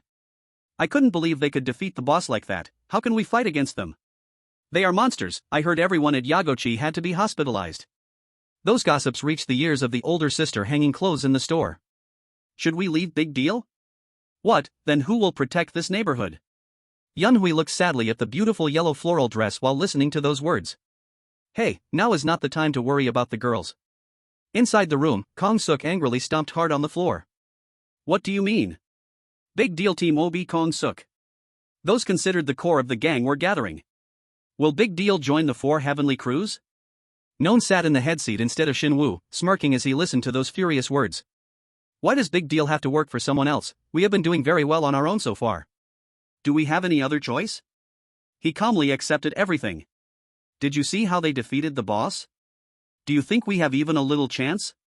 It's a no-brainer. Finally we can also work for someone stronger. He mentioned those 2 terrifyingly strong people again. Jong-gun and Jun-gu promised that if we join the 4 heavenly crews and give them 100 million won every month, we will soon be accepted as their successors. They also said that we will earn a mountain of money if we do that. Yun-hui, holding a plate full of food, stood right outside the door and accidentally overheard all those words. Let's use the girls to make money, then pay Jong-gun and Jun-gu to become their successors. They began to argue more and more fiercely. Damn it, we should have done this sooner. What kind of gang protects a street for some bullshit ideal? I'm telling you, it's ridiculous. Kong-seok couldn't hold back and yelled, since when do we use those girls to make money, huh? Big Deal's purpose is to protect them from being exploited like that. Are you really going to shell out hundreds of millions of won every month just because you're scared of those 2 thugs? At this moment, Sung-hoon suddenly spoke up, Kong-seok, sit the fuck down. Jae-won, beside him, also smirked in contempt.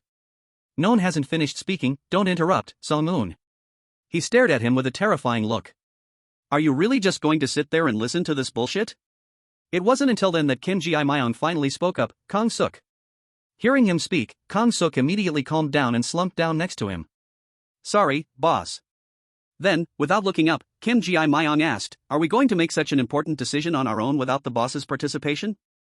Kim Ji-myung. Non interrupted with a wicked smile, if the boss had done his duty properly from the beginning, we wouldn't have fallen into this situation. He then turned to persuade him, come on, Kim Ji-myung, help us out. This is a chance for Big Deal to step up to a higher level, we can't live like trash forever. The whole group sat there listening in silence. Since the boss can no longer continue working, I will be the next leader. This is how things were supposed to work from the start. If you don't agree, just tell me directly.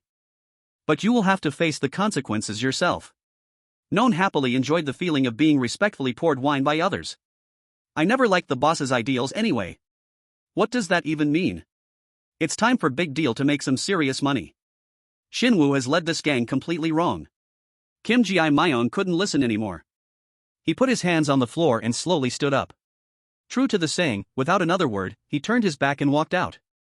When the owner is away, the chickens grow shrimp tails. Reaching the door, he tilted his head and glanced into the room out of the corner of his eye. I guess in this case, you guys are the damn chickens. But his mockery did not make Non feel ashamed. He just smirked and replied. How dare you?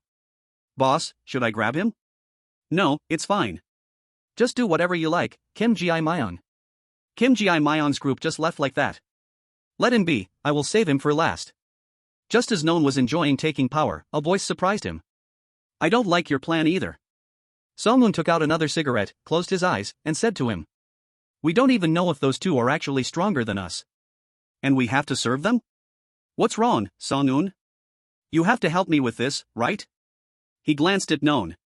We've always been in the same boat. Let's just do it, we'll become rich. I'll do it, but on one condition. Non looked at him nervously. Condition? What condition? Those two told us we have to pay them 100 million every month, right? Yeah. Then Song-un placed his hand on his shoulder, smiling with a hidden meaning. Let me try to earn that money. The scene shifted to the beach where Song-un was sitting alone, drinking on the embankment. Someone suddenly called out his name loudly. Walking towards Song-un, holding a jacket, was Kim Ji-myung. You said you would become the leader of Gangnam, but now you're working for that cheap trash? He draped the jacket over his shoulders, looking at him intently. You even told Known to let you earn 100 million, how do you plan to do that? Just leave and... While Kim Ji-myung was rambling, a simple, short word made him stop. Get lost. What? Song-un reached for the liquor bottle, speaking indifferently. I have nothing to say to you. Fuck off. His eyes were sharp and cold. Don't play the friend game with me. Kim Ji-myung came next to him, patted Song-un's shoulder, and asked, What's wrong, my friend? Did I do something wrong? But he just brushed his hand away, not even turning his head, and said, I take it back, Kim Ji-myung. Unforgettable memories of that dilapidated room resurfaced. The present him stared into the distance. I take back my words wanting you to leave with me. Every time I see you, it makes me want to throw up. Then Song-un turned around and walked away, speaking with bitterness. How could you understand? You are a child born with a silver spoon in your mouth, the son of Kim Gapryong. He left Kim Ji-myung bewildered there alone. What? What are you saying? Why? The conversation from that day at this very place suddenly popped into his mind. Kim Gapryong is your father's name. At this moment, he could only stand silently, watching Song-un's departing back, and wonder he had changed since then. In the following days, at the Big Deal Gang's warehouse, it seemed that Jong-gun and Jun-gu had returned with 2 brand new jackets. They don't meet our standards. See, I told you they were too old. Seeing them arrive, Known looked so worried that his face scrunched up. Where is that bastard Song-un? If you don't know how to make money, you can't join the 4 heavenly crews. 100 million won sure is a huge amount of money. Wait, listen, we'll give you the money. He asserted that he could earn the money. Jun-gu poked Jong-gun's cheek and sneered. I knew it just by looking at them. These guys don't understand the concept of money. Hey, can I just create my own gang in Gangseo? There's no other way, if it's like this. Every single word from those two made Known increasingly panicked. Right now, Big Deal is disbanded, and you are no longer candidates for the 4 heavenly crews. Big Deal is truly doomed. At that crucial moment, Kim Ji-myung and his 3 brothers stood up bare-chested to declare war.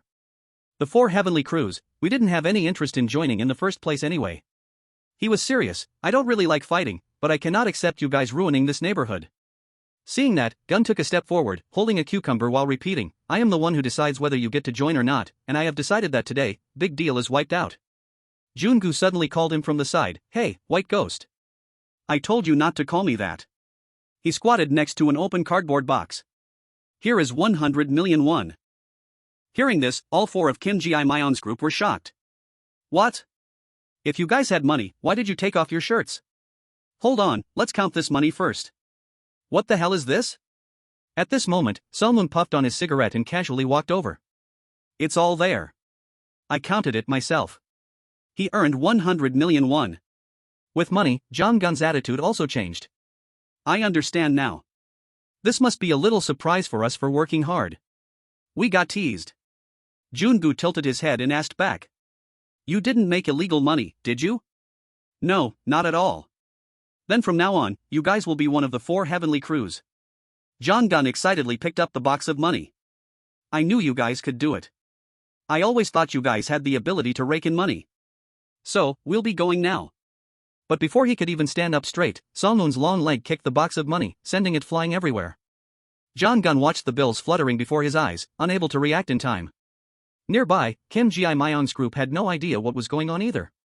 And of course, Known's group also gasped when they saw Song-un do that. Jong-gun was still squatting on the ground, his expression changing from joyful excitement to anger. Hey, what do you think you're doing? Song-un stood in front of the bewildered Known and Kim Ji-myung. You guys tested us, now it's our turn to test you too. A puppy suddenly appeared. So, you guys are talking about these 2 bastards?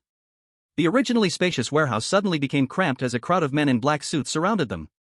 Are these the 2 bastards who came out of nowhere and suddenly stirred up this Gangseo land? Jun-gu and Jong-gun simultaneously turned their heads to look at the speaker. They bullied the kid gangs, but ignored us adults? What a pity. Bae-myung was still playing with his pet dog while talking. But you guys made a huge mistake. How dare you touch Song-un? He belongs to me, Gangseo, the Black Bear Gang. The people following Noon were terrified. What the hell? The Black Bear Gang? What are they doing here? Why is the Black Bear Gang here? He gritted his teeth to make himself look less afraid. Who called them here? This is bad. Facing Jong-gun and Jun-gu is already made us stressed enough.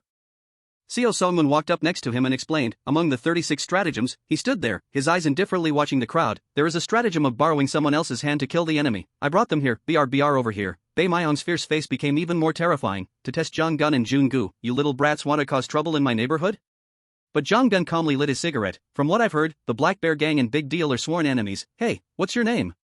At that point, he noticed his gentle face and squinting smile and noted it down. It's Seo Sung-moon, he's the real tough one. BR Seo Sung-moon bent down to pick up the bill in front of him. If you two pass the test, we will give you 100 million won and you can join the 4 heavenly crews.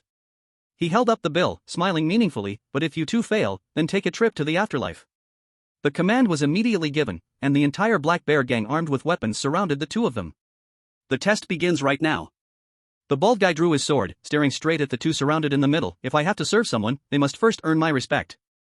Jong-gun was still very calm and smiled. The two of them stood back to back looking at the crowd surrounding them and said, I didn't expect us to be tested by a candidate of the 4 heavenly crews. BR a pet dog barked loudly at the person in front, unbelievable. The scene shifted to where the Black Bear Gang was gathering. Do you think this is a playground where anyone can just barge in and cause a ruckus? Didn't Shin-woo teach you kids any manners? The boss of the Black Bear Gang. Seo Sung-moon was being held down on his knees by his men. How dare you come here alone? Big deal number 3 Seo Sung-moon. He smiled, using his sharp eyes to look at the boss of the Black Bear Gang and said, I want to make a deal with you. Screw you and your deal. Hey, throw him into the Black Bear. Yes, boss. But his next sentence brought everything to a halt. Our big boss has been taken down. Wait, hold on. Seo Sung-moon told him about the scene of Shin-woo being defeated and lying knocked out on the ground. He was taken down by 2 guys named Jong-gun and Jun-gu. These two are going around picking fights with the gangs. They defeated our boss and now they even want to disband Big Deal. Are you still not interested in my deal? Bae Myung walked over and shoved a cigarette into his mouth. Hey, I really hate liars. Sung-moon looked straight at him without dodging his gaze. Why would I lie to you? I'm just worried that. He didn't hesitate to look at his bizarre face and threw out a provocation. They might even take down the Black Bear Gang. What a clever kid. So you don't care that we came to your neighborhood? Alright, I'll listen to you. The battle returned to the warehouse of the Big Deal Gang with a lean to dodge a slash from Jong-gun, and then a decision on whether to help Big Deal or not. He looked down at the half cucumber still in his hand. Damn it, I haven't even had a bite yet. Over here, Sung-moon continued to pick up some coins and provoked, isn't it a bit unfair making us fight a real gangster gang? It seemed the two of them were not afraid of them at all. Besides, I already told you. His eyes shifted to the missing front tooth smile of Bae Myung. This is a test, if you fail, both of you will die. Jong-gun skillfully protected the cucumber while dodging. You two should fight seriously. Until now, he still refused to attack. These guys look like extras in a movie, but their knife skills were quite decent. Just as he thought that, a clean cut tore Jong-gun's sleeve. They were indeed experienced people. To think Big Deal could pull in a whole gang of adults for support. He couldn't hold back anymore and started counterattacking. One hand locked the opponent's right arm, causing the weapon to drop, while the other gave him a punch. You guys are making it difficult for me. He stood up straight, looking at the crowd rushing towards him. Even for me, getting stabbed by a knife still hurts. Suddenly, an arm reached out in front of him. Use this. Jun-gu handed him something as red as his own jacket. Otherwise, you can just stand there and die. What's your plan? Just try to survive. Jong-gun took the weapon handed to him, remaining extremely calm despite the crowd rushing from behind. How am I supposed to use this? Right when he was still figuring out how to use it, a guy slashed at him. Die. That guy's pupils widened in surprise. He didn't expect Jong-gun to block his slash with that toy. I'm not very good at using weapons. And with a flick, the tail of that thing struck him, making him spit blood. Although I don't like weapons, next was the guy in black right beside him. I have no other choice since everyone here has a knife. He said he wasn't good with weapons, yet he could swing it so effortlessly. Kyokushin karate. Jong-gun looked totally badass, striking various poses with the baton in his hand, but his mouth didn't stop complaining. Holding these things makes it too hard to get into a proper stance. The art of using a tonfa. He didn't turn around but still cared enough to ask Jun-gu, thanks for yielding the weapon to me, but what about you? Me? I'm fine. Facing him was an extremely sharp katana. Jun-gu's eyes glued to it. I found something much better. The two of them then asked Sung-moon, who was standing by watching, do you want to test us? Makes sense, if I were you, I would do the same. Then the conversation shifted towards Bae Myung and the pet dog. I really need that money, so if you want to test us, go ahead. Jong Gun calmly stood his ground, swinging his tonfa and beautifully taking down the Black Bear gang members. We will pass this perfectly.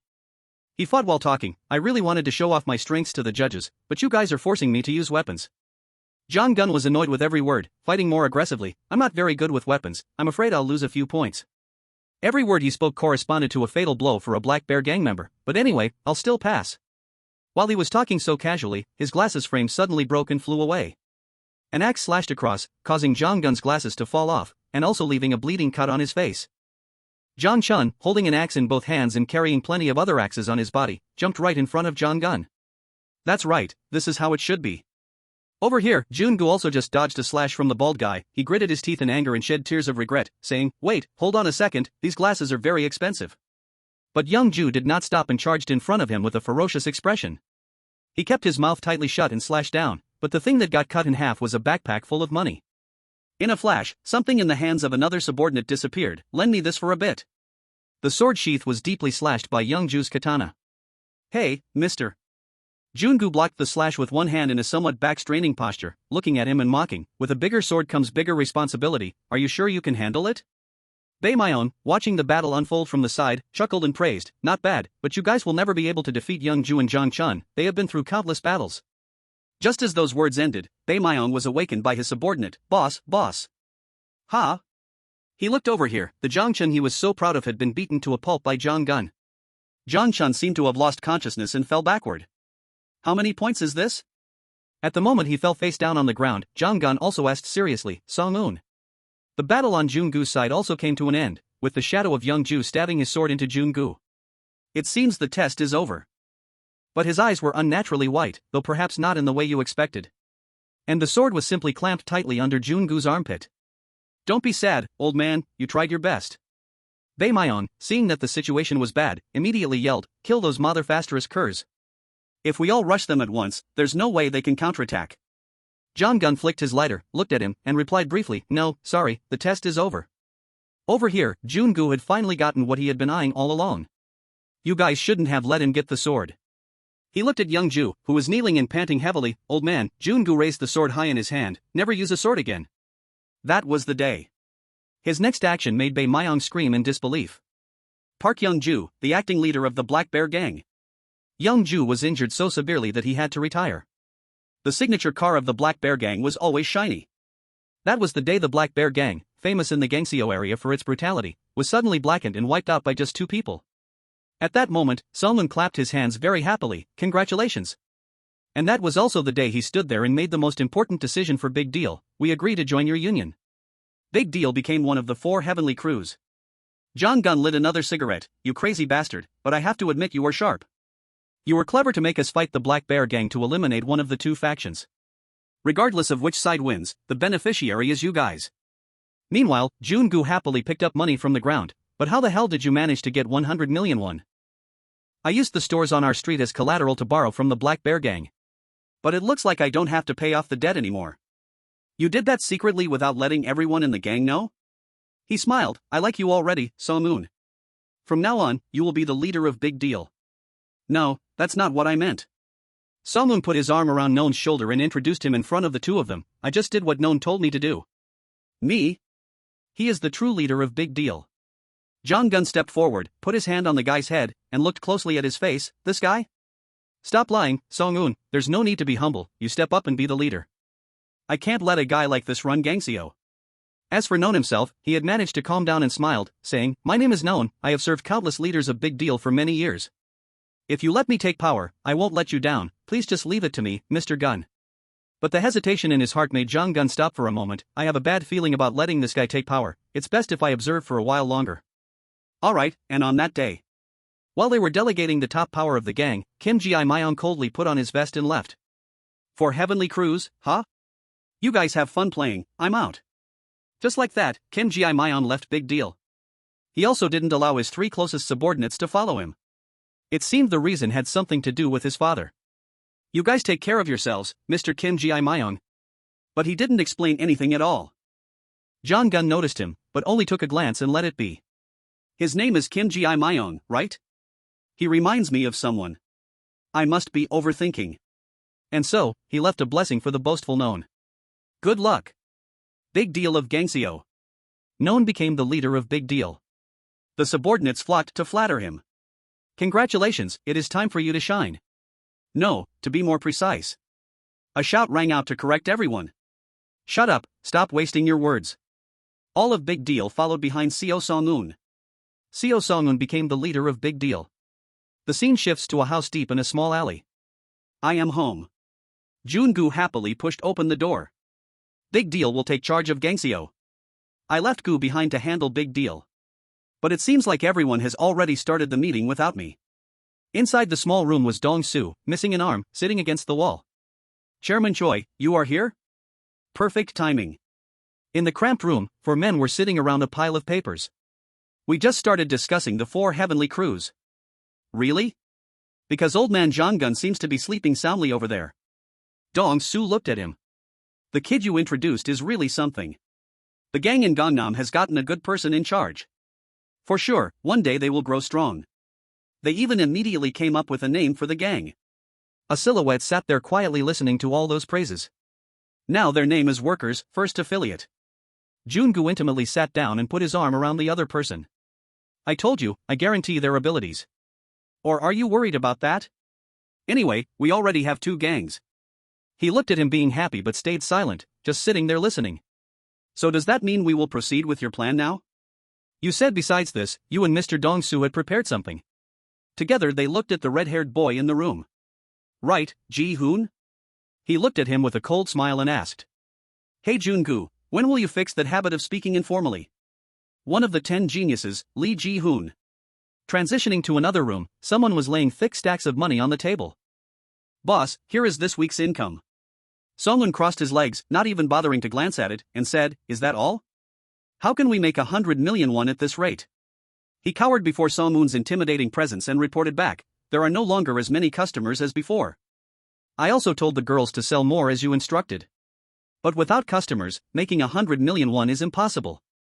They are not desperate enough yet. Song-un didn't take his eyes off the screen and ordered, from now on, I want every Big Deal member to stand guard at each store. The other person's expression worsened upon hearing this. Force the girls to go door to door to solicit if necessary. Do not provide food and water to any store that doesn't meet the revenue quota. Boss, what if they run away? How would they dare do that when they still have to rely on us to live? Just eliminate anyone who hasn't even tried and dares to say it can't be done. Saying that, he stood up and put on a jet black trench coat. They have to work here because they have nowhere else to go. Even if they run away, they will still come back at some point. You just need to worry about making money, G.I. Jean. He responded to Song-un's order but was still hesitant, scratching his bald head. Yes, sir, but I don't know if they will listen to anyone other than Kim Ji Myeon. As soon as that name left Kyo Jin's mouth, Song-un sternly asked back, what did you just bark? The streetlights outside were already on. Jong-gun, wearing a floral shirt, sat on a bench smoking. Song-un has both, that guy is smoking there again. Business acumen and determination. He smiled, looking straight ahead, he is truly perfect. Excuse me, are you homeless? Why does he feel inferior to Kim Ji Myeon? Ignoring the questions around him, he remained deep in his own thoughts. I heard that both Kim Ji Myeon's father and Song-un's father are gangsters. Oh, he's about to leave. Why does he keep lingering around here? Could there be a connection between them, or is Song-un an illegitimate child, which is why he feels a sense of inferiority? As soon as that thought flashed through his mind, Jong-gun latched onto it. That makes sense. Spreading seed everywhere and having a ton of kids was quite common among the older generation of gangsters. While he was reaching a conclusion, on the other side, Kyo Jin was lying face down taking a beating on his buttocks. If Song-un has discovered that he and Kim Ji Myeon are brothers, he would become so jealous and resentful that he might even want to kill Kim Ji Myeon. Song-un ruthlessly taught his subordinate a lesson. Say it again, whose name did you just spit out? Kim Ji Myeon? I'm sorry. He struck down mercilessly with each hit of the stick. Did you just say Kim Ji Myeon? It wasn't until Kyo Jin's blood splattered onto his face that Song-un, breathing heavily, stopped his hands. What's so great about him? But his wrath didn't end there. His expression was one of absolute resentment towards that name, Kim Ji Myeon. Or perhaps because he is the son of Kim Gapryeon, Kim Ji Myeon. It was still the same beach scenery, the very moment they stood shoulder to shoulder. Kim Gapryeon is my father's name. Every time I see you, it makes me so sick I want to throw up. That moment made him never forget the photo in the ruined house of his childhood, the loving expression of the little boy looking at his father he had never met. My father, Kim Gaprion, I was about to forget him. At this time, the underlings just hurriedly pushed the door and ran in. Boss, what happened? My life had just finally become normal. Song-un threw the baseball bat to the side and just walked away. Shut up, drag him away. But now my world collapses once again. He came to sit at Noon's drinking table, listening to him praise. You are really brutal, boy. I heard you told those guys not to give any food to the stores that don't make enough profit. Well done, that's how we earn 100 million won. Noon happily smiled and said to Song-un. I don't really like those women either, always freeloading on us. Yeah, more accurately, Shin-woo refused to take a single penny from them. Whatever, now is the time we should get used to the new role as Gun's successor. Just as his words ended, Shin-woo walked over on crutches and punched Noon right in the mouth. Opposite them, Song-un calmly wiped his mouth, not interfering in that argument. What the hell do you think you are doing, Noon? Damn it, Shin-woo, since when did you recover? Shin-woo was so furious that his whole body turned red, his remaining eyes staring intently at him. Not only did you exploit the girls, but you also didn't give them food if they didn't make enough revenue? His anger subsiding, his face darkened as he commanded, return the money to them or I will kill you right now. Choose, Noon. It was just that Song-un walked over, nonchalantly helped Noon up, and said to him, we don't have a choice. If we don't give them 100 million won, Big Deal will be disbanded. We are trying our best to protect Big Deal. We already tried it your way and failed. Remember? Or do you have another idea? His expression was both confident and provocative as he looked at him. I know you have carried Big Deal for a long time, but it's time to face the truth. We don't need you anymore. Shin-woo stood silently in place, he knew it, didn't he? That's why he was as mute as a clam right now. He waited for him to finish before speaking up. Why did you become like this, Song-un? The scar at the corner of Shin-woo's mouth was still red, he seriously asked the person in front of him. I know you are an ambitious person, but you weren't this cruel before. He looked up, using his remaining eye to smile sarcastically. Why? Why have you turned into such a monster? Song-un walked up to him, placing his hand on that heavily injured shoulder. Is it because of Kim Ji-myung, Shin-woo? He leaned in close to him and whispered. If you hadn't favored Kim Ji-myung so much, I would have sided with you instead of Noon. Then he brushed past Shin-woo, leaving behind just one sentence, you will be dismissed soon, you should prepare yourself. Segwon stood hiding on one side, scared out of his wits, his face distorted. Song-un has changed. Song-un, take me with you. He was always cold, but now it's even worse. He wasn't brave enough to step out, just standing there thinking all sorts of things. Why does he always get angry whenever someone mentions Kim Ji-myung? It's like he has an inferiority complex. In the end, that day, the day the two of them stood next to each other by the beach, what the hell did they say? Waiting for Song-un to leave, Shin-woo finally bent down to pick up his sunglasses. There is probably only one way left to protect Big Deal. He put them back on his eyes, looked up, and smiled, saying, this will be a grand retirement. In the small room, Ji-woo stood there watching his friend pack his belongings. Are you leaving? There's no reason for me to stay anymore. Big Deal is no different from other gangs now. What if Kim Ji-myung comes back? Hyung-seok said sadly, he will never come back. Because Big Deal has become corrupted like the other gangs, that's why he left. He knows that if he stays, he'll just end up fighting all day like a thug. He left before he could become a person like his father. Hearing that, Ji-tae still refused to give up and continued to ask, what about the girls? Bro. Oh right, I forgot about the girls. If we leave them alone, they will be in danger. They have nowhere else to go. He narrowed his eyes toward the door. So what are you going to do? Just sit there like a statue? The other person was sitting quietly, completely blocking the exit. Ji-tae, having his name mentioned, slowly spoke up. He silently stayed behind to wait for Kim Ji-myung, who had slung his bag over his shoulder and left earlier. He will wait for Kim Ji-myung to return. At this moment, Kim Ji-myung was looking at someone in front of him and said, I'm not going back to Big Deal. It turned out that Shin-woo had gone through the trouble of bringing a bunch of food to look for him. Come on Kim Ji-myung. We need you very much, please, I have a plan to defeat Gun, and I bought a bunch of snacks for you, let me guess, fighting again, right? But he coldly walked past Shin-woo, actually I have always wanted to leave, I don't want to be involved in that mess anymore, I know leaving like this is really selfish, but I have my reasons. Kim Ji-myung left a few words that made him bow his head and thought, if you want to call me a coward then go ahead, I won't change my mind. Shin-woo spoke up, making Kim Ji-myung's face freeze, you're afraid that the more you fight, the more you'll resemble your father, right? He stopped behind Shin-woo, hearing him call out the familiar name, the son of Kim Gaprion. Shin-woo didn't turn back and continued, I heard that he is highly respected because he always treats everyone with integrity and fairness. Except for his son, the son who hates his own biological father. I heard that his son even ran away from home because he didn't want to become like his father. But I didn't expect those rumors turned out to be about you, Kim Ji-myung. He remembered that day in the Big Deal base. When I found out about this, I finally understood why you left that time. Even if it is for a righteous cause, fighting is still fighting, and one battle will always lead to another. You left because you didn't want to become a thug like your father. Hearing this, Kim Ji-myung smiled. Ah, then I don't need to explain anything further. Just as you said, I don't want to become like my old man, so I won't join Big Deal again. Just as he finished speaking, Shin-woo surprised him again. You don't need to return to Big Deal. All the snacks fell to the ground. Shin-woo humbled himself and knelt before him. Just protect the girls. I'm begging you. Kim Ji-myung looked at him in surprise. Song-moon and Non are extorting their money. They even threatened to starve them if they don't make 100 million a month. Shin-woo bowed his head in agony. I know you hate fighting because of your father, but without you, no one will stand up to protect the girls anymore. It's fine if you don't join Big Deal, but please come back and protect the girls. Tears, not knowing when they started, streamed down his face that was trying to hold them back. Those girls have nowhere else to go. Kim Ji-myung returned to his cramped room. He lay with his arm across his forehead, deep in thought. Day passed into night, and he locked himself in that narrow space. After a long, sleepless night, Kim Ji-myung got up from his bed. His face looked visibly haggard after staying awake all night.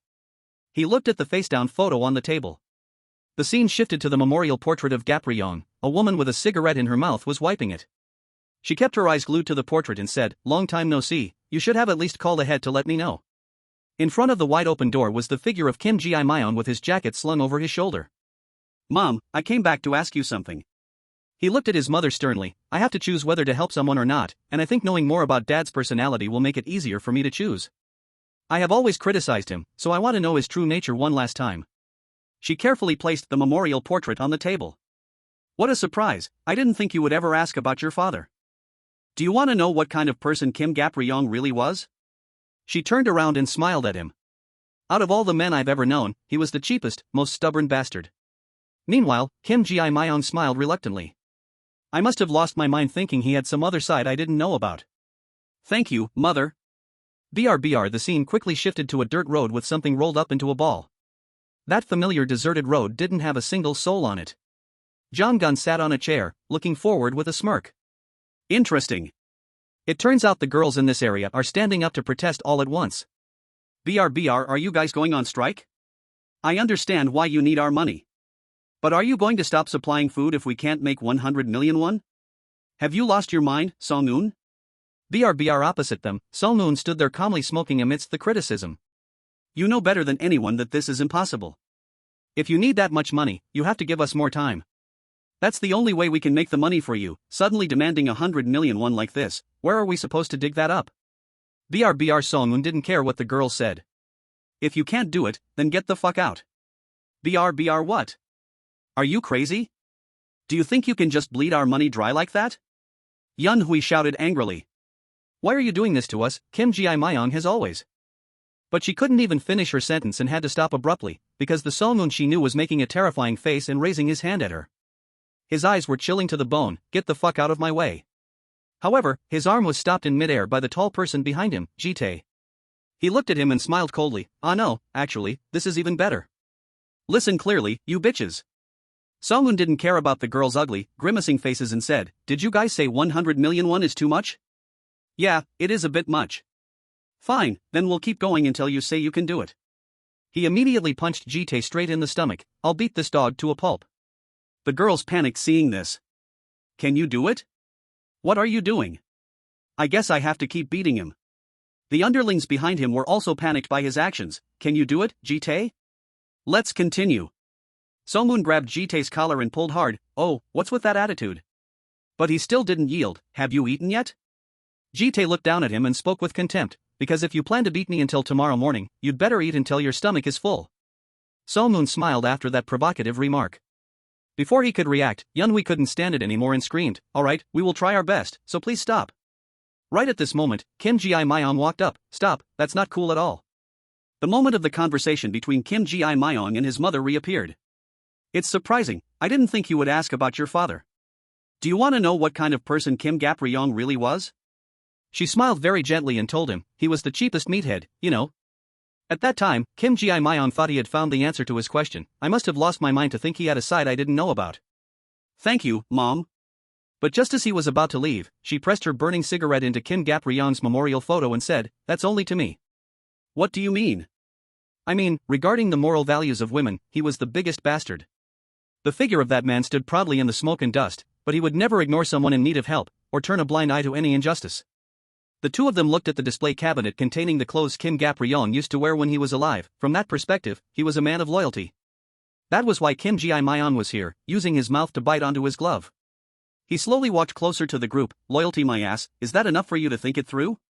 His appearance stunned his three close subordinates. I really don't want to come back at all. And the girls that Shinwoo had begged him to protect were equally surprised, and yet here I am, about to do something I'll regret later, just because of those two damn words. Kim Ji-myung called out the name loudly, making him stare wide-eyed. So-moon. The moment the two faced off and the past flashed back, I forgot, we still haven't decided. He bumped his head against his, who was the boss.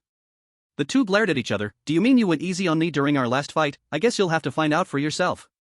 Eugene sat on the side, resting his chin on his hand, watching the show. Hey, wait a minute, I knew he looked familiar.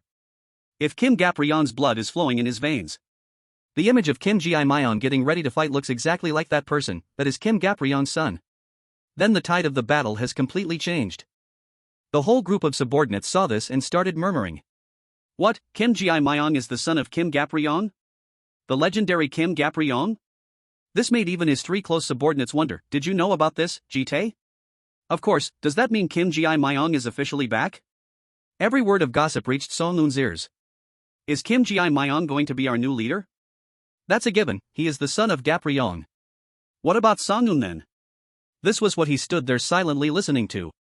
Our gang has been falling apart lately, honestly, Song-noon oppresses us without hesitation. Shut up, that is what I have always desired.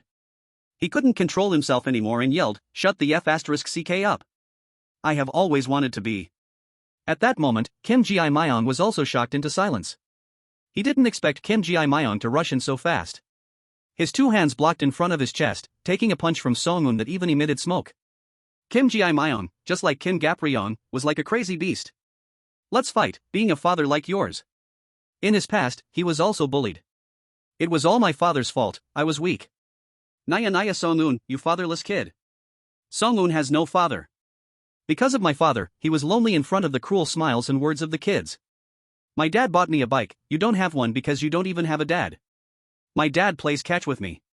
I also wanted to have a father. Song-noon even had water thrown at him. Are you asking who your father is again?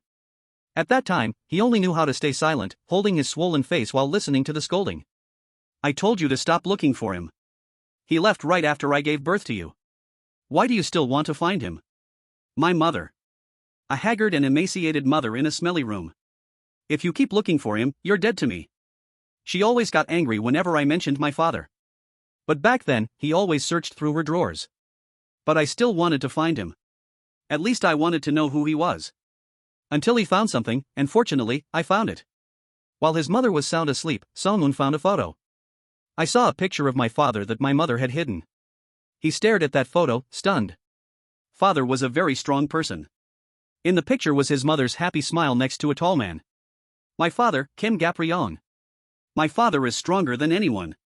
From then on, he started to fight back. So I had to change. He single-handedly beat the three kids who used to bully him until they cried. I can't just be a sissy anymore. Do you know who my dad is? Do you know who you're messing with? I am not allowed to let others trample on me anymore. Song-noon laughed like a madman while beating people up. I have a father too, because my father is Kim Gap-ryung. His fists were already bleeding at that time. I might just be his illegitimate child, but I am still his son. I don't want to let him down. He defeated countless people alone, so I formed the Gangseo Union. Song-noon in those days was leisurely in a perfectly ironed suit. But I had to hide my father's identity. Hey, Song-noon, is your father really a gangster? Because I was just an illegitimate child, whenever asked about my father, he never answered.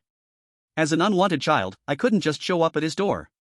Don't ask anymore, when the time comes I will tell, because doing so would only cause trouble for him. At that time, he and his friends looked in one direction, I will climb as high as possible. Songmoon, look, so that I can properly meet him and say, look at the imposing man who was campaigning for votes, Kim Gapryong is running for assemblyman again. I am his son. Songmoon stared at that cold man. He has tried many times already, his people are already calling him assemblyman. I think he will definitely fail again this time. Dad then smiled and bowed his head. Are you guys even on the same level to judge him? Yeah, sorry. One day, when I come to meet you, Dad. He stood on the podium. Dear citizens, I, the representative of justice, Kim Gapryong, am once again running for the National Assembly. It's time to clean up this country. Will you open your arms to welcome me, Dad? But before his campaign speech was finished, he took an egg right to the face. Get down. Even though his underlings formed a human wall, it couldn't stop the curses from the citizens. Don't meddle in politics, we don't want a gangster like you in the National Assembly. You'll never get elected. You madman, you will never be an assemblyman. Gapryong was saddened at that time, bowing his head and muttering to himself, I must be getting really old, I couldn't even dodge an egg. Let's go. Boss, I mean assemblyman. Huh, boss? Right at that moment, 2 rows of people suddenly opened a path for him. Do you know these people, boss? They took all the eggs from the crowd. They look like high school students, maybe they support you, boss. Gapryong looked at Songmoon's group and smiled with satisfaction. Look at these kids, they are indeed the bright future generation of the country. Look, Mr. Assemblyman. Turning his head back then, he saw Songmoon's polite bow, surely he was their leader. He looked at him with affectionate eyes. Maybe I am just your bastard son, the attitude of these young men is really good, but I am proud to have your blood flowing in these veins. Songmoon didn't raise his head to face Gapryong. That kid looks to be around my son's age, making me remember when I was young. Next time we meet, I want us to be father and son. And then he stepped into the car that had its door already open waiting. Mr. Congressman, it's time to visit the nursing home, rather than just being your political supporter. Suddenly he changed his mind, leaving the accompanying bodyguard stunned. Never mind, cancel the schedule and let's go somewhere else. What? Gapryong didn't turn around and said, seeing that kid reminds me of her. He put the white hat on his head, glanced at Songmoon who was still bowing, and suddenly remembered the woman he had left behind. Back to reality, Songmoon was leaping forward with clenched fists. I am jealous. He continued to deliver a lightning-fast punch towards Kim Ji-myung. It's truly incomprehensible, I am so jealous of you. He seemed to have lost all his reason. I can't understand you, Kim Ji-myung. A punch made him fall and sit on the ground. You get to be his real son. Why can't you see it? Before he could stand up, Songmoon rushed in again. You have everything, realizing how lucky you are. Jong-gun watched this battle with interest from the side. It seems I guessed right. Songmoon feels an inferiority complex because he is not Gapryong's legitimate son. What a pity. I understand why he is taking his anger out on Kim Ji-myung. Then he clasped his hands together. This is not a proper fight, but Songmoon is too blinded by anger. This cannot be called a fight. Seeing this scene, the underlings also discussed endlessly. Why does Songmoon care so much that Kim Ji-myung is Kim Gapryong's son? Didn't Songmoon say his father was also a gangster? He was jealous to the point of losing his reason. Wait, could it be that he is also Kim Gapryong's son? Memories of the past came rushing back. That evening on the way home. Today is the first time I get to meet my dad. The image of the father he always worshipped lingered in his mind. You remind me of my younger self. Thinking of those words, Songmoon subconsciously smiled. At this moment, his mother suddenly ran out, joyfully welcoming him home. Songmoon, where have you been? And that day. She was as happy as a child. Something big has happened, kid. Hurry up and come in. It was also the first time I saw my mother smile. He was stunned in place by the unexpected joy. Your dad is here. My dad?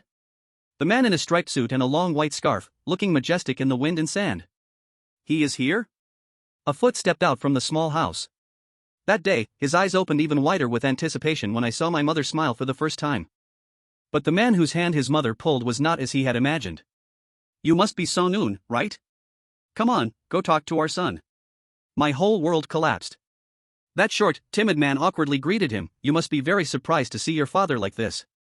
You look exactly like me when I was young. I've been so busy lately. Busy my ass. Lies. His mother kept hitting the man hard on the shoulder. Now that your mistress has left you, you come crawling back to the family you abandoned? Don't embarrass me in front of our son. Don't you dare abandon me and my son again. Lies. At that moment, he was stunned into silence by those words. Come on, I missed you and Song-un so much. It was all lies. My father. While Song-un was breaking down over the truth, Gap-ryong was eating and talking somewhere else. Ha? How many sons do I have? It was Kim Gap-ryong. He turned to look at the beautiful girl next to him, around Kim Ji-myong's age. I only have exactly one kid, and it's him. If I had another child, my wife would kill me, so I got a vasectomy. Besides, I already have a son, what do I need another one for? Now I only shoot blanks. The scene shifted to the picture that Song-un's mother had taken. Hey, I noticed you still kept this picture. His father happily held it up. Ha? What is this? Don't you remember? About 15 years ago, we accidentally ran into Kim Gap-ryong while mountain climbing. He said he was preparing to enter politics, so I took a picture of you with him. Stop it. Everything shocked Song-un even more. Oh, I remember now, I completely forgot about this picture. Really? I thought you kept it as a memory of our love. Please stop. His expression changed from surprise to anger. Why don't you hug Song-un? When he was little he was always asking to find his dad. What, Song-un misses me that much? No. Then his entire face contorted into an incredibly ugly grimace. Yeah, but lately he hasn't mentioned his dad anymore. He also refuses to study at all. You wouldn't believe the kind of trouble he's gotten into. It's fine if the boy doesn't study, I will teach him a trade. My dad is Kim Gap-ryong. The man looked at him, trying to smile but appearing strict. Song-un, I heard you've been very naughty. Starting tomorrow, you will learn how to fix air conditioners. You think I look really stupid wearing this uniform, right? But let me tell you, when summer comes, Dad makes a lot of money. He couldn't control himself and reached out to tightly grip the man's neck. Both his hands and facial muscles tensed up, his eyes bloodshot with resentment. Kim Gap-ryong. As for the man claiming to be his father, he trembled and choked until his eyes rolled back. Kim Gap-ryong. His mother, crying, used the gift box her husband had brought to hit Song-un, but she also froze on the spot. My father. Song-un at that moment was like a devil from hell with an unwavering thought, it can't be anyone else but Kim Gap-ryong. He walked out of the dark alley leaving bloody footprints. I have lived in my own illusion, my surname is different from his, it's so hot, we don't look anything alike. He held the bloodstained toolbox in his hand, but I craved a strong father so much that, what's wrong with me? I created a delusional world of my own, what should I do now? Song-un looked like he was going crazy, he could carry that toolbox and walk around the streets naked without caring. My whole body is burning hot, how can I tell this to others? I would be humiliated to death. Until that day, the day Gap-ryong died, I envied him, on a pouring rain day, truly. When Kim Ji-myong held Kim Gap-ryong's portrait walking in the rain, I was jealous of the kid leading the funeral procession. The person who quietly let the rain soak him, although I could only see his back, I envied him. Song-un looked at that back intently and thought to himself, I wish I were that kid. He quietly followed the funeral procession alone. I wish I were Kim Gap-ryong's son. And until that day, when he heard with his own ears Kim Ji-myong say his father's name. Kim Gap-ryong, so it was you. He was so surprised he couldn't believe his ears. That is my father's name. You were the one leading the funeral procession that day. At that exact moment, he knew the truth. Every time I see you, I feel disgusted to the point of nausea. Even now, when he was counterattacked by Kim Ji-myong, right at this moment. The surrounding subordinates were all left open-mouthed in shock, thinking Kim Ji-myong was about to lose. I had almost forgotten him. He was grabbed by the head and given a powerful knee strike, so he had been hiding his skills all this time. Why did you remind me? Then Kim Ji-myong put his arm around Song-un's neck. Song-un, Kim Ji-myong, a lock that made him unable to budge. I am sorry, I hate you. He squeezed him so tightly that tears even flowed. I was forced to do this. I admired him so much but couldn't be his son. His fist gradually loosened. Please understand, you hate him so much, but in the end, you are still his son. It wasn't until Song-un lay unconscious on the ground that Kim Ji-myong stood up. For that reason, I will forever, let's talk later, hate you. Jong-gun witnessed the whole match, then stood up and clapped in praise. It was indeed an interesting MMA match. I heard that Gap-ryong's friend is an MMA fighter. Did he teach this martial art to his son for self-defense? His probing eyes looked at Kim Ji-myong. This is better. I had a bad feeling about Song Yo-han from the start. Your name is Kim Ji-myong, right? Having Gap-ryong's son lead big deal is as good as it gets. BRBR Kim Ji-myong stood there waiting for him to continue. Like father, like son, you really have a knack for fighting. Then he looked over at Song Yo-han who was lying defeated on the ground. Learn to control your anger, Song Yo-han. After all, if you can do it, surely one day you will leave everyone in awe. BRBR. He looked back at Kim Ji-myong's stern face and asked, so does this mean that from now on, Gap-ryong's son will be the leader of Big Deal? But he didn't answer and glanced behind. You are too late. The person walking forward majestically was Shin Woo. He arrogantly replied, sorry, I was busy taking a shit. Jong-gun, not understanding anything, asked again, can someone tell me what is going on? Shin-woo, has he recovered? The two of them surrounded Jong-gun. Should we take down Gun now? After all, these guys. Shin-woo proudly raised his head and said, alright, I'm about to unleash a fatal blow. What the hell are you trying to do? He assessed the situation and took off his outer coat. Do you think you can defeat me? Let's see what you've got. Kim Ji-myung adjusted his gloves and looked at him, a fight with Kim Gap-ryung's son, and the one who almost took down Gun. I'm so excited. Shin-woo looked up at the sky and laughed. Well, let's roll, the ultimate move to defeat Gun. He laughed heartily. Actually, there is nothing at all. Shin-woo's next words left Kim Ji-myung stunned. Sorry Kim Ji-myung, I only used you to get rid of Song-un. How could you easily defeat a monster like him? Then he turned to look at Jong-gun, pulling the two flaps of his coat together. Sorry to bother you, sir. I just thought Big Deal has been a bit gloomy lately, so I stirred things up for fun. He unexpectedly knelt on the ground. From now on, Big Deal's Shin-woo will be your servant, Sir Gun. He sat back on the bench, crossed his legs, and thought, Big Deal of Gangseo, Baekdo of Gangdong, workers of Gangnam, 3 of the 4 heavenly crews have been gathered. Jong-gun, with one eye bandaged, sat and pondered. Now only Gangbuk is left. I heard there's a very pro shoe rabbit in Gangbuk. F***ck Jun-gu, let's see how good the shoe thief is. He thought of Song-un's miserable back. It's a pity that Song-un was defeated like that. However, that kid has talent. He is still the leader of the Gangseo Union, so I'm sure there will be a day we meet again. At this point, he stood up. I will create a new gang in Gangbuk, and they also need a leader. You have the business card I gave you. Jong-gun coldly looked at Shin-woo's excited face. Right, Shin-woo? Yes sir, I just need to call them and make a deal. Right. Then he walked straight ahead, leaving a wave to Shin-woo. I think that is the best way for you if you feel earning 100 million won a month is too hard. Just call them, you will be paid a generous price. Shin-woo was silent at Jong-gun's last words. But I'm a bit surprised. I didn't think you actually wanted to sell Big Deal. That's fine. Waiting for Jong-gun to no longer pay attention to him, his hand holding the business card dropped down. Anyway, a willing buyer and a willing seller. Shin-woo, things will get tougher from now on. Suddenly he fell silent. The air around him became heavy. I need to preserve my strength. Kim Ji-myung angrily grabbed him by the collar and questioned, Shin-woo, what the hell is this? How much longer do we have to wait? He couldn't suppress his anger and yelled in Shin-woo's face, you said there was a way to defeat Gun and not join those 4 heavenly crews. I can't wait anymore. When are you going to tell me? Feel free. He kept the toothpick in his mouth, silently listening. Stop chewing on that damn toothpick and open your mouth to tell me. Be disappointed in me. He strongly brushed off Kim Ji-myung's hand. Wait, if you must. He calmly walked away, ignoring Kim Ji-myung who was still fuming behind him. Don't be impatient, Kim Ji-myung, Shin-woo, just hate me. He got into the car and started the engine. That is the only way. Then he calmly drove away, for my plan to succeed. Following Jong-gun's instructions, Shin-woo arrived in front of a door. He was greeted by 2 men. You are Han Shin-woo, the one who called last time, right? I heard you are planning to sell your gang? Kim Ji-myung, you are the only one. The gates were pushed open for his car to enter the large building. Welcome to workers, who can save Big Deal. Transitioning to Noon's panicked face. Are you going to sell Big Deal? Shin-woo facing him remained very calm. Are you serious, boss? Yeah, I decided to sell Big Deal to a gang called Workers. I'm tired of living like this. BRBR with hot food laid out on the table, he continued. Workers will take good care of anyone who joins them. So I think I will bring you along with me. Really? Yeah, but don't tell anyone.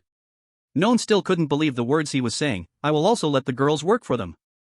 Really? Yes, I need to make a living somehow. We've protected them for a decade. It's time for them to pay us back.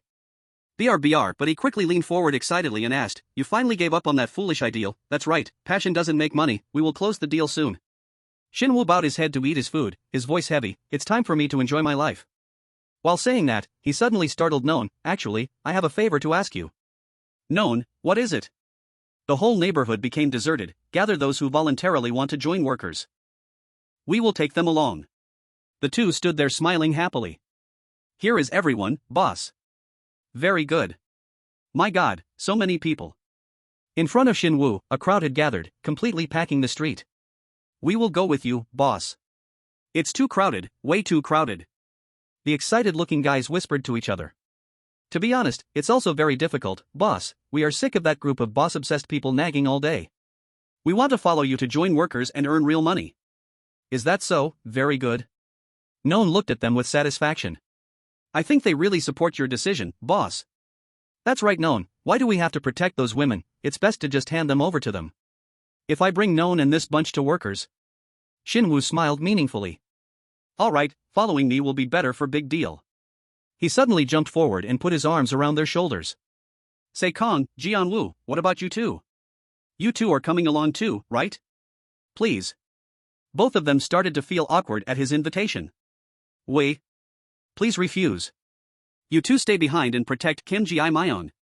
He silently waited for their answers. We are not sure. Very good. He held the phone and spoke happily to the other end of the line. Alright, some guys called Hostile appeared in Gangdong, so you are going there to negotiate with them. Now there's only one person left. On the other end of the line, Jong Gun was listening. Jun-gu? Right, don't look at me. Nice to meet you again. Sorry, they are the ones who defeated Baekdo, it seems they call themselves Hostile. Ji-tae at this moment was still busy looking at the other person, so he didn't care about Shin-woo's call. Tomorrow I will go meet them. Depending on how the situation unfolds, they might take charge of the Gangdong area. You look so different, don't talk as if we are friends. Is Ji-tae there with you? Ji-tae. Jong Gun replied, well, I need him to help me test the Hostile guys, can I talk to him for a bit? You want to talk to Ji-tae? He didn't ask much and handed the phone to Ji-tae, who was rushing behind him. Kim Ji-myeon, is that you? Hey, you're twisting my arm. No Ji-tae, it's me, Shin-woo. Kim Ji-myeon asked me to pass on the message that. Shin-woo on the other end of the line slowly said, if no one is capable enough, Big Deal will take over Gangdong, so he wants you to go there to verify, Ji-tae. He froze when he heard these words. And don't show your face until the mission is completed, you are my last ray of hope. Ji-tae was silent for a moment and then said coldly, did Kim Ji-myeon say that? I'm sorry for lying to you. His expression became angry, don't trick me, Kim Ji-myeon would tell me to focus on my studies. Seeing that, Shin-woo pinched his nose and imitated Kim Ji-myeon's voice into the phone, Ji-tae, it's me, Kim Ji-myeon, I have a cold so my voice sounds a bit weird. But Shin-woo was right, I asked him to pass this message to you. Oh, it's you Kim Ji-myeon, okay then. Phew, that was close, handled Ji-tae. As he breathed a sigh of relief, someone surprised Shin-woo, I can't believe it, it's just you left. It turned out that Yun-hui was standing with her arms crossed, leaning against the door. Are you really going to sell Big Deal? Just because you can't earn 100 million won a month? You are just kidding us, right? We won't fall for it this time. Yun-hui, Shin-woo looked up and smiled foolishly, you are a bit late, I sold Big Deal and received the money. No way, stop joking around. Hearing him say that, she angrily shouted, why would they pay you? And Big Deal is still doing very well, why would you sell it? Don't be tricky. I'm serious, I sold Big Deal. He grinned and said to her, it will be fine, Yun-hui. She was stunned as if she suddenly understood something, wait, you are not selling Big Deal. Every subsequent word Yun-hui said made the smile on his lips fade away, are you selling yourself? Shin-woo quietly pulled the corners of his mouth up into a barely noticeable curve, are you crazy? You know me too well. Once she knew the truth, Yun-hui could only cover her face and cry, I saw right through you. Shin-woo had just finished talking with Yun-hui when someone entered, today is a great day, we have finally successfully negotiated with the workers. Non and two cheeky-faced underlings walked over, but first, shouldn't we get rid of him, Non? Shin-woo saw him coming and smiled mysteriously, yeah, that's right. He's a scumbag through and through, let's eliminate Kim Ji-myeon. He verbally agreed with him, but in his heart, he thought about Kim Ji-myeon, who was cared for by so many girls. Before he gets any stronger. I believe in you, Kim Ji-myeon. He asked back in shock, Shin-woo, are you really selling Big Deal? Those girls looked at him sadly and replied. It seems like the negotiation is already done, but we only just found out, Shin-woo and Non hid it from us. They will also hand us over to the workers, please help us, Kim Ji-myeon. Right at this moment, the image of that man kneeling before him appeared in his mind, those girls having nowhere else to go. Kim Ji-myeon frowned, this is all my fault, I should have stopped this earlier. He walked up to the two arrogant underlings blocking the door. What wind brought you here? Kim Ji-myeon's eyes looked at them without a hint of fear, I need to talk to Shin-woo. He sternly ordered, step aside. But one of them looked at him with disdain and said, sorry Kim Ji-myeon, but you can't see him today, come back another time. Before he could even finish his refusal, he was dealt with on the spot by Kim Ji-myeon. Seeing him attack, the others also rushed in. What the hell? What is going on? Kim Ji-myeon is attacking. Meanwhile, Shin-woo sat quietly alone in the room, listening to the commotion outside. He knows about the plan, he's going to hunt down Shin-woo. Stop him, call for backup right now. He bowed his head sadly, Kim Ji-myeon, with a heavy thought in his heart, don't get hurt, kid. Shin-woo could only pray for Kim Ji-myeon's battle outside. Please, without being able to face him directly, you have to succeed out there. Kim Ji-myeon was now covered in dirt, holding one person under his arm while his other hand tightly gripped another guy's hair. Kim Ji-myeon, I will wait for you. Right in front of him at this moment was Ji-tae, carrying someone princess style. But what is going on here? With his face covered in blood, Kim Ji-myeon looked at him and said, "It's nothing, go back and do your homework." Big deal number 3, Kim Ji-myeon, 16 years old. While the two were talking, someone approached, making Ji-tae turn his head to look. "You're late, you said you were Kim Ji-myeon's sword, you shouldn't be this late." Non smirked and stepped forward. Kwon Ji-tae, the whole gang surrounded one person in the middle. "Are you asking why?" "To eliminate Kim Ji-myeon before he grows stronger." Kim Ji-myeon stood alone in the middle of the encirclement. "The boss said so." His hands were stained with blood. "The boss tried to sell big deal to the workers, I don't blame him. He used those hands to slick back his hair, I couldn't change him, it's my fault." Meanwhile, Shin-woo was lighting a cigarette in sorrow. "Please, Ji-tae." He was there praying while the very Ji-tae he trusted was using his body to take the blows for Kim Ji-myeon. "Please protect Kim Ji-myeon." He stood in front, towering like a solid fortress wall. "Didn't you teach me that we should never abandon others?" Seeing him like that, Kim Ji-myeon could only smile with pride. "It seems I have gained a sword that I probably don't even need to ask for." He was there, with Ji-tae's massive body shielding him from behind. Too big for the standard. The two of them always stand side by side. Kim Ji-myeon smiled coldly. "I never thought we would have to face each other like this, but I have always wanted to see it with my own eyes." He looked seriously at Non, who was acting arrogant in front of him, the person who managed to climb all the way up here solely with his fists. The power of big deals number 2, Non. He laughed in amusement and called in countless more lackeys. "Why should I fight you? My army is right here. Big deal Team B." Shin-woo remained in the room with his cigarette. Hyung-seok, Jeon-woo, outside, Non was startled and turned his head to see the underlings behind him respectfully bowing to Kim Ji-myeon. "From now on, you are no longer our boss, you are our leader. Can I put my trust in you too?" He panicked and looked around. "What the hell, how dare you?" "Don't worry about Non." Right at this moment Ji-tae walked up to him. "When tonight ends." He looked down at him with indifferent eyes. "I am not no number 1 of OB, but no number 2 of Kim Ji-myeon, the scums of big deal." Non's blood boiled when he heard his words. "Then I will deal with this bastard, and take the no number 2 position of big deal. You son of a bitch, will be a part of workers with me." His next words surprised even Kim Ji-myeon. "As for no number 1 of big deal, leave it to Kwon Ji-tae's no number 1 to handle." "Of course, I won't hand over the girls." He stared straight ahead after Ji-tae's words. "Take care, boss, how could I?" Anyway, the three of them blocked an armed crowd and declared loudly, "I am just your sword, nothing more, nothing less. Now is the time for you kids to shine." Kim Ji-myeon walked away. "I won't dawdle, Kim Ji-myeon, today you will have to defeat me." Before reaching his destination, he turned his head and smiled to remind them, "You still have to get ready for school, and become the leader of Big Deal." It started to get dark, the light at Big Deal's base also became hazy. Shin-woo's train of thought continued. "But you know it won't be easy, right?" Kim Ji-myeon finally stepped inside. He stood at the door and called his name, "Shin-woo, thank goodness." Kim Ji-myeon began to question, "How could you do this? You aren't too seriously injured?" Kim Ji-myeon seemed unable to believe his eyes. "Kim Ji-myeon, this will be." Shin-woo coldly shouted at him, "How dare you betray me, what a grand retirement this is." He calmly said, "Please tell me you're lying." But his anger could not be hidden in any way. "Please tell me you didn't actually sell Big Deal to workers." Then he received a straight punch to the face. Shin-woo did his best to play his role perfectly. "Kim Ji-myeon, you're right. Kim Ji-myeon." He yelled at Kim Ji-myeon, "I'm sick of protecting this street. You guys made it this far because of me, hear that? It's a lie." And Shin-woo immediately took a punch too. Kim Ji-myeon's hands were covered in fresh blood. "Now I understand, it has to be this way. Kim Ji-myeon." With a bruised face, he looked at him with sorrowful eyes. "You should probably brace yourself." Kim Ji-myeon slicked back his hair, looked at him, and said, "I was wrong about you. Shin-woo, it's time for you to become the new leader." Back in the room with the loud arguing, "You called yourself the boy of promises and swore to protect Big Deal forever." Yun-hui angrily screamed at him, "You've taken care of us for 10 years, how could you sell Big Deal just to join the 4 heavenly crews?" Shin-woo at that time smiled foolishly and replied to her, "I'm tired, I want to have a better life, is there anything wrong with that? 10 years. When he said those words, it left her stunned.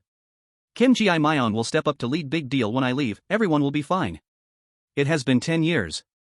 Shin-woo shyly rubbed the back of his neck, "Or, you could come with me if you want, I've liked you."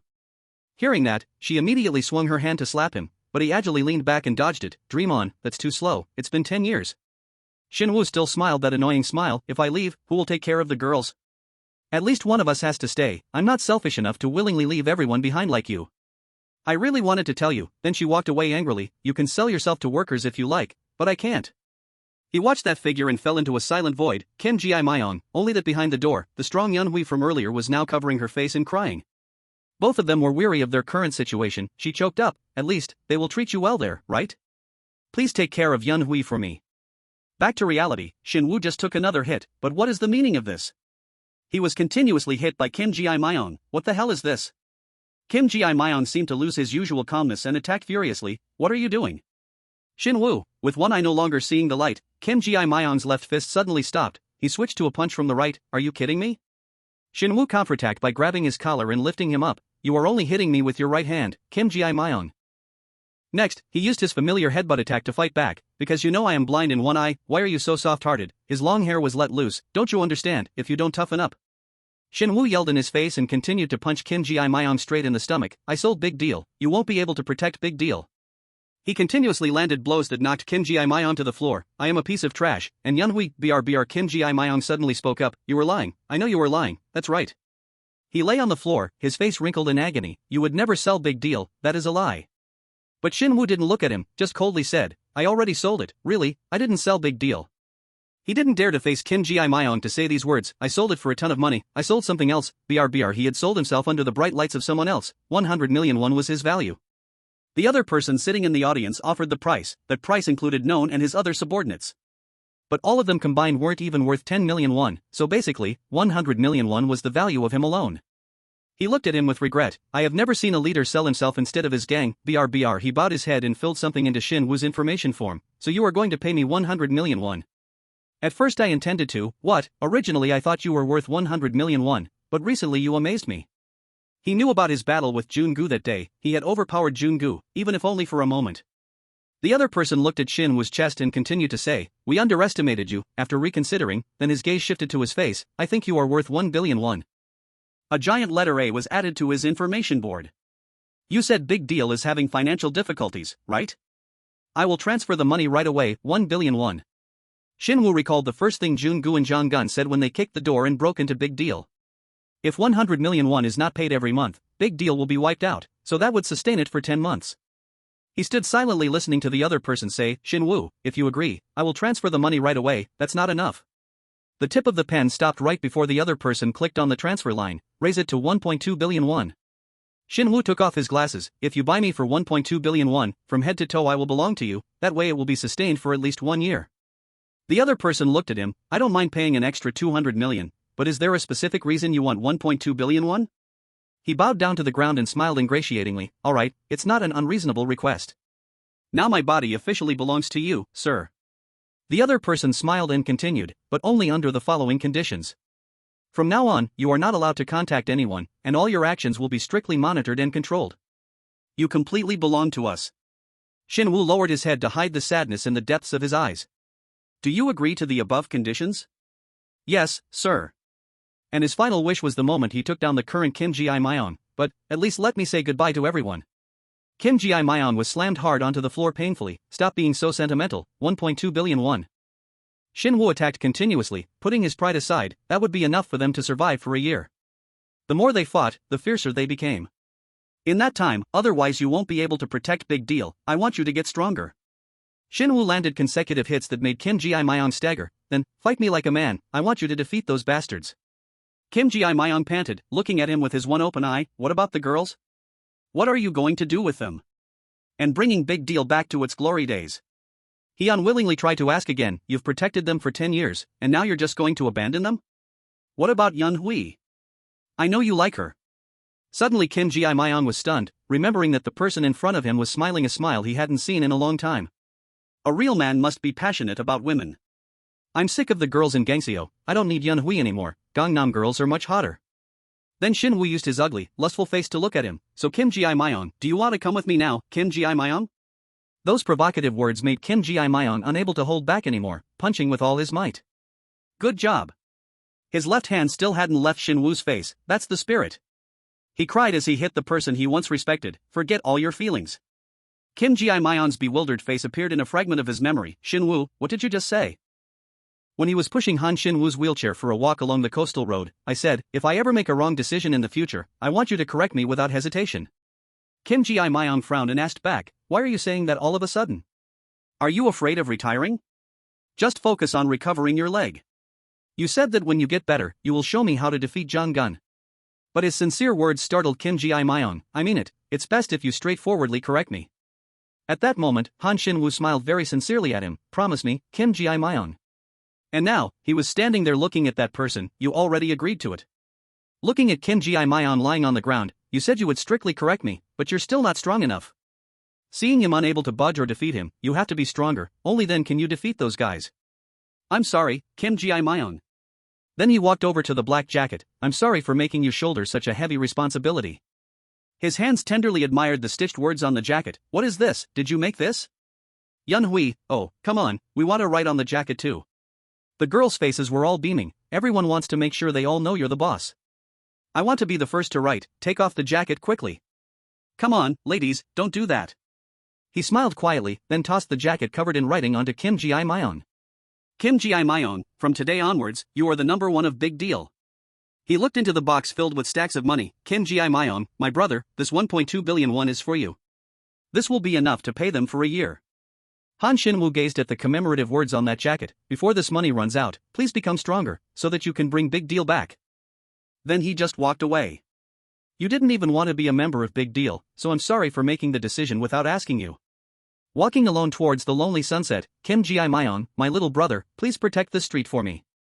No one saw Shin-woo's tear-stained face at this moment. The scene shifted to the luxurious, brightly lit city, Gangnam. The person with Shin-woo's grade A information board spoke first. You're here, we've been waiting for you.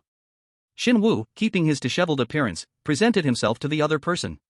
Mr. Han Shin-woo, he listened silently as the man asked, are you ready to give up your name?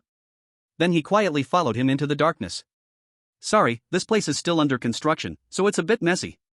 This will be an important financial center for workers, and this is also where you will prove yourself to be worth 1.2 billion won. Suddenly, Shin-woo stopped and turned to look at the light behind him. From this moment on, he was not allowed to contact anyone on the outside anymore. But everything was already arranged, he could only continue to step down those dim stairs. Now you are the exclusive property of workers. Shin-woo walked silently towards the bespectacled man waiting for him. We're here, welcome to. He stood in a large iron cage, turning his head to look at him. Your new workplace, number 8. On this side, Kim Ji-myung was packing his things. He squatted silently in the empty room. Suddenly Yun-hui arrived. Hey, are you running away again? Kim Ji-myung didn't turn his head and replied, yes, if Shin-woo could do it, why couldn't I? Someone has to lead Big Deal. Neither of them paid any attention to the jacket thrown on the ground. Kim Ji-myung asked back, then why does it have to be me? I never wanted this, Shin-woo just pushed it onto me. He walked to the door, brushing past Yun-hui, why don't you do it? I'm not interested. Provoked by him, she tried to slap him, but Kim Ji-myung leaned back and dodged it. This brat, too slow, it's so frustrating. He suddenly smiled and teased her words back. It's really frustrating, why can't I hit you guys? I thought you'd be faster, Yun-hui. Angrily, she threw a phone at him. Shut up, Kim Ji-myung, watch this first. Kim Ji-myung looked at it. What is this? Then reached out and played a video. Inside was the familiar shore leading to the lighthouse, along with Shin-woo's voice. Kim Ji-myung, by the time you see this, I'll probably not be there anymore, I mean Big Deal. The man in the video was still smiling brightly. I've always wanted to say it like that. Technology is so advanced nowadays, isn't it? I can send you a message via YouTube. Do I sound like an old man talking? Shin-woo in the video put his glasses on his head and continued, I know you must hate me because I'm the bastard who tried to sell Big Deal, but it was actually all a scheme, Kim Ji-myung. He widened his eyes in shock watching this. I didn't sell Big Deal to the workers. Shin-woo confessed to him, I sold myself. That was the only way I could protect Big Deal. And he mentioned the old barrel filled with stacks of green cash. Have you counted the money in the barrel yet? They said I was worth 1.2 billion won. At first, they offered 1 billion, but then I pushed it up to 1.2 billion.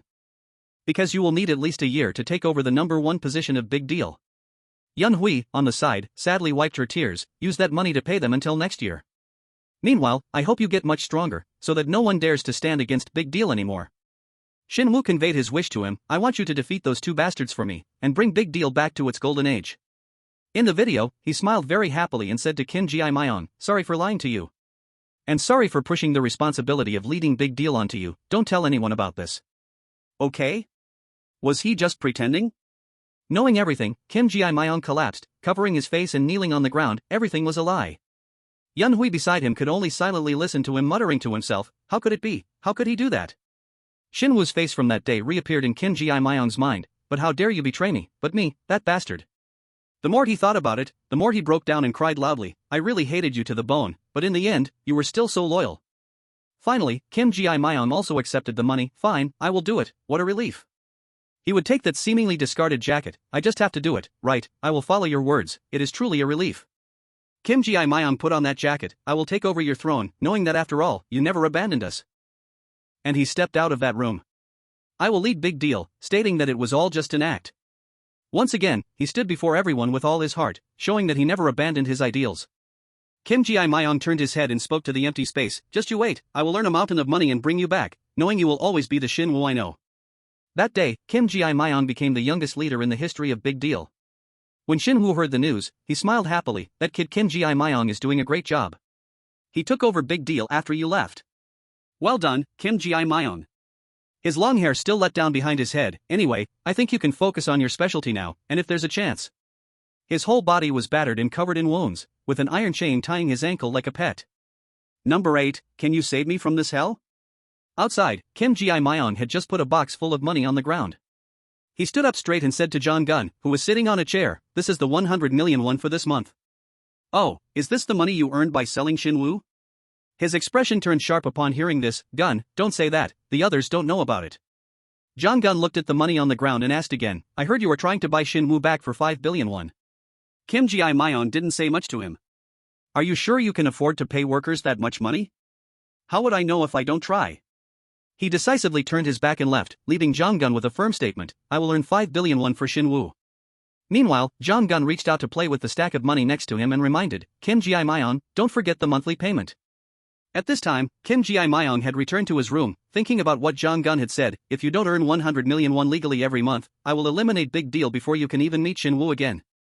He frowned tiredly and said nothing when suddenly someone called his name, Kim Ji-myung.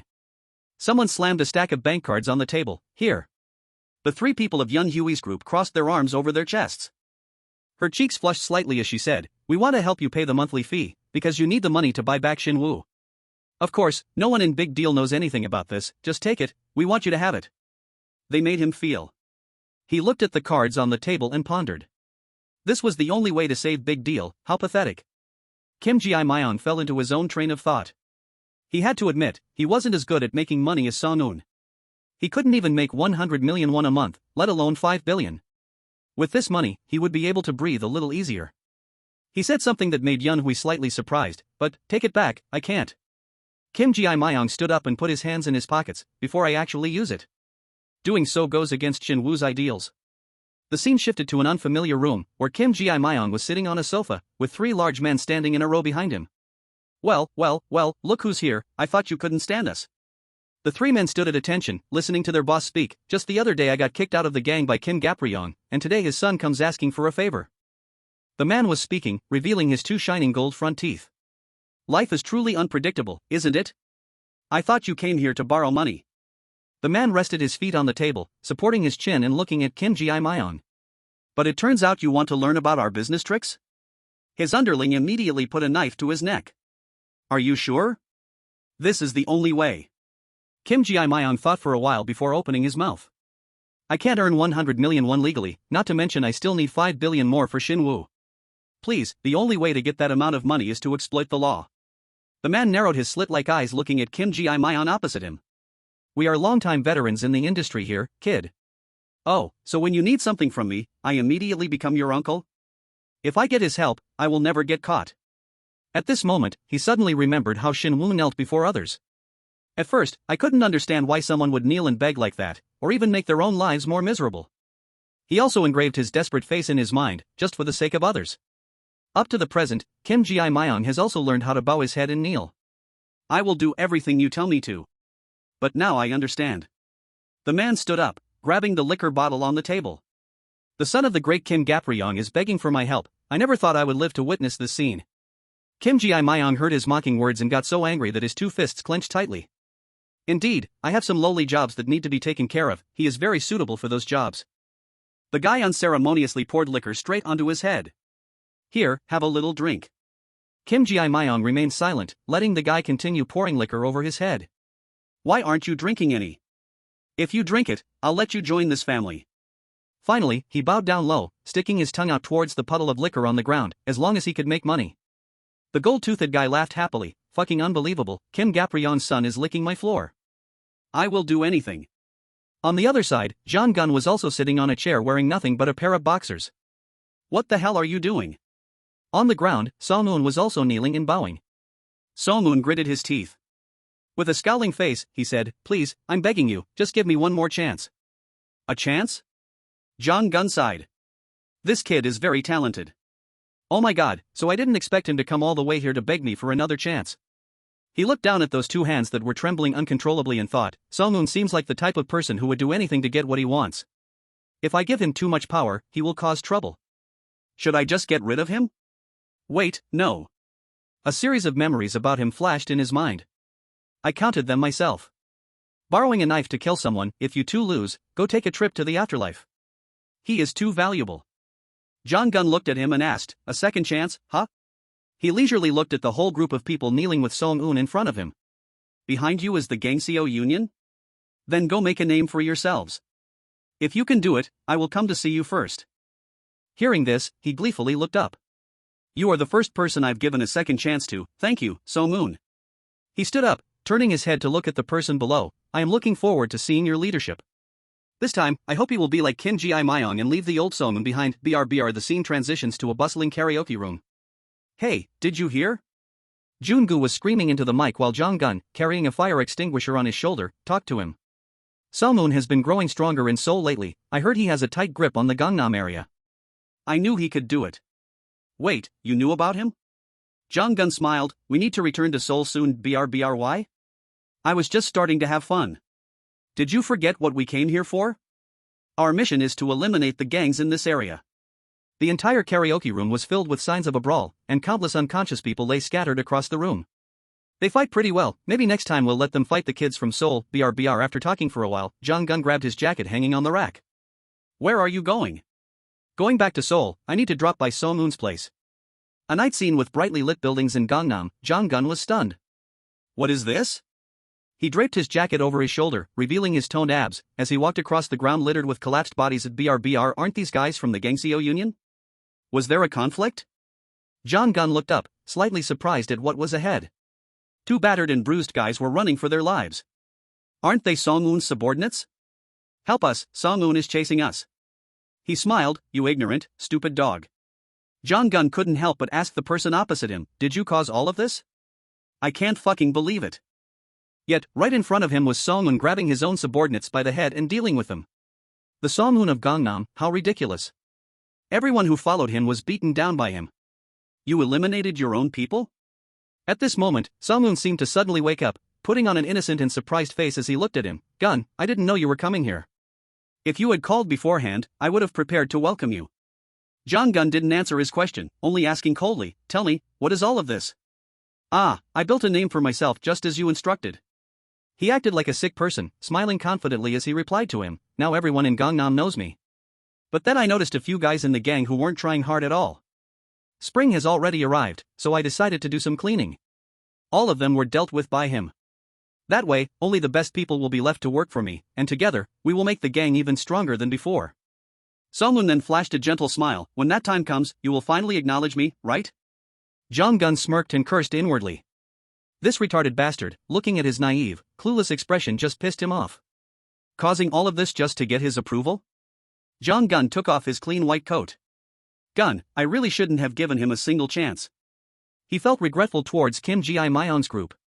If the person here were Kim Ji-myung, looking at the crowd lying on the ground, he would definitely take care of everyone instead of sending them to the underworld like this. Jong-gun took out a cigarette and lit it. Looking down at Song-moon of Gangnam, who was lying flat on the ground, he declared that he was eliminated. Hearing these words, Song-moon's eyes just opened wide. It seemed he still didn't understand why, just why. Jae-won cried loudly upon seeing that scene. Boss Song-moon, are you okay? What did I do wrong? He panicked and ran in front of Song-moon. Did that guy do this to you? Did that guy reject you? For what damn reason? How dare he think my boss isn't good enough? Isn't that what he wanted? He stayed there and loudly cursed at those who left. You bastards! How dare you leave him like that? Do you still dare to call yourselves Song-moon's right-hand men? I'm the one standing by his side, you shameless. Why didn't he accept me? The city sparkled with light again at night. I want to get his recognition. The loud barking of a dog stirred up the quiet space. If I kill you guys, will I be recognized? Song-moon stood in front of the dog wearing a coat, making it fall silent. If I kill you guys, can I become one of you? He locked eyes with a young man and muttered. For Heavenly Cruise, god dog of Gangbuk, Song Yo-han.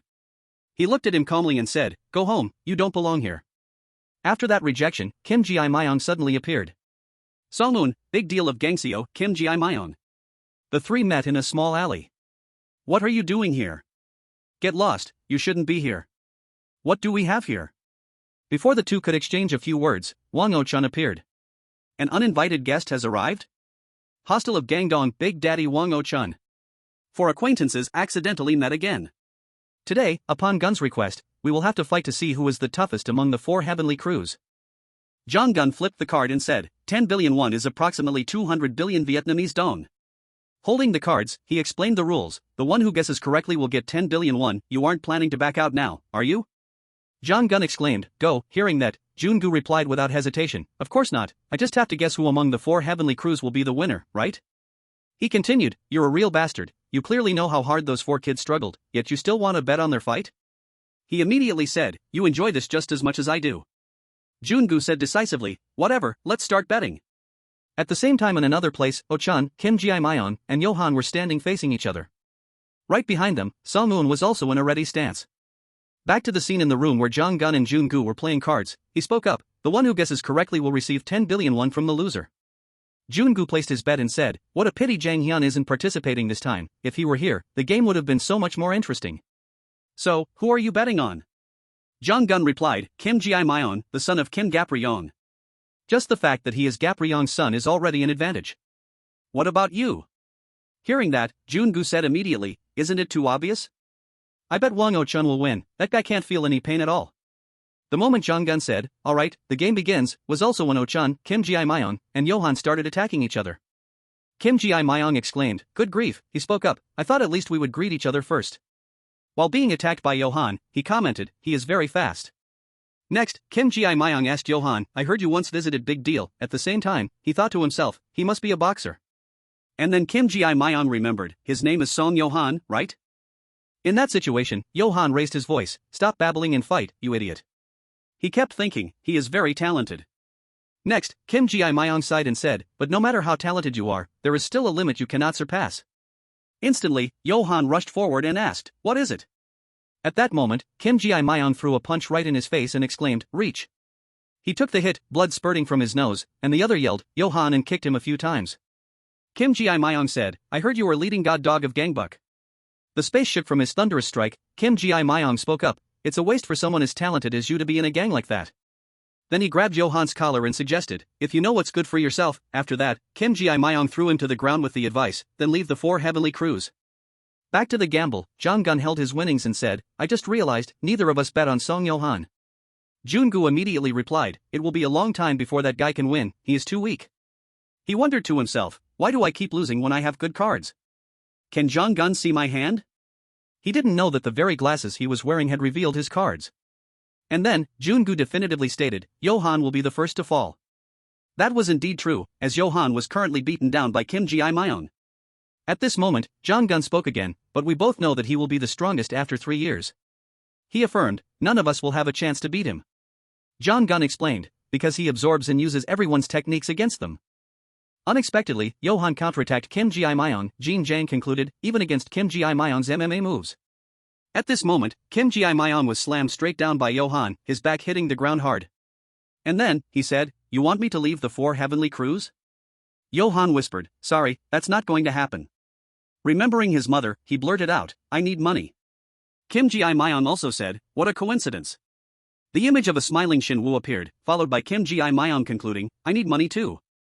Hearing that, Yo-han got back into a fighting stance and suggested, let's make a bet. With a determined look, Yo-han stated firmly, whoever wins will take over the loser's territory. Suddenly, Oh Chun yelled, "Why?" as he beat Song Un to a pulp, shouting loudly, "Why do I have to fight this weakling?" Then, he repeatedly smashed his head into the ground, constantly screaming, "They should have let me fight Hyun, not this nobody, this John Gunn." And the image of him cowering beside Johan in the past appeared. Wang Oh-chun yelled, "I have a reason to fight too, so I can fight just as viciously as you guys." As soon as he finished speaking, he rushed forward and kicked Kim Ji-myung hard in the face. Wang Oh-chun shouted loudly, "Let me join the real fight." Immediately, Johan rushed over and punched Wang Oh-chun in the face and landed another punch on Kim Ji-myung. He yelled, "Shut up! You're getting on my nerves." At that moment, Kim Ji-myung angrily lunged forward, warning, "Watch your mouth, you brats." At this time, Jong Gun asked, "The fight is probably over by now, are you leaving already?" Then, he reminded, "Let's see who wins, if you lie like last time, you're dead meat." Jungu replied, "Don't worry, I will take a picture and send it to you. I'm very fair when it comes to betting." After that, he looked back and asked, "By the way, why didn't you call Song Un over? Didn't you say you wanted to make good use of him?" Jong Gun said without hesitation, "Song Un is an idiot." He replied, "I know that." Pausing for a moment, Jungu continued, "Even I'm helpless in this case, there's no reason to let him participate in the fight. Because even if he did participate, he wouldn't last 5 minutes against Wang Oh-chun." Meanwhile, Song Un was already flattened on the ground. Now Song Un was asking himself, "What's wrong with me?" Looking up, he wondered, Song Johan of God Dog from Gangbuk, since when did he become so strong and become the leader of a gang? And Song Un recalled the past, "I thought he was just a weak kid. He even begged me to let him stay in Big Deal. Even if you cry, this world won't care. He was just an unknown punk, how the hell did he get acknowledged by Jong Gun?" After that, Seo Song-un looked in another direction. This time, he remarked, "When did Wang Oh-chun of Hostel from Gangdong become the leader?" Seo Song-un reminisced about the past. The first time they met, he was just a pathetic loser. A nerd who knew nothing but studying, yet now he is leading the Wanderers? How the hell did this loser get acknowledged by Jong Gun? And he glanced in yet another direction. Seo Song-un said to himself, "When did Kim Ji-myung of Big Deal from Gangseo become number 1? He remembered that he was the one who did him a favor and invited him to Gangnam. Come with me to Gangnam, so why is the person lying sprawled on the ground now him? Am I the only one not acknowledged by Jong Gun?" Right now, Seo Song-un felt that he was truly worthless. Streams of tears poured down his face. Seo Song-un hesitated, He clutched his chest and wailed like a baby. Seo Song-un said to himself, "I am a useless person, but what is happening to me?" Seo Song-un felt his heart beating rapidly, and then, he roared, feeling as if his chest was about to explode. The way to where they were fighting required passing through a narrow alley between 2 concrete walls. At this moment, Jungu was walking briskly, saying, "Are they done fighting by now? I still have to take a picture of the winner to send to Jong Gun." He noticed, "This place is freaking scary, who cut the power cords?" Suddenly, Jungu saw something shocking. He saw Kim Ji-myung lying motionless on the ground, and he burst into laughter. After that, Jungu took out his phone and snapped pictures continuously. He was excited, "Take that, son of Kim Gap-ryong." He was so sure that Kim Ji-myung would win. What a load of crap about having an advantage. Now I have taken one step closer to winning the 10 billion won. Nearby, Johan was also lying unconscious. Seeing this, Jungu was shocked. He exclaimed, "Johan," and then he hesitated, "Wait, if even he was taken down, that means." After that, Jungu turned towards Wang Oh-chun and exclaimed, "Wang Oh-chun won. I knew you could do it, Wang Oh-chun. Hey, I'm recording, tell me, you defeated everyone, right?" Right now, Wang Oh-chun was just staring blankly, while Jungu kept asking, "You single-handedly defeated both Kim Ji-myung and Johan, right?" He only had time to blurt out, "That's not," when suddenly a shadow dashed behind Wang Oh-chun. Wang Oh-chun only had time to cry out, "Goo," and then was choked by Seo Song-un. Next, he screamed, "This guy is completely crazy, he is the one who defeated them." After that, Seo Song-un used a wire to choke Wang Oh-chun with his hands, while his legs clamped tightly around his stomach. Wang Oh-chun rambled, "He is unbelievably strong, even Kim Ji-myung and Johan couldn't take him down." "But I will never surrender, does it hurt, huh?" Song-un yelled, "Oh-chun." Finishing his words, he slammed Oh-chun hard into the ground. Song-un shouted loudly, "I hope you have insurance for your brain." After that, he used his foot to stomp on him, whispering, "Little Oh-chun, let me tell you a story." Next, he choked Oh-chun. Song-un started speaking slowly, "Once upon a time, I choked my dad like this, do you want to know what happened to him?" Now, Song-un's face was truly terrifying. He said, "Take a guess, do you think he survived?" Now, Oh-chun was trying to endure. Song-un whispered, "Come on, Oh-chun." And then, he leaned in close beside him, whispering, "Good boys must answer when asked, call me daddy." Following that, Sungwoon mocked, "That's right, you can't feel pain, can you?" And he exclaimed, "But I can." Next, Sungwoon got frustrated, "You're making me so tired, Oh-chun, you should have just passed out like those other two." And he added, "If so, we wouldn't have had to." At this moment, Jungu realized that even for someone who couldn't feel pain, Sungwoon was sitting on Oh-chun, saying, "Go through all this trouble," while Jungu thought to himself, being choked would still kill him like normal. Now, Sungwoon felt, "It's so hot, my whole body is on fire." With a terrifying face, he exclaimed, "What's wrong with me, my body is as hot as an oven." At that time, Jungu was quietly observing, while Sungwoon kept rambling, "Is it because I fought too hard today? My heart feels like it's going to explode, it feels like I'm melting." Now, Jungu seemed to realize, this guy is fucking crazy. Sungwoon kept muttering, "Hot, so hot." Jungu approached his side, while he kept saying, "Too hot, super hot." And then, Sungwoon realized, his body was catching fire. After that, Jungu asked, "Do you want to know why he didn't acknowledge you?" Sungwoon replied, "How the hell would I know? I already beat Johan."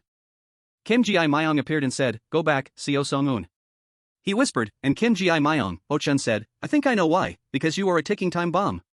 He mentioned Oh-chun as well.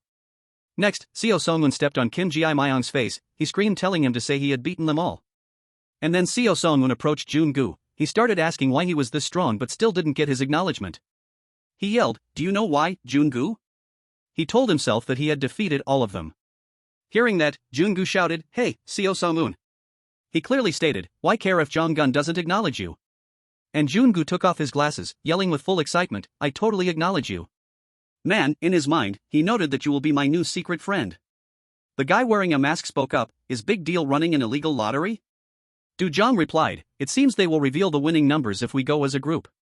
The black-haired guy with stubble interrupted to ask, "Why is Big Deal doing that?" Suddenly, Du Zhang exclaimed, "I'm telling the truth." "Hey, here he is," he cheered, Hyung-seok. Then, Du Zhang said clearly, "Hey, Big Deal is running an illegal lottery, right? Here, I brought some friends along as you told me. Now tell me the winning numbers." They gathered and chatted animatedly, "Wait, what if we lose money? Other idiots are the ones losing money. Once we know the winning numbers, we're good to go." "You're right." At that time, Kim Ji-myung was observing from a nearby corner. They were still discussing, Kim Ji-myung is the one running this thing, he wouldn't play us, right? Sung Dae-won suggested, "Kim Ji-myung, you want to make a lot of money with illegal gambling, right? Then get your classmates to join in. The guys in Big Deal will do whatever you tell them. Give the job to them." He then added, "If Big Deal can drag in many members from your school, we can turn them all into gambling addicts and squeeze them to the last drop." Now Ju Jiang asked, "Am I on the right website, Hyung-seok?" He replied, "Yes." Then, he asked further, "So how do I create an account?" Right then, Kim Ji-myung witnessed everything. Kim Ji-myung felt furious, "Not only do you make your friends deceive others, but you also deceive your own friends just for money? Is this really the only way?" Thinking about that, Kim Ji-myung stepped out and called, "Hey, damn it." Next, Kim Ji-myung used a fierce expression to chase away Ju Jiang's group, "Get lost." And he told himself, "I will not get involved in illegal gambling." Now, Kim Ji-myung remembered the slap he received from Sung Dae-won, who yelled to just leave it at that. A few minutes later, Sung Dae-won said while mixing drugs, "I gave you a chance because you said you needed money, and now you're making us lose even more members? You said you would do anything, yet you dare pretend to be clean? Do you think it's that easy to make money?" He looked straight at Kim Ji-myung, and then threw a contemptuous remark, "Look at this insolent bastard glaring at me. So you're backing out? Turns out Gaprion's son can't handle this, huh?" After that, stepping outside completely naked, Sung Dae-won said, "Get out of here. There are tons of people willing to die to take your place." And he shouted loudly, "You guys, bring up my clothes." Before leaving, Sung Dae-won called out, "Hey idiot, at this rate, you'll never earn 5 billion won. Now, Kim Ji-myung suddenly remembered Jonggun's offer, a very easy way to earn the 5 billion won he needed to buy back Shinwoo. He explained, "Become my successor, Kim Ji-myung, and you will rake in 5 billion won in the blink of an eye and get Shinwoo back." Hearing this, Kim Ji-myung asked, "Your successor?" Jonggun quickly replied, "It's simple." Pausing for a moment, he said, "You just need to give me a full 100 million won every month, because money is the proof of a man's success. That is the only requirement to become my successor. I'm quite old now, so I need someone to take my place soon." Next, Jonggun took off his glasses, he repeated, "Think about it, Kim Ji-myung, think of the best way to bring Shinwoo back." In that moment, Kim Ji-myung hastily knelt down and pleaded with Sung Dae-won, "I'm sorry." He told himself, "There's no other way." In Kim Ji-myung's mind, there was only one thought: the only way to become Gun's successor is to give him 100 million won a month, and as long as he doesn't get caught, it won't be illegal. And then, he opened his mouth. I am so stupid. At that moment, the image of Shin Woo appeared, making him determined. He had to bring Shin Woo back. Hearing this, Sung Dae-won was very surprised, listening attentively. Kim Ji-myung hurriedly said, I will bring anyone, from students to middle-aged people, even the elderly. After that, trying to suppress his emotions, Kim Ji-myung pleaded, I will run the illegal gambling business more seriously. Deep down, he told himself, he had to become Gun's successor. Soon after, a year later, a man wearing 2 small gas canisters on both sides of his ears screamed, Give me my money back, you bastards. Right then, the casino staff panicked. What is this? How the hell did he get in here? Police, someone broke in here and is threatening us. The man blocked the doorway, his eyes rolled back, blue veins bulging on his temples. With 2 gas canisters on his head, clutching them tightly, he yelled and cried, You illegal gambling organizers, how dare you claim to be reputable? I know it's all a scam. Reputable my ass. That money was my daughter's college tuition. I swear I will blow this place up. I mean it. Right at that moment, a voice rang out, Do it. He turned around and yelled, Who is that? Instantly, Kim Ji-myung smashed the man's head hard onto the floor, saying decisively, I told you to go ahead and blow it up. Then, he growled, If you don't even have the guts to detonate it, why did you bring that heavy gas cylinder here? That was big deal's number 1, Kim Ji-myung. And then, he ordered the staff, Don't just stand there, throw him out. At this moment, the man panicked, It's leaking. Damn it, it's going to explode. The casino staff said in unison, Yes, boss. After that, he added, Right, and tell Kong Chun-hee to come out and see me. He was currently the mastermind of the illegal gambling organization, Kim Ji-myung. A moment later, Chun-hee scratched his head and replied, What's wrong, Kim Ji-myung? He immediately said, It's been a long time since you brought anyone here. I didn't tell you to work part-time at the cafe just to slack off on your job. Chun-hee hesitated, Well, I was going to rope in a co-worker, his name is Park Bum-jae. He began to recount. Chun-hee talked to Bum-jae, Can I borrow some money? I'll pay you back soon. At that time, Bum-jae refused, Sorry Chun-hee, I can't keep lending you money like this forever. He pleaded, Come on, just this one last time. He thought to himself, Damn it, he's at this age, he should know better. Then, Chun-hee suggested, Hey, why don't you give it a try? I'm really good at picking the winning numbers. Bum-jae replied immediately, No, thanks. Right at this moment, Chun-hee had discovered something. Ji-ho said to Deok-hwa, Want to go get something to drink later? Ji-ho was wearing branded clothes and branded shoes. Returning to the conversation with Kim Ji-myung, Chun-hee smiled confidently, But then I spotted a kid named Ji-ho, who has even more money. Kim Ji-myung replied, Is that so? And he smiled, Then bring him here sometime. Chun-hee nodded immediately, Okay. Right then, Sung Dae-won entered the room. He said, Oh my, now Kim Ji-myung knows about him too. Your friend Ji-ho will be completely caught in the net. Kim Ji-myung bowed, Hello, boss. He immediately said, You can leave now, go find something to eat. Kim Ji-myung slicked his hair back, saying, Thank you, boss. Sung Dae-won replied, All right, get home safely. Suddenly Chun-hee said, I really can't believe it, boss. Sung Dae-won asked immediately, Can't believe what? While giving a massage, he asked, I heard that when Kim Ji-myung first came here, you hated him a lot, boss, but now you treat him like your own son. Hearing that, he said, 1 year. Chun-hee asked back in surprise, Excuse me? After that, Sung Dae-won excitedly said, That kid Kim Ji-myung became the mastermind of the illegal gambling ring in just 1 year purely out of hatred, so how could I not like him? And then, he pondered, I don't know why he needs 5 billion won, but no one in this world has such a great hatred. Kim Ji-myung was sitting and eating when a voice rang out, Are you eating instant noodles again? Kim Ji-myung spoke up, Hello guys. Ji-tae, along with Kong-seok and Ji-woo, walked in. He said, You really should eat a proper meal, boss. Kim Ji-myung said right away, No, it's a waste of money, as long as it's digestible, I can eat anything. Next, Ji-tae whispered, Boss, we heard you were doing all this to become Jang Gun's successor. And then, he said decisively, Could you tell us why you want to become his successor? Kim Ji-myung just smiled. It turned out he was recalling Shin Woo's words. He had said, Sorry for pushing the responsibility of leading Big Deal onto you. Don't tell anyone about this, okay? It's so embarrassing. And he told himself, It's truly unbelievable. Kim Ji-myung said to Ji-ho, It's probably because I'm dying for money. Deep down, he whispered to himself, I'm really starting to become like him. Now, Kim Ji-myung was smiling brightly, Hello, nice to meet you. But in his heart, he kept reminding himself, You guys might hate me. Kim Ji-myung smiled with his eyes closed and said softly, I've heard a lot about you from Chun-hee. My name is Kim Ji Myong. He told himself, you guys can say that I have changed. Ji-ho was looking dazed at this moment. He introduced, these are my friends, boss. They use our website all the time. Is that so? Soon, night fell on the crowded street. Ji-ho walked with unsteady steps and said, see? I'm not drunk at all.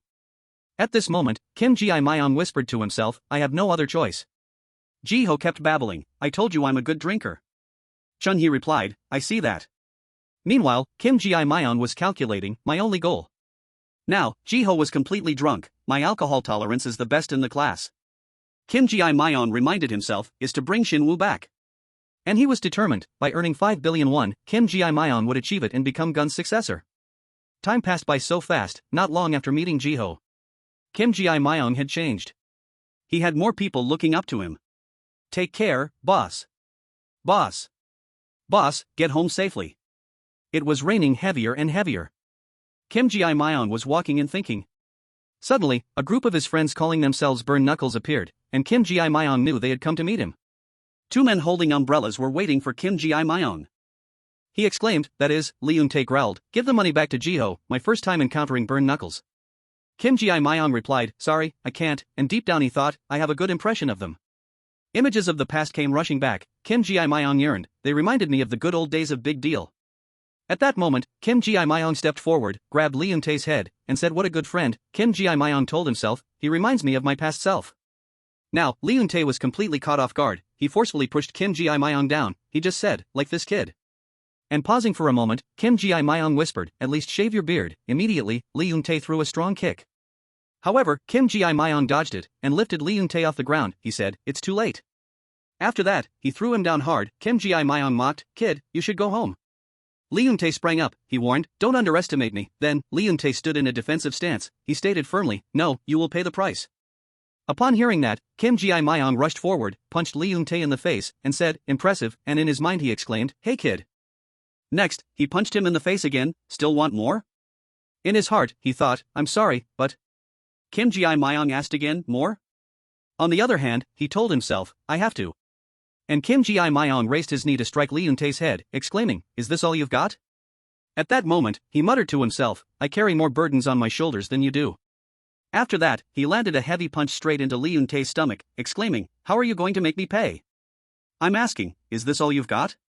While hitting him, he thought, it's just that we are walking on two different paths, and Kim Ji Myong wanted to end the fight quickly. Come on, he still wanted to say in his heart, it's not like I hold any grudge against you. At this time, Kim Ji Myong said, what are you made of, kid? Hitting you makes my hands hurt a bit. A voice rang out, I have trained, I have tried. It was Lee Eun-tae struggling to stand up, I promised myself that I would never be allowed to lose to bad guys. Seeing that, Kim Ji Myong took off his jacket, warning, really? But today you will lose, I am the bad guy here. The rain was getting heavier and heavier, Lee Eun-tae had collapsed in a pool of blood, while Kim Ji Myong was panting and said, you're a tough one, and praised, impressive, you lasted this long. Next, Kim Ji Myong called out, hey, kid, take him home. Bum Jae was very worried at this moment, he whispered, Vasco couldn't even fight back. As Bum Jae approached, Kim Ji Myong quickly said, do you want to join in now too? Were you waiting for your boss to fall first? A voice rang out, Bum Jae. It was Lee Eun-tae struggling to crawl up, he said, it's okay, I've got this. In that moment, Kim Ji Myong had to exclaim, goodness, you're really tough, kid, you should play some sports, don't waste your talent like that. Suddenly, a voice rang out, what an interesting sight, Gun was walking over with an umbrella. Kim Ji Myong exclaimed, Gun. Pausing for a moment, Kim Ji Myong asked, long time no see, are you here looking for me? Gun replied, yes, he pointed towards Lee Eun-tae, do you know him? He answered, we've met before, he has a rather weird name, Tabasco or something. Gun then explained, he has a very good physique but lacks skills. You have talent but you are not ready to take him down yet, despite how he looks. And he firmly stated, but I used to think that he was the most suitable person to be my successor. Hearing that, Kim Ji Myong immediately asked, what do you mean used to? The rain gradually lightened. Images of the past came flooding back. At that time, Gun said, you've improved a lot. Kim Ji Myong was lying motionless on the floor, he cried out, Kim Ji Myong. A voice rang out, hello boss Kim Ji Myong. He exclaimed, boss, it was big deal number 6 Lyman. He bowed deeply, sorry boss, I didn't think you would be sleeping so soundly. It seemed like Kim Ji-myung had been dreaming, he exclaimed, probably because I'm lying in Han Shin-woo's old room, I didn't even realize I had fallen asleep. And he smiled brightly, thanks for waking me up, big deal number one Kim Ji-myung. After that he asked, have you eaten anything yet, Lyman? He replied, yes, I have. Kim Ji-myung said, it's been a while since I talked to you. Lyman quickly replied, I'm glad you're out of the detention center, boss. Next, he confessed, I have a dream. Lyman was surprised, a dream? Kim Ji-myung replied, I will tell you soon. Before leaving, Kim Ji-myung did not forget to remind, have you done what I asked? He quickly replied, yes, I have. After that, Lyman said loudly, as you instructed, he shouted, I have gathered all the members of Big Deal here. This is Big Deal number 2 Kwon Ji-tae. He said, look, our first gathering of the year. Respectively, Big Deal number 3 Yoon Jae-hyun, Big Deal number 4 Lee Ji-woo. Kim Ji-myung said, thank you all for always waiting for me all this time. Sorry it took a bit long to come back, everyone. Then, Kim Ji-myung shouted, I have a dream. He walked among his subordinates and spoke clearly and loudly, I dream of the old days of Big Deal, when Shin-woo was still with us. Pausing for a moment, he raised his voice, when we were all happy before joining the 4 heavenly crews. Kim Ji-myung roared, but someone ruined everything and you all know who that is. He slowly, clearly reminded, Jong-gun. Now the only thing left in me is hatred. Next, Kim Ji-myung put on his gloves. He continued, I don't know where he is, I don't know when I will see him again. And he tilted his head slightly, but I know how to make him come find me. Kim Ji-myung said loudly, let's go. He slowly said, we will. He looked around at his subordinates and shouted, make Jong-gun reveal himself. Then, Kim Ji-myung took the lead. He concluded, by attacking workers. That threatening, murderous statement made one of them exclaim, really? Attack workers? At this time, not far away, a tall figure appeared. He sarcastically said, bullshit. Then he called out, hey, Kim Ji-myung. Long time no see.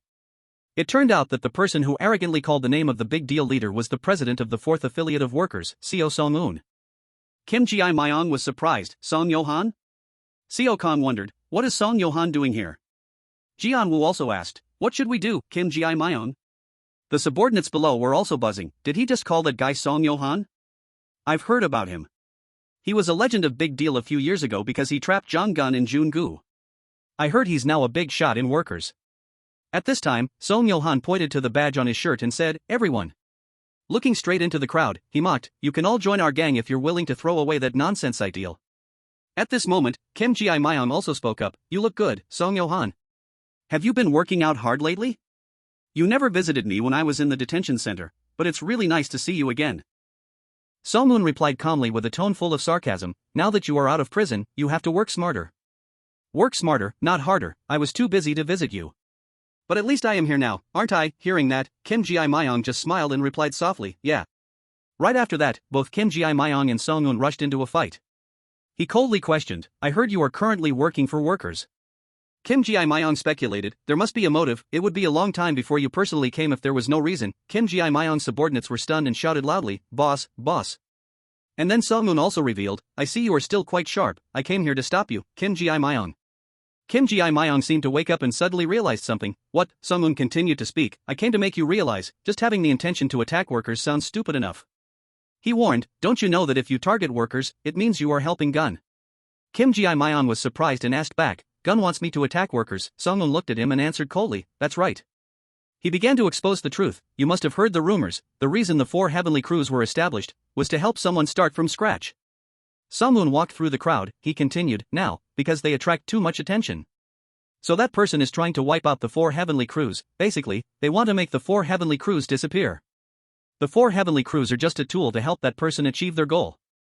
That's why Gun is taking action. I think he received orders to eliminate all gangs. This is also why Gun hasn't been collecting the monthly fees lately. Song-un adjusted a subordinate's collar and reminded him, as a member of Big Deal, you must always keep your jacket neat and clean. The subordinate trembled and replied, yes. Then he asked, do you really still want to target workers? Workers is the only crew that can stand against that mysterious person because we hold their weakness. If you destroy us, Gun would be overjoyed. His tone carried a hint of temptation, I know you don't care about the 4 heavenly crews, but you don't want to help Gun, do you? Song-un spoke up to persuade him, now is not the time for Big Deal and workers to fight, we must cooperate. Now that Ji-myung had begun to waver in his intentions, he asked, so what exactly do you mean? He looked at Song-un with a cold gaze. He spoke, it's very simple. Leaning against the car, he made an offer, workers wants to form an alliance with big deal. Gi Myon turned his head and replied coldly, is that so? Then I finally get to see that person's face. He slowly approached and questioned, if this person came here to ally with us, they should at least speak to me face to face out of politeness. He walked up to the car door and asked the person inside, am I right, boss of workers? The person inside slowly revealed themselves. At the same time, in another place, Hyung-seok was continuing his livestream. He angrily asked out loud, show everyone whose face? In the comments below, damn it, cut right at the good part. Oh my god, how obnoxious. Losing his mood, his voice echoed in the cramped room, this is my channel, why does everyone keep demanding to see someone else? I am Park Hyung-seok. But the viewers continued commenting, someone else is leading this story now. Show us the scene from just now, we want to see that person again, the voice still echoed. Whatever, you guys only get to see me, deal with it whether you like it or not, despite the comment section still being in an uproar. Come on, don't curse at Hyung-seok, guys, really, it's not the end of the world. To me, it really is the end of the world. He silently resolved, I will continue streaming on Twitch, because this makes better money than working at the convenience store. A lot has happened since I started streaming, and thanks to the viewers' support, my life has improved a lot. Hyung-seok was talking nonstop, what should I do today? The comments wondered, I thought you'd have enough money to move house by now? He said he gave all the money he earned to his parents must be rich now. Hyung-seok adjusted his glasses and said, today let's play choose the right girl, which girl will be the lucky one to marry me? The comments teased, you're too thick-skinned, man. Don't say that, it took him a while to be confident enough to show off his personality. We can't live without you, little Hyung-seok. He thought to himself, I've also become more confident in myself. He comfortably shared, I've been quite happy lately, everyone. But wait, don't I have an important mission? The comments asked, mission? What mission? Whatever, just play with us. He hesitated, but... He tried to remember, no, really, I have something to do, something extremely important. What was it again? The viewers urged, we don't care, just do a dance, play a game, can you start the show already? Hyung-seok suddenly remembered something, the 4 Heavenly Crews, or whatever, do you guys know about them? The viewers asked in confusion, what on earth are you talking about? Collaborate with Samdog, you said you two became best friends after the G-Star event. He wondered. When will I finally be able to destroy the 4 Heavenly Crews? The scene shifts to the slope where Hyung-seok is. Slow and heavy footsteps are accompanied by an exclamation, goodness, this place is so steep, you probably can't even drive a car in this area. Really? I don't mind, I like walking like this. At this moment, Ki-tae smiles brightly and asks, see? This is why everyone needs to exercise more. Someone replies in astonishment, but Mr. Chairman, your feet aren't even touching the ground. This is the group from H group. A subordinate wonders, why did you bring her alone? He answers immediately, remember the time Chairman Choi brought a bunch of bodyguards to intimidate us? The next time I meet him, I will bring Sophia along to show him who's boss. This girl is H group's retainer, Alexandra Sophia. Another guy speaks up to ask, I have a question, Mr. Chairman. He says loudly, hey, I told you to call me detective. I don't want people finding out that I'm the chairman, got it? The subordinate hastily apologizes, I'm sorry, sir. That guy continues asking, anyway, Detective Hong, if those groups of teenagers claiming to be the 4 Heavenly Crews provide funding for Chairman Choi's business, then why don't we report them to the police, why do we have to investigate this in person? Kyung Yang asked with a calm expression. The police? In this industry? Are you kidding me? Besides, have I ever let anyone else do my job? If we leave it to the police, it will take forever to solve this case. Moreover, investigating in person allows me to play detective. The subordinate replied, understood. Recalling old memories, the image of him pointing a gun at Dong-soo appeared. In contrast to Kyung Yang, Dong-soo showed no expression, his face cold and stern. Remembering that scene, Kyung Yang thought bitterly, I will never forgive Choi Dong-soo for daring to point a gun at me. Interrupting Kyung Yang's train of thought, a subordinate spoke up, Detective Hong, it seems we have arrived. This is where Chairman Choi used to live. The group stood in front of Hyung-seok's door. Kyung Yang said in confusion, is this the place? It's really strange, how could someone so rich rise from the bottom of society like this? Sophia spoke up, Mr. Hong. As soon as she finished speaking, she smashed the door open and mocked, Korean doors are as brittle as cookies, they break with a single snap. Alright, let's go inside. Just stepping into that room, Kyung Yang frowned in disgust, it smells awful, there must be no one living here. As soon as he finished speaking, he saw Hyung-seok sitting on the floor eating noodles. He looked down at him with an expressionless face. Meanwhile, Hyung-seok was still holding his chopsticks. He seemed to freeze for 5 seconds, not yet processing what had just happened. Kyeon-yang was evaluating the teenager in front of him. Hyung-seok also stared straight back at the people who had just appeared. After regaining his composure, he angrily shouted, "What the hell are you guys doing?" Hyung-seok indignantly questioned, "You can't just break into someone else's house like this." "I'm eating to practice for my upcoming mukbang video. It's not because I want to, I'm on a diet." Setting that aside, "What are you guys doing?" He yelled loudly, "What did you guys do to my door? How am I supposed to explain this to the landlord?" Hearing that, Kite took off the gold watch on his wrist and said, "Here, take this, sorry kid." Hyun-seok was confused and thought to himself, "A watch?" He explained, "I didn't bring my wallet today. That should at least compensate for the door." The boy's eyes scrutinized it, and he said angrily, "Just an old watch won't cut it." At this moment, 2 subordinates walked in and gossiped, "It's still not enough? Doors must be really expensive these days." Meanwhile, Kite continued to take off the ring on his finger, "Then let me give you this ring too." The 2 subordinates tried to stop him, "Sir, please don't do that, your watch alone is enough for him to buy 2 buildings." At this point, Hyung-seok sighed and said softly, "I probably shouldn't have yelled at an old man like you. Whatever, since I make enough to get by these days, I'll let you off, thank you." Kite explained, "Let me tell you, I'm not some weirdo. I just needed to check a few things here." A subordinate interrupted, "Mr. Detective." Hyung-seok asked himself in confusion, "Detective?" The subordinate whispered to Kite, "We have searched everywhere but couldn't find any traces of Choi Dong-soo." He couldn't believe his ears. "What?" Hyun-seok thought to himself just now, "Are they playing detectives with Grandpa? It sounds fun, it seems they are not bad people." He asked angrily, "Have you guys searched thoroughly? How could there be no trace of Choi Dong-soo?" Hong Ki-tae loudly questioned, "This is his old house. If he planned the 4 heavenly crews here, there must be something left behind." He was annoyed, "What should I do now? I know nothing except that the 4 heavenly crews exist." Hong Ki-tae speculated, Dong-soo couldn't have formed the 4 heavenly crews by himself, someone must have helped him. Why don't we have any information about them? The real masterminds must definitely be out there somewhere. He gritted his teeth and said unwillingly, "It's just that we can't find them at all." Suddenly Hyung-seok interrupted, "Do you mean gun?" After that sentence, the atmosphere seemed to fall into silence. He still looked up full of curiosity. At this moment, he looked at him thoughtfully, while he still didn't understand anything. Suddenly he called out, "Sophia! Subdue him!" Sophia did not hesitate to rush up and deliver a kick right to Hyung-seok's stomach, making him only able to let out a sound of pain. Hong Ki-tae saw this and said helplessly, "No, subdue means to capture him, not to kill him." Sophia replied expressionlessly, "I am not fluent in Korean yet, plus I need to change into new pants." At that time, behind the door, Hyung-seok had returned to his handsome body. He thought to himself, "I can't defeat her, it's best that I just hide here." But at that time, he had no idea that you will gain an incredibly powerful ally. Kim Ji-myung smiled and ordered his subordinate, "First, take him to that place, in Gangnam City." At the club, Jae-won bowed flatteringly, "Greetings, I have been waiting for you." He is the former president of the workers' 4th affiliate, Hwang Jae-won. The silhouette of a tall man appeared, and a subordinate spoke up, "Boss, he has gone upstairs, there are guards watching below." That man's identity remains a mystery up to now, it is only known that he is the president of the workers' 3rd affiliate. He stood on the 2nd floor of the club, thoughtfully looking down at everyone below. This is the workers' 3rd affiliate, Club Vivi. After a period of thinking, Kim Ji-myung made a decision, "We will join hands with the workers." Ji-woo asked, "But can we really trust them?" Hearing this, Kim Ji-myung calmly replied, "It's just a temporary alliance, not a permanent one." He hung up his vest and continued, "Our mutual enemy is Jong-gun. I refuse to benefit Jong-gun by picking a fight with the workers." He thought to himself, "Ji-woo, I can see that you're starting to doubt me."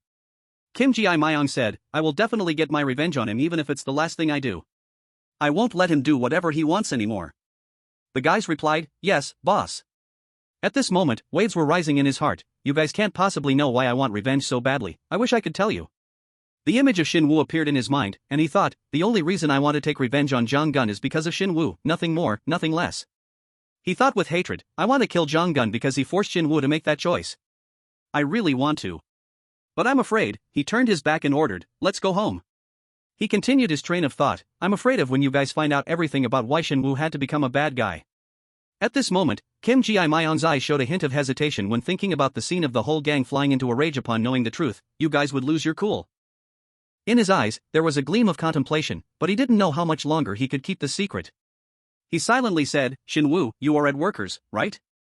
Guys, Kim Ji-myung put on his cap and told himself that even though we have allied with workers, I will still do what needs to be done, don't worry. With a determined look, he made up his mind that he would go find Shin-woo. I will go to workers alone.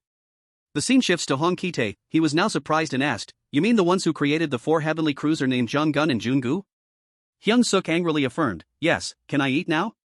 Hong Ki-tae continued.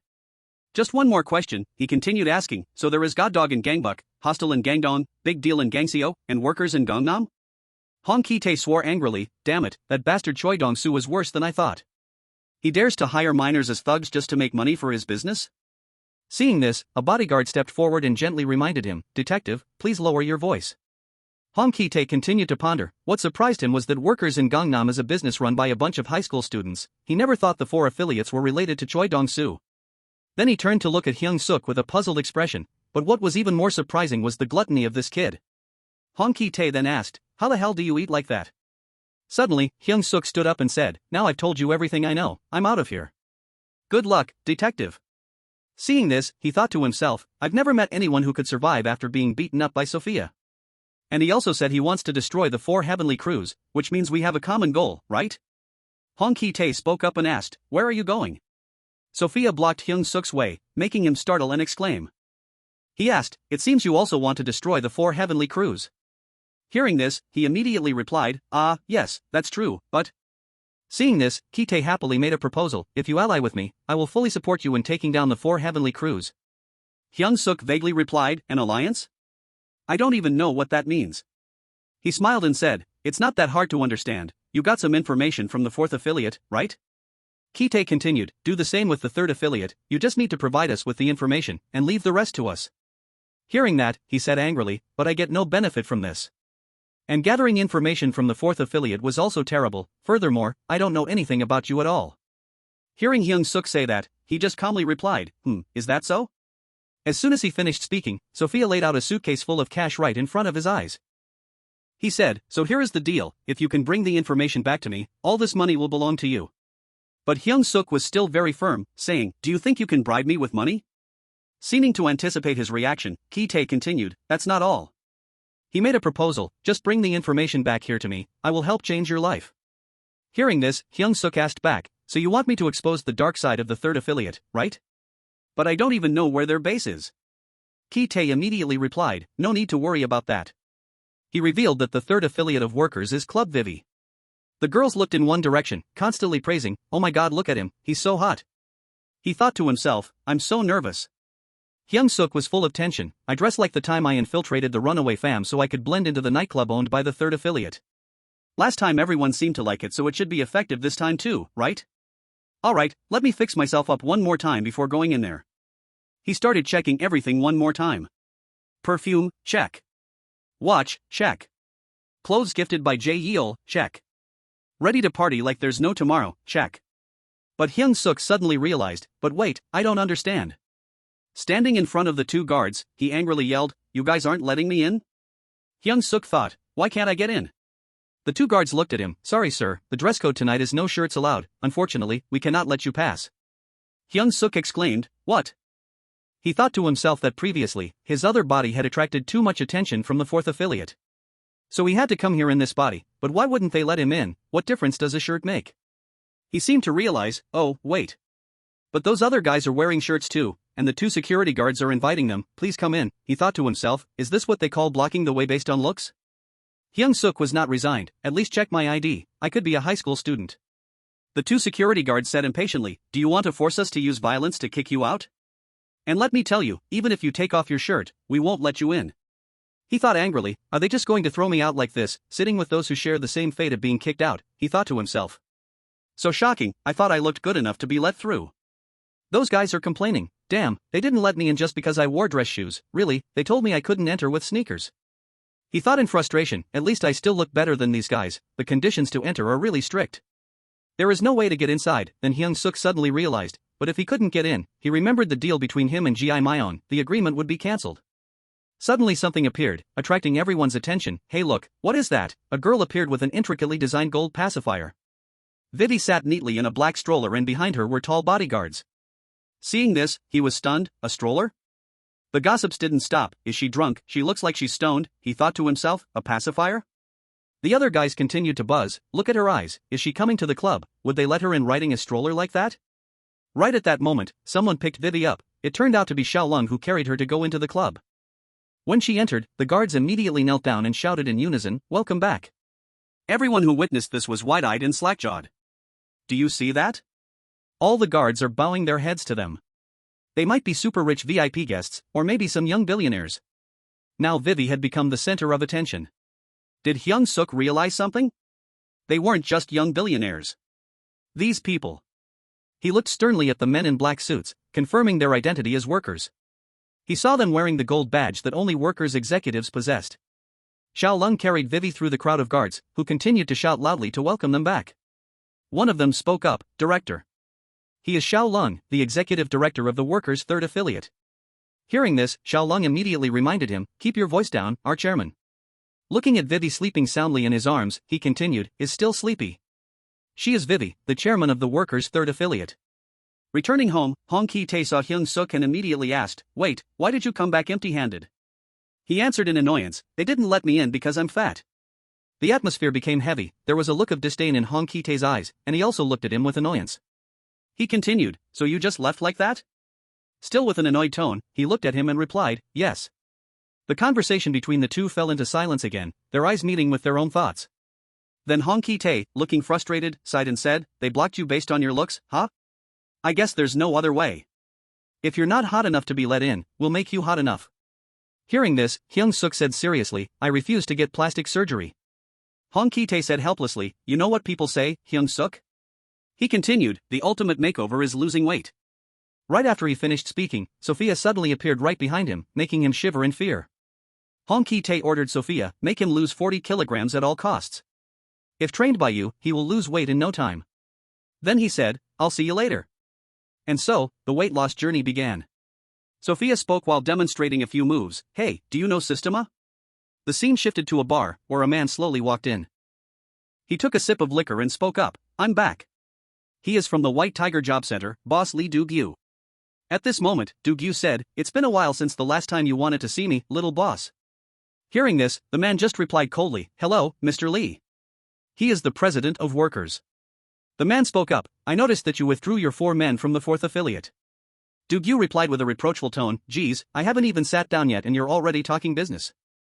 Don't be upset about it, you know full well that the White Tiger Job Center works for money." But the man continued, "I will get straight to the point." Do-gyu turned to glare at him, "Let me sit down first, you must be in a real hurry, huh?" The man's tone remained completely unchanged, "Send your men back to workers." Do-gyu gave a sinister smile and replied, "I don't think I can do that after receiving a whole building from Chairman Choi." He interrupted and asked, "How much did he give you?" "I will pay more than that." A subordinate held out a phone in front of Do-gyu. Seeing this, Do-gyu immediately broke into a cunning smile, "You little bastard, why did you make me come all the way here when you could have just given me a call?" Do-gyu sighed, "Fat boss, if you insist on it, my people will work for you again." Do-gyu continued to smile, "Tell the 3rd affiliate that, to show our apology, we will send them another intern." The scene shifts to Hyung-seok, who is screaming in pain, thinking to himself, "I'm on a diet." Sophia continuously threw punches at Hyung-seok, making him roll over. Then Sophia spoke up, "You have a talent for taking a beating." He thought to himself, "But why do I have to lose weight?" His inner voice screamed, "Why do I have to unite the 4 heavenly crews? I worked so hard to build my online image and now I have to lose weight. What if I lose weight and my Twitch ratings drop?" Suddenly he chuckled to himself, the 3rd affiliate should be a piece of cake, right? They surely can't be as formidable as the 4th affiliate. I'm really looking forward to finding out. Who will I have to face at the 3rd affiliate? The scene shifts to Kim Ji-myung. He takes strong steps, without any hesitation or fear. With determined eyes and a cold face, he walks toward his goal. He is big deal's number 1, Kim Ji-myung. The back image of another man appears. Hyung-seok's inner voice continues, "No matter what, the 3rd affiliate will definitely." Meanwhile, on the other side, that man is raising his hand to adjust his communication device. So the man standing guard in front of the nightclub door was actually from the White Tiger Job Center. Trainee Song Yo-han, while Hyung-seok continued to think, it would definitely be easier to deal with than the 4th affiliate. A close-up of a person wearing protective gear, safety goggles, and a blue medical mask. In the guest room, the cleaners began to lose patience. "Can we take off this damn mask and protective suit? If we do that, we're highly likely to get into trouble. We have to burn all the blankets and pillows, right? We can't leave any traces behind." Two people cleaning up complained, these times are really crazy. Don't worry, nothing will happen to us. There's one left over there, make sure to clean everything up. Suddenly, the three gathered in one place as if they had discovered something. Come look at this, what is it? It turned out to be a girl with messy hair, a smudged face, and a dazed look in her eyes. They said, oh my god, she must have partied too hard last night. They were talking about illegal substances. Seeing that, the cleaners looked at each other and figured, what should we do with this girl? Of course, we'll move her to another hotel. These people are the cleaning team, not the quarantine team. Wealthy businessmen and celebrities having all sorts of fun in private hotel rooms. The cleaning team reminded each other, remember to pick up all those drugs, we have to take them out of Gangnam to destroy them. Then someone from the cleaning team walked in and said, here it is. These people are a team of experts, including doctors, whose mission is to ensure their clients don't get caught by the police. The quarantine team helps control diseases, while the cleaning team helps cover up illegal acts. For your additional information, people high on LSD, which is a hallucinogenic drug, get completely wrecked and tend to repeat certain behaviors over and over. Transitioning to another place, Lee Eun-tae shouted loudly, his voice filled with amazement, wow, this is awesome. I can't believe you opened a stall here. How did you do that, master? It turned out that a small food stall had been opened right in front of Club Vivi. Lee Eun-tae exclaimed, you're really cool, Prokit. Prokit smiled and greeted back, long time no see, Vasco, how have you been? Lee Eun-tae asked, master, has Nong gone to visit his parents? Prokit happily replied, he is allowed to go home twice a year. If he wants to visit his parents outside of the holidays, he will have to endure my scolding. Lee Eun-tae admired, wow, South Korea has turned you into a ruthless person, master. Prokit then asked, why did you call me asking for a part-time job? Lee Eun-tae replied with an annoyed expression, I went broke while chasing bad guys. Hearing that, Prokit seized the opportunity, is that so? Then start working right away. Watch the stall carefully, Vasco. Lee Eun-tae was stunned, Prokit, where are you going? Prokit smiled and replied, people say that part-time employees will handle everything, while the boss only needs to collect the money. Hearing this, Lee Eun-tae shouted helplessly, Prokit, where did you learn these bad habits from? Now Lee Eun-tae cheerfully greeted customers, welcome to Vasco's food stall. A customer asked for a fish cake skewer. He thought to himself that he liked working in front of the club because there were many interesting customers here. Some customers who came to buy food started talking, can you tell that my watch is fake? I can't believe you wasted your rent money on that. Previously, I found someone I wanted to take care of for the rest of my life, but I inboxed them and they didn't reply. You clearly said you would contact me, Lee Eun-tae sighed. Are they using their rent money to go clubbing? Playboys really are different, another group of customers arrived. Are you still keeping in touch with that guy? No way, he's ugly, immature, and stupid just like Yasuoki Oh-hung. His friend keeps showing off a fake watch. Did he think I wouldn't notice, Lee Eun-tae thought to himself? Dressing so scantily with her belly button exposed like that. Hopefully, she won't get diarrhea tomorrow. The nightclub bouncers also came over, damn it, I want to let loose too. Those girls just now were amazing, should we strike up a conversation, let's ask them out for drinks after our shift. Dream on, by the time we finish work, they will already have other guys, hearing them say that. He thought, even the bouncers craved to let loose, wishing he could go clubbing too. Suddenly, Kim Ji-myung approached the stall, he was surprised, huh? Kim Ji-myung asked in surprise, Vasco, you work here? Kim Ji-myung thought to himself, it's unbelievable. Lee Eun-tae only focused on selling fish cakes for 500 won each. Kim Ji-myung asked, did you not recognize me because I'm wearing a hat? You really have a strong personality, every time I meet you I'm impressed. Hearing that, Lee Eun-tae asked, who are you? He thought to himself, I've never met this person before. Kim Ji-myung thought to himself, he came to find Shin Woo, but unexpectedly ran into Vasco working here. Then he replied, I am Kim Ji-myung, an ambitious nail artist, Eun-tae replied. I am Lee Eun-tae. After eating, Kim Ji-myung paid Eun-tae, here is 500 won. Eun-tae took it and replied, thank you, please come again next time. Kim Ji-myung thought to himself. One of the reasons he came to the third affiliate was to sneak into the club and meet that person. Kim Ji-myung's eyes gradually sharpened. It's time to act. Right at this moment Vivi appeared next to the stall, interrupting Kim Ji-myung's train of thought. Vivi had dreamy eyes, holding a fish cake skewer and muttering, fish cake, fish cake. Seeing that, Kim Ji-myung thought to himself, is this girl high?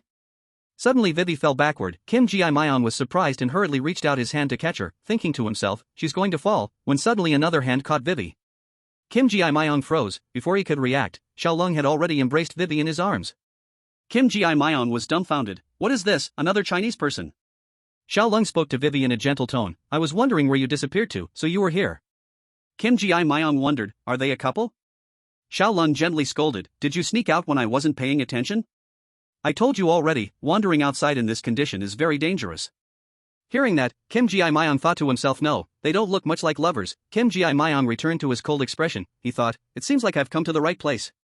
Looking at the ring on Xiao Lung's finger, he was certain these people were from workers. Seeing the bodyguards lining up behind Vivi, Kim Ji-myung confirmed that it wasn't just these two, but all of them were like that. A bodyguard spoke up, I just received a call from the White Tiger Job Center, there will be an intern coming for an interview today. Xiao Lung heard this and replied, an intern from the White Tiger Job Center? Alright, I got it. Then Xiao Lung picked Vivi up and walked into the club. Hearing their conversation, Kim Ji-myung asked himself, an interview? They went into the club, damn it. He thought to himself, the guy I'm looking for is definitely in here too. He stepped into the club step by step and said to himself, I'm still a minor.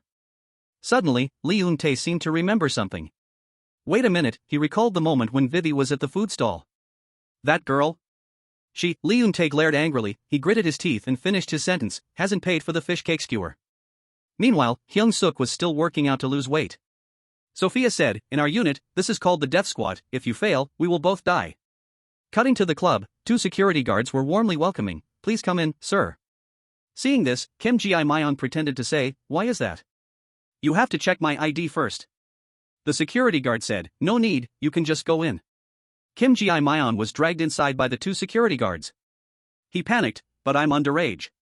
The two security guards smiled and replied, you are really funny, sir. He pleaded, please check my ID.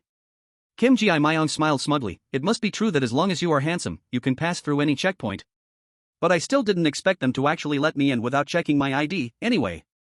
Outside, a security guard scolded, why did you let that guy in? The other casually replied, because he looks old as dirt. Stepping inside, he thought in amazement, so this is what a club is like? Kim Ji-myung said to the waiter, I'm not old enough to drink, so give me a glass of orange juice. The waiter replied, good joke. He replied, I'm telling the truth. Then Kim Ji-myung thought, I came here for the purpose of. Kim Ji-myung sat enjoying a glass of orange juice while observing his surroundings to look for that person.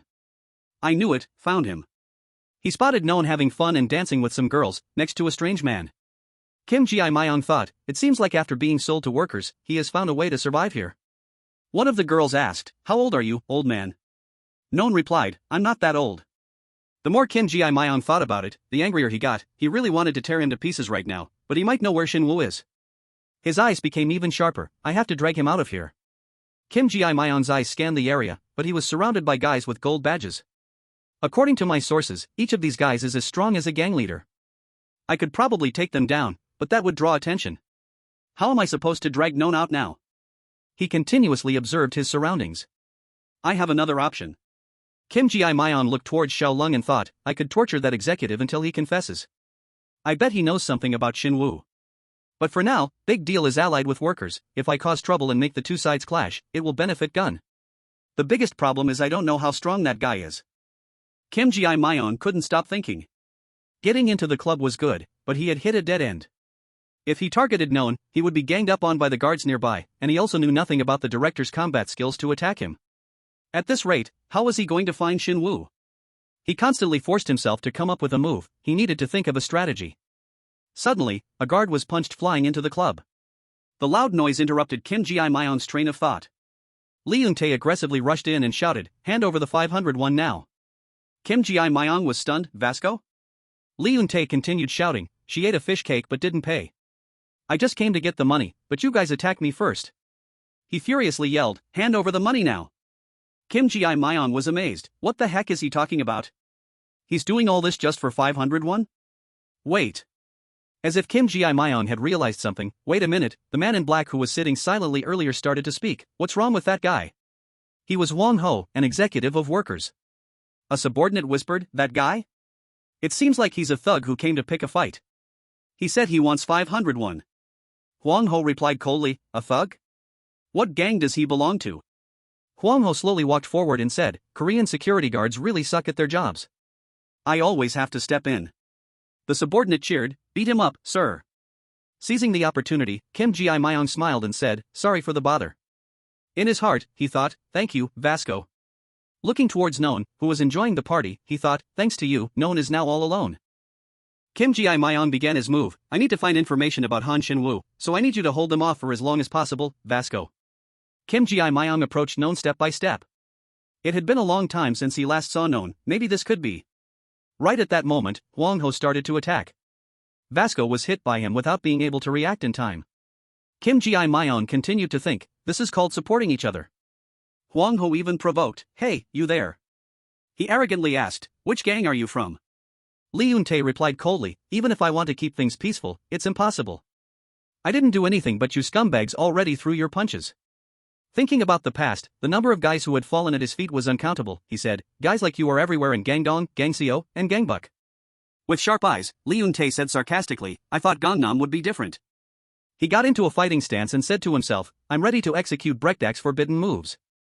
As for Kim Ji-myung, he was smiling, oh my. Two men sharing the same look, the same fighting spirit, tonight is going to be an interesting night. Lee Eun-tae said, I will teach you bastards a lesson. Meanwhile, a hot DJ working at Club Vivi was DJ Chai-jin. It seemed like something was happening. Chai-jin's eyes glanced coldly as she wondered and asked, hey, what's going on over there? What are they cheering for? Everyone gathered around Lee Eun-tae and Hwang-ho, gossiping. The colleague replied, I think it's a brawl. Chai-jin asked, why aren't the guards intervening? He replied, well, the interesting thing is that the crowd is really enjoying it. The crowd cheered, is this a special performance? Fight. Fight. Hearing that, Chai-jin just replied plainly, is that so? She said in a calm voice, then I have to hype it up. On Hyung-seok's side, Han-oh pleaded, please let me see Hyung-seok. A cold voice came from inside, he is not allowed to see anyone until he loses weight, because losing weight is a battle. Back at the bar, Hwang-ho said disdainfully, a Korean thug, let's see how good he is at fighting. Lee Eun-tae said in annoyance, what does that mean? I don't understand a single word you're saying. The crowd around them gossiped, did anyone understand what he just said? No, beats me, let's just watch the fight and see who wins. Suddenly, a voice interrupted the fight, I'll take care of this place. Hwang-ho looked over with a cold gaze. Noon stepped out from the crowd, his tone calm, why use a butcher's knife to kill a chicken? Hwang-ho was surprised, Noon.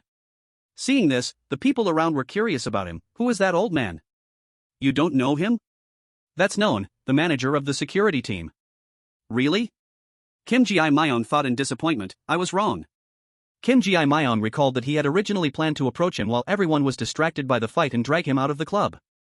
The more he thought about it, the more disappointed he felt, but things got even worse as Noon had noticed the commotion. Noon would do anything to get attention. Noon stepped forward and said jokingly, I really like this, let me make things a bit more lively. Lee Eun-tae said impatiently, get me back my 501 and spit out that cigarette. Kim Ji-myung thought to himself, Vasco is out of his league. Noon spoke with a provocative tone, what if I don't? Stop asking for money, I will give you the money if you can defeat me. Kim Ji-myung continued to think, to fight Noon, the predecessor of Big Deal. Remembering when Vasco was defeated by him, Vasco couldn't even take him down.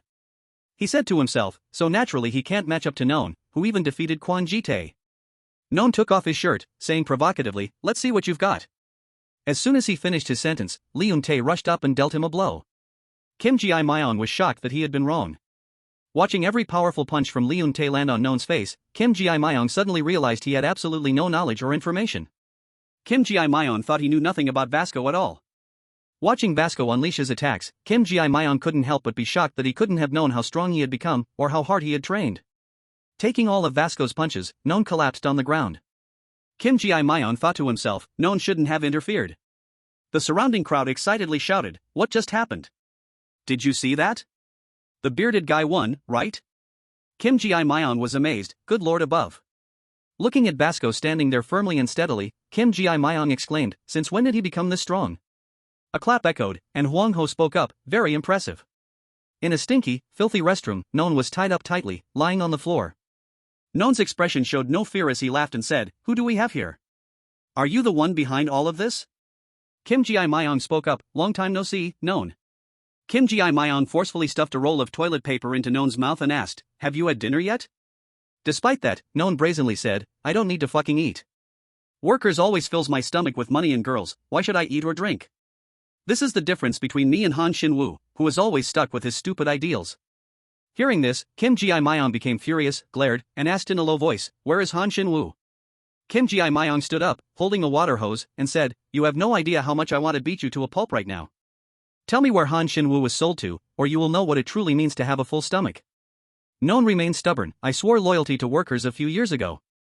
My boss is probably looking for me right now, and you're forcing me to tell you where Han Shin-woo is? You picked the wrong guy to mess with, Kim Ji-myung. Kim Ji-myung decisively shoved the water hose into his mouth. Then there's no other way. Noan started to panic. I'll never talk with a full mouth. I don't know where Han Shin-woo is at all. I'm just a low-level grunt. I will tell you what I know. So please take this hose out for me. Noan began to tell Kim Ji-myung about Vivi. Her name is Vivi, the president of the third affiliate, the only daughter of a Chinese billionaire. And as an influencer with millions of followers, she runs the Vivi Hotel and Club Vivi. If you did not know, the Vivi Hotel is a Chinese hotel chain. They say Vivi's father built an entire hotel chain in South Korea just for her. You must be wondering why someone who has everything in the palm of her hand like her is in workers, right? The image of Vivi in a drug-induced high appeared, as Noan continued saying that she was a stimulant addict. Kim Ji-myung was shocked. A stimulant addict? Noan said, in China, doing drugs can get you the death penalty. She only cares about partying and drugs. You know what? I feel so generous right now, I'll let you know a little more. He continued, his name is Xiaolong, he is Vivi's bodyguard, and has sworn his very life to her. I heard he has been protecting Vivi since she was little. Noan went on to say he might just look like a workers executive, but he is a bit different. He works for Vivi's father, and his only job is to protect Vivi. The four executives who always hang around him are the same, they have badges, but they are simply Vivi's underlings. He further revealed, they only belong to workers when in Korea, but they still work for China, and to protect Vivi, they are ready to turn against workers immediately. Kim Ji-myung wondered, is Xiaolong really that strong? Noan replied, if I had to evaluate him, I would compare Xiaolong's strength to Zhang Gun. The silhouette of Xiaolong coldly holding a blade appeared, and in front of him were countless people he had taken down. Kim Ji-myung spoke up, that I want to fight him. Noan sneered, you? Fight Xiaolong? Don't make me laugh.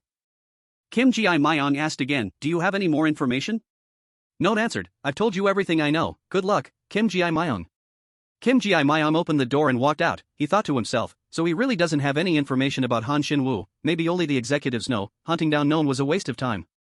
A person was still standing on the second floor observing. Kim Ji-myung turned his back and walked away, silently making a decision, this time I will go find Xiaolong.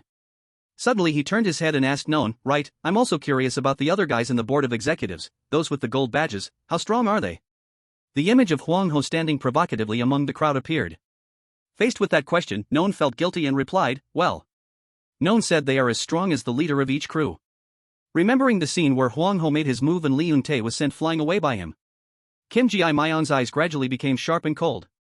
The people around cheered, did you see the way he flew across the ring? What kind of martial art is that? My friend, that's so freaking cool. He thought, if they being as strong as the leader of each crew, which means they are strong enough to lead an entire crew, then Vasco, you are still not at that level. Then he gritted his teeth, turned his head, and walked away. I'm sorry, I have to find Xiaolong. Lee Eun-tae had been knocked down by Huang Ho. Kim Ji-myung continued to think, I don't have time to worry about you.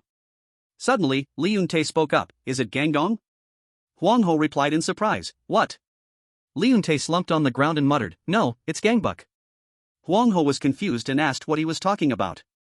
Lee Eun-tae spoke up, I've learned a few things from fighting bastards like you. He recalled every moment while in prison and said, I figured out the best way to defeat my opponents, and ensure that I can win every match. Seeing this, Huang Ho greatly admired Vasco's unyielding spirit. Even though we speak two different languages, I can clearly feel the spirit of a martial artist. Please allow me to introduce myself, I belong to. Before he could finish his sentence, Vasco lunged forward and delivered a fatal blow, the seventh forbidden move of Breakdack. He said coldly, I just need to use my lethal attack right from the start. Bring it on. Lee Eun-tae grabbed Huang Ho's head, I'm not good at fighting. He acted very decisively, I don't have talent. Huang Ho was dizzy, damn it, I can't believe his grip is this strong. Lee Eun-tae thought, but, I have faith. Lee Eun-tae started to perform knee strikes. He took down Huang Ho with an incredibly beautiful strike and thought to himself, and as a result, my body is strong now. Huang Ho's eyes rolled back, his face deformed. Lee Eun-tae still showed no mercy. He was so strong that he could withstand any attack. Then he unleashed a critical blow, the ultimate critical blow for this guy. Lee Eun-tae was determined not to spare him, unleashing Breakdack's eighth forbidden technique. And then Vasco delivered the deciding blow, saying, I have no intention. Pounding the rice bag, delivering a knee strike while grappling the opponent's neck. A resolute glint shone in Vasco's eyes. He would not spare the opponent. On the second floor of the club, while Xiao Lung was guarding the VIP room. A voice suddenly rang out, "Hey, are you Xiao Lung?" Xiao Lung turned to look toward the source of the sound, and a familiar figure stepped forward. Kim Ji-myung approached with eyes full of murderous intent. He spoke up, "Can we talk for a bit?" Kim Ji-myung winked and teased, "Oh right, you only speak Chinese. Too bad, I don't know Chinese." He thought to himself, "I'm so excited." Xiao Lung suddenly spoke up, "I've been waiting for you." Kim Ji-myung was stunned. He opened the VIP door and said, "Come in." Kim Ji-myung couldn't believe his ears. What was he saying? Xiao Lung lost his patience and said, "Why are you just standing there?" Kim Ji-myung thought to himself, "He wants me to go inside?" Kim Ji-myung thought in confusion, "I was planning to knock him out." He said nervously, "What? I didn't expect you to know Korean."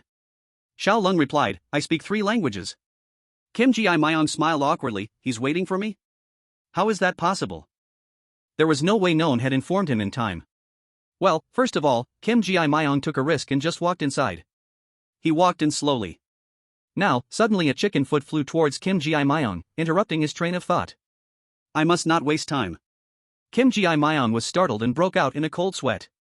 He glanced over, wondering, "A chicken foot?" Vivi angrily yelled, "Hey, didn't you say he was very handsome?" She is the president of the third affiliate of workers, Vivi. Vivi loudly complained, "You said a handsome guy from the White Tiger Job Center was coming for an interview. But this guy is not handsome at all."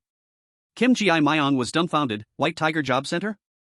Xiao Lung gently explained, "We need a bodyguard, appearances don't matter, my lady." Kim Ji-myung thought to himself, "Wait a minute."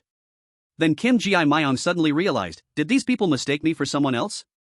Do they think I came for a job interview? This is a godsend opportunity. Kim Ji-myung greeted, "Hello my lady." He came up with an idea that he would pretend to be the person they thought he was and gather information about Shin Woo. Kim Ji-myung took off his hat and bowed, "I am Kim Ijin from the White Tiger Job Center." Speaking a bit about Hyung-seok's situation, being tested with a chicken, he went crazy during his training. Returning to the club, Kim Ji-myung suddenly exposed his butt and talked about it. He said with a proud voice, "This is the body part one I'm most confident in, that is my entire introduction." Vivi just said lightly, "I admit your butt is really nice, do you know Lee Do-gyu, the boss of the job placement center?" Xiao Lung reminded her, "Miss, you are writing with a chicken foot." Kim Ji-myung immediately made things up, "We have known each other for a long time, I was the MC at his child's first birthday party. I also helped prepare an event for his wife." Vivi wondered, Do-gyu is already married? Kim Ji-myung thought that was a lie, "I will make her think that I came for an interview. After gaining her trust, I will dig up information about Shin Woo, then I will slip out of here before the real interviewee appears." What a perfect plan. Then Kim Ji-myung continued to speak up, "If Miss wants to know anything about Mr. Do-gyu, just ask me." He thought to himself that he didn't have much time, it was time to dig for information. At this time, Vivi whispered to Xiao Lung, "I don't like his appearance but let's just hire him, he seems to know a lot about Lee Do-gyu." Then Kim Ji-myung suddenly spoke up, "By the way, I was very surprised." Vivi was surprised about what? He replied, "When I heard that I would come for an interview at the third affiliate of workers." He silently prayed, "Please, take the bait." Kim Ji-myung said seriously, "I thought I would get to meet Han Shin Woo." Ah, she spoke up to ask, Han Shin Woo? Kim Ji-myung rejoiced inwardly, the fish has taken the bait. I managed to change the subject to Shin Woo. Vivi turned and whispered, "I think I've heard that name before." Xiao Lung replied, "I think he is talking about number 8. Overhearing this, Kim Ji-myung was confused and thought to himself, what does number 8 mean? BR suddenly, Kim Ji-myung spoke up to explain, "That's right, actually, Shin Woo and I are lovers. But we were separated during the Korean War, so I was looking forward to meeting him here." In his heart, he desperately begged her to keep talking. Vivi asked, "Are you and number 8 lovers?" Kim Ji-myung started to lose patience, thinking, "Come on, tell me." She looked regretful and continued, "Maybe you two aren't destined for each other, but you sure know a lot. Those numbers are top secret." Kim Ji-myung forced a smile and replied, "White Tiger Job Center knows everything." He cursed angrily in his heart, "Damn it." Vivi asked while pouring wine, "Have you ever worked at a club before?" "The security job is pretty simple, you just need to stand at the entrance and handle any trouble that comes up." Suddenly, Kim Ji-myung sneezed, "Shin Woo." He smoothed his hair and looked apologetic, "Sorry, I have a habit of shouting Shin Woo whenever I sneeze." Vivi exclaimed, "What the heck, you looked so ugly just now." She continued, "Anyway, you'll start working today. If you're from White Tiger Job Center, you must be really good. Now, go outside and..." Kim Ji-myung quickly interrupted, "Wait a minute. He thought to himself, no, I have to find out some information about Shinwoo. He started to make an excuse, would you like to hear a song I wrote? This song is called Where Are You, Shinwoo? Vivi replied in annoyance, are you kidding me, what's wrong with this guy? After Kim Ji-myung's unintentional hints, Vivi began to recall, I think I remember now, where did I leave him? Han Shinwoo. Kim Ji-myung was overjoyed, here it is. She quietly said, Han Shinwoo, I think he is at. Hearing this, he was incredibly happy, finally finding him. Suddenly, someone called out, boss. Hearing that, Kim Ji-myung was boiling with anger, son of a bitch, she was just about to say it. The bodyguard brought Johan in and said, the interviewee from the White Tiger Job Center has arrived. Hearing that, Kim Ji-myung froze. Johan greeted them, nice to meet you, I am Song Johan. Kim Ji-myung wondered, Johan? Hearing that, Vivi was stunned, from the White Tiger Job Center? But there's already someone. Vivi and Xiaolong seemed to realize something. Kim Ji-myung froze, he could only force a smile. Vivi and Xiaolong's faces darkened as they glared at Kim Ji-myung. Unlike the tense atmosphere upstairs, it was more bustling than ever below. Chai Jin remained focused on creating a lively vibe. Huang Ho was beaten to a pulp and collapsed on the ground. Right at this moment, another fight broke out between Li Yun-tae and Sang Ho. The people around cheered, there's another fight to watch. Witnessing Li Yun-tae's ability, he spoke up, impressive. Sang Ho smiled with amusement, saying, I didn't expect a thug like you to appear while I was bringing the interviewee here. After saying that, the two immediately rushed at each other, let's fight. They continuously threw punches. He commented, wow, a delinquent who even knows Muay Thai. Both sides were evenly matched. Sang Ho looked excited, I'm enjoying this. From the battle just now, he wondered, clearly you didn't learn this by yourself, do you have a master? He smiled and asked, I really want to know who that person is.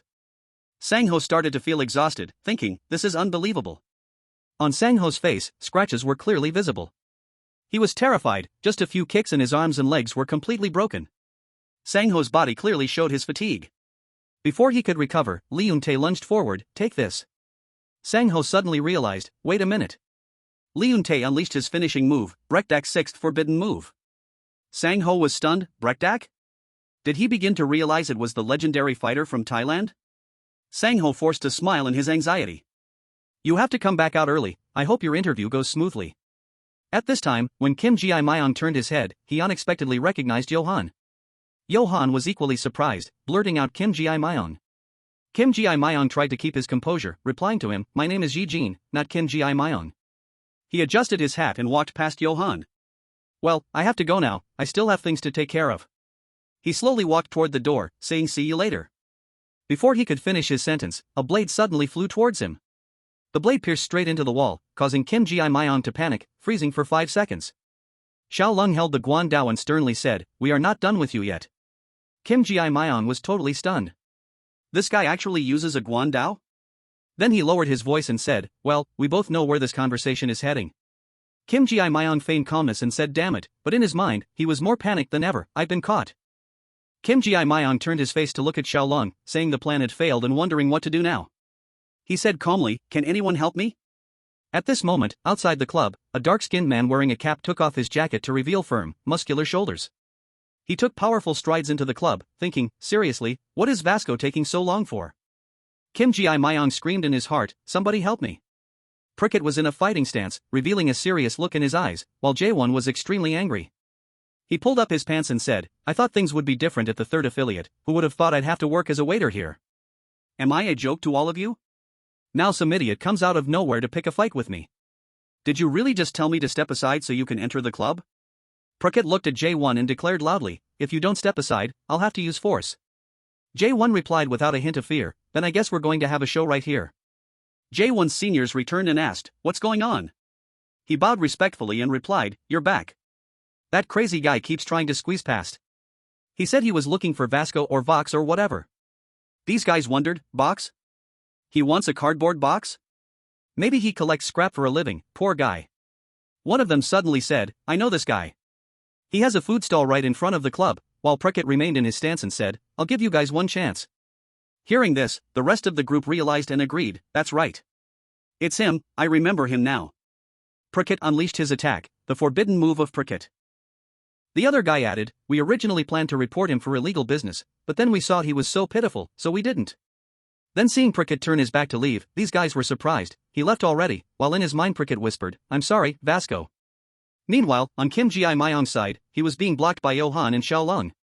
Kim Ji-myung smiled and thought to himself, what do I do now? Kim Ji-myung looked at the opponents. Kim Ji-myung directed his eyes to Xiaolong's sword and thought, in front of me is Xiaolong, who is said to be as strong as John Gunn. Kim Ji-myung looked back and thought to himself, and behind me is Song Johan, but I am not sure how strong he is right now. Then Kim Ji-myung felt unsure whether he could overcome these two people. I can't think of a way out. Looking at the blade resting on his neck, he tried to think. Xiaolong threatened, do not try to do anything stupid.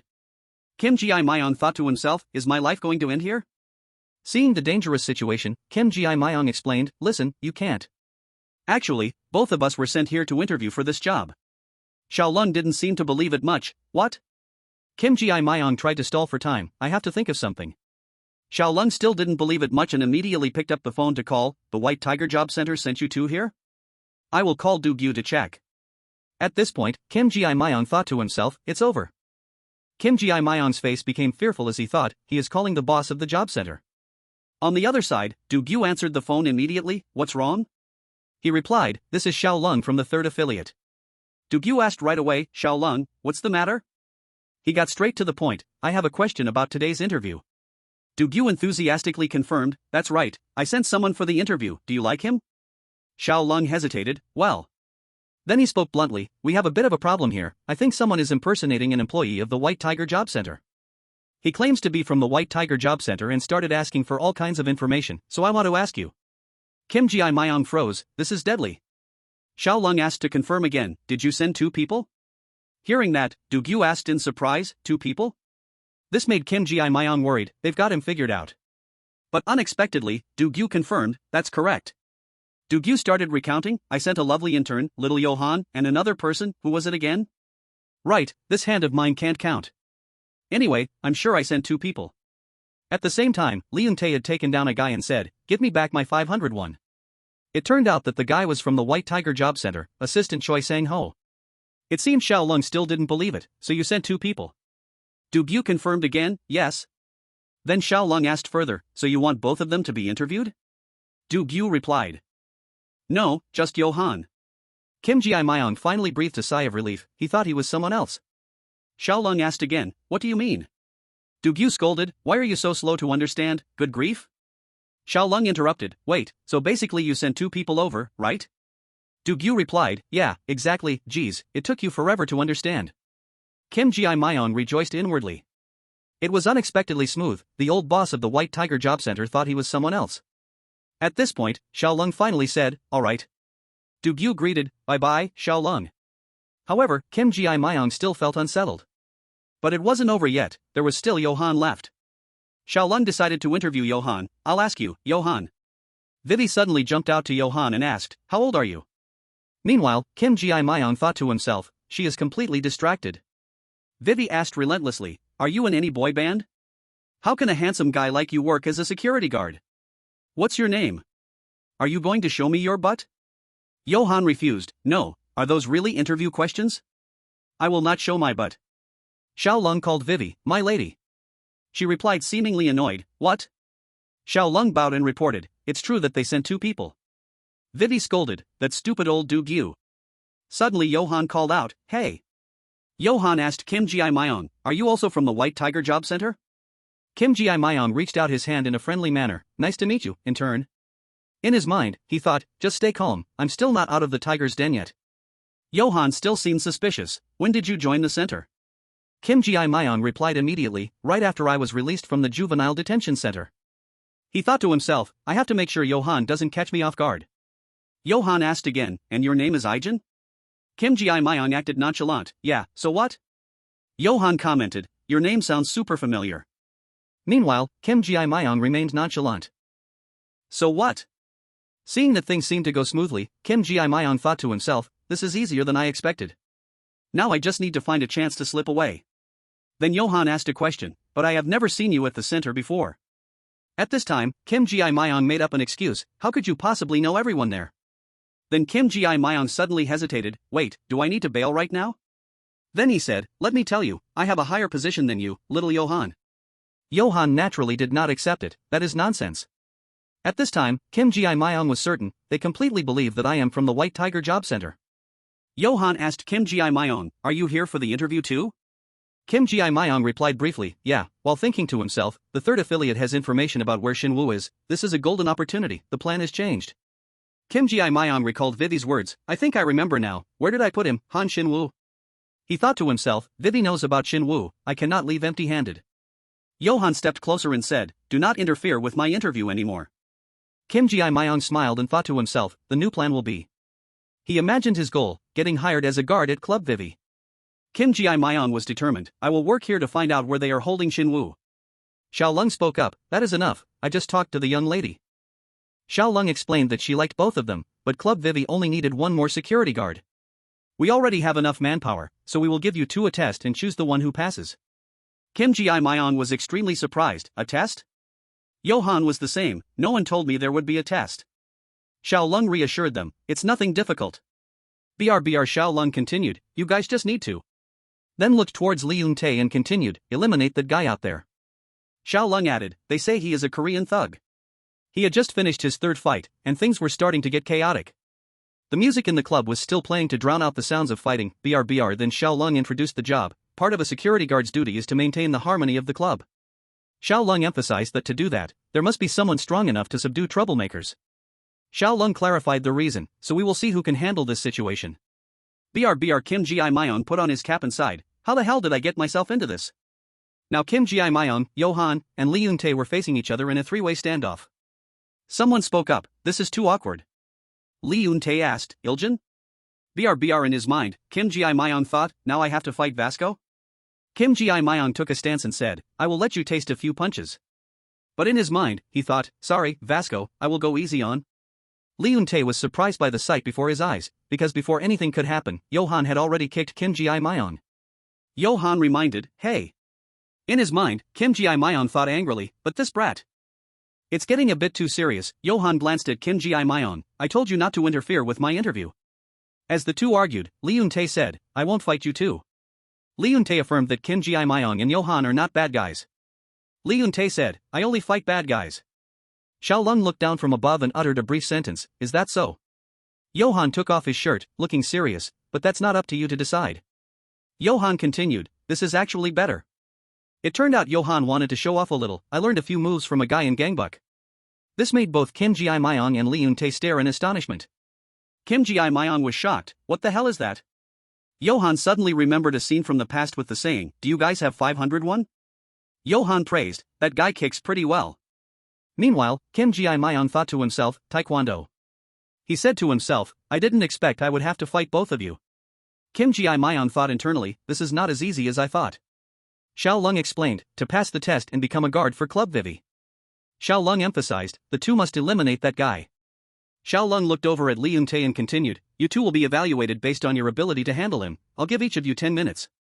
Xiao Lung said slowly, now then Xiao Lung initiated the fight, begin. Xiao Lung looked down from high above and thought to himself, I still can't believe Huang Ho lost to a Korean thug. Xiao Lung evaluated, he is a disciple of the highest grandmaster, so he is definitely not someone who can be easily defeated. If he fought seriously, he wouldn't have lost to that guy, it's only to blame that he was too careless. Xiao Lung thought further, that guy is no ordinary thug, Huang Ho was indeed caught off guard. But even so, he is not easy to deal with, this guy must be a Muay Thai master pretending to be a hooligan. Then Xiao Lung thought proudly, the two people from the White Tiger Job Center have no chance of winning, both of them will fail the test, just as I intended. Xiao Lung continued thinking, currently, the White Tiger Job Center is on the side of the chairman of workers. They are his eyes and ears.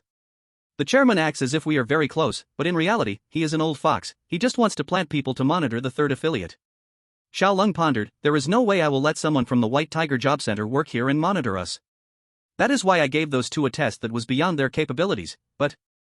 Johan punched and kicked while asking, 10 minutes? Meanwhile, Xiao Lung, standing above and watching, thought to himself, this guy is more impressive than I thought. Johan firmly asserted, I only need 1 minute. Xiao Lung immediately realized that he was using Taekwondo, a Korean martial art. Then returning to the present, remembering the meeting with Kim Ji-myung, he teased, the great Hyung-seok from Jeju is here. Seok looked serious, stop joking. But Kim Ji-myung kept being playful, the coolest person on Jeju Island. Seok got straight to the point, did you call me here just to say this? Kim Ji-myung poured the wine. It's been a long time since they met, so Hyung-seok raised his glass to accept the drink. I didn't know Big Deal treated its members this warmly. Kim Ji-myung asked, how are your parents doing in Jeju? Hyung-seok replied, I just checked on them last week, they are still doing well. Kim Ji-myung was about to pour kimchi into Hyung-seok's bowl, while asking, Hyung-seok, what is the reason you came to Seoul? Hyung-seok stopped him, don't pour that into my soup. Kim Ji-myung continued to ask, is it really because you want to get stronger? Hyung-seok hesitated, well. Do you remember I used to learn Taekwondo before? I want to have a match with this guy in Seoul. Hyung-seok stopped him, really, I won't eat it. Hearing that, Kim Ji-myung then asked, you want to fight someone? Hyung-seok added, he's famous all the way to Jeju thanks to his Taekwondo skills. I haven't had the chance to meet him because I had to go to the juvenile detention center, but I heard he is very top-notch. Hyung-seok pinched his nose because he saw kimchi still being poured into his bowl, he is also the same age as me. He replied, I see. Then Hyung-seok continued, he always asks if people have one thing, what is it again? He continued, I think it's 501. Now let's go back to the current match. Kim Ji-myung widened his eyes watching the fight. So scary, could it be that he learned Taekwondo skills from the guy Hyung-seok told me about? He is truly terrifying. He said, I thought I got stronger while in the juvenile detention center, but you have become on a whole different level out here. Kim Ji-myung thought to himself, Johan. Johan saw Lee Eun-tae just keeping his guard up, so he asked, why aren't you fighting back? Kim Ji-myung still thought to himself, how far are you willing to go to become a monster? Johan punched while asking Lee Eun-tae, are you bored already? Johan kicked Lee Eun-tae hard, then I have no choice but to kill you. Kim Ji-myung worried, but what should I do now? Kim Ji-myung thought, even if I beat Johan and get hired, it still wouldn't be good. The White Tiger Job Center will eventually find out and report me, and when that happens, it won't just stop here, I will never be able to find Shin Woo again. Kim Ji-myung thought of the worst-case scenario, it could even spark a war with workers. Kim Ji-myung decided, then I only have one choice left, I will pass the interview to get the information I need, then quit before they find out who I am. To do that. At this moment, Johan was still kicking Lee Eun-tae hard, and Kim Ji-myung had made up his mind, I will have to stop Johan. Johan warned Lee Eun-tae, at this rate, you are going to die. Johan asked Lee Eun-tae, are you absolutely determined not to fight me? Lee Eun-tae replied, sorry, but let me tell you. Meanwhile, Johan stared in surprise, this guy. Lee Eun-tae said nonchalantly, I have been fighting you this whole time. Then Johan implicitly understood, blocking my attacks with his elbows. Suddenly, Lee Eun-tae remembered the past. Brekdak once said, Vasco, do you know what a genius means? A genius is someone whom everyone hates. At that time, Lee Eun-tae wondered, that sounds wrong. Brekdak then asked back, have you ever met a genius, Vasco? Lee Eun-tae replied, yes, I have met a genius who has the ability to perfectly copy everything. Then Lee Eun-tae asked, have you ever met any genius, Brekdak? Brekdak replied, of course I have, people say I am an invincible champion with a record of 129 wins, but I once lost to a genius in an unofficial match.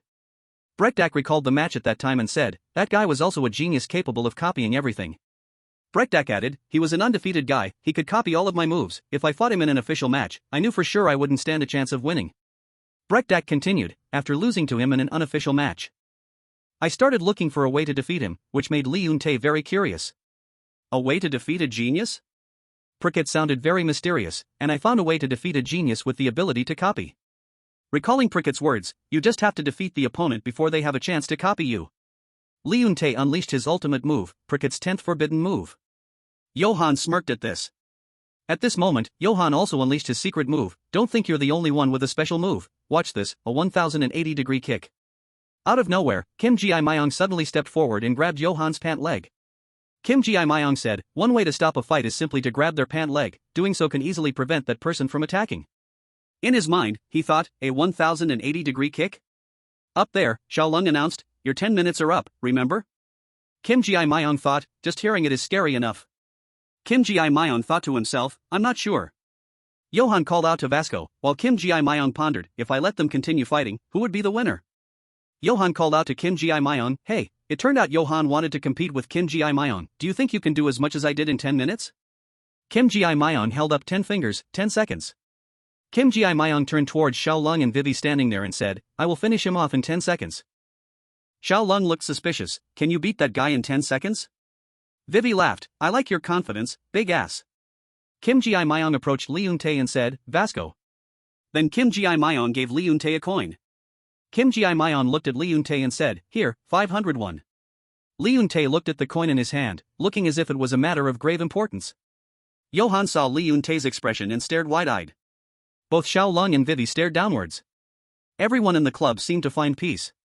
Kim Ji-myung thought to himself, finally, and so it is.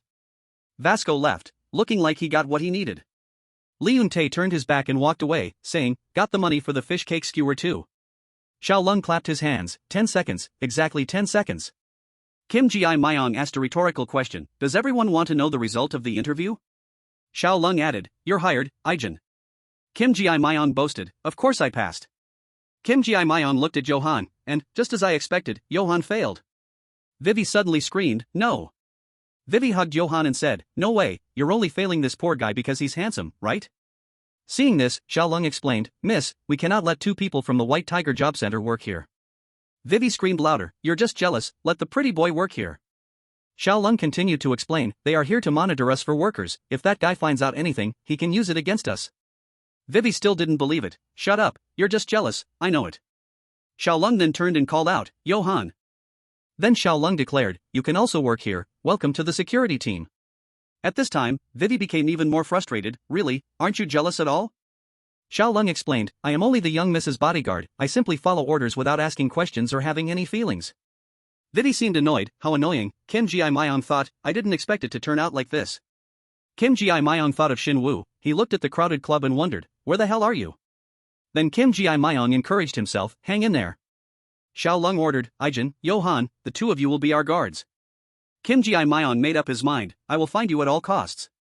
At a secret passage, Xiaolong used a ring to open the way, then he followed the stairs down. Down there it seemed very dark, suddenly, Xiaolong looked back, shifting the scene to Hyung-seok. Hong Ki-tae stared wide-eyed, unable to help but exclaim. Hong Ki-tae said loudly, this is a real success. Sophia acted like, I told you I could do it, now buy me some new pants. Hong Ki-tae said, but I still can't help but marvel, looking at him, Hong Ki-tae looked at Hyung-seok and said, he looks like a completely different person. Sweating profusely and melting fat, Hyung-seok asked, are we done yet, training? I mean, losing weight? Seeing that it was over, Hyung-seok said, then I'll head out now. Sophia teared up and thought to herself, oh my god. Hyung-seok continued, I need to drop by and visit the guys at the third affiliate of workers. In his head, he secretly thought, I'm dying for some fried chicken. Hyung-seok stared intently at his own reflection in the mirror, I've actually lost weight. He found it a bit hard to believe. This is the first time my weight is in the double digits. I can't believe Sophia actually succeeded in helping me lose weight. I'm not used to feeling this light at all, as if this isn't even my own body anymore. Drying his hair with a towel, Hyung-seok thought to himself, I'm starting to miss Sophia. Wait a minute, why am I suddenly thinking about her? Is this Stockholm Syndrome? His eyes paused at the bed opposite him. Looking closely, he looks quite a bit like me. As soon as this thought appeared, Hyung-seok shook his head, or am I just hallucinating? He told himself, I only lost weight for one single reason, to infiltrate the third affiliate. Hyung-seok took long strides on the main street, calculating in his mind, to do that, first I need to. His footsteps paused slightly. I smell soap. He instinctively turned his head to look at the silhouette of a girl who had just passed by. Strange, I didn't know there was someone my age living in this area. Cutting to another scene in a different place, a man was completely covered in a protective suit. He and a group of people were working hard to clean up the scene, complaining to each other, can we take off these damn masks and uniforms? Immediately, someone scolded, if you take it off, we'll all end up eating shit. Another guy asked curiously, we have to burn all these blankets and pillows, right? Someone quickly confirmed, yeah, don't leave any clues behind. Just then, a guy wearing a mask with the word manager on it shouted loudly, talk less, work more. I've told you so many times, yet you keep asking. Why do you talk so much? The subordinates hurriedly agreed, yes, sir. We're glad you wrote your position on your mask, now we know who you are. Hearing this, the other party snapped angrily, keep quiet, you two. Get out. I will complain about you two in the next report. Outside Club Vivi, two young men wearing protective gear bickered continuously. I told you not to talk to me. The other guy immediately retorted, damn it, is it my fault? The fatter guy growled, did you just curse at me? The other directly admitted, I cursed at you, you bastard. Do you know who I am? He said, then took off his mask and snorted coldly. It was none other than the king of abusive power, Lee Hyung-jo. He cried and swore, F***ck my life. Things had come to this because Hyung-jo couldn't escape from the fourth affiliate, so he ended up stuck in the cleaning crew of the third affiliate. While he was struggling on the ground, someone arbitrarily arranged him. Who is this? I don't know, just throw him to the third affiliate. Hyung-jo told himself, it's all because of that bastard Park Hyung-seok. He could only whisper, hey, let's stop making trouble, my friend. We've had a hard day. The person next to him also slowly took off his mask. He was the former president Hwang Jae-won, who was now nodding with tears in his eyes. Okie dokie. Jae-won used to be the president of the fourth affiliate, but unfortunately got caught, and now he had to do all sorts of chores in this third affiliate. He stubbornly blamed it, it's all because of that bastard Seo Sung-moon. The next second, both of them hugged each other and cried out loud, each talking in a long string. Hyung-seok, you will come to save me, right? Seo Sung-moon, this is just a joke, right? Don't tell me you guys completely forgot about us. Show up and tell us this is just a joke. Right at this moment, a hesitant voice rang out, I totally forgot. Hyung-seok actually appeared, dumbfoundedly calling the name of the person in front of him, Lee Hyung-jo. Not long after, the scene shifted to a chicken restaurant. Hyung-jo and Jae-won held 2 pieces of chicken, eating ravenously and hurriedly saying thank you. Hyung-seok looked at them and thought, only now do I begin to clearly feel it. I really have lost a lot of weight. The proof was that Jae-won asked him suspiciously, but who are you? Hyung-jo was also curious, why did you buy chicken for us? Hyung-seok didn't know where to start, I just felt sorry for you too. Hyung-jo kept crying while eating, damn you. Hyung-seok, I hope you will come back to save me. The real person was right in front of him. He observed silently, is Hyun-do working for the third affiliate? I was a bit worried because he isn't very bright. But luckily he found a job. Hyun-do didn't recognize him at all. Jae-won on this side eloquently introduced, I am the president of the fourth affiliate, Hwang. Before he could finish his sentence, he was cut off by Hyun-do. Hey, shut up and eat, who knows when we'll get a chance to eat chicken again. He also nodded in agreement, saying that's right. Hyung-seok was surprised, Jae-won didn't recognize him either. He was busy rambling, you better come and save me, Sung-moon. Hyun-seok complained from the side, just eat your fucking chicken, Jae-won. We still have to go back and clean up. Hyung-seok suddenly fell into deep thought. This reminded him of the first time he bought food for Ho-ho and Kwai-e, back when he was trying to infiltrate Hostel. He felt sorry for them having to struggle just to survive day by day. At first, he thought they were too childish, but maybe that was the only way they could cope with everything. In the corner of the chicken restaurant, a clear voice rang out, Boss, when will I get my salary? The boss smiled slyly, I already told you I'll give it to you when you come over to my place. Look, this is an executioner's sword, and I am the lord of this town, so everyone. The female employee immediately interrupted, why do I have to go to your place? The boss casually replied, I just want to reward you with a little extra. Una started to get impatient, but everyone else already got paid, so why haven't I? The other party kept dodging, take it easy, you'll get your pay eventually. Hyun-seok immediately noticed them. Wait, that's the girl I met this morning. He heard the boss continue to press, you live alone, right? Aren't you scared? Unha tremblingly asked back, how do you know I live alone? The other man smirked and said, it says in your profile that you live in a single apartment. She became even more uncomfortable. You shouldn't pry into my personal information through my resume, right? Hyun-seok coincidentally also noticed the commotion on their side, goodness, some guys just never grow up, huh? That man must be as old as her dad. Jae-won snorted, is that all you see? The other person immediately asked, then what do you see? He slowly glanced toward Unha, look closely at that girl. If she put on a little makeup, she would be quite cute, wouldn't she? Meanwhile, Unha was busy with the customer's urgent demands, hey, where's my chicken? Is it coming? According to Jae-won, with such an appearance, normally few people would dare to approach or aim high for her. But look at how they treat her. Why do you think that is? At that moment, Unha was being teased by the men, come sit down for a bit, sweetie. Pour me a drink before you go. Who's the most handsome among us? Jae-won casually dropped a very simple answer, because she is poor. He pretended to be wise and stated, you guys should know that not every pretty girl lives comfortably like a fairy. Of course, being beautiful makes life easier. But if a pretty girl is poor, do you know what happens? Hyun-seok muttered softly, I think you're drunk on chicken. Jae-won continued to blabber, they will be bothered by those Isaka-like disabled sperms around them. They will hover around her like bugs, because they think they have a chance. Just as he said, those men started getting handsy with Unha, have you ever eaten pasta? Want to eat with me? She awkwardly refused, no, thank you. But the other party clung like a leech, what's wrong with your hair? I'll buy you a better shampoo. Jae-won slowly remarked, money is a crazy thing. If she dressed up nicely, would they still dare to act like that? Guys never dare to talk to pretty girls who look fancy and luxurious. Her life was like that. Just because she had no money, she was surrounded by a bunch of trash, being harassed and despised at the same time. He shook his head in disgust, but even if she called for help, no one would help her. People would think she just wanted attention or think that if she's pretty, she just has to endure it. Ridiculously, girls at that age don't know the truth. They actually think it's their own fault. That is the life of pretty but poor girls, constantly harassed by guys just because they are easy targets. That's right, not just because she's a girl, but also because of her status. Unha bowed her head and stepped forward to ask the boss for permission. Sorry boss, I have to go somewhere else after work. The other party looked at her with wicked eyes. I told you, just call me. He suddenly fell silent. The sensation coming from the hand that was groping around was a bit strange. Muscles? Hyung-seok intervened between the two from out of nowhere. Could I get some more kimchi, please? He glared coldly at the boss. What should I call you? Hyun-seok cheered excitedly. Look at him charging in. Young people these days are really agile. Jae-won also gave a thumbs up in admiration. I couldn't even see you walking over there. You're awesome, man. As soon as Hyung-seok returned to his seat, he was bombarded with questions. Did you get her number? He gave a forced smile. No, of course not. Hyung-seok told himself that he only helped her for one reason. He hated seeing other people being harassed just because they were poor. It reminded him of himself. Right at that moment, Unha walked over and said, thank you. Hyun-seok excitedly suggested, if you're that grateful, why don't you give him your number?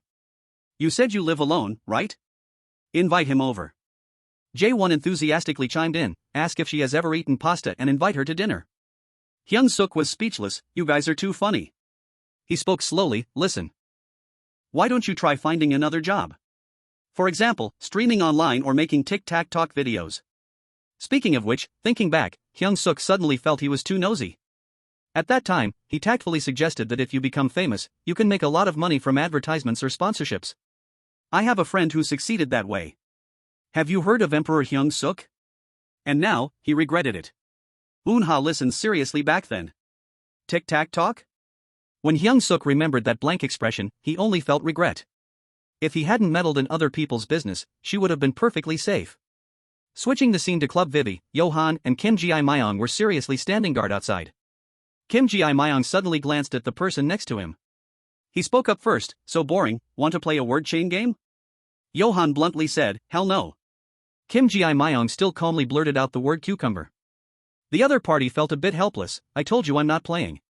A second later, with a straight face, he chained the word, field mouse. Kim Ji-myung immediately replied, flat plane. He smirked faintly. I thought God Dog was supposed to be fierce. Johan gave a cold snort. Shut up. The other party teased again. Keep going? He sighed helplessly, so persistent.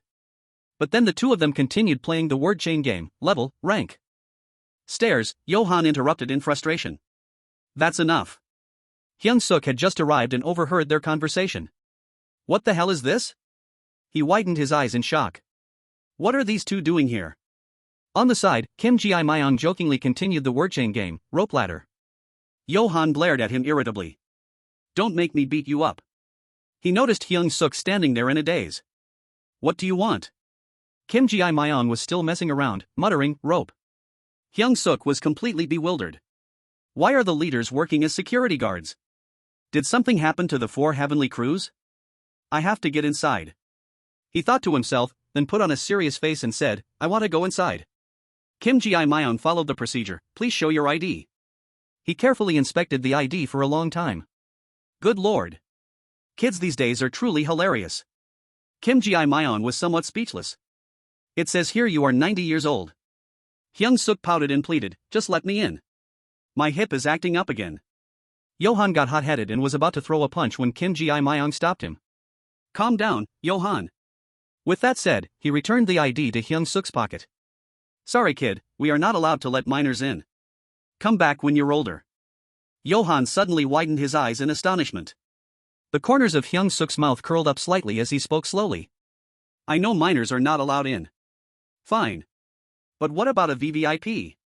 Pinned to his collar was a badge that clearly displayed his status, Workers VVIP Park Hyung-seok. The game has begun. Opening the TikTok interface, the first thing that catches the eye is Unha's livestream, swaying her hips to the music.